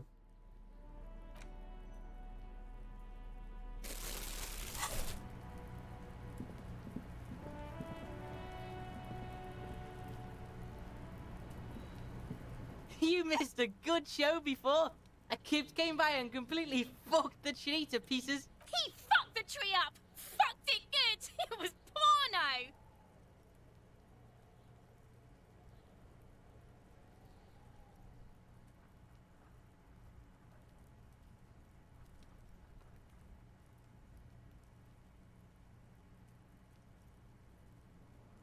Watch out, Kuno! He's trying to crawl up your ass! Kuno knows which kip Kuno meant. Kuno knows all the kips. Kuno's dad's a kipped expert. Says kipped every day. 100 times a day. Kuno's dad doesn't give a shit about anything. Except Kips. Trying to crawl out of Kuno's ass now. Yeah? The fuck did you want anyway? You got your fuck bag down? No, Kuno doesn't give a fuck about bugs. So he knows locusts are bugs. Oh my god, I told you that shit is lame! Shut up, C. Now they're gonna take you to lame prison!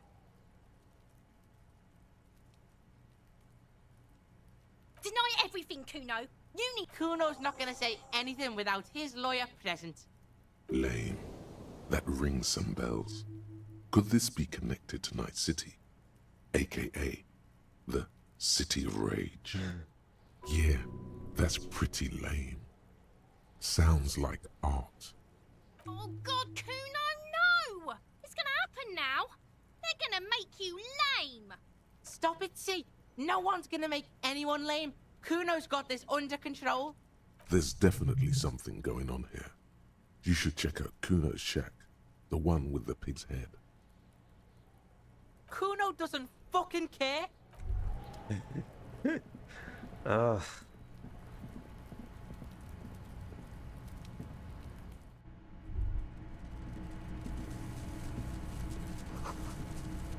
All around you, the hisses and chirps of locusts fill the musky air.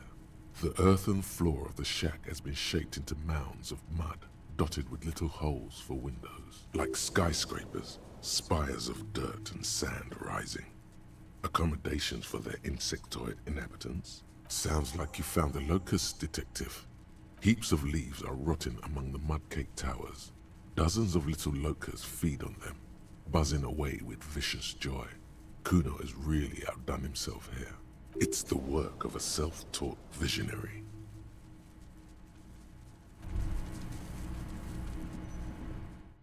Kuno's lame. Lame.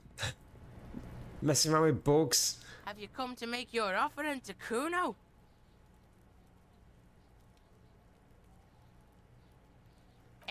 Kuno doesn't fucking read. Fucking book shit. Fucks with your mind. Kuno knows this four-eyed fuck. Totally hooked on the book. Can't get enough of this shit. Fucking sad, really. Kuno could make mad money off him. Exploit his disease. Who are you talking about, Kuno? A guy Kuno knows. Martin. From out of town. From Grad or some shit.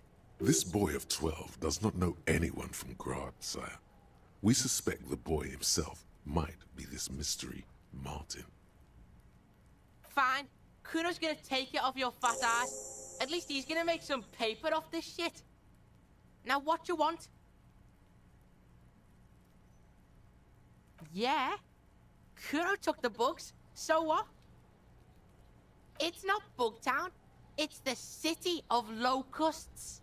Locusts aren't just bug shit. They come out of the sky like a fucking shadow. Shit descends. Stop! Locusts coming down like a shadow. This must be the Night City he mentioned when you asked him where. Yeah, Locust City. City of Rage. City of Lights. There's a tug of war over the name of his fantastical city. It's almost too big for his imagination. The girl forces herself to watch again, the corners of her eyes twitching from discomfort. Kuno, the pig wants to help you. Oh, that's how lame it is. An artist? Maybe I am an artist. You hear that, everyone? I'm a fucking artist now. Did he just say I? Kuno usually calls Kuno Kuno. Kuno made Kuno. Kuno says whatever the fuck he wants. There are no rules here, pig. He steps closer. I fucking say I when I wanna, and Kuno when I wanna. Kuno's free. Kuno's free to fucking die, bitch. This is what he sometimes does when things get tense.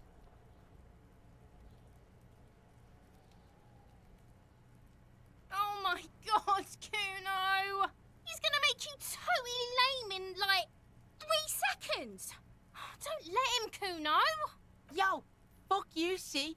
Kuno can be what Kuno wants to be. Kuno's his own man. Kuno's free. Kuno made himself into Kuno. Kuno can make himself into anything. Kuno can make himself into a pig if he wants. Kuno can make himself into a... Kuno doesn't give a shit. Don't make yourself into a pig, Kuno. You'll have to take me away. In it, you hear snow melting, dripping from the eaves. Someone closing a window.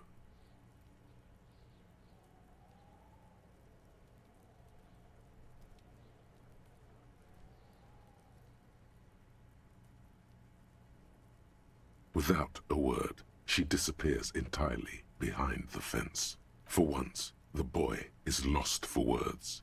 He turns completely red now, with splotches of white beginning to appear across his face. You got him. Now convince him to leave the cryptozoologist's traps alone. I don't give a shit. I don't need the locusts anyway. Shit is all lame now. C was right. The girl's face appears again, above the fence. She doesn't know whether to be glad because Kuno is finally convinced of the lameness, or more worried because of his continued use of the first-person singular. Kuno is Kuno, not I. It don't mean anything, pig. You really shouldn't have fucked with Kuno City. Now it's all fucking lame. Kuno's gonna let the fucking locusts die. The fuck are they trying to catch anyway? With the traps? He recognizes the name.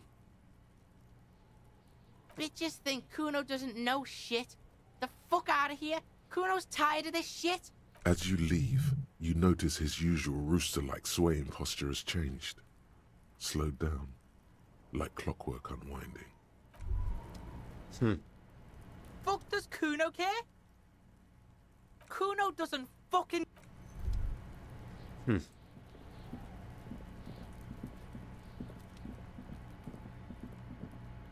Okay.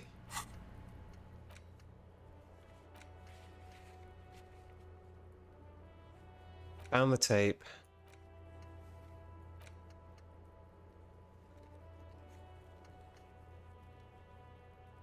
Perform an analysis on the bullet.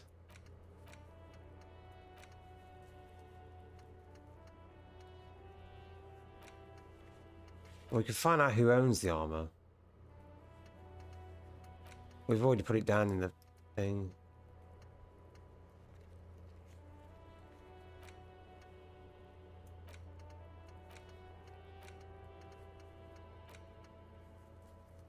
Find a way into the secret passage.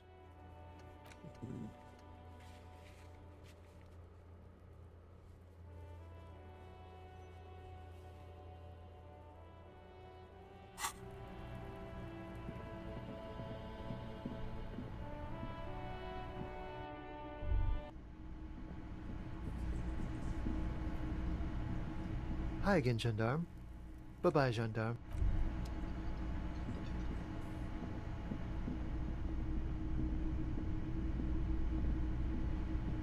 Yes? What is it?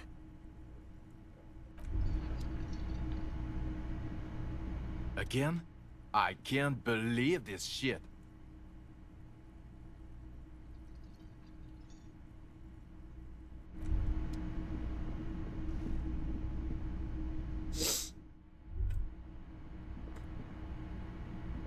The door is closed. There's still a dent in the vinyl where you punched it before.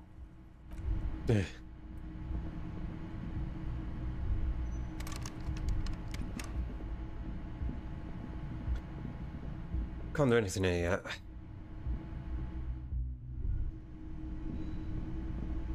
Let's hand the disc back. Can I look through this window yet? Behind the dockworkers, a ceiling height window. The hawthorn branches, there's a yellow ribbon tied to one of the branches. Light yellow, faded with time. A tiny splash of color in the blackness of the thicket. Hanging from it, a bronze key. Someone hid the key in the bush and attached the yellow ribbon to make it easier to find. It's close enough to the latch up there. One can slide it open and just take it. Huh?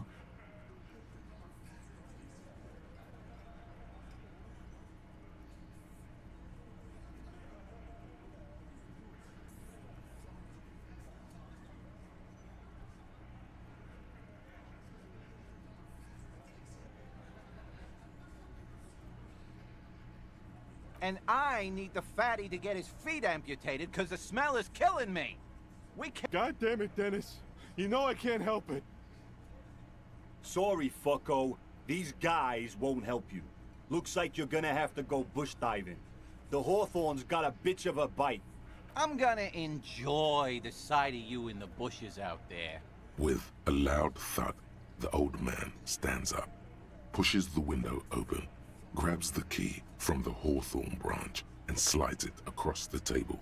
The key is brass. Workshop spare is etched into its bow.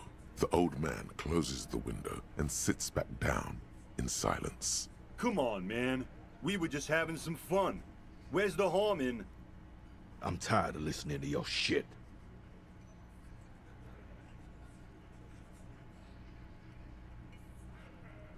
Don't thank me.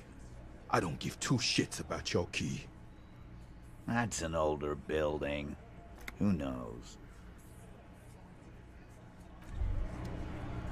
I mean... You see a heavy steel. The key fits the dimple lock. It takes a bit of effort to turn. The darkness before you smells like engine grease. Master investigator, you just can't keep yourself away from locked and hidden places, can you? Nothing, nothing. You're right. Get in there. Deep. Invade every personal space. Break every lock. Attaboy, the world's secrets were made for you. They wait patiently for you to uncover them. I get the Jamrock Shuffle. Confusing behavior -1 on being an actual policeman. Oh. Oh. Wait, there's a lift as well.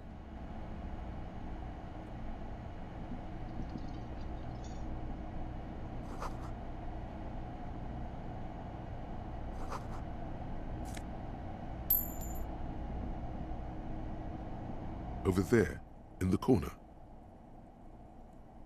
Not just any pinball machine. This is the pinnacle of pinball. Cornelius Gordy and the Mountain Goats. It's lit.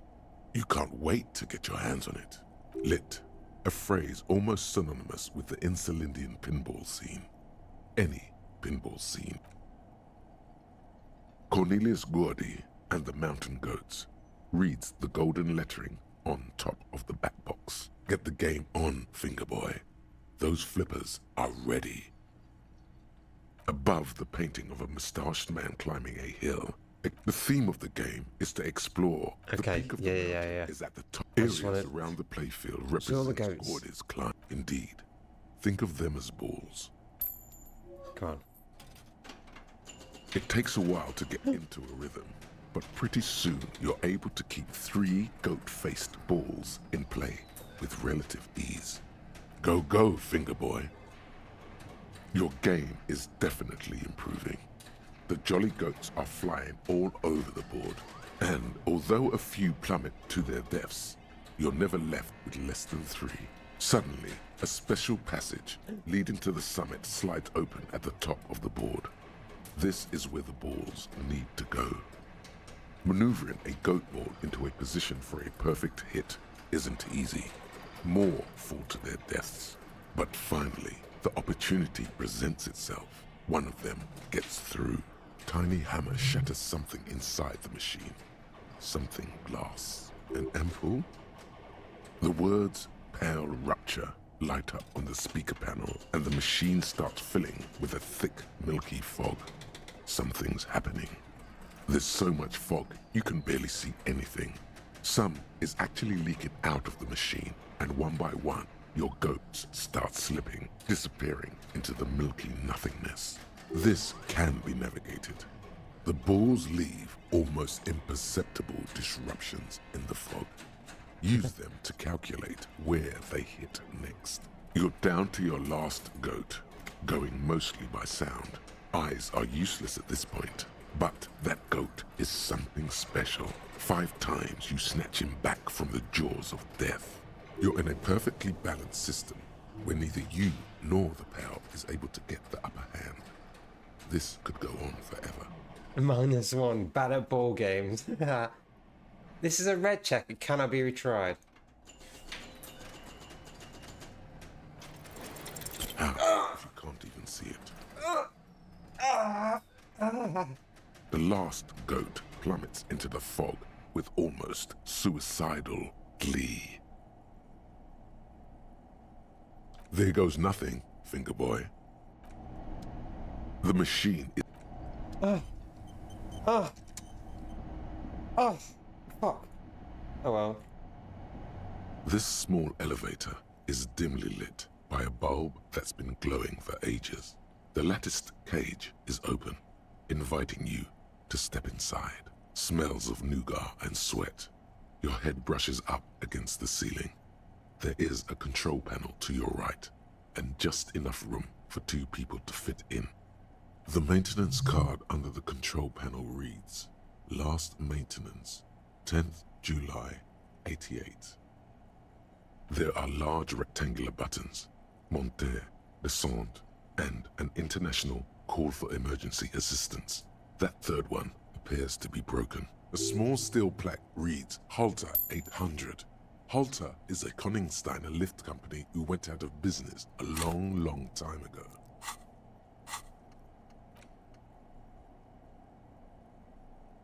All red checks fail. Ah, right. Okay. So that just failed no matter what. The deep scratches on the floor suggest it was used as a freight elevator for transporting heavy machinery and 1 man. Oh.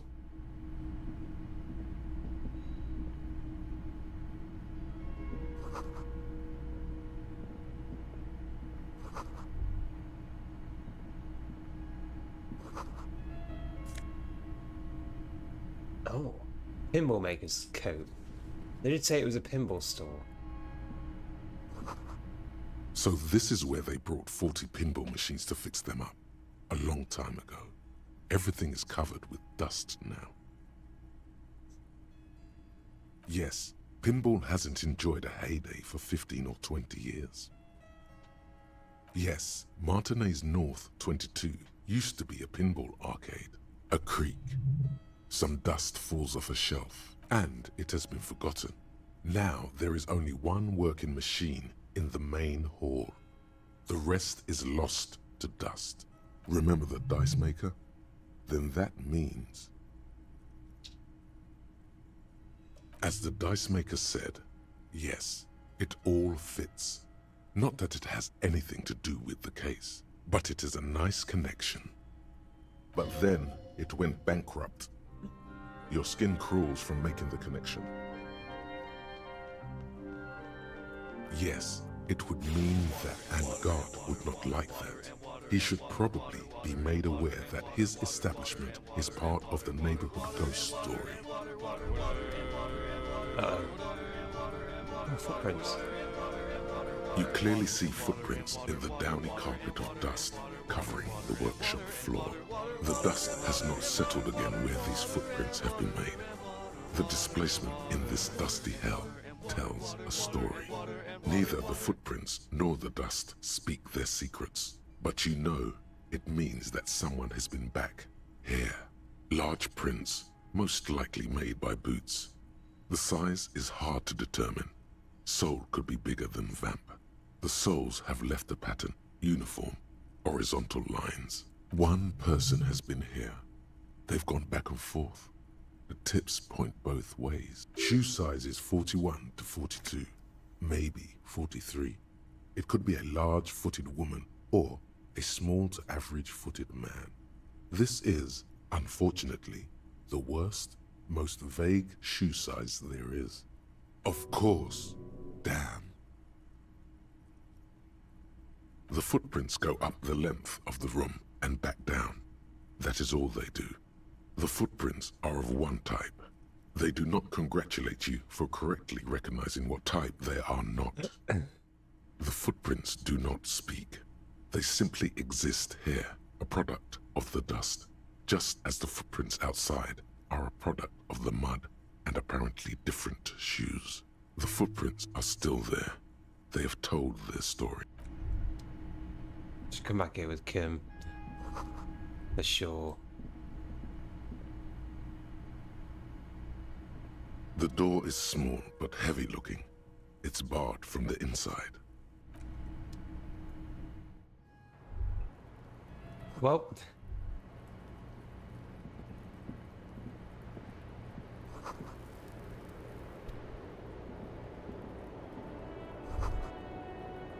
just as you look at the flowers, a gust of wind raises them from the roof. this is a red check. It will fail. It will fail. Because they all fail. That's the whole point of this thing. I would...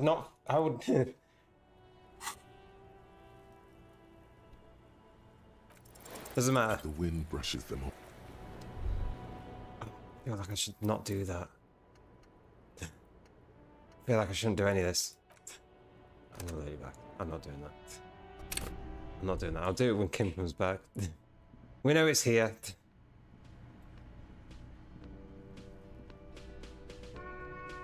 Oh, hello, sweetie. So nice to see you again.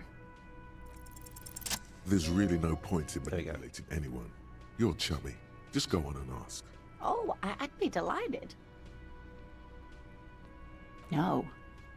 It's the cryptid. Oh, yes. The eight-eyed teratorn, the largest flying avian ever discovered, with a wingspan of 11.5 meters. It was thought to have gone extinct 3,500 years ago. Some even doubted the fossils were real. A mutation, they said. Until...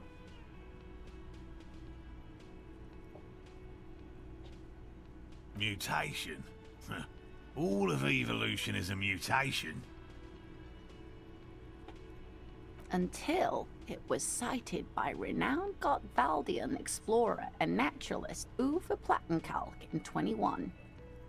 This renown seems a bit dubious. Your own catalogue comes up completely empty. But, of course, you are not all-knowing. It happened on a botanical expedition into the vast and unexplored Oamrau Canyon in southeast Ilmara. Dr. Plattenkalk got separated from his group during a sandstorm. The world's largest canyon system, sweetie. It's a barren waste east of the Erg Desert, an ancient riverbed completely dried up. Alone in the blasted desert heat, the doctor wandered eastward, where man hasn't stepped foot in over 1,000 years, since the fall of Pericarnassus. He was lost, without any navigation equipment and desperately low on water. After a day or two, he noticed a bird high in the noon sky. A great black bird. It seemed gargantuan. Every now and then, the bird would dive down to feed on an animal carcass somewhere on the horizon. But by the time Uwe got there, the teratorn had taken off already. and the carcass was picked clean. This happened many times.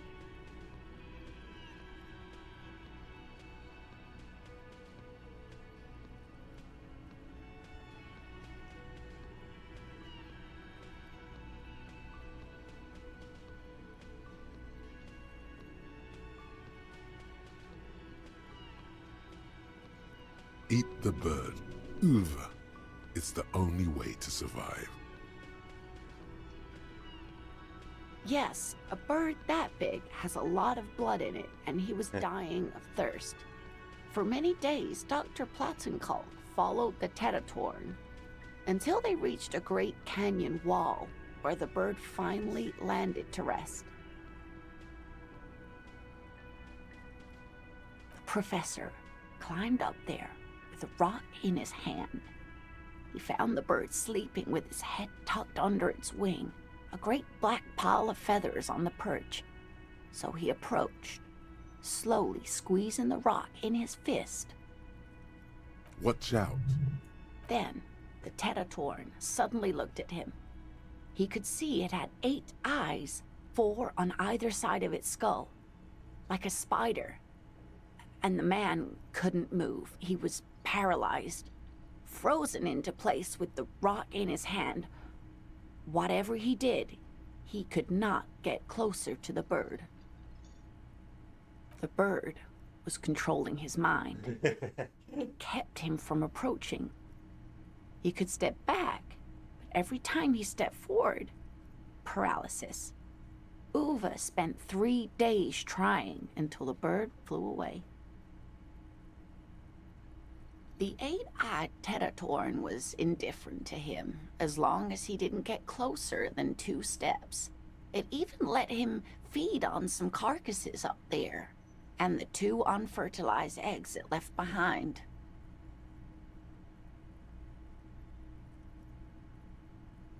Absolutely, sweetie. Cryptozoologists have been tracing it ever since, but Wamrao is vast, mysterious, and holds many secrets.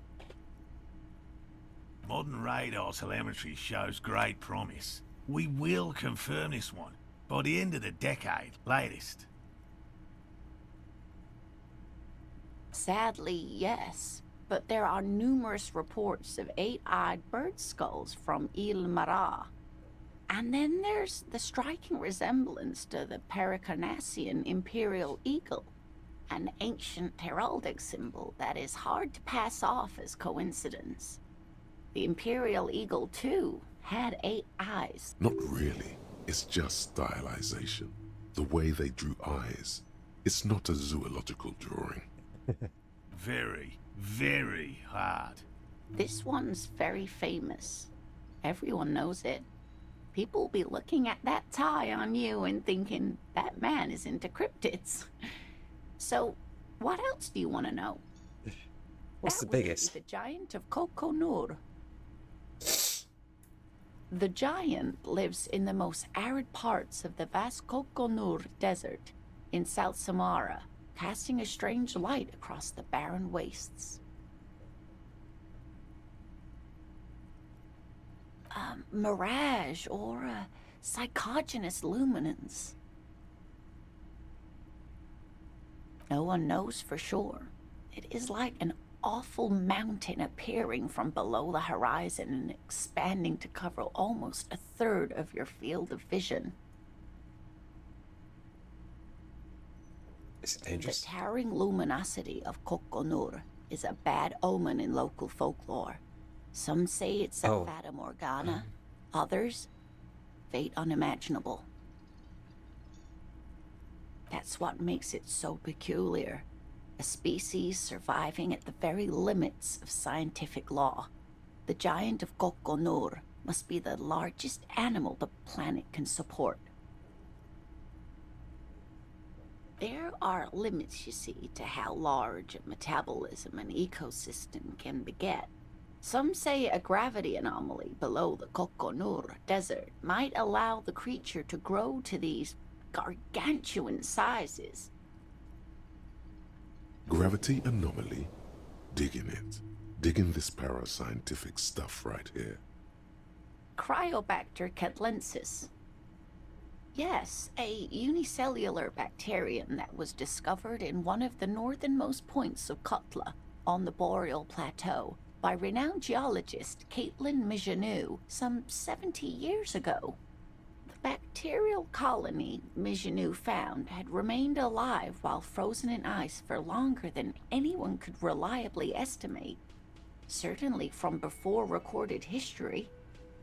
Mijanou disappeared shortly after injecting herself with the bacteria she had brought back to study, no doubt in hopes of prolonging her own life. Yes, the bacteria had survived in the ice since times immemorial. It is not hard to see where she could have gotten the idea.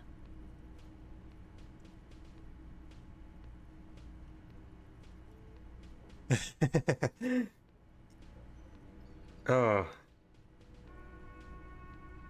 So there's this big plague that happened in the game. I wonder if that's the cause of it. When was this? 70 years ago. Yes, and she's quite mad, too. After she treated herself with the bacteria, she stopped aging, but also became increasingly eccentric and irascible, so that even her oldest friends were forced to pull away.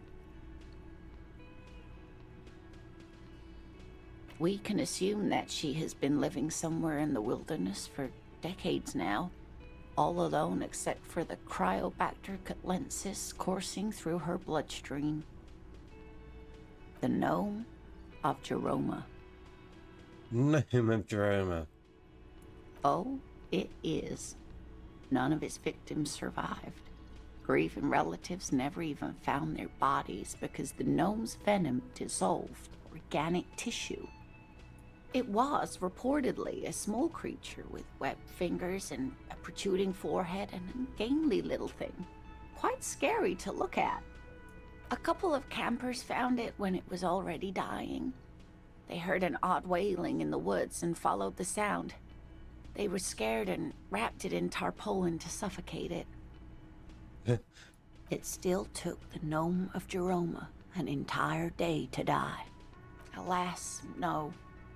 And the first scientist who got his hands on the creature's corpse put it in a jar of formaldehyde, thinking that would detoxify the gnome's venom. Instead, all the venom leaked out of the creature's teeth and into the surrounding liquid, dissolving the creature itself.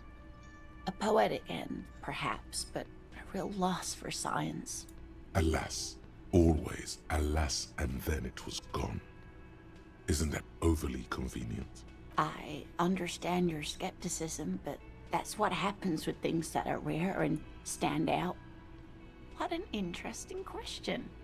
And the answer is yes, there are. The call de mama d'aqua, or thin whisper of sound. And that's precisely what it seems to be. Self-replicating sound waves, invisible and intangible. It's very afraid of us, which makes it incredibly difficult to track. Was the second cup of tea never as good as the first? Ever since I moved in, I've not been able to make a nice tea. It might just be the water, because I'm not used to the water. I don't know. I might need to also take a look at the kettle. Might need descaling again. Call de mama d'aqua can also be translated as a whisper light and low.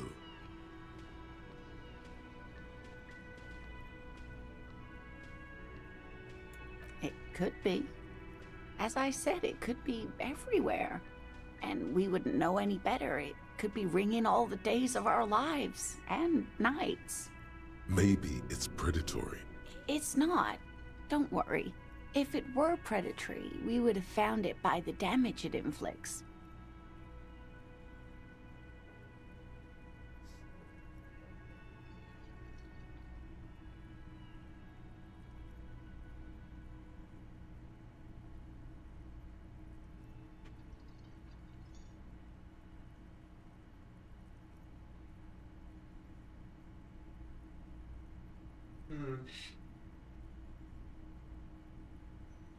Yeah.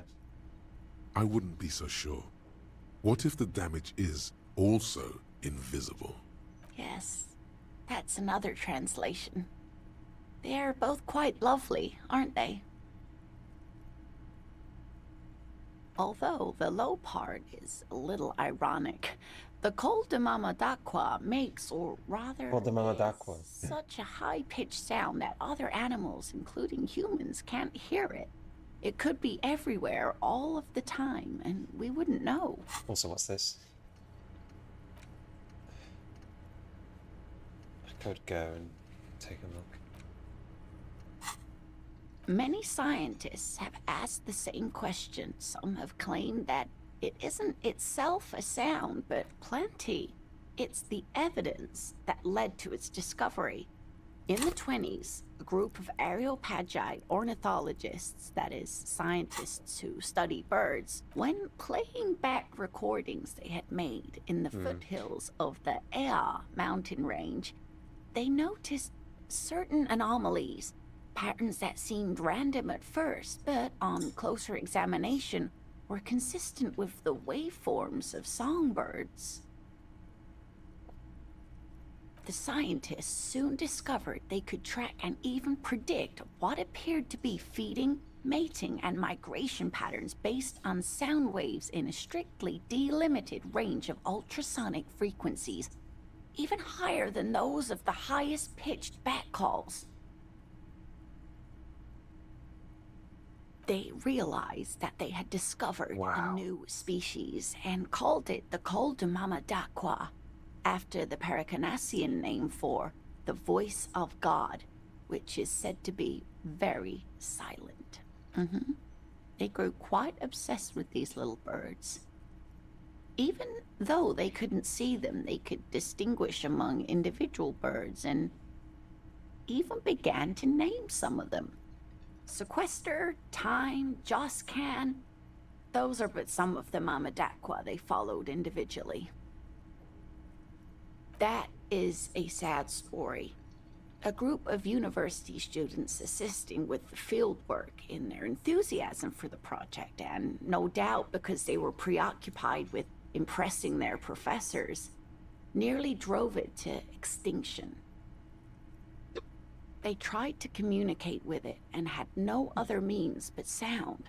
So they started sending out sound waves at frequencies they thought might match the Mamadaquas. And what happens when a sound wave meets another sound wave of the same frequency, dear? Psst. They cancel each other out. Psst. Exactly. And these tests were performed so recklessly that when they happened upon the right frequency, well, they wiped out most of the population. After that, the corpuscle appears to have migrated elsewhere. There have been recordings of anomalies similar to those spotted in Ea, but they've been few and far between. It's impossible to confirm the presence of any stable Col de Mamadaqua population anywhere. What about what? Of course, dear. Of course, dear. Of course, dear. Of course, dear. Hello, officer. So it was just a child. Thank you for telling us, sweetie. This is good news, right? It means we can try again. She acts chipper, but something's changed in her tone. A hidden worry. Yeah, you're right. We just need to restock the empty trap. Then we'll need to inspect the Uh-oh. He's dying. That's the problem. They gotta find it. He has a 38-degree fever. His resilience has given way. Darling, I told you to take it easy. You're getting sick. Maybe it's time to go home. You're right, you're right. We can come back next season, when it's warmer. That's just something people tell themselves when they fail.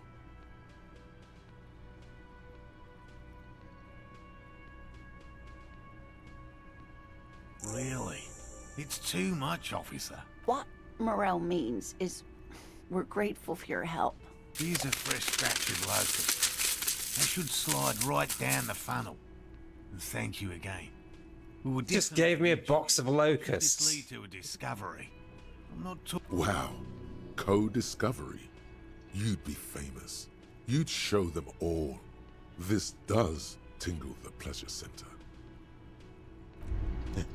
Box of locusts, can I like inspect it? They do have a selling price though. I would have preferred chocolate too. I would have loved chocolate. Oh. I could do with chocolate right now.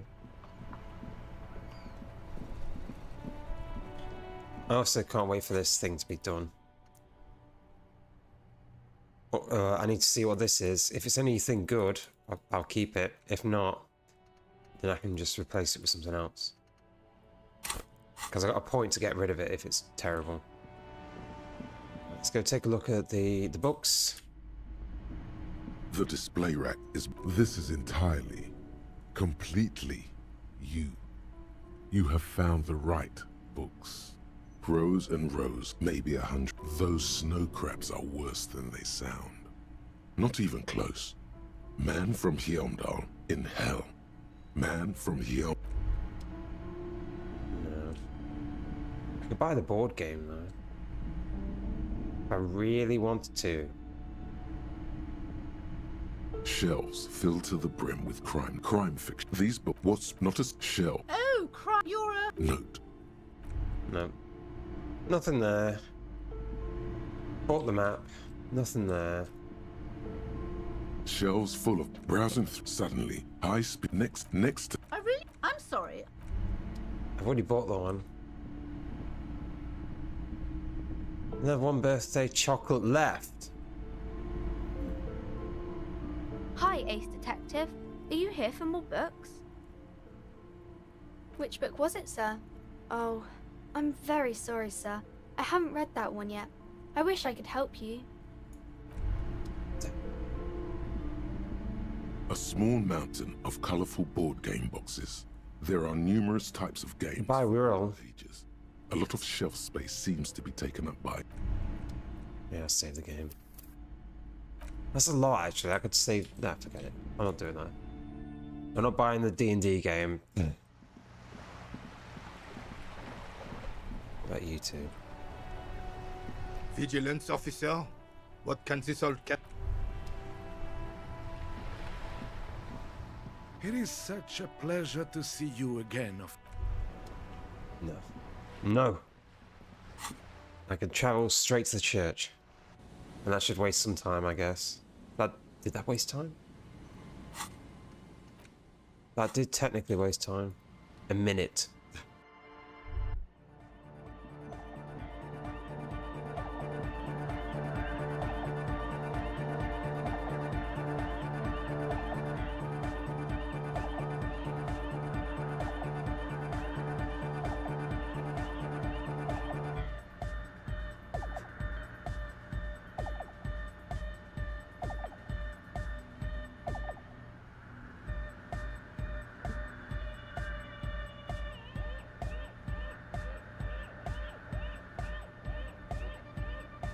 I'm waiting for the beat.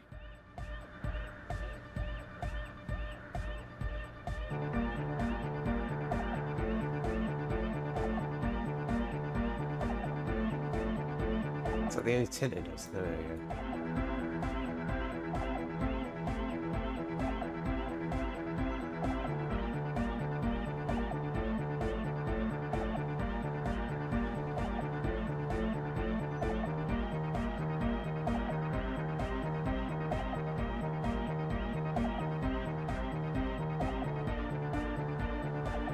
It's like I'm going through the tunnel in Willy Wonka with the lights. Ah!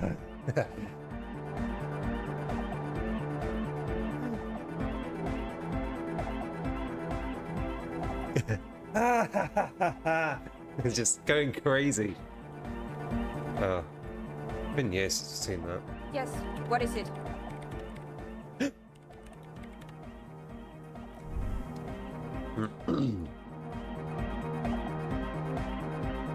Delorian Church! The place to be! Make some noise, my church people! Vibrations thump through your blue soul. the music sounds much better in the church. A hawthorn tree on Rue de Saint-Gislain. He stands on the other. We've done it. Is empty. Cables run hither and thither. On one. Yeah! It was awesome and scary. Very hardcore. Too hardcore, in fact. I couldn't control it. It sucks up all the air in the mix and... Inside your chest, the heart beats still with the after effects of the... Yeah! Welcome to the gloaming! Oh! I don't know. Maybe someone can do something with this. I imagine this is the sounds that the future could make. Yeah! Yeah! Remix! It better change the song to be actually It goes hardcore. here, into deck B. A hand on his ear. He listens to the audio through his headphones. Wow! Did you get this from Arno himself? Listen, I'm just going to show it to you. Ready? I'm ready.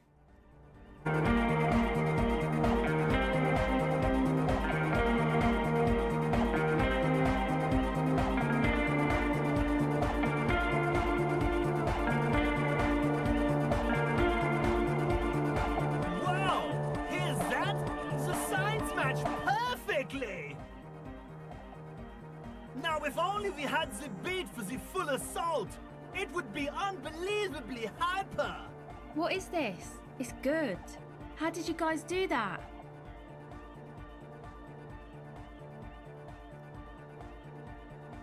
Yes, but what if Van Eyck based his remix on some forgotten local melody, like a folk song, and you just found the original piece that inspired him to create this jam? That would explain why it fits so well. Nah, to me it sounds like classic Van Eyck. I don't think he needs any inspiration from folk songs. Maybe he lives in Martinez and just threw away part of his song because he thought it wasn't good enough. I think it's just happenstance. Chaos in action. Contingencies of our limited existence. That and Egghead's fantastic talent. Noid's right. Egghead's technical talent is the key. No, this is definitely part of the same song. Something cut from it. It fits too well.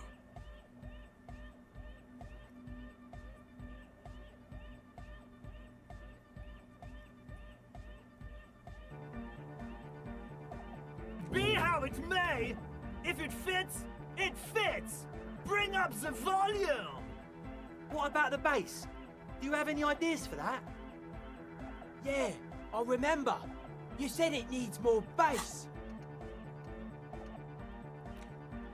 I can add this to it as well.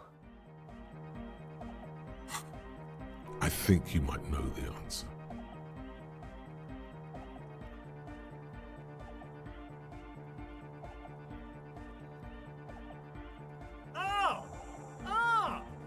But how? What about that compressor Andre was setting up to achieve some sort of parallel processing? Don't be too hard on yourself if you don't figure it out. I think the jam's already pretty ultra. But it could be hyper hardcore! Fuck. Interfacing. Interface. I was leveling that as well. I don't think there's anything for interfacing. It is something I'm leveling though. Oh.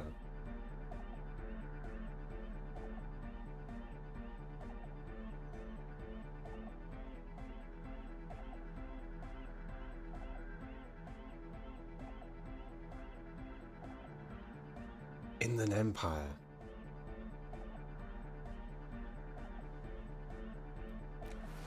That is just better than my...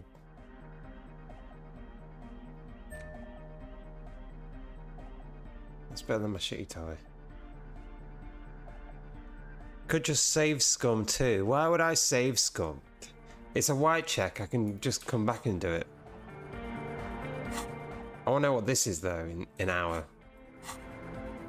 Or I could. I don't want to save scum. Good morning! I could just be really good at it. Bzz, bzz, bzz, goes the track in the background, never ending. You can't grasp what's missing, but you can try to make something up anyway.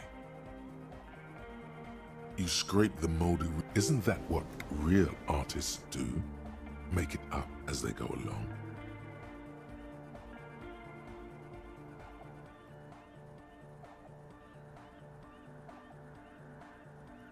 Yeah! It's hard to say for sure, but the digital throbbing seems ever so slightly louder than before.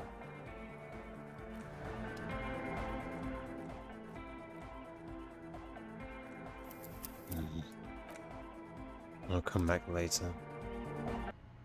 I can't do it now.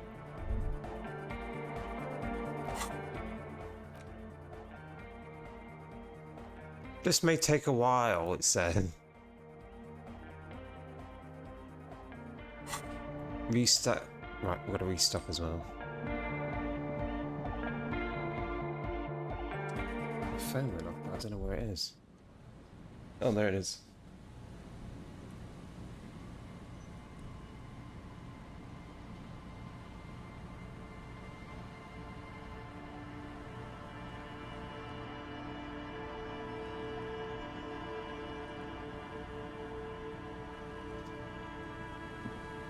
It's the trap that was empty, which is the one right here.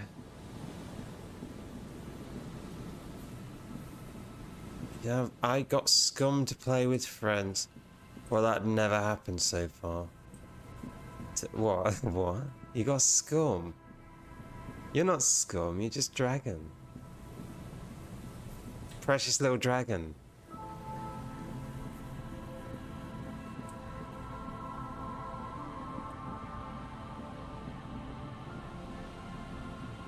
The trap stands empty near the reeds. No insect. The locusts, dazed from being transported, slowly begin to acclimate to their new surroundings. They're not really going to get the chance to get comfortable here.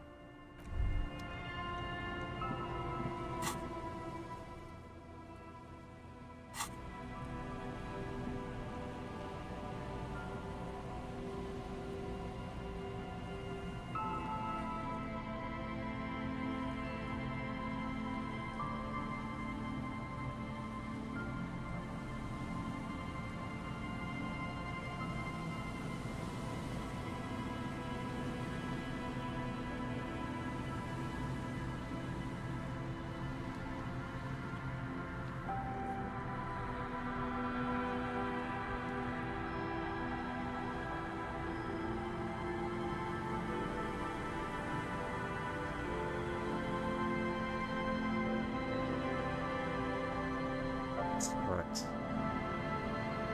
There's like a roof entrance to this place as well.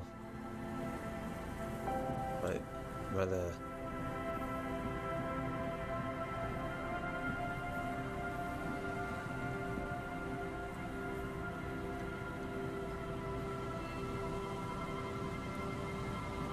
It's not like there's a way in though. Wait. And I am. What, you're not? You're not scum. You're dragon.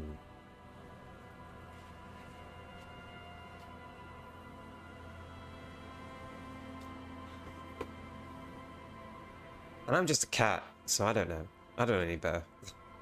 Just meow. Bullet analysis. Let's take a look. The bullet is still safely sealed away in a plastic bag bearing the RCM stamp. The squished lid. I know. You should find the gun that shot this bullet. But bullets don't talk. But the bullet is not edible, sir. Who would want this used bullet? That sounds... Then find the gun that shot... Hmm. The bullet is still safely sealed away in a plastic bag bearing the... Actually... I need to talk to people that know bullets. The old soldier should know bullets.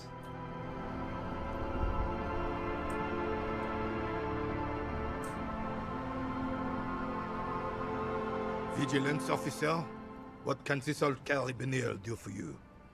Unfortunately, I don't. In Martinez, job is a... He doesn't know about the crime. Your time is better spent. If I knew, I would... 'Tis true, sire. He knows nothing. I'm not talked to Joyce for a while either. Meow, meow, meow. Meow.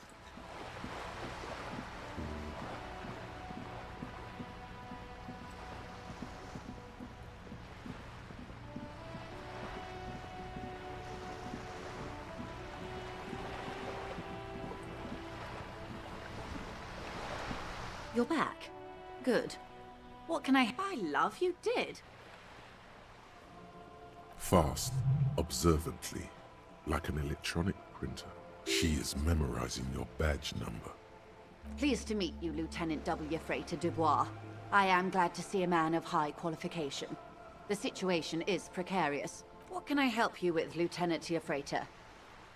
You have? And how did you like Mr. Clare? Finally, time to choose sides. I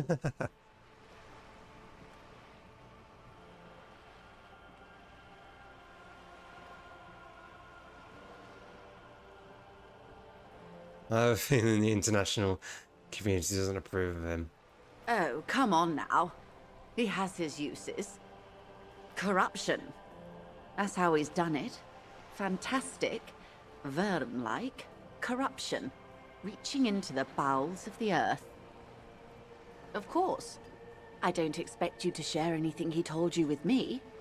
I'm not a Verm myself. But if you felt like passing some information, how could I stop you? Are we not Intellectually speaking, it would be quite interesting to hear what she has to say about these things. Oh.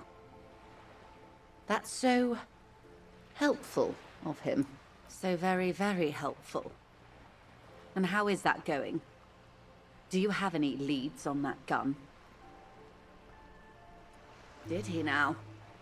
Well, then it should be any day now. Unless, of course, he's lying to you. Anyway, was there anything else you've heard? Mr. Everett is helping me find my gun. Perhaps he is.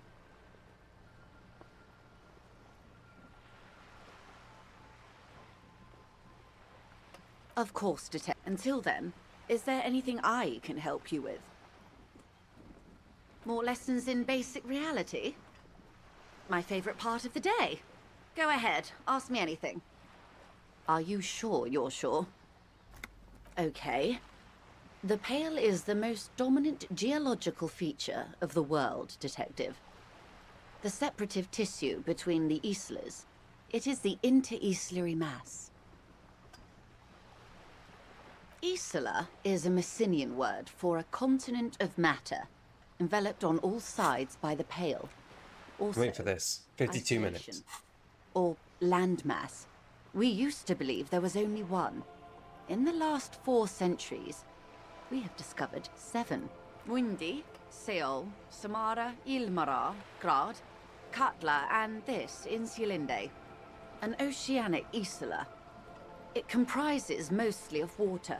Muindi is the largest, Katla the coldest, Insulinde the bluest. What can I say?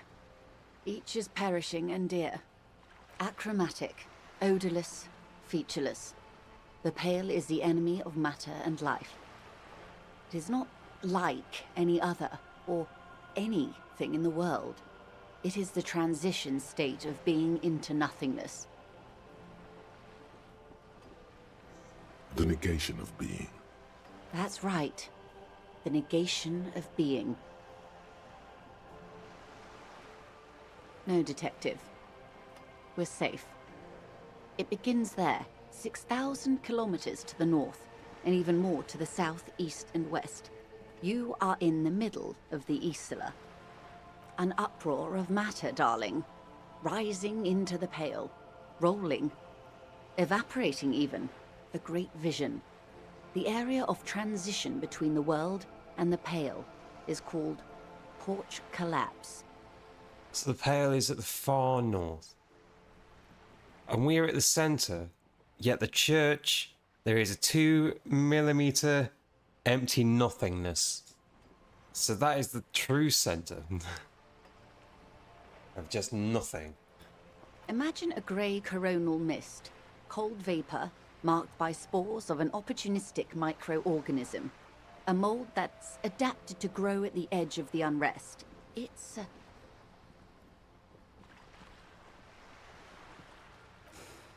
the most disco thing you will ever see. You hear your pulse rise. The air feels caustic and cold suddenly.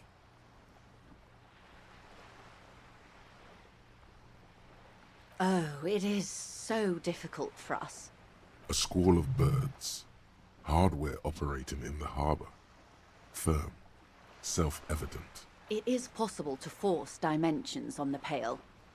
In modern times, we can even compress its latitude, bouncing radio waves from one end to the other, shortening the path. But it is still hard for humans to navigate the Pale without getting lost, or having our minds damaged.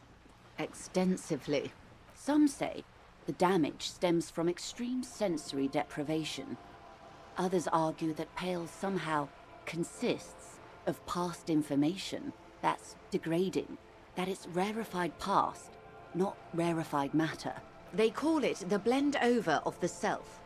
The Pale does not only suspend the laws of physics, but also the laws of psychology, maybe history even. The human mind becomes over-radiated. Who says and who argues? The logical positivists say, the dialectical materialists argue. It feels terrible. Absolutely terrible. International standards strictly limit civilian travelers to 6 days of Pale exposure per year. It's more for her. Way more. No, Lieutenant Dubois. I'm entreprenetic business class. I'm cleared and trained for 22 days of Pale transit annually. Someone else you've met may have been exposed as well. The strange grey-haired woman in her lorry. Yes, carried in the hulls of airships. It's a horrific job. Automation will abolish it soon. You should ask the Pale driver about this. See what she says. Up to my gills, officer.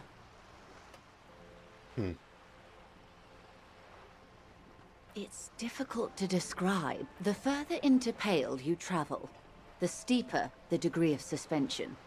Right down to the mathematical. Numbers stop working. No one has yet passed the number barrier. There's a slippery article in there. Pale when it's particular, this territory of Pale. The Pale when it's Pale in its entirety. Once you've seen it, language balks at the difference. Entreprenetics is the scientific study of the Pale, or a recent iteration of it by way of Grad. The study of the Pale reaches back 6,000 Please. The Pericarnassians called it the Western Plain. They had not travelled the entire circumference of the Pericarnassian Super E Solar. It was not merely in the west, it was everywhere, even then, surrounding them. There are signs of pretermodern crossings. Successful navigation of the Pale relies not just on technical know-how, but intensive psychological preparation. Some of these tactics have been known for thousands of years. Nothing. We remain powerless before the Pale. The only real advance in Pale transit is the speed with which an aerostatic craft can pierce it.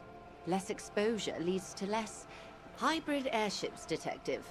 Conventional rotors or jet engines no longer add velocity after the point of reference for motion is suspended, once you've crossed from near Pale to far Pale. Have I come from the other side of the Pale? That's why I don't remember anything. And that's why the phone I rang was like, it's late, it's 2 AM.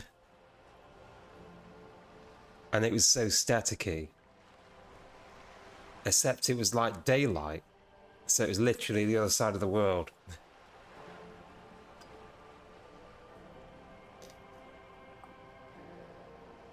In essence, we throw them in and they come out the other end. If we throw them precisely. Then they don't. Gone, like a skipping stone beneath the surface. The pale outweighs reality 2 to 1. There is more pale than there is matter, and the ratio is slipping. What do you think, Detective?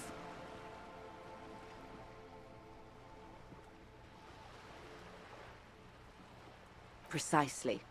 One of the few measurable effects of the pale is that it is expanding at an unknown rate.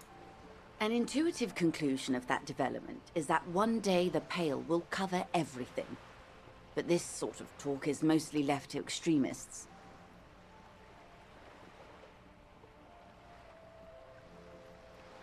Most people, and indeed most private and government sector organizations, entire civilizations and religions even, find handy ways to ignore or downplay that knowledge. I suggest you do the same. It doesn't look like you're doing the same. The suggestion was meant in earnest, Detective. Live life. Yes, sweet reality. But before we do, tell me, Detective, is this the first time you're hearing this? Do you really not remember anything?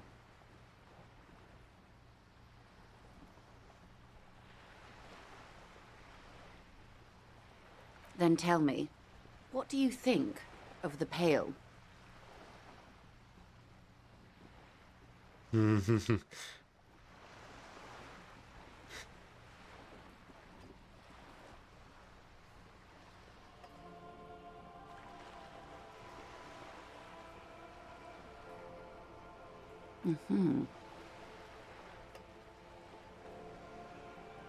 You really didn't know. This does not spell good for the investigation, Detective. If you don't know even this, then...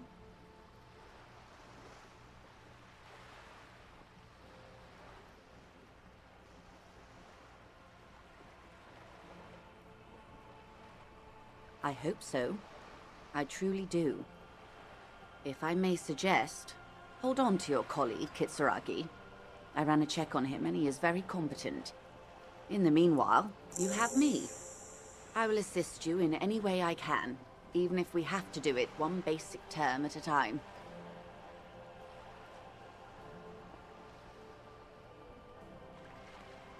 Okay. Glad to have been of assistance.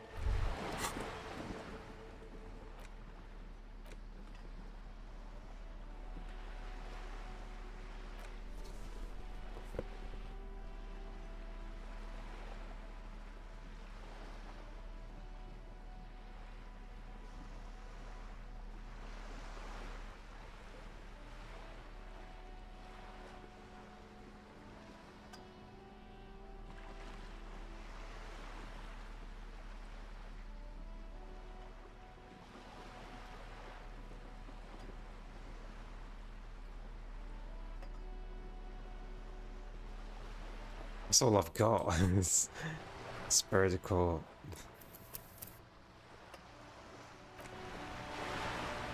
You're back. Good. What can I help you with?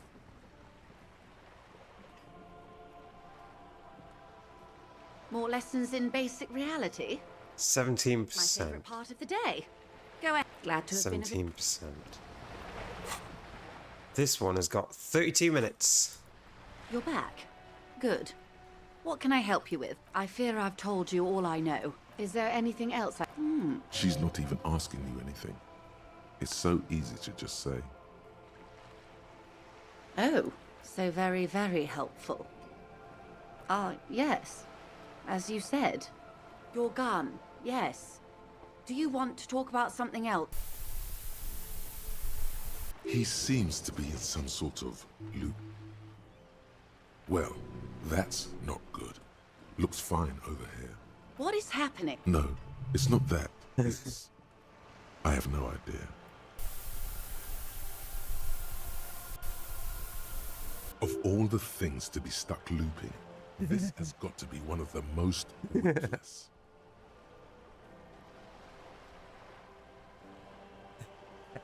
Sweetheart, please stop repeating that now. This is going to be hard to recover from. Please. How do we get out of it? Yes, Mr. Everard.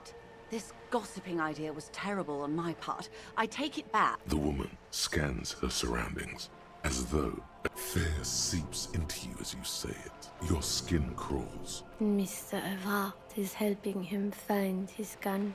Yeah, we need to pull the plug. There's nothing else to do. What if he forgets everything again? Okay, I'm gonna do it. Hold on. Harry, are you all right?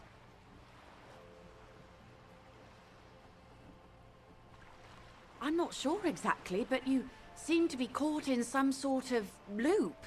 Never mind the details. We've wasted enough time as it is.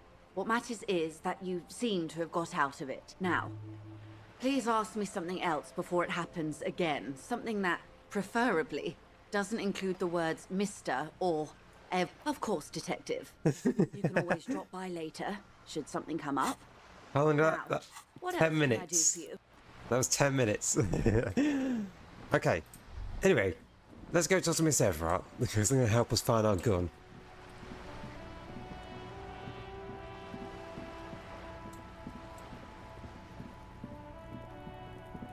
I was just thinking about the music, you know. Nadja, yeah. Yeah. Is that just helping me find your own? With what I've heard, it's going to be pretty hard to find that tiny little thing.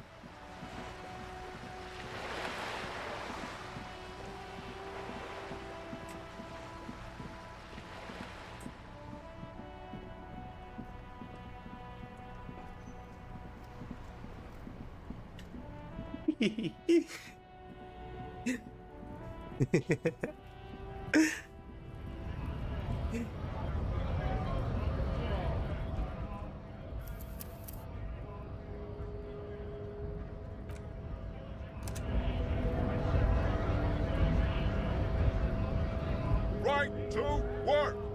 Right. What if I wear the boots and armor? Right to work. Right to work. Damn. That's a shame.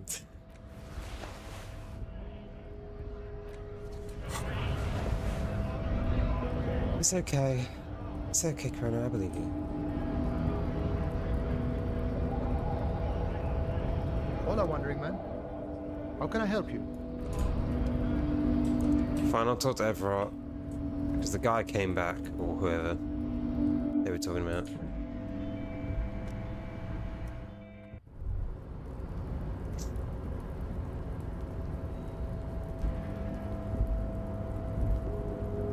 Oh! Oh, right there. I don't know, I can like double tap to make things happen. What if I can open this again? You're back before the cargo container. Its drawer has not lessened since you were last here. If any, the container door appears unmoved by your attempt at flattery.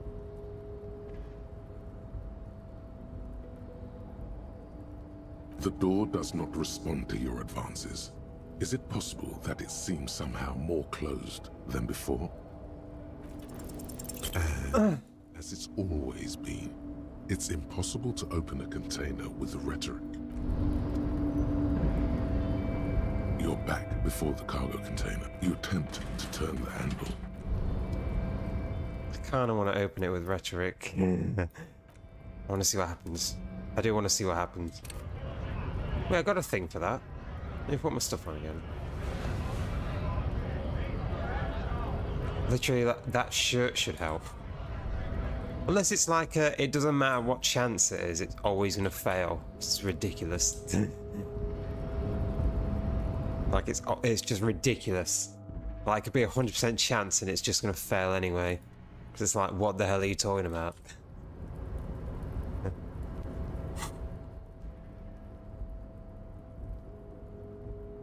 Do I have any shades that help me?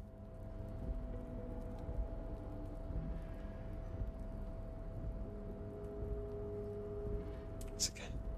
Let's take it'd be crazy if it didn't work though.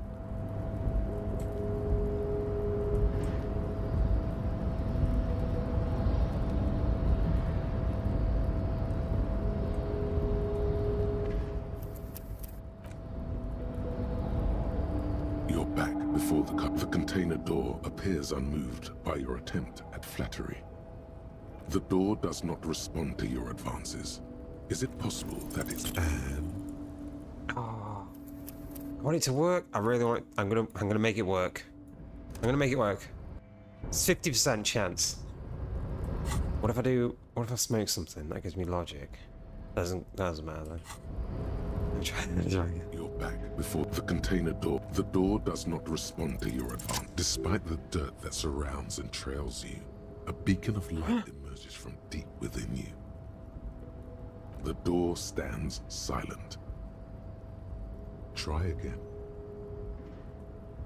Just like that, you hear a click, then a rattle. Some mechanism unlocks itself inside the door. Ahoy! Come on in!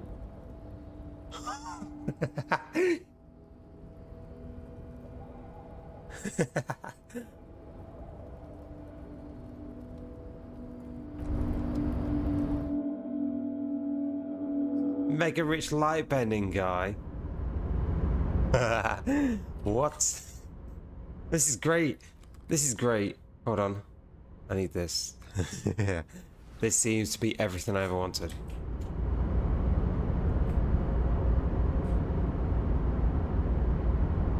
The man stands at the far end of the shipping container. It's hard to say anything more about him. You cannot make out any of his details, but you do feel the overwhelming presence of capital. The feeling causes all the hairs on your body to stand at attention, like soldiers preparing for review. Something's amiss. The light beams bend around his face and scatter in 1,000 directions. It seems the laws of physics do not apply here. Trying to visualize the physics at play is liable to give you an aneurysm. Don't think about it in the general stillness. Only your tongue moves. Welcome. Come in. Make yourself at home. Sorry, I'm not better able to receive you. I wasn't expecting visitors today. You can't hear him exactly, yet you're able to understand every word he says. It is very strange. An overwhelming hum covers everything. Now, who am I? Oh, I haven't been asked that question for such a long time. I don't meet a lot of people outside my circle these days. Anyhow, my name is Rustam Diodore, investor, license holder, and extremely high net worth individual. And you are? Pleasure to meet you, Harrier Dubois. I must admit, the name suits you very well. To be perfectly blunt, I inherited my fortune from my grandmother, who herself was an extremely high net worth individual back in Grad. All I did was take her fortune and invest it prudently. Believe it or not, it takes more than a bit of skill not to blow a vast fortune on sailing boats, bad choices, and unsupervised state policy. Actually, at the level this guy is, it takes several generations to do that. But, all right.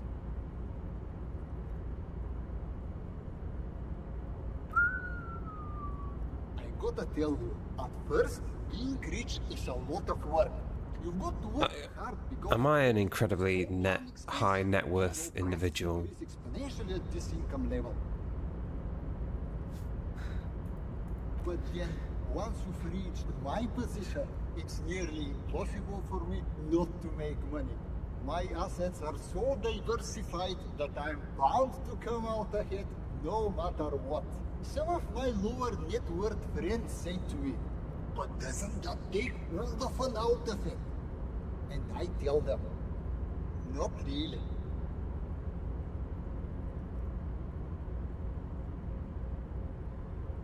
Precisely, Mr. Dubois. You know, I hear people talk sometimes about economic equality and fairness, but tell me, where would we be without liberalism? In caves, whacking each other with bombs, a nightmare scenario, a world of slavery and violence. Which brings us back to the essential truth of modernism, where we are right now. The freedom of mankind can only be derived from the free flow of capital. It is truly, it's almost entirely carefree. It really leaves you time to better yourself spiritually. Hey, all this talk about money has made you lose the thread. What is going on with the light in this place? That's what you need to ask him about. Sure. Let me check my pockets. As you may know, us high-net-worth individuals don't have a lot of cash on hand. Investments and liquidity are enemies of one another. I think they only have coins. Oh, welcome, Gagaz, welcome. Here is 3 real. How much can you get for this? That's the idea, my Small cat detected. We have found a very small cat. They are too small to see. Maybe you can make Too small to see me. How How dare with you? an investment plan. -2 on a useless art degree.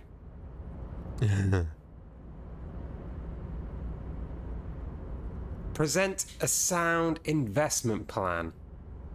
Conceptualization. It's a red check, so I'm always going to fail it because of this thing. And I've got 7 minutes until I can increase that.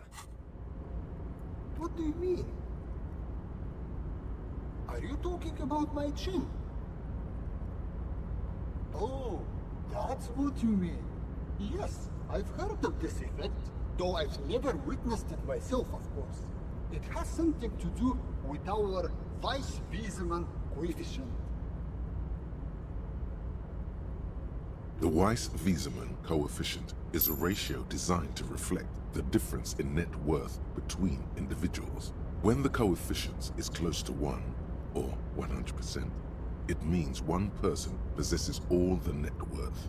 Among that group of individuals, it's been observed that when the Weiss-Wiesemann coefficient reaches about 0.96 or so, the laws of physics begin to bend around the high net worth individual.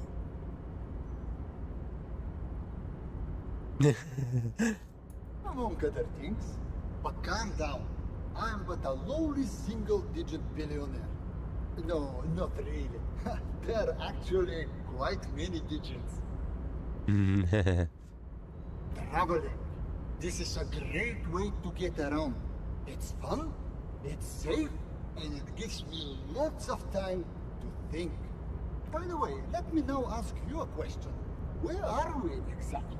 In the very, very early days of colonizing this archipelago, the kingdom of Sirens, a precursor of a modern Sur-le-Clair, used to own the city of Revachol, an obscure detail in the bigger picture, but still worth dropping.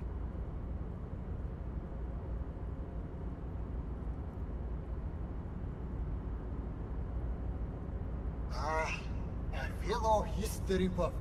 I myself am currently reading up on Franco-Nigerian era trains. Very interesting stuff. It's a shame I can't get out and explore myself. One of the downsides of being an extremely high net worth individual is that mobs of low net worth individuals, there simply aren't enough hours a day to hand out all the handouts. Spending money is a matter of desire. I'm sure you agree. Smart, no? It also provides a means for luxury yachts, high-fidelity portable radio systems. But don't get me wrong, they are nice things. But once you achieve a certain level of wealth, your time and mental space become much more important. What? Than Something wrong with the stream? What? No, I did not say that at all. Being rich is... Thanks for stopping by. If you ever have an idea you want to pitch me... Okay, here we go. What does this get me? Curious world. How not to lose. It is impossible not to. The world is balanced on the edge of a knife. It's a game. It's oh, pushed on by numbers. So I can get a 9 instead of a 10, basically. And unpaid bills. You can either play, or you can crawl under a boat and waste away. Turn into salt, or a flock of seagulls. Your enemies would love that. Or you can fight. I don't know about that. Critical success and critical failure thresholds.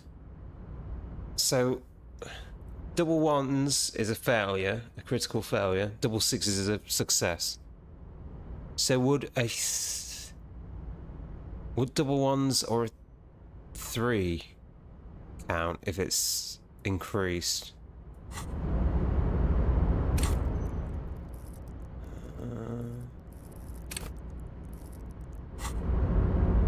Welcome back, friend. What can I do for you? Oh my god! Huh? What was the noise? That's massive. What? What happened? Wait, let me check my chat. Gamer Dragon gifted a sub to Chrono. Whoa! You two.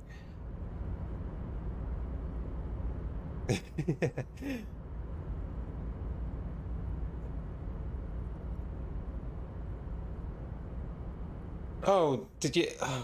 Oh my god, I've stretched so much, I've gone dizzy. Oof.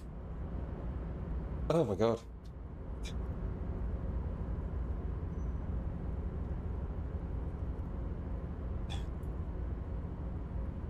I need to do this. I don't know if I should do that one. Do I want that? It's not... I feel interfacing would be useful. That would be useful right now. I don't care about that, do I?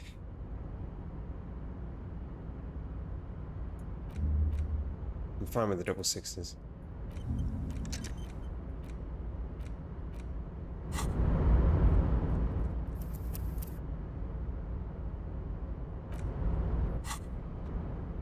But I'm literally full on conceptualization, and it's just not enough. Actually, not enough. Welcome back, friend. What can I... If business planning were really your... Oh, fuck. You know what? Doesn't matter. Doesn't matter. How long does this one take? 50 minutes for this one? Welcome back, friend. No, it's okay. You know what? We can come back for this, actually. We can come back for this. We're not going to save stomach. Let's come back. How do I leave? There we go. We'll come back, don't worry.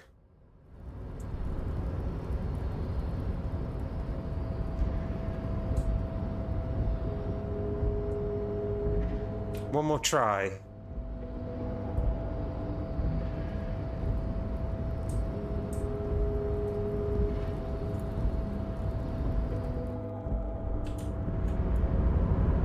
Welcome back, friend.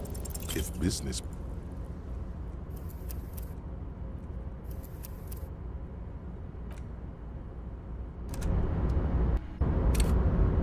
Actually. Welcome back, friend.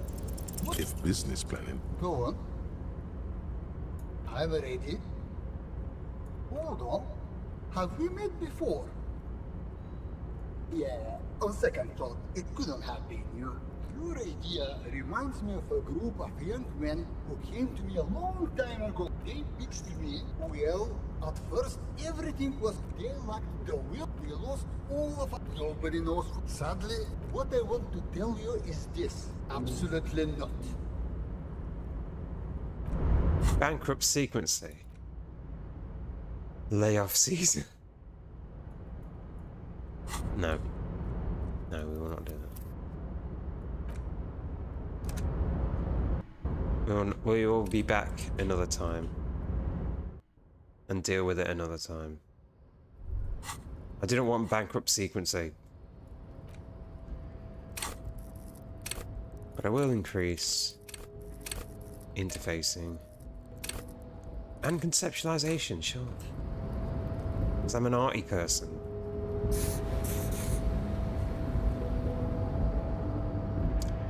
I can't wait to go in here and it's going to be like, ah, finally, the good detective isn't here and now I've only got to talk to you.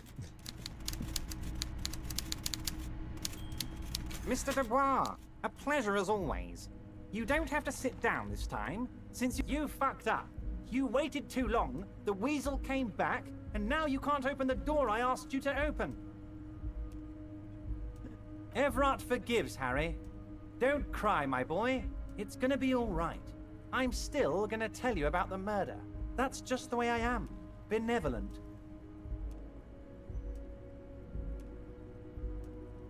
Now let's get down to brass tacks. It's time for men like me and you to figure out who's killed who and why. Real police work is gonna start happening now. I promise you, Harry, this is gonna be good. By now, I'm sure you've figured out who the dead man was working for. The bad guys. Wild Pines. Sent to scare us. Another violent measure of the top hats against us flatcaps.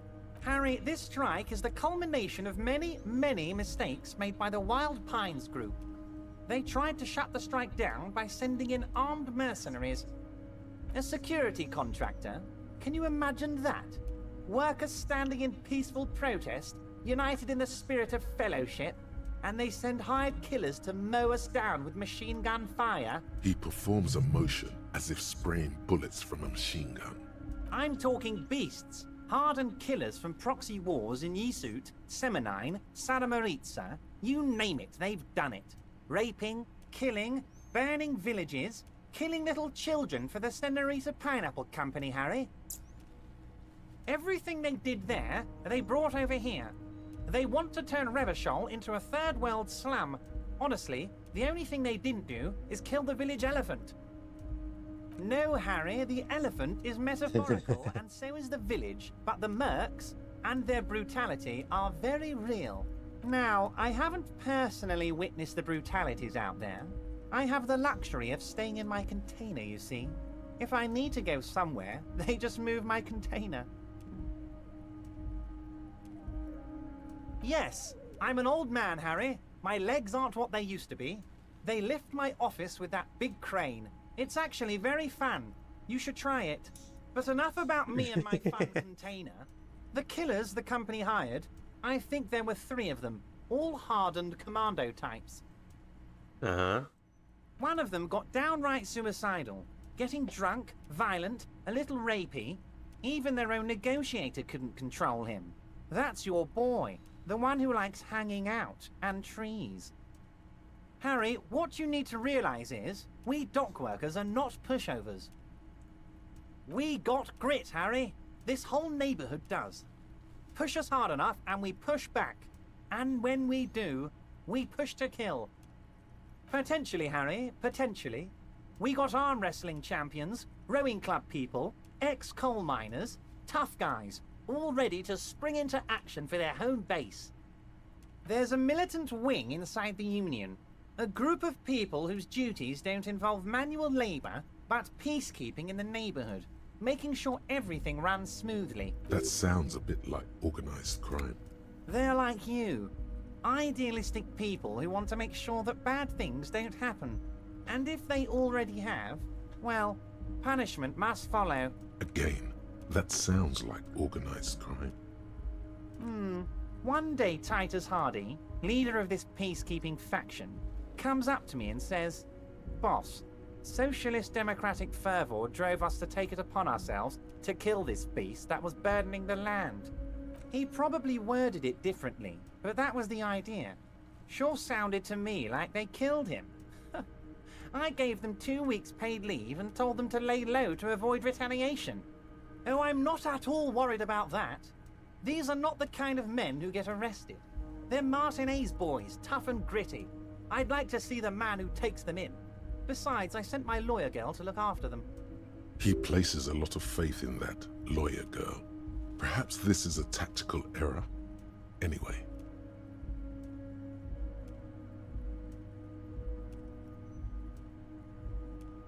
How do I know? Let me tell you about these people. That's their MO. It's what they do. Last winter, some poor workers in Terminal E went on a little strike. The company sent in Sediment, a security contractor. The strike was over the workers' right to wear protective footwear, Harry. These guys turn up and start beating people. Tell you what, Harry, I wouldn't be surprised if we got the same mercenary company after a little rebranding. And I'm sure as hell not surprised to see an army of scabs under my gates. You said it, Harry. Hell, one of those guys looks big enough to take down that proverbial elephant. Boys like that don't just happen to show up during strikes. Of course, you're always one step ahead of me, Harry. I'm no genius. I'm in this position because people like me. Tribunal? That sounds serious, Harry. We union men should be shitting ourselves. I wish you hadn't told me that. I'm gonna lose sleep over this. Let's change the subject.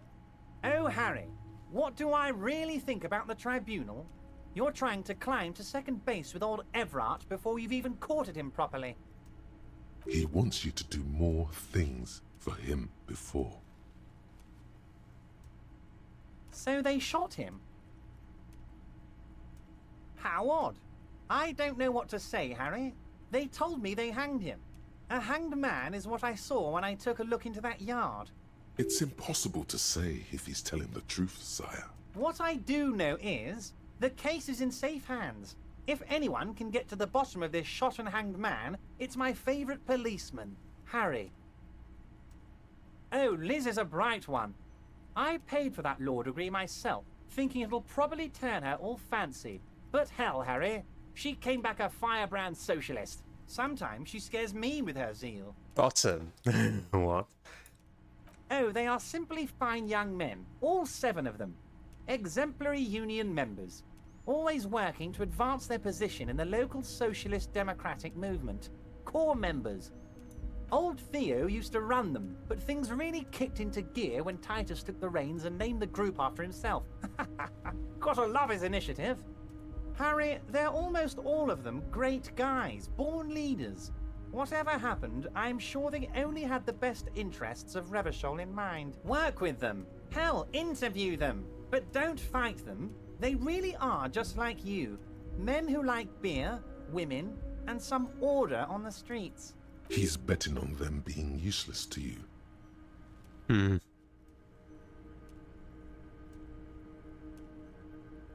But of course, it's the least I can do for my good friend Harry.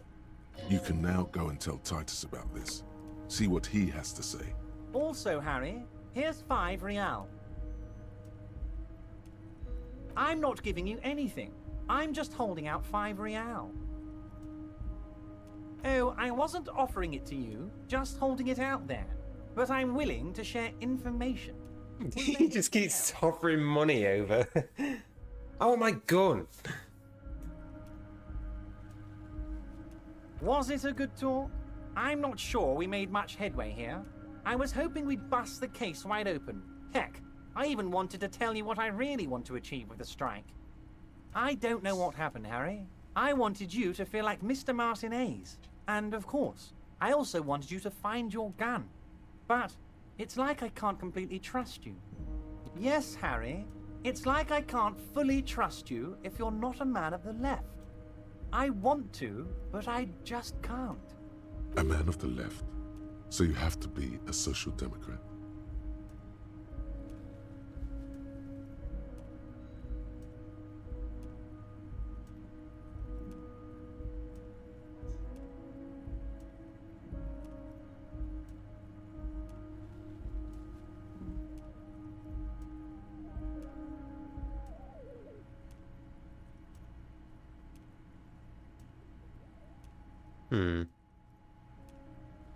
Just between us, I don't care for those lefty dinks either. It's all about power, and here's how we're gonna get it. I need you to be my kingsman, Harry. Once again, I require nothing unethical or illegal of you. You just need to get 2 little signatures on this piece of paper. and then mail it to my accountant in La Delta. I'm glad you asked, Harry. The Union is going to build a modern youth centre in Martinez. It will be righteous. We're gonna get those teenagers off. Roller skating, not drugs, Harry. You like this. There's a nameless little street on the coast with some old houses around it. Most people have already signed. I just need 2 more signatures to get this mission off the ground, Harry. Yes, the little cul-de-sac on the coast, where all the men have drowned in either the sea or the bottle. A gloomy place, doesn't have that Union attitude. You're already pretty deep into this. What's a little more? No one can see you here in Martinez. They are just gonna have to deal with the construction noise for 6 months, and then they'll be living like kings. Right next to a fancy new youth centre, designed by the best architects from Stella Marie. Is he absolutely sure the tenants won't be thrown out in the street? Am I? Harry, these people, Martinez is the most important thing in my life. I would never let anything bad happen to them. We're gonna build a youth centre there. The value of their properties goes up and kids have a place to play in. I'm looking out for these people, not pulling the rug from under them, Harry. I'm looking out for all of Martinez, not just the harbour. You bring joy to my heart, Harry. Such a pleasure to be working with you. You need to get signatures from Isabel Sadie and Lillian Carter. The cul-de-sac is right past the pawn shop and across the canal.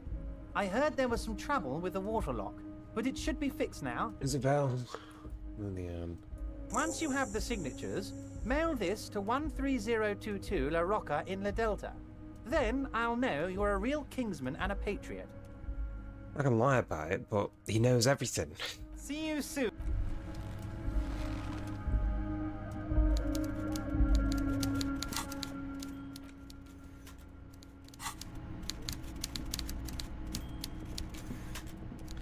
Well, we're gonna put people on the street. In the fishing village. Oh. What? Can I teleport from here? Damn. What about now?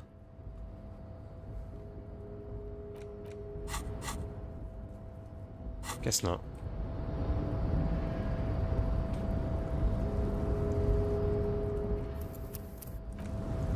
Okay, well, right now. Welcome back, friend. What can I do for you? If business planning... Okay. Okay. Okay. Anyway. I can't teleport anywhere. I could have before, but not anymore, I guess.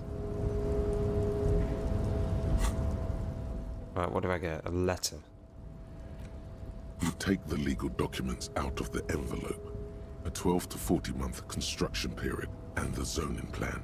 The youth center cuts into the ocean like the bow of some great modern ship. Apparently, it's going to cover most, if not all, of the street and the square between the existing houses. It's going to be awfully close to the already existing buildings, almost wall to wall, practically integrating them into the youth center. There is no loophole. The simple truth is, the current residents are going to lose their street access, and for the next 12 to 40 months, their lives will be dominated by constant construction noise right next door.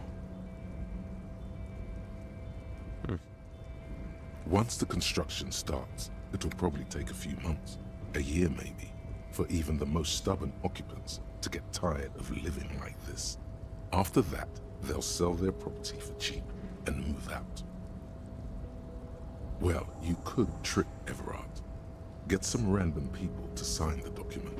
By the time the union boss finds out, your business here will be already concluded. Get some random people to sign it. Oh. Can I get Kuno to sign it? Yeah. Can I get Kuno to sign it?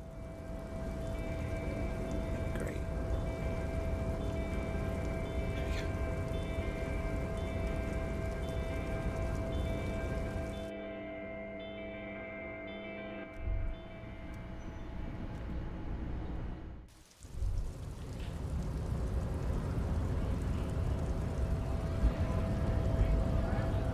Kuno. I think that'd be funny, actually. Can I get him to sign it? Right, two. I assume if I tell him he's a mercenary, he's gonna beat me up. Looking for something odd?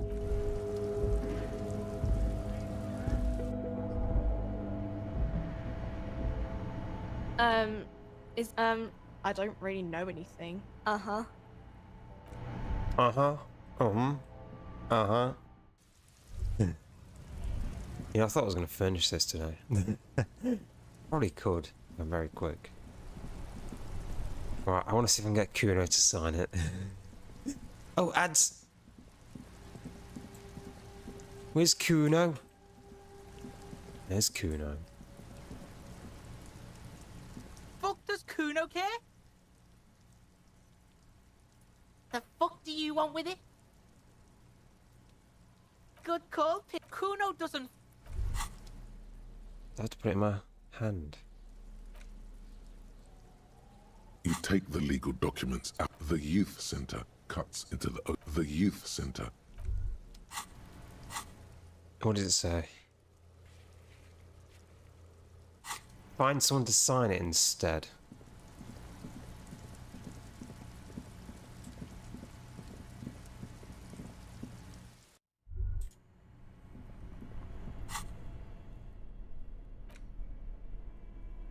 I assume it's someone I've helped, but I don't think it really matters.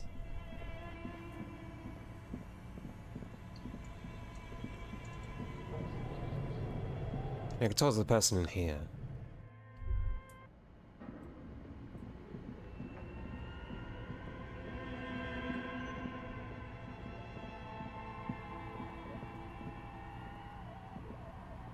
Oh, it's you again. Are you looking for a dye?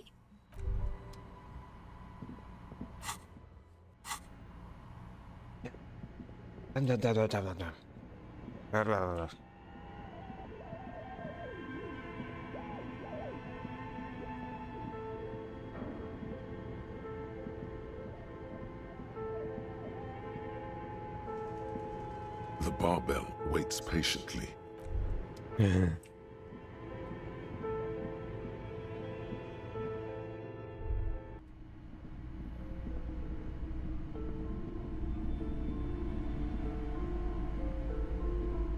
Hello again, esteemed officer, and welcome. Oh, I'm very sorry, sir. Some of these old paperbacks just... Hi, Ace Detective. Are you here for... I suppose it's... I guess I still have to get someone over there to do it. Give up. You'll never find the answer. There's no other copy of Dick Mullen and the Mistaken Identity here. Because that's how the world works. There isn't.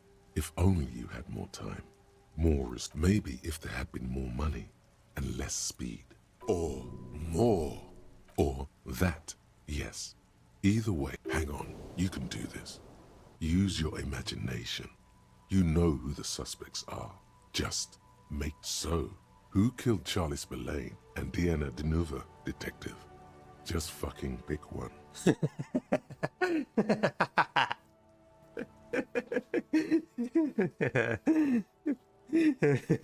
Just make it up. Who was it? Just pick one. Oh, it's the politicians twice. Sure, why not? Everyone knows politicians are corrupt. And what's more corrupt than letting your entitled spawn run around offing people? Way to go, public corruption cop. You've seen firsthand how the powerful tip the scales of justice in their favor. But today you tip them back. Just a little. You can rest easy tonight. That's how I show him. How are you? Do you want to sign it? It is such a...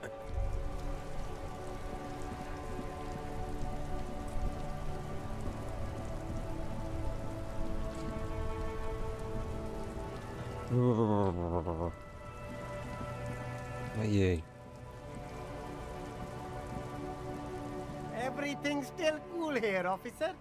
Persuade him to give me money.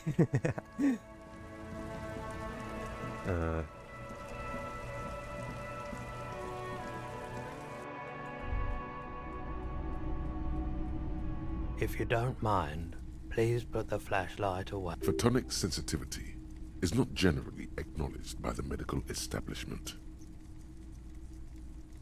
I do appreciate it. Just... I've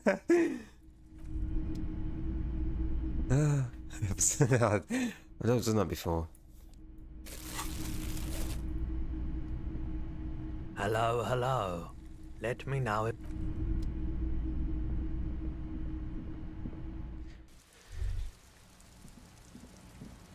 Oh, I bet that salami guy would have given me something. They would have given me a slice of salami for one. But like, what? Oh wait, did I also have to go back for the traps? Oh. Now report back. Okay. We can do that after. All the traps are stocked.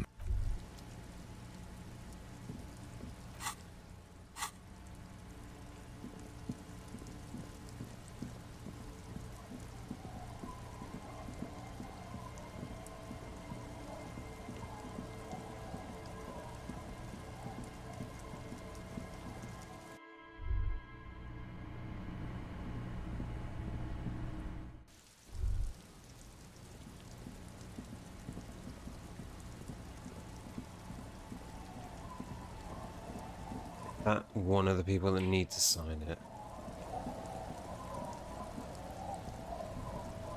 Waves are beginning to die down. Look at those little bastards. Simmer down. No. Simmer down, bastards. I don't want her to sign it. I want to get some random people to sign it. Our tenant, the policeman. I hope the waves don't keep you up at night. What can I help you with? Me? No one. Now it's your turn, Mr. Quite a handle you got there. So many titles. One of them double.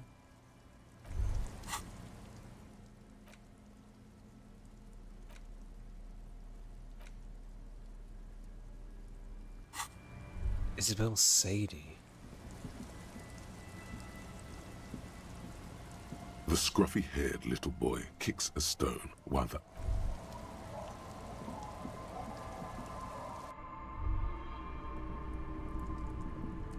Hello, mister.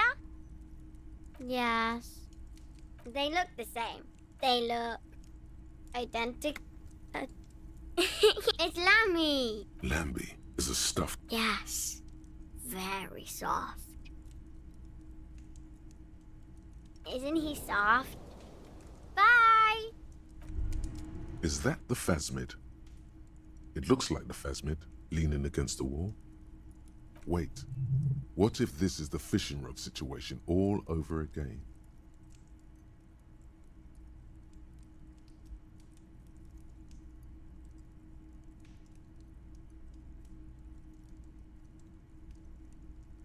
It's not the phasmid. It's not even organic.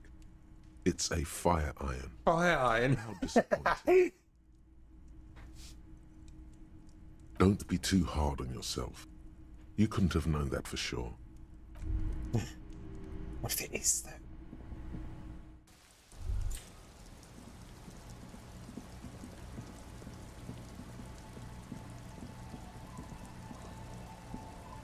Tequila Sunset.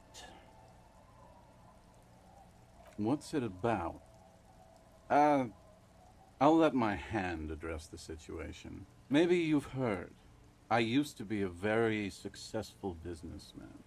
I've signed more than a few lease forms. I got a freebie when I purchased a whole carton of cigarettes. Smoke cigarettes, get a free pen. The writing under the tiny crown logo reads, Royal Extra. Thanks, Rosie. Hey, Abs. Hey! Don't you? You cool, have a go. I need you to sign this document right here. It's... Don't call her. Don't call Abaquow? Great job, Abs. Nailed it. Hey, guys. About fucking time, man. Don't call Abigail. Anything else this merry band of adventurers can do for you? Or do you need to go and mail that? Place it in the mailbox. You take the legal documents out of the envelope. The youth center.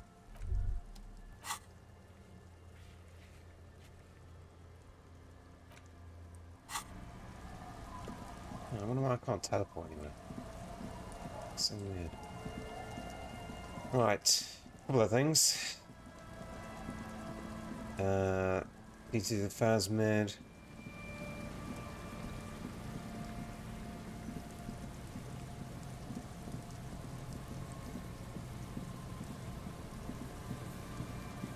Not that way. Wait. No. Almost.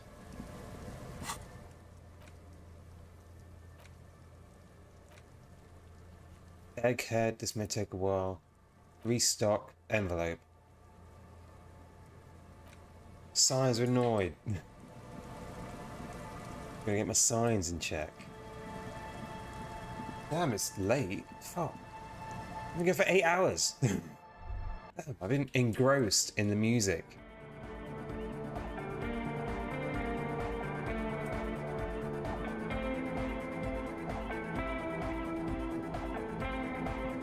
Oh, hey, man. It's good to see you. Goodbye.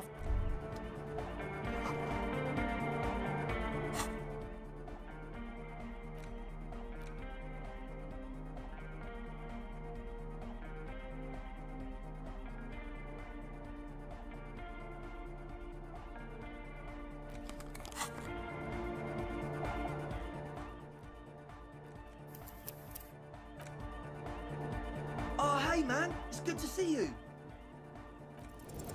You close your... But just imagine the moves you could pull. Puts a grin on your face. Goodbye.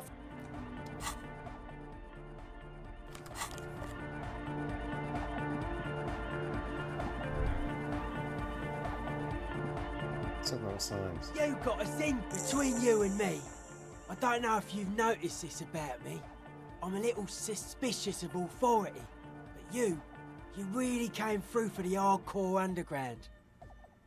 What's on your mind? It's a miracle of carpentry. Dead bodies carved into total shapes. That can be something more. I don't. Fuck her giving me the evil eye. You defend her, law minion. She was a mass murderer. Mellow, man, mellow. No one's a mass murderer. This is a house of love. Mass murder on the floor. Yeah.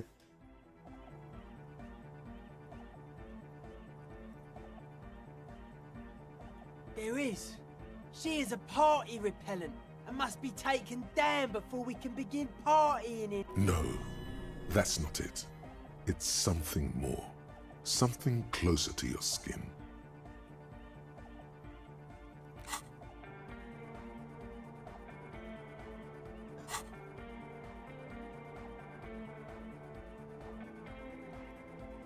The speed freak's eyes narrow with suspicion. It's not coming down.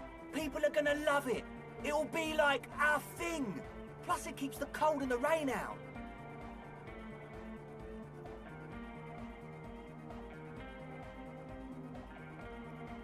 The world spirit does not have a body. It has organs. Hardcore is an organ of the world spirit. This Arno van Eyck track is an organ. The carpentry and glass cutting that built this house are also organs. She's a thief if you ask me. Humanism leads to eating sugar and pigs. Humanism was invented to mass produce billions of humans. Billions of humans can mass produce hundreds of billions of pigs. And many, many more tons of sugar. She liked games. Her legacy, the thing we live in, isn't real life. What a strange choice of words. That can't be healthy. What's happening here? Why do you keep coming back to this window? Well, you shouldn't. You shouldn't come back to this anymore. Stop talking about it, please.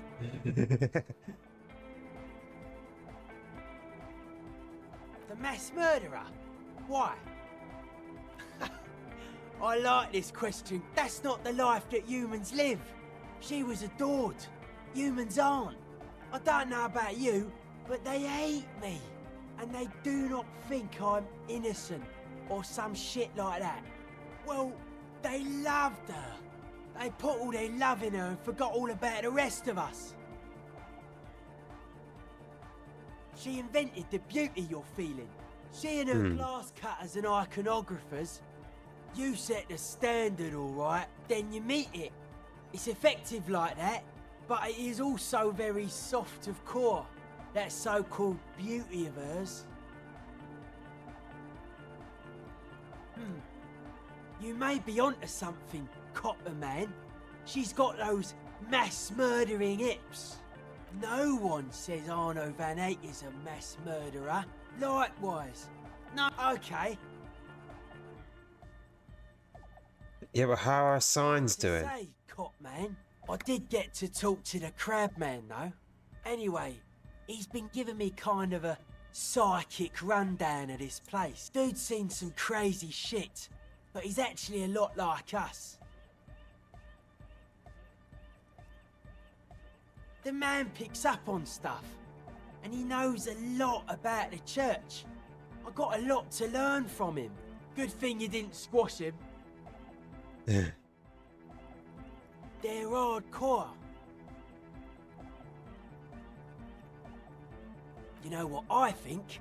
I think man, woman, and child are arbitrary divisions which serve to bind humanity to serfdom.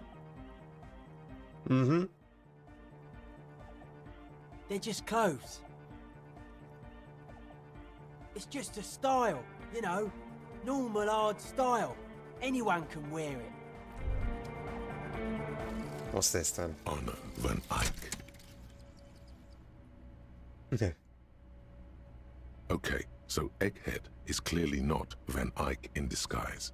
Van Eyck is an Oranese disc jockey, but those people get around, especially in Revachol, in the clubs on Boogie Street. All motoritic white checks unlocked. And discarded part of the song he was working on. Just threw it away. And then it ended up in the hawthorn tree. But why? Did he think it was retrograde? So it's just unlocked a bunch of checks for me then, I guess. Has it? Guess so. Yes, it has. Oh, hey man, it's good to see you.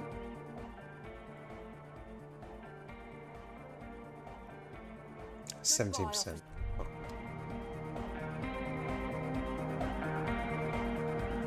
The mother of humanisms. Why? That does the mother of... I'm gonna sort this out now. Good morning! Yeah! Ugh. Car! J'adore! God is close by, but maybe he doesn't have good enough ears. Let me turn it up so we can lure him here.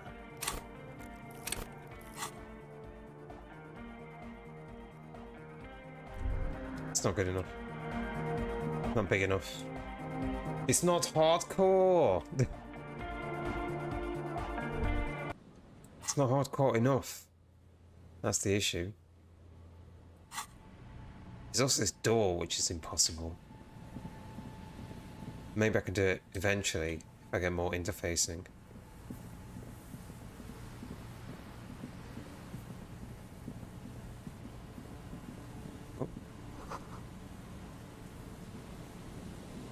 An old door, worn by elements, guards. No. For sure not. Can I only teleport if I'm at certain places? Like, if I'm in front of the church, I could teleport to a different place. Is that what it is?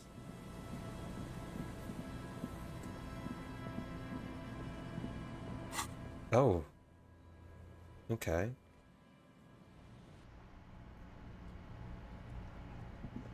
Where's the mailbox? Oh! Nice little mailbox. The dented yellow mailbox greets you with its graffito, bullet holes, and an RCM sticker. Other than developing a personal relationship? Looks like you were right. You dropped the white envelope in the darkness. About a week's worth of mail as collected in there. They'll empty this very soon. Probably did the right thing. You can't trust that slug, Everard. You know he's going to play you somehow.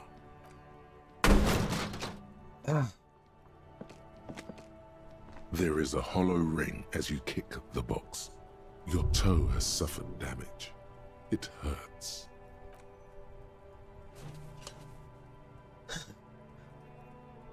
The mail collection box has no faith in your psychopathic manipulations. Thank you for the betting. Thank you everyone for the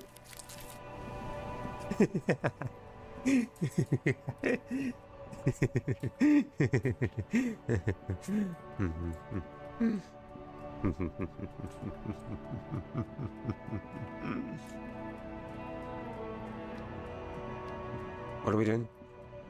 Oh,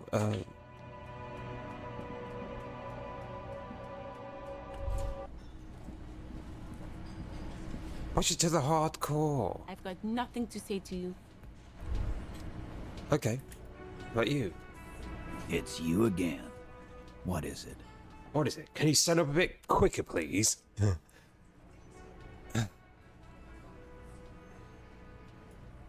Oh, so you went and... And what's gonna happen if we don't? You're gonna go and tell on us?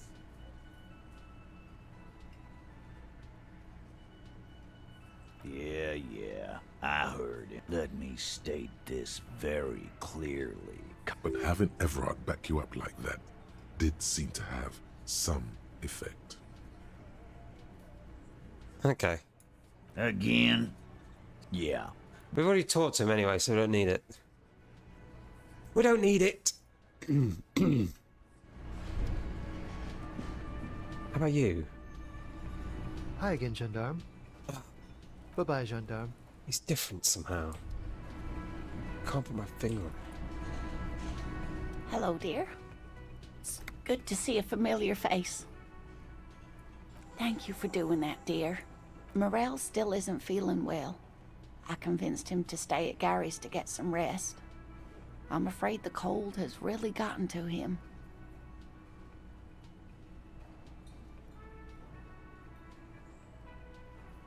Yes. Field work is a young person's game, as they say. Her voice is shaky. What is going on here? Morel will eventually, or we'll talk Gary into going back out, perhaps.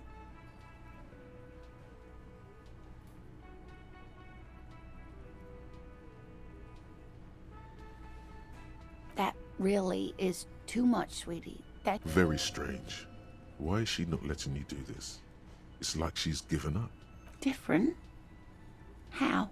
Answering a question with a question, for example. Defensive isn't her usual style.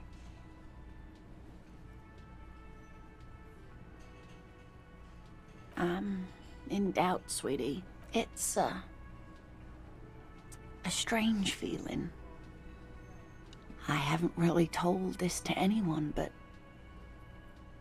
you are a police officer. Sure am. Do you ever wonder if some lovely story from your childhood is just that? A story?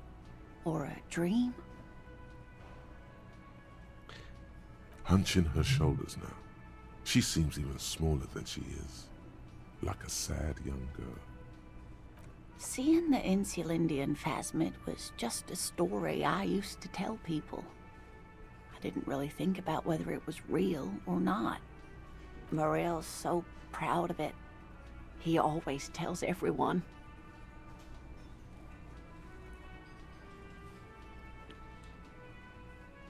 No, sweetie. There's more to it than that.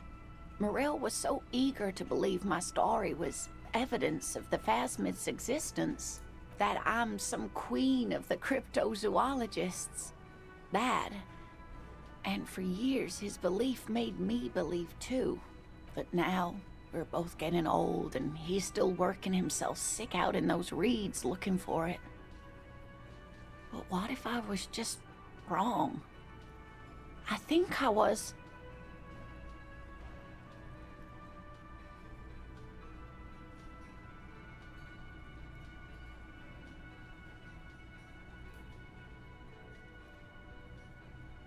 A true believer. Either way, I should go. Poor Morel is running a fever and I need to get him home to Jamrock before we overstay our welcome with Gary.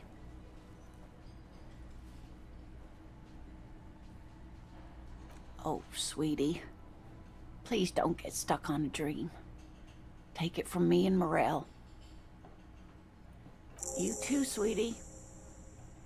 Thank you for everything, truly. Even though it turned out to be a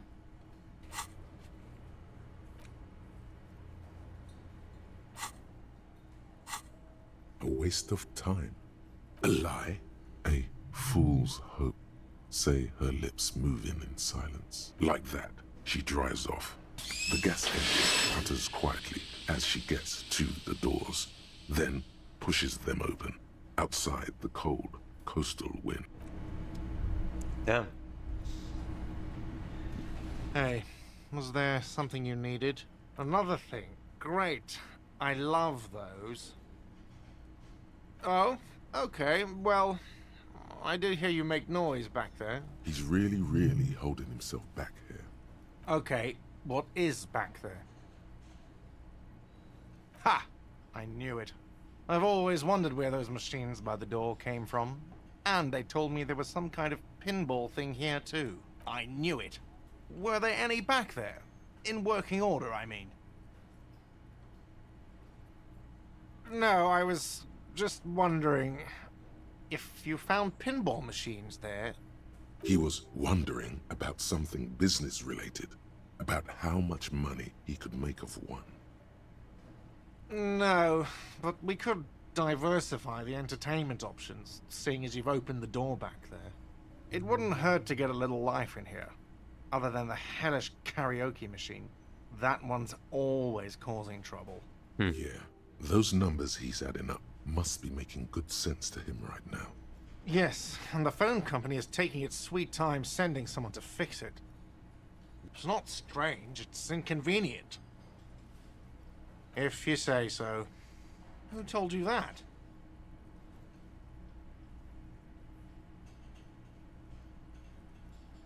Fine, yeah. It looked like someone had messed with the wiring. It was shortly after the hanging, but I don't know if it's at all related. Plenty of assholes around here who aren't murderers. If you do find out who cut the line, though, let me know, so I can forward them the repair bill. Yes?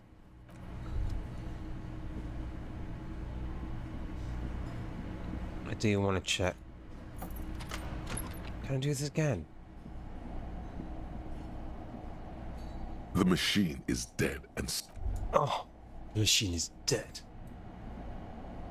This small elephant smells of the maintenance car. There are a small steel plaque reads, "Hold the deep scratches on the floor."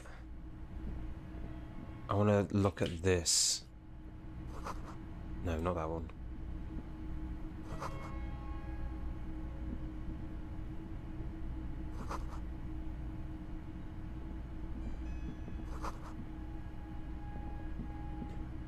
So this is why they brought 40 pinball machines to fix them up.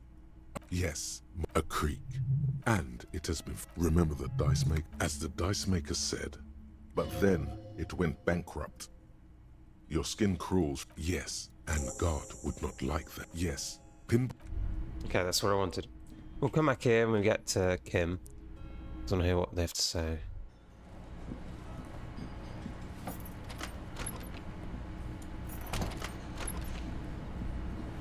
I do want to tell God about it. Hey, Was there something... Another thing. Great. I love those. What? Why would you say that? We're at a completely different address from that whole thing. So he knows of the doomed commercial area and its address. Everyone knows of it.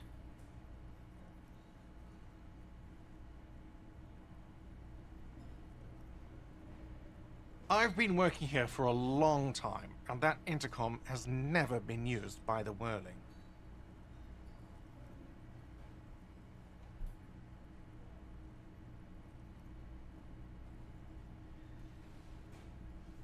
It's a sign of the Whirling in rags not being part of the doomed commercial area. If anything, we're revitalizing this neighborhood. Does this look like part of a doomed commercial area? This pre-revolutionary tilework, these high ceilings, the nice rooms, well, most of the rooms. For 14 years, man. That's how long I've worked here. I've kept this place up through hail and through sleet. Fuck me, if some doom ghost... Yeah, it's slowly growing on me again. It's beautiful in its own way, especially for this neighborhood. I've been trying to keep it that way. Even if it is part of the damn doomed commercial area. Yes, your police skills have delivered. I'm sure you'll get a commendation, maybe even a promotion. Some real estate management company. They never come around here, just collect money from afar. Well, it sure as hell wasn't the real estate company. You look surprised. What? It's a great name, I know. Cafeteria managers come up with great names too. It's Hail, Holy Queen, by the Ateniers. Hail, Holy Queen of the Sea. You're whirling in rags, you're vast and you're sad. Good pick. Luck has got nothing to do with it. Against the doom, it's implied. So, if you didn't have anything else to tell me about... Yes? There we go. Right, and I'll let him know that I've mailed it. And then we can... sleep and see what happens tomorrow. Right, you just have to walk. Did I finish? I did finish.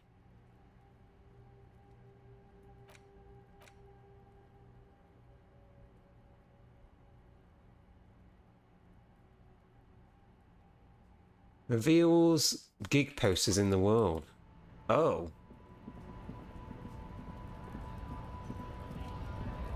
So I can... wait. Is that a real thing? Well, there's actually going to be posters up now that I can see. It's like, oh, I understand that. I know who that is. Wait. Oh! Actually, yeah. Now I understand things.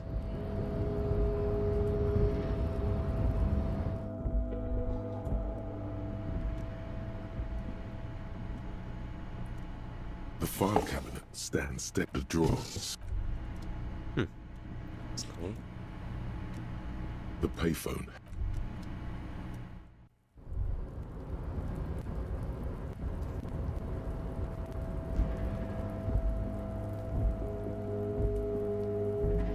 Have it in here. This is the night. The chair is not as stale air floods through your nose. The drawers are empty, save you take the painkillers.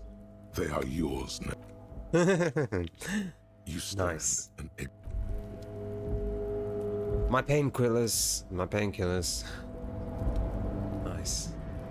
They're mine. It's all mine. I wonder if I can do the high concept thing now. Can't do it now. Welcome back, friend. What can I do for you?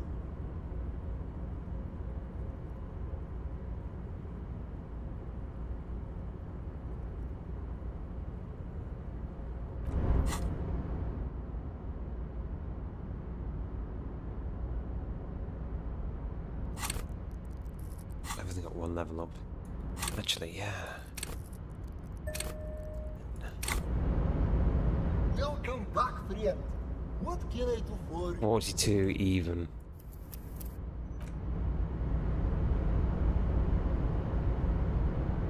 Welcome back, friend. If business planning. No, I want to get that one. I want to get it. I want it. I want that one. Fine, we'll do regular quests.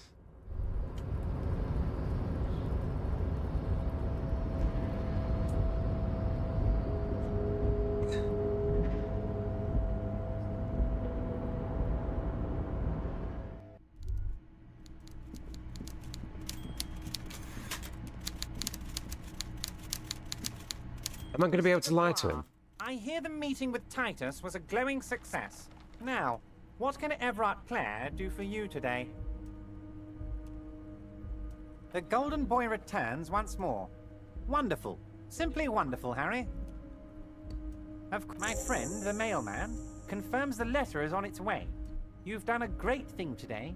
You've given the children of Martinez a real future, Harry, and proven yourself a real kingsman who's not afraid to make the tough decisions. You're in my inner circle. We can talk about anything. The strike, the murder, your lost gun, nothing is off the table. Perfect! Where's my gun? Well done, sire. By guile and deceit, you're in.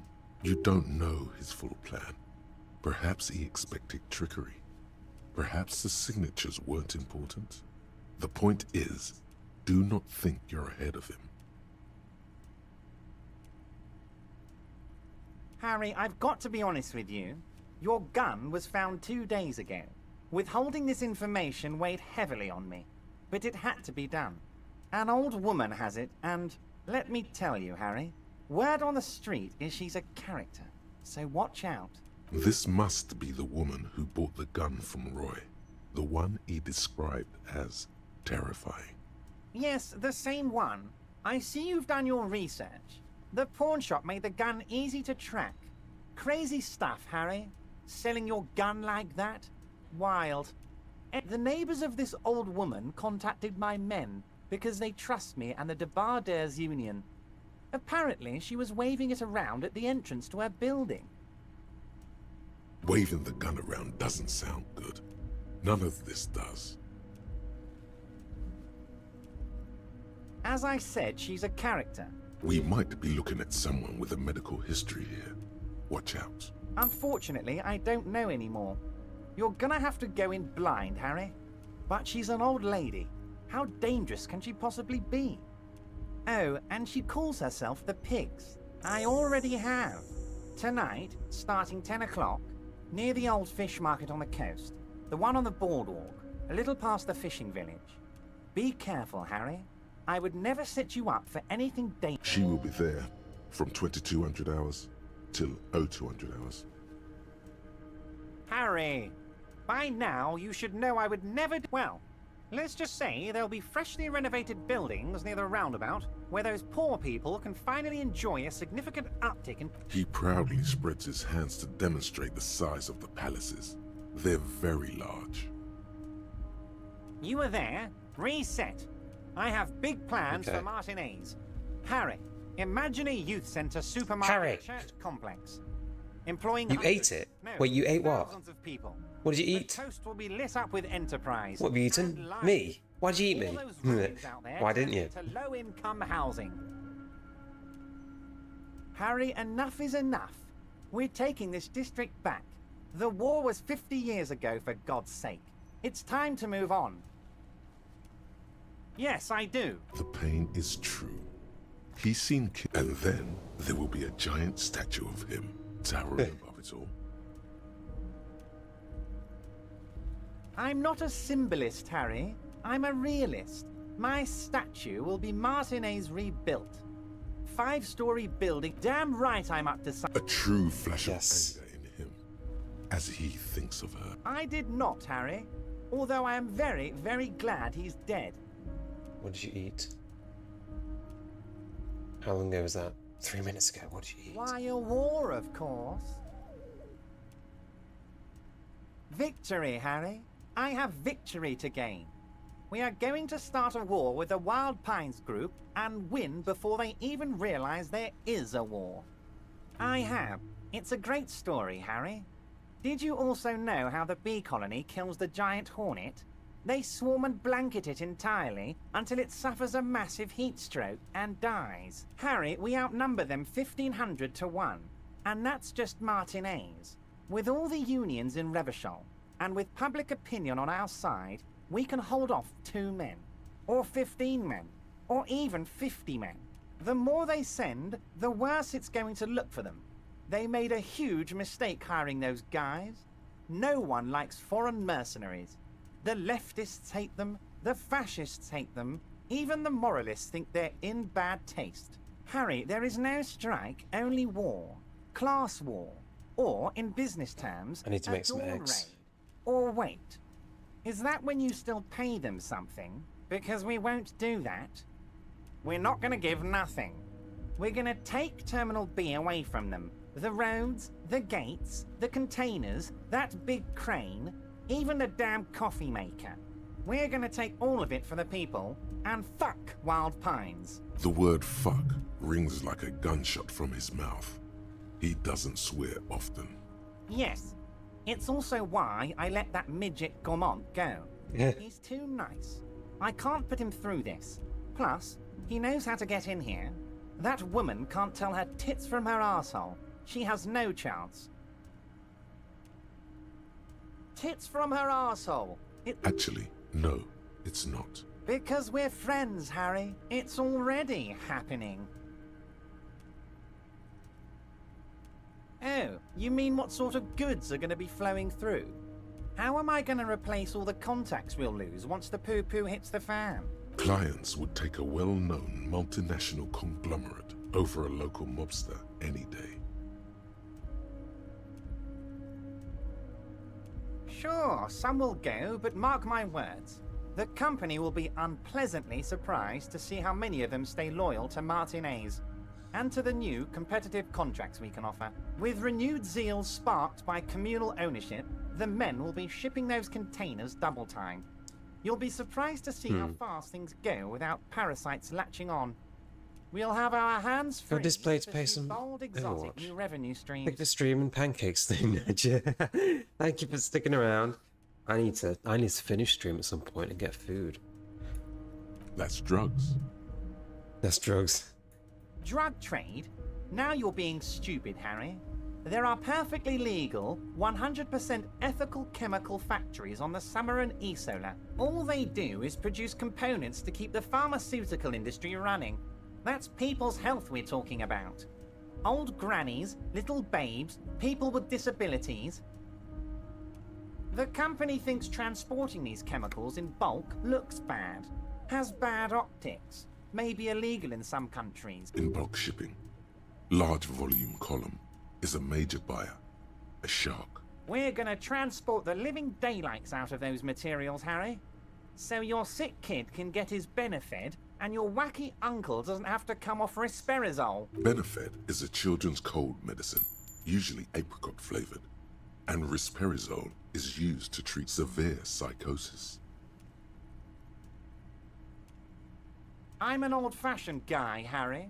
I sometimes grab a beer with the boys, but I have no idea about the things you just mentioned. But if I were to supply ingredients for some sort of rainbow party, I would make sure the Union took a fantastic share. And I'd keep that stuff far away from Martinez. He's basically admitting to it.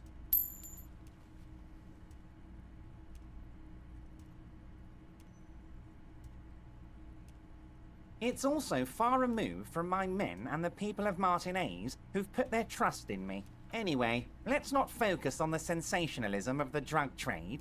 Let's look at the big picture. Martinez as a whole. There are little girls out there with dreams of making music. Young mothers who want to start businesses. Models who want to walk catwalks and steel welders who want to weld steel. I'm gonna unite them all into one economic body. We're gonna incorporate this place to Kingdom Come. Everyone's gonna be in on the wealth, and everyone's gonna pull their weight.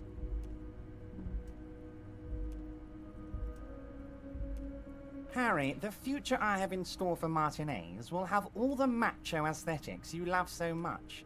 The crowns, the guns. I will even slip in a skull and bones for you, my friend. Oh yeah, Skull and bones. Skull and bones on the Revacholian flag. The Revacholian Death Squad. Oh yeah, the visual image has completely bedazzled you. You're 100% with Everard now. 2,372.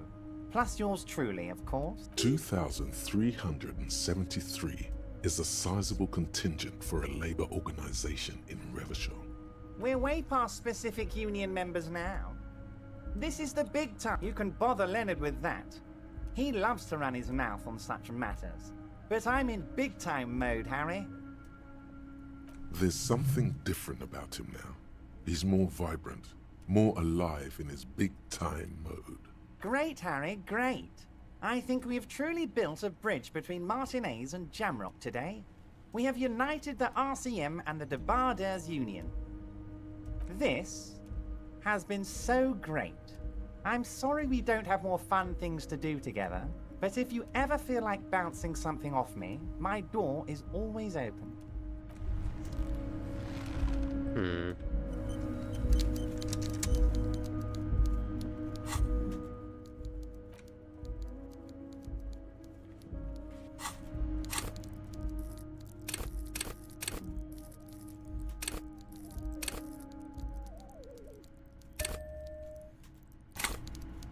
I feel like I'm gonna need that if I'm taking a gun.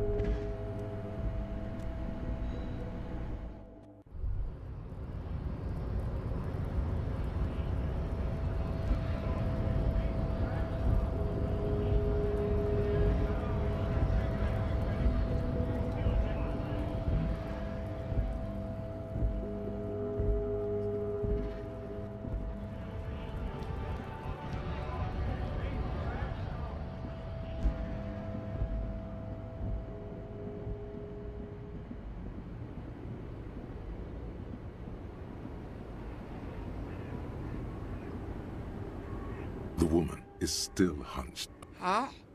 What is it? What do you want? And what is that? Oh, meu Deus. The lawman solved the case.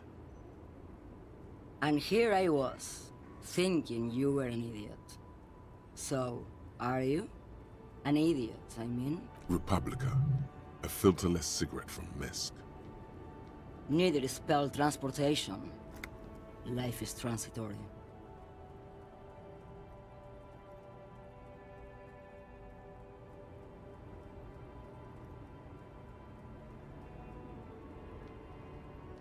Like Gabriel Buenguerro in Segúreme, Paraíso. You're the opposite of me, then.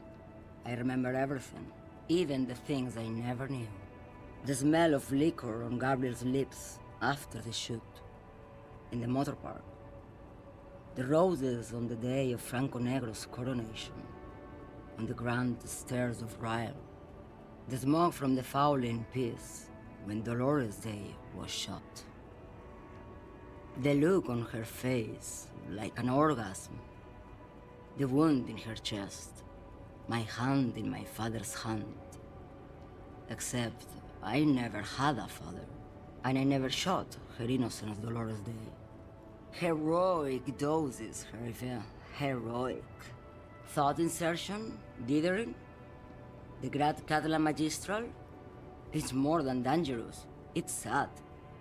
But at first I had to make a living. When you've seen it all go away like that. Rolling off like the sea.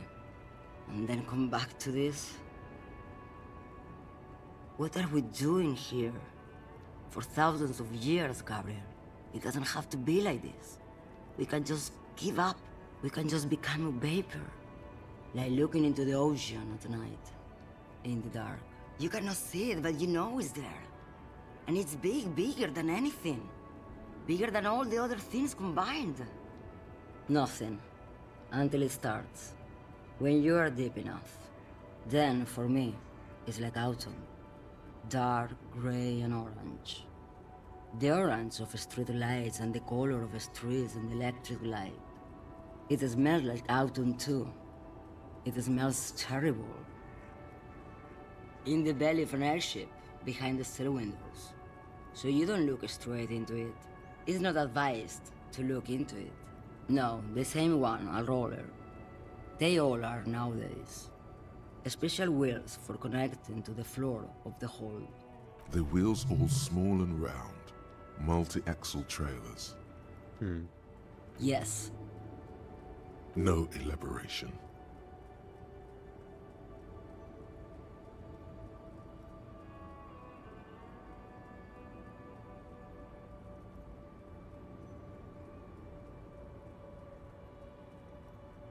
They say there is a point. One that I have not crossed. In the Pale, super deep. If you stray too far, of course, on the U41A, or in Lomonosov's land, where every step you take is one step further from home, no matter the direction. It's a point you cannot come back from. Your mind becomes so radiant with the past, there is a flip. Instead of writing, it erases memory, nearing some kind of indescribable finale. Maybe you've been down the motorway south? It's a story as lone horsemen tell. Lone horsemen, Jerife, not Pale drivers. Way beyond the established Pale that's lit by radio frequencies. And dark, and the process begins, erasure, kilometer by kilometer, in any direction. The motorway south is a road you cannot come back from. No one knows what's at the end. I've only glimpsed the beginning. I've only felt it in the distance, when I was a child. A child rowing on the lake. Josiane. She is receding, in the clutches of some indescribable scattered. Right away south.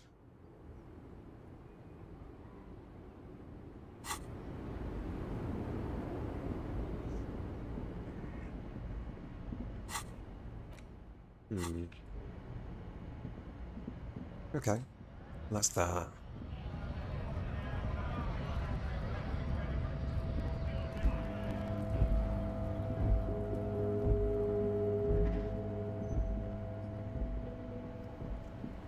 Where else? Where else? Somewhere else. 2200. Hardcore.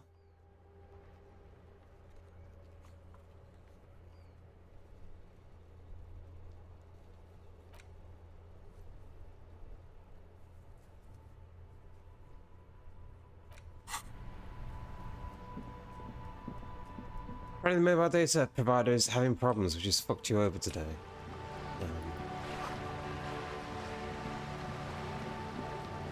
I'm sorry, Dragon. Can I be a mobile data provider for you?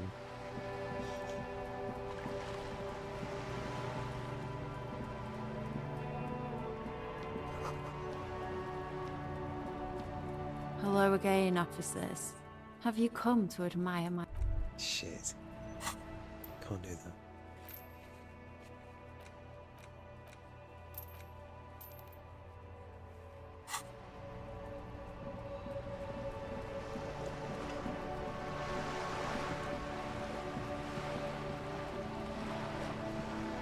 You're back.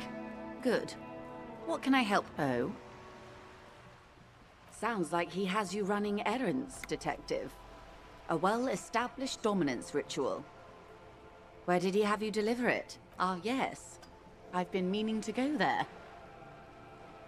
A youth center with Edgar Clare's statue on top of it. Go ahead. Help him. Make it so. I have no power to stop him. Yes. I'm sad I'll never have the time, Detective. I've always wanted a dilapidating fishing village. She is more defensive about it. Full of ghosts and ancient memories. Of course, Detective. You can always drop by later, should something come up. Now, what else can I do for you? More lessons in basic reality? My favorite part of the day. Go ahead, ask me anything. It's a neurological disorder caused by a lack of vitamin B in the brain. Symptoms include a retrograde amnesia. It's either bariatric surgery or long-term alcohol use. She nods slowly.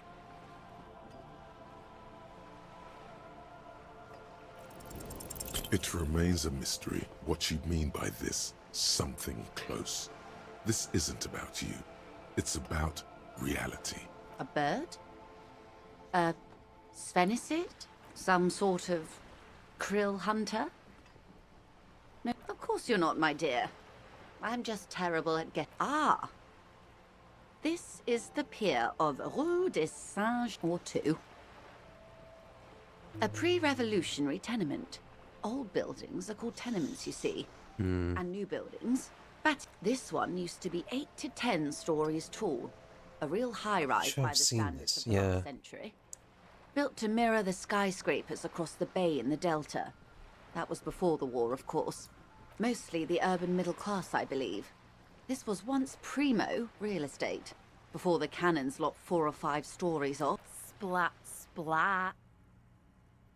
You could be wrong, but from here it appears as if she's running the brush. Wonderful. The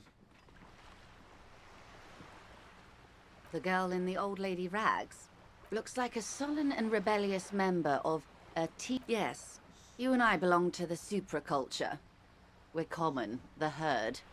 The music on the radio, the food in the chain restaurant, those are all too popular for the girl in the old lady rags. She prefers a fantasy world, an infraculture with its own dress code and vernacular. It is an illusion, I'm afraid. There is no refuge from the supraculture.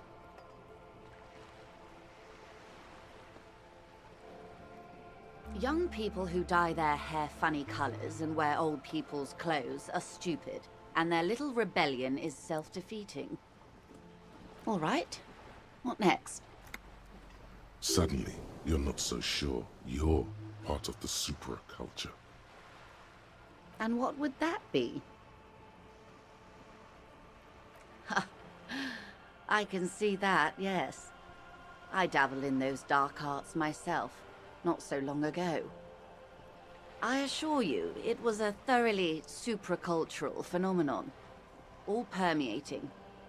Downright mandatory. Nothing infra about disco, baby. Those days are long behind me. The new, a cultural era. It involved lots of partying, as you might imagine, and champagne-colored everything. By the looks of it, that would have been when you came of age. Now, wasn't it Guillaume Le Million who said, if you can remember the new, you weren't there?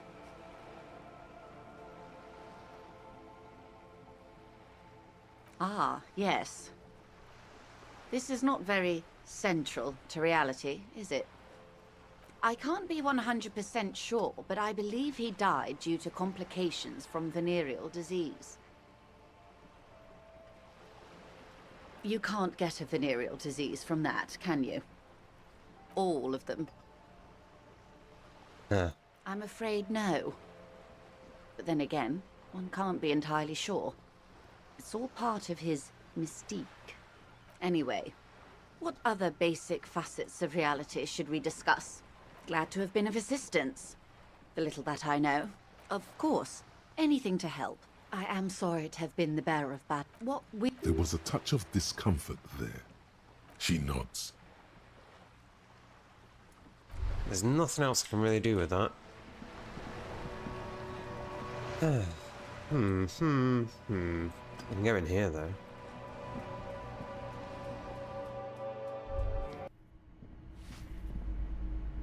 Give me a moment. I'm no one. If you can call, it's barely... And all she gets. She hasn't spoken to anyone for all. Ask away, policeman. The hell am I supposed to know? Another nut job, I assume.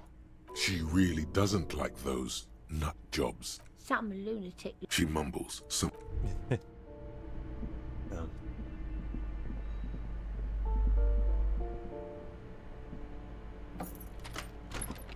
The realtor is no longer in here. There is the bust of Krasmazov, though. A plaster cast. Honestly, he does kind of look like you after all.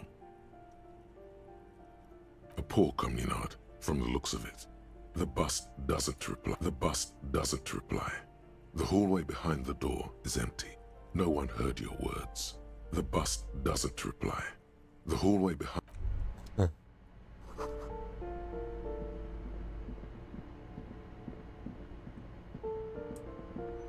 Kim's not here, so there's no commentary.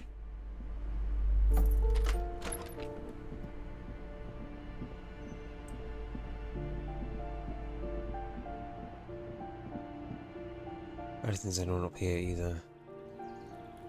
Been in there, no one there. No one up there. Okay.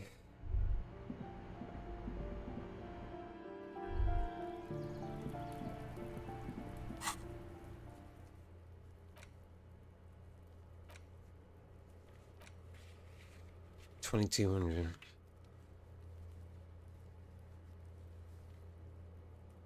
The boardwalk. Trying to sneak up on me.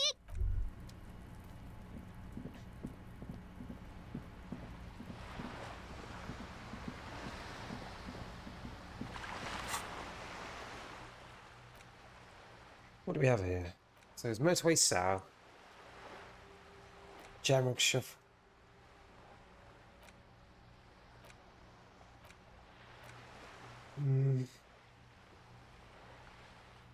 No, he's not good. I need to get something else. Or I level into actual stats. We can save it. We can save it when we get something.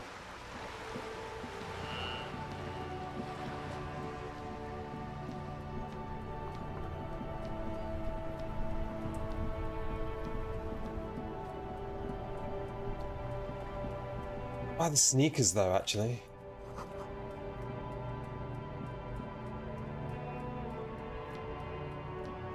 The speakers below are banged up and worthless. The sneakers triumph. What if I buy the sneakers?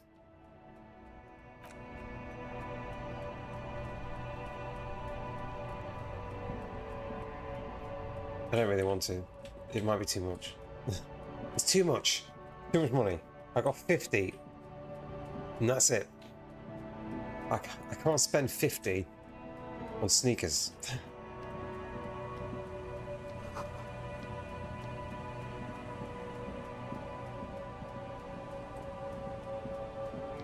I think I'm going anywhere else out of this.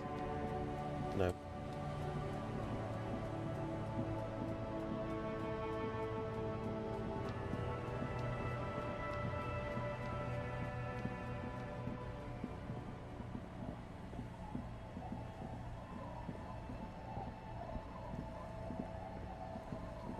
Oh, something there.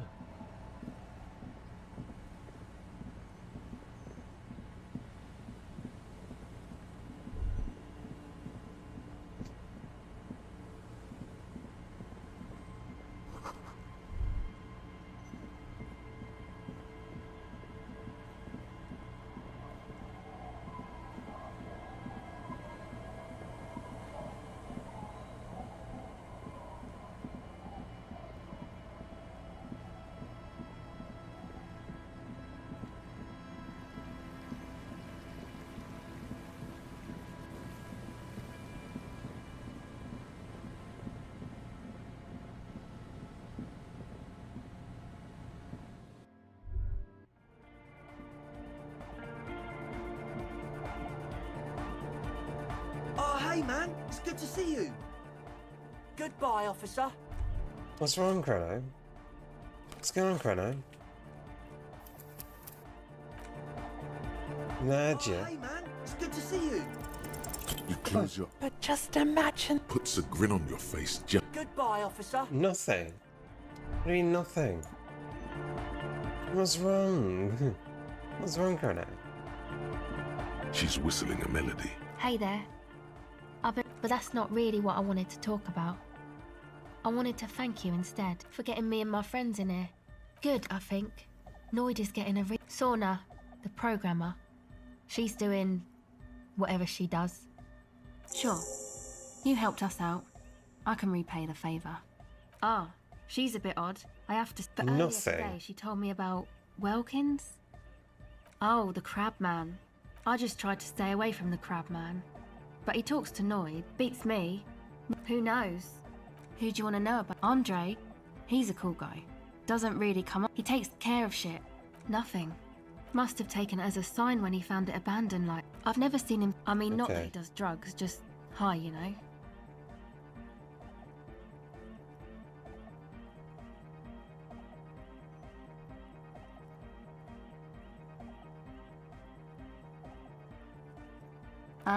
Yes.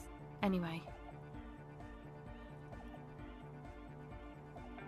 Come to think of it, yes. He's in some kind of a self-destruction mode with that hair of his. Bleach, yes. Who do you want to know about? He's a four-burger, I guess. What's wrong with you two? Why are you not telling me anything? Nothing.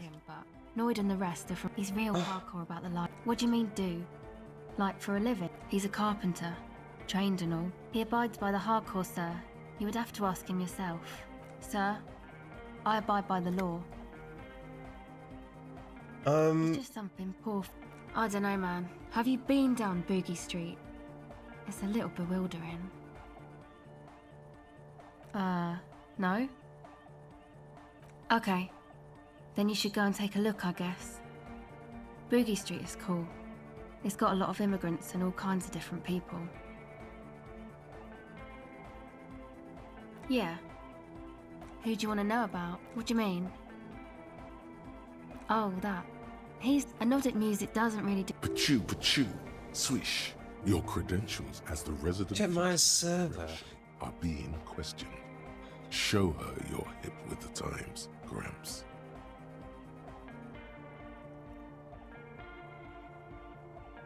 Where?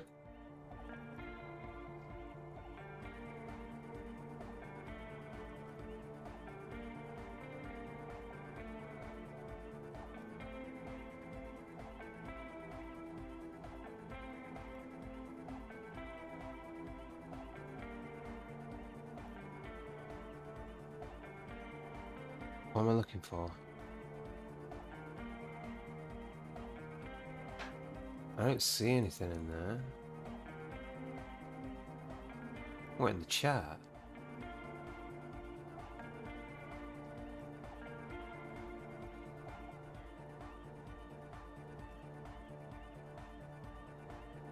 Maybe I missed something.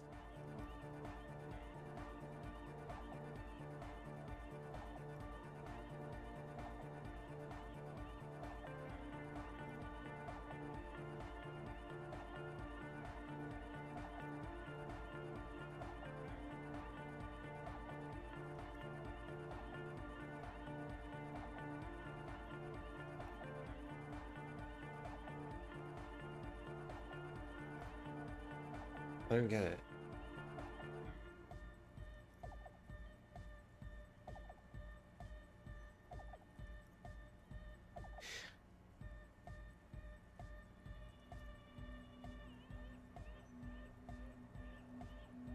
Anyway, he basically just stands on the stage and dances and yells. Actually, we don't know where he's from.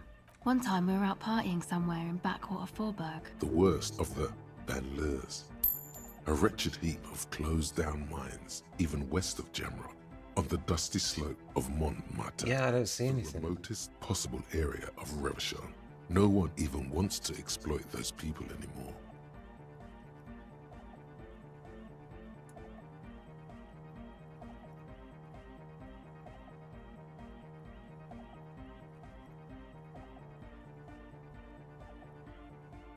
Oh, that one line.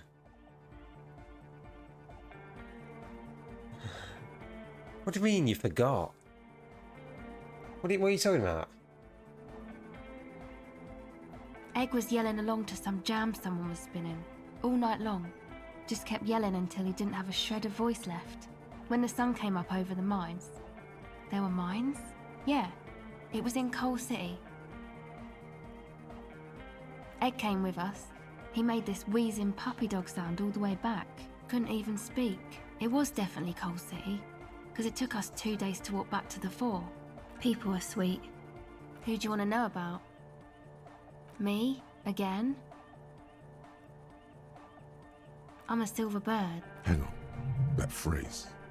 You're suddenly reminded of something. It means I don't answer questions about myself. Thank you. Sure.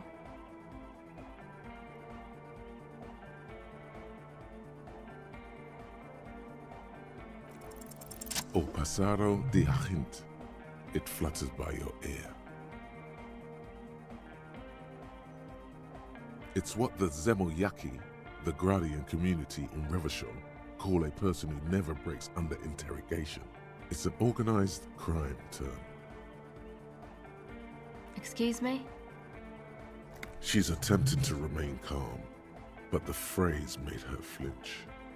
What do you mean? All right. My father was a Zemyaki. He died years ago. He was a bad man. Not a lot of good things to say about him and what he did.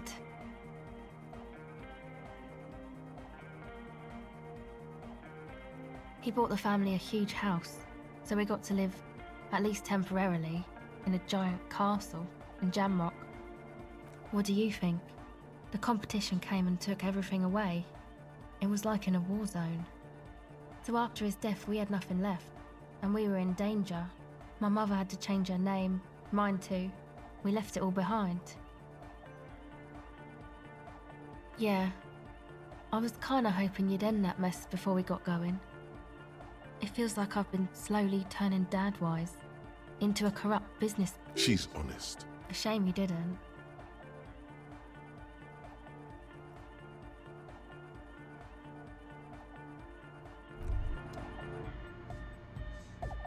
Damn. Oh, hey, man. It's good to see you. Goodbye, officer.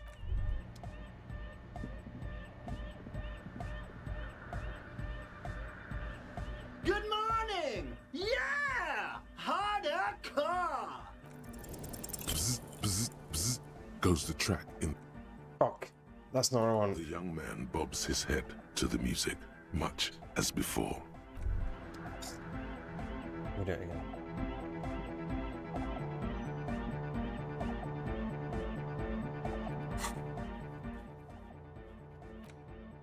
That should be ready. Oh, we're gonna wait for them to come back. 2200.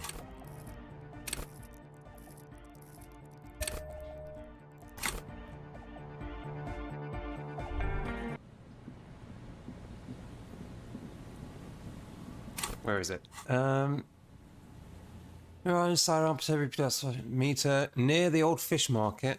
2200. That's literally here, though, isn't it? Right here.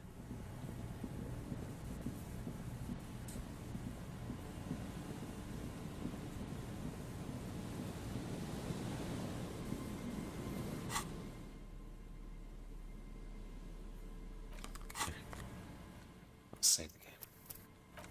You know what? We've been going for 9 hours. I think I need to stop playing now and make some actual food today. The gun thingy, yeah. I'll have to continue it another time. Go eat, please. 9-hour stream. There is a stream tomorrow. Don't worry about it. I think that's it for today. Oh, I think that's it for today. Okay. Right. Here we go. Confirm. Thank you for the petting. Thank you, everyone, for the petting. Oh, is it done? Oh, it's crashed. Close. There we go. There we go. Right, good girl. Don't you good girl for me. I'm going to have some eggs on toast or something. I don't know. Or an egg sandwich. Whatever. Whatever. I'll do some things in the background or something. I don't know. Unless you want to, you know, play a game together or something. You know, whatever you want. That is it for stream today. We'll be back tomorrow with something. I can't remember what it is. What is it? Tuesday? Final Fantasy. That's it. It'll be Final Fantasy tomorrow. And then I don't know, something else after that, if I finish too early. But yeah, that's it today. We'll see you tomorrow. Goodbye, everyone. Goodbye. Bye, bye, bye, bye, bye, bye, bye, bye, bye, bye, bye. Oh, shit. Bye. Goodbye.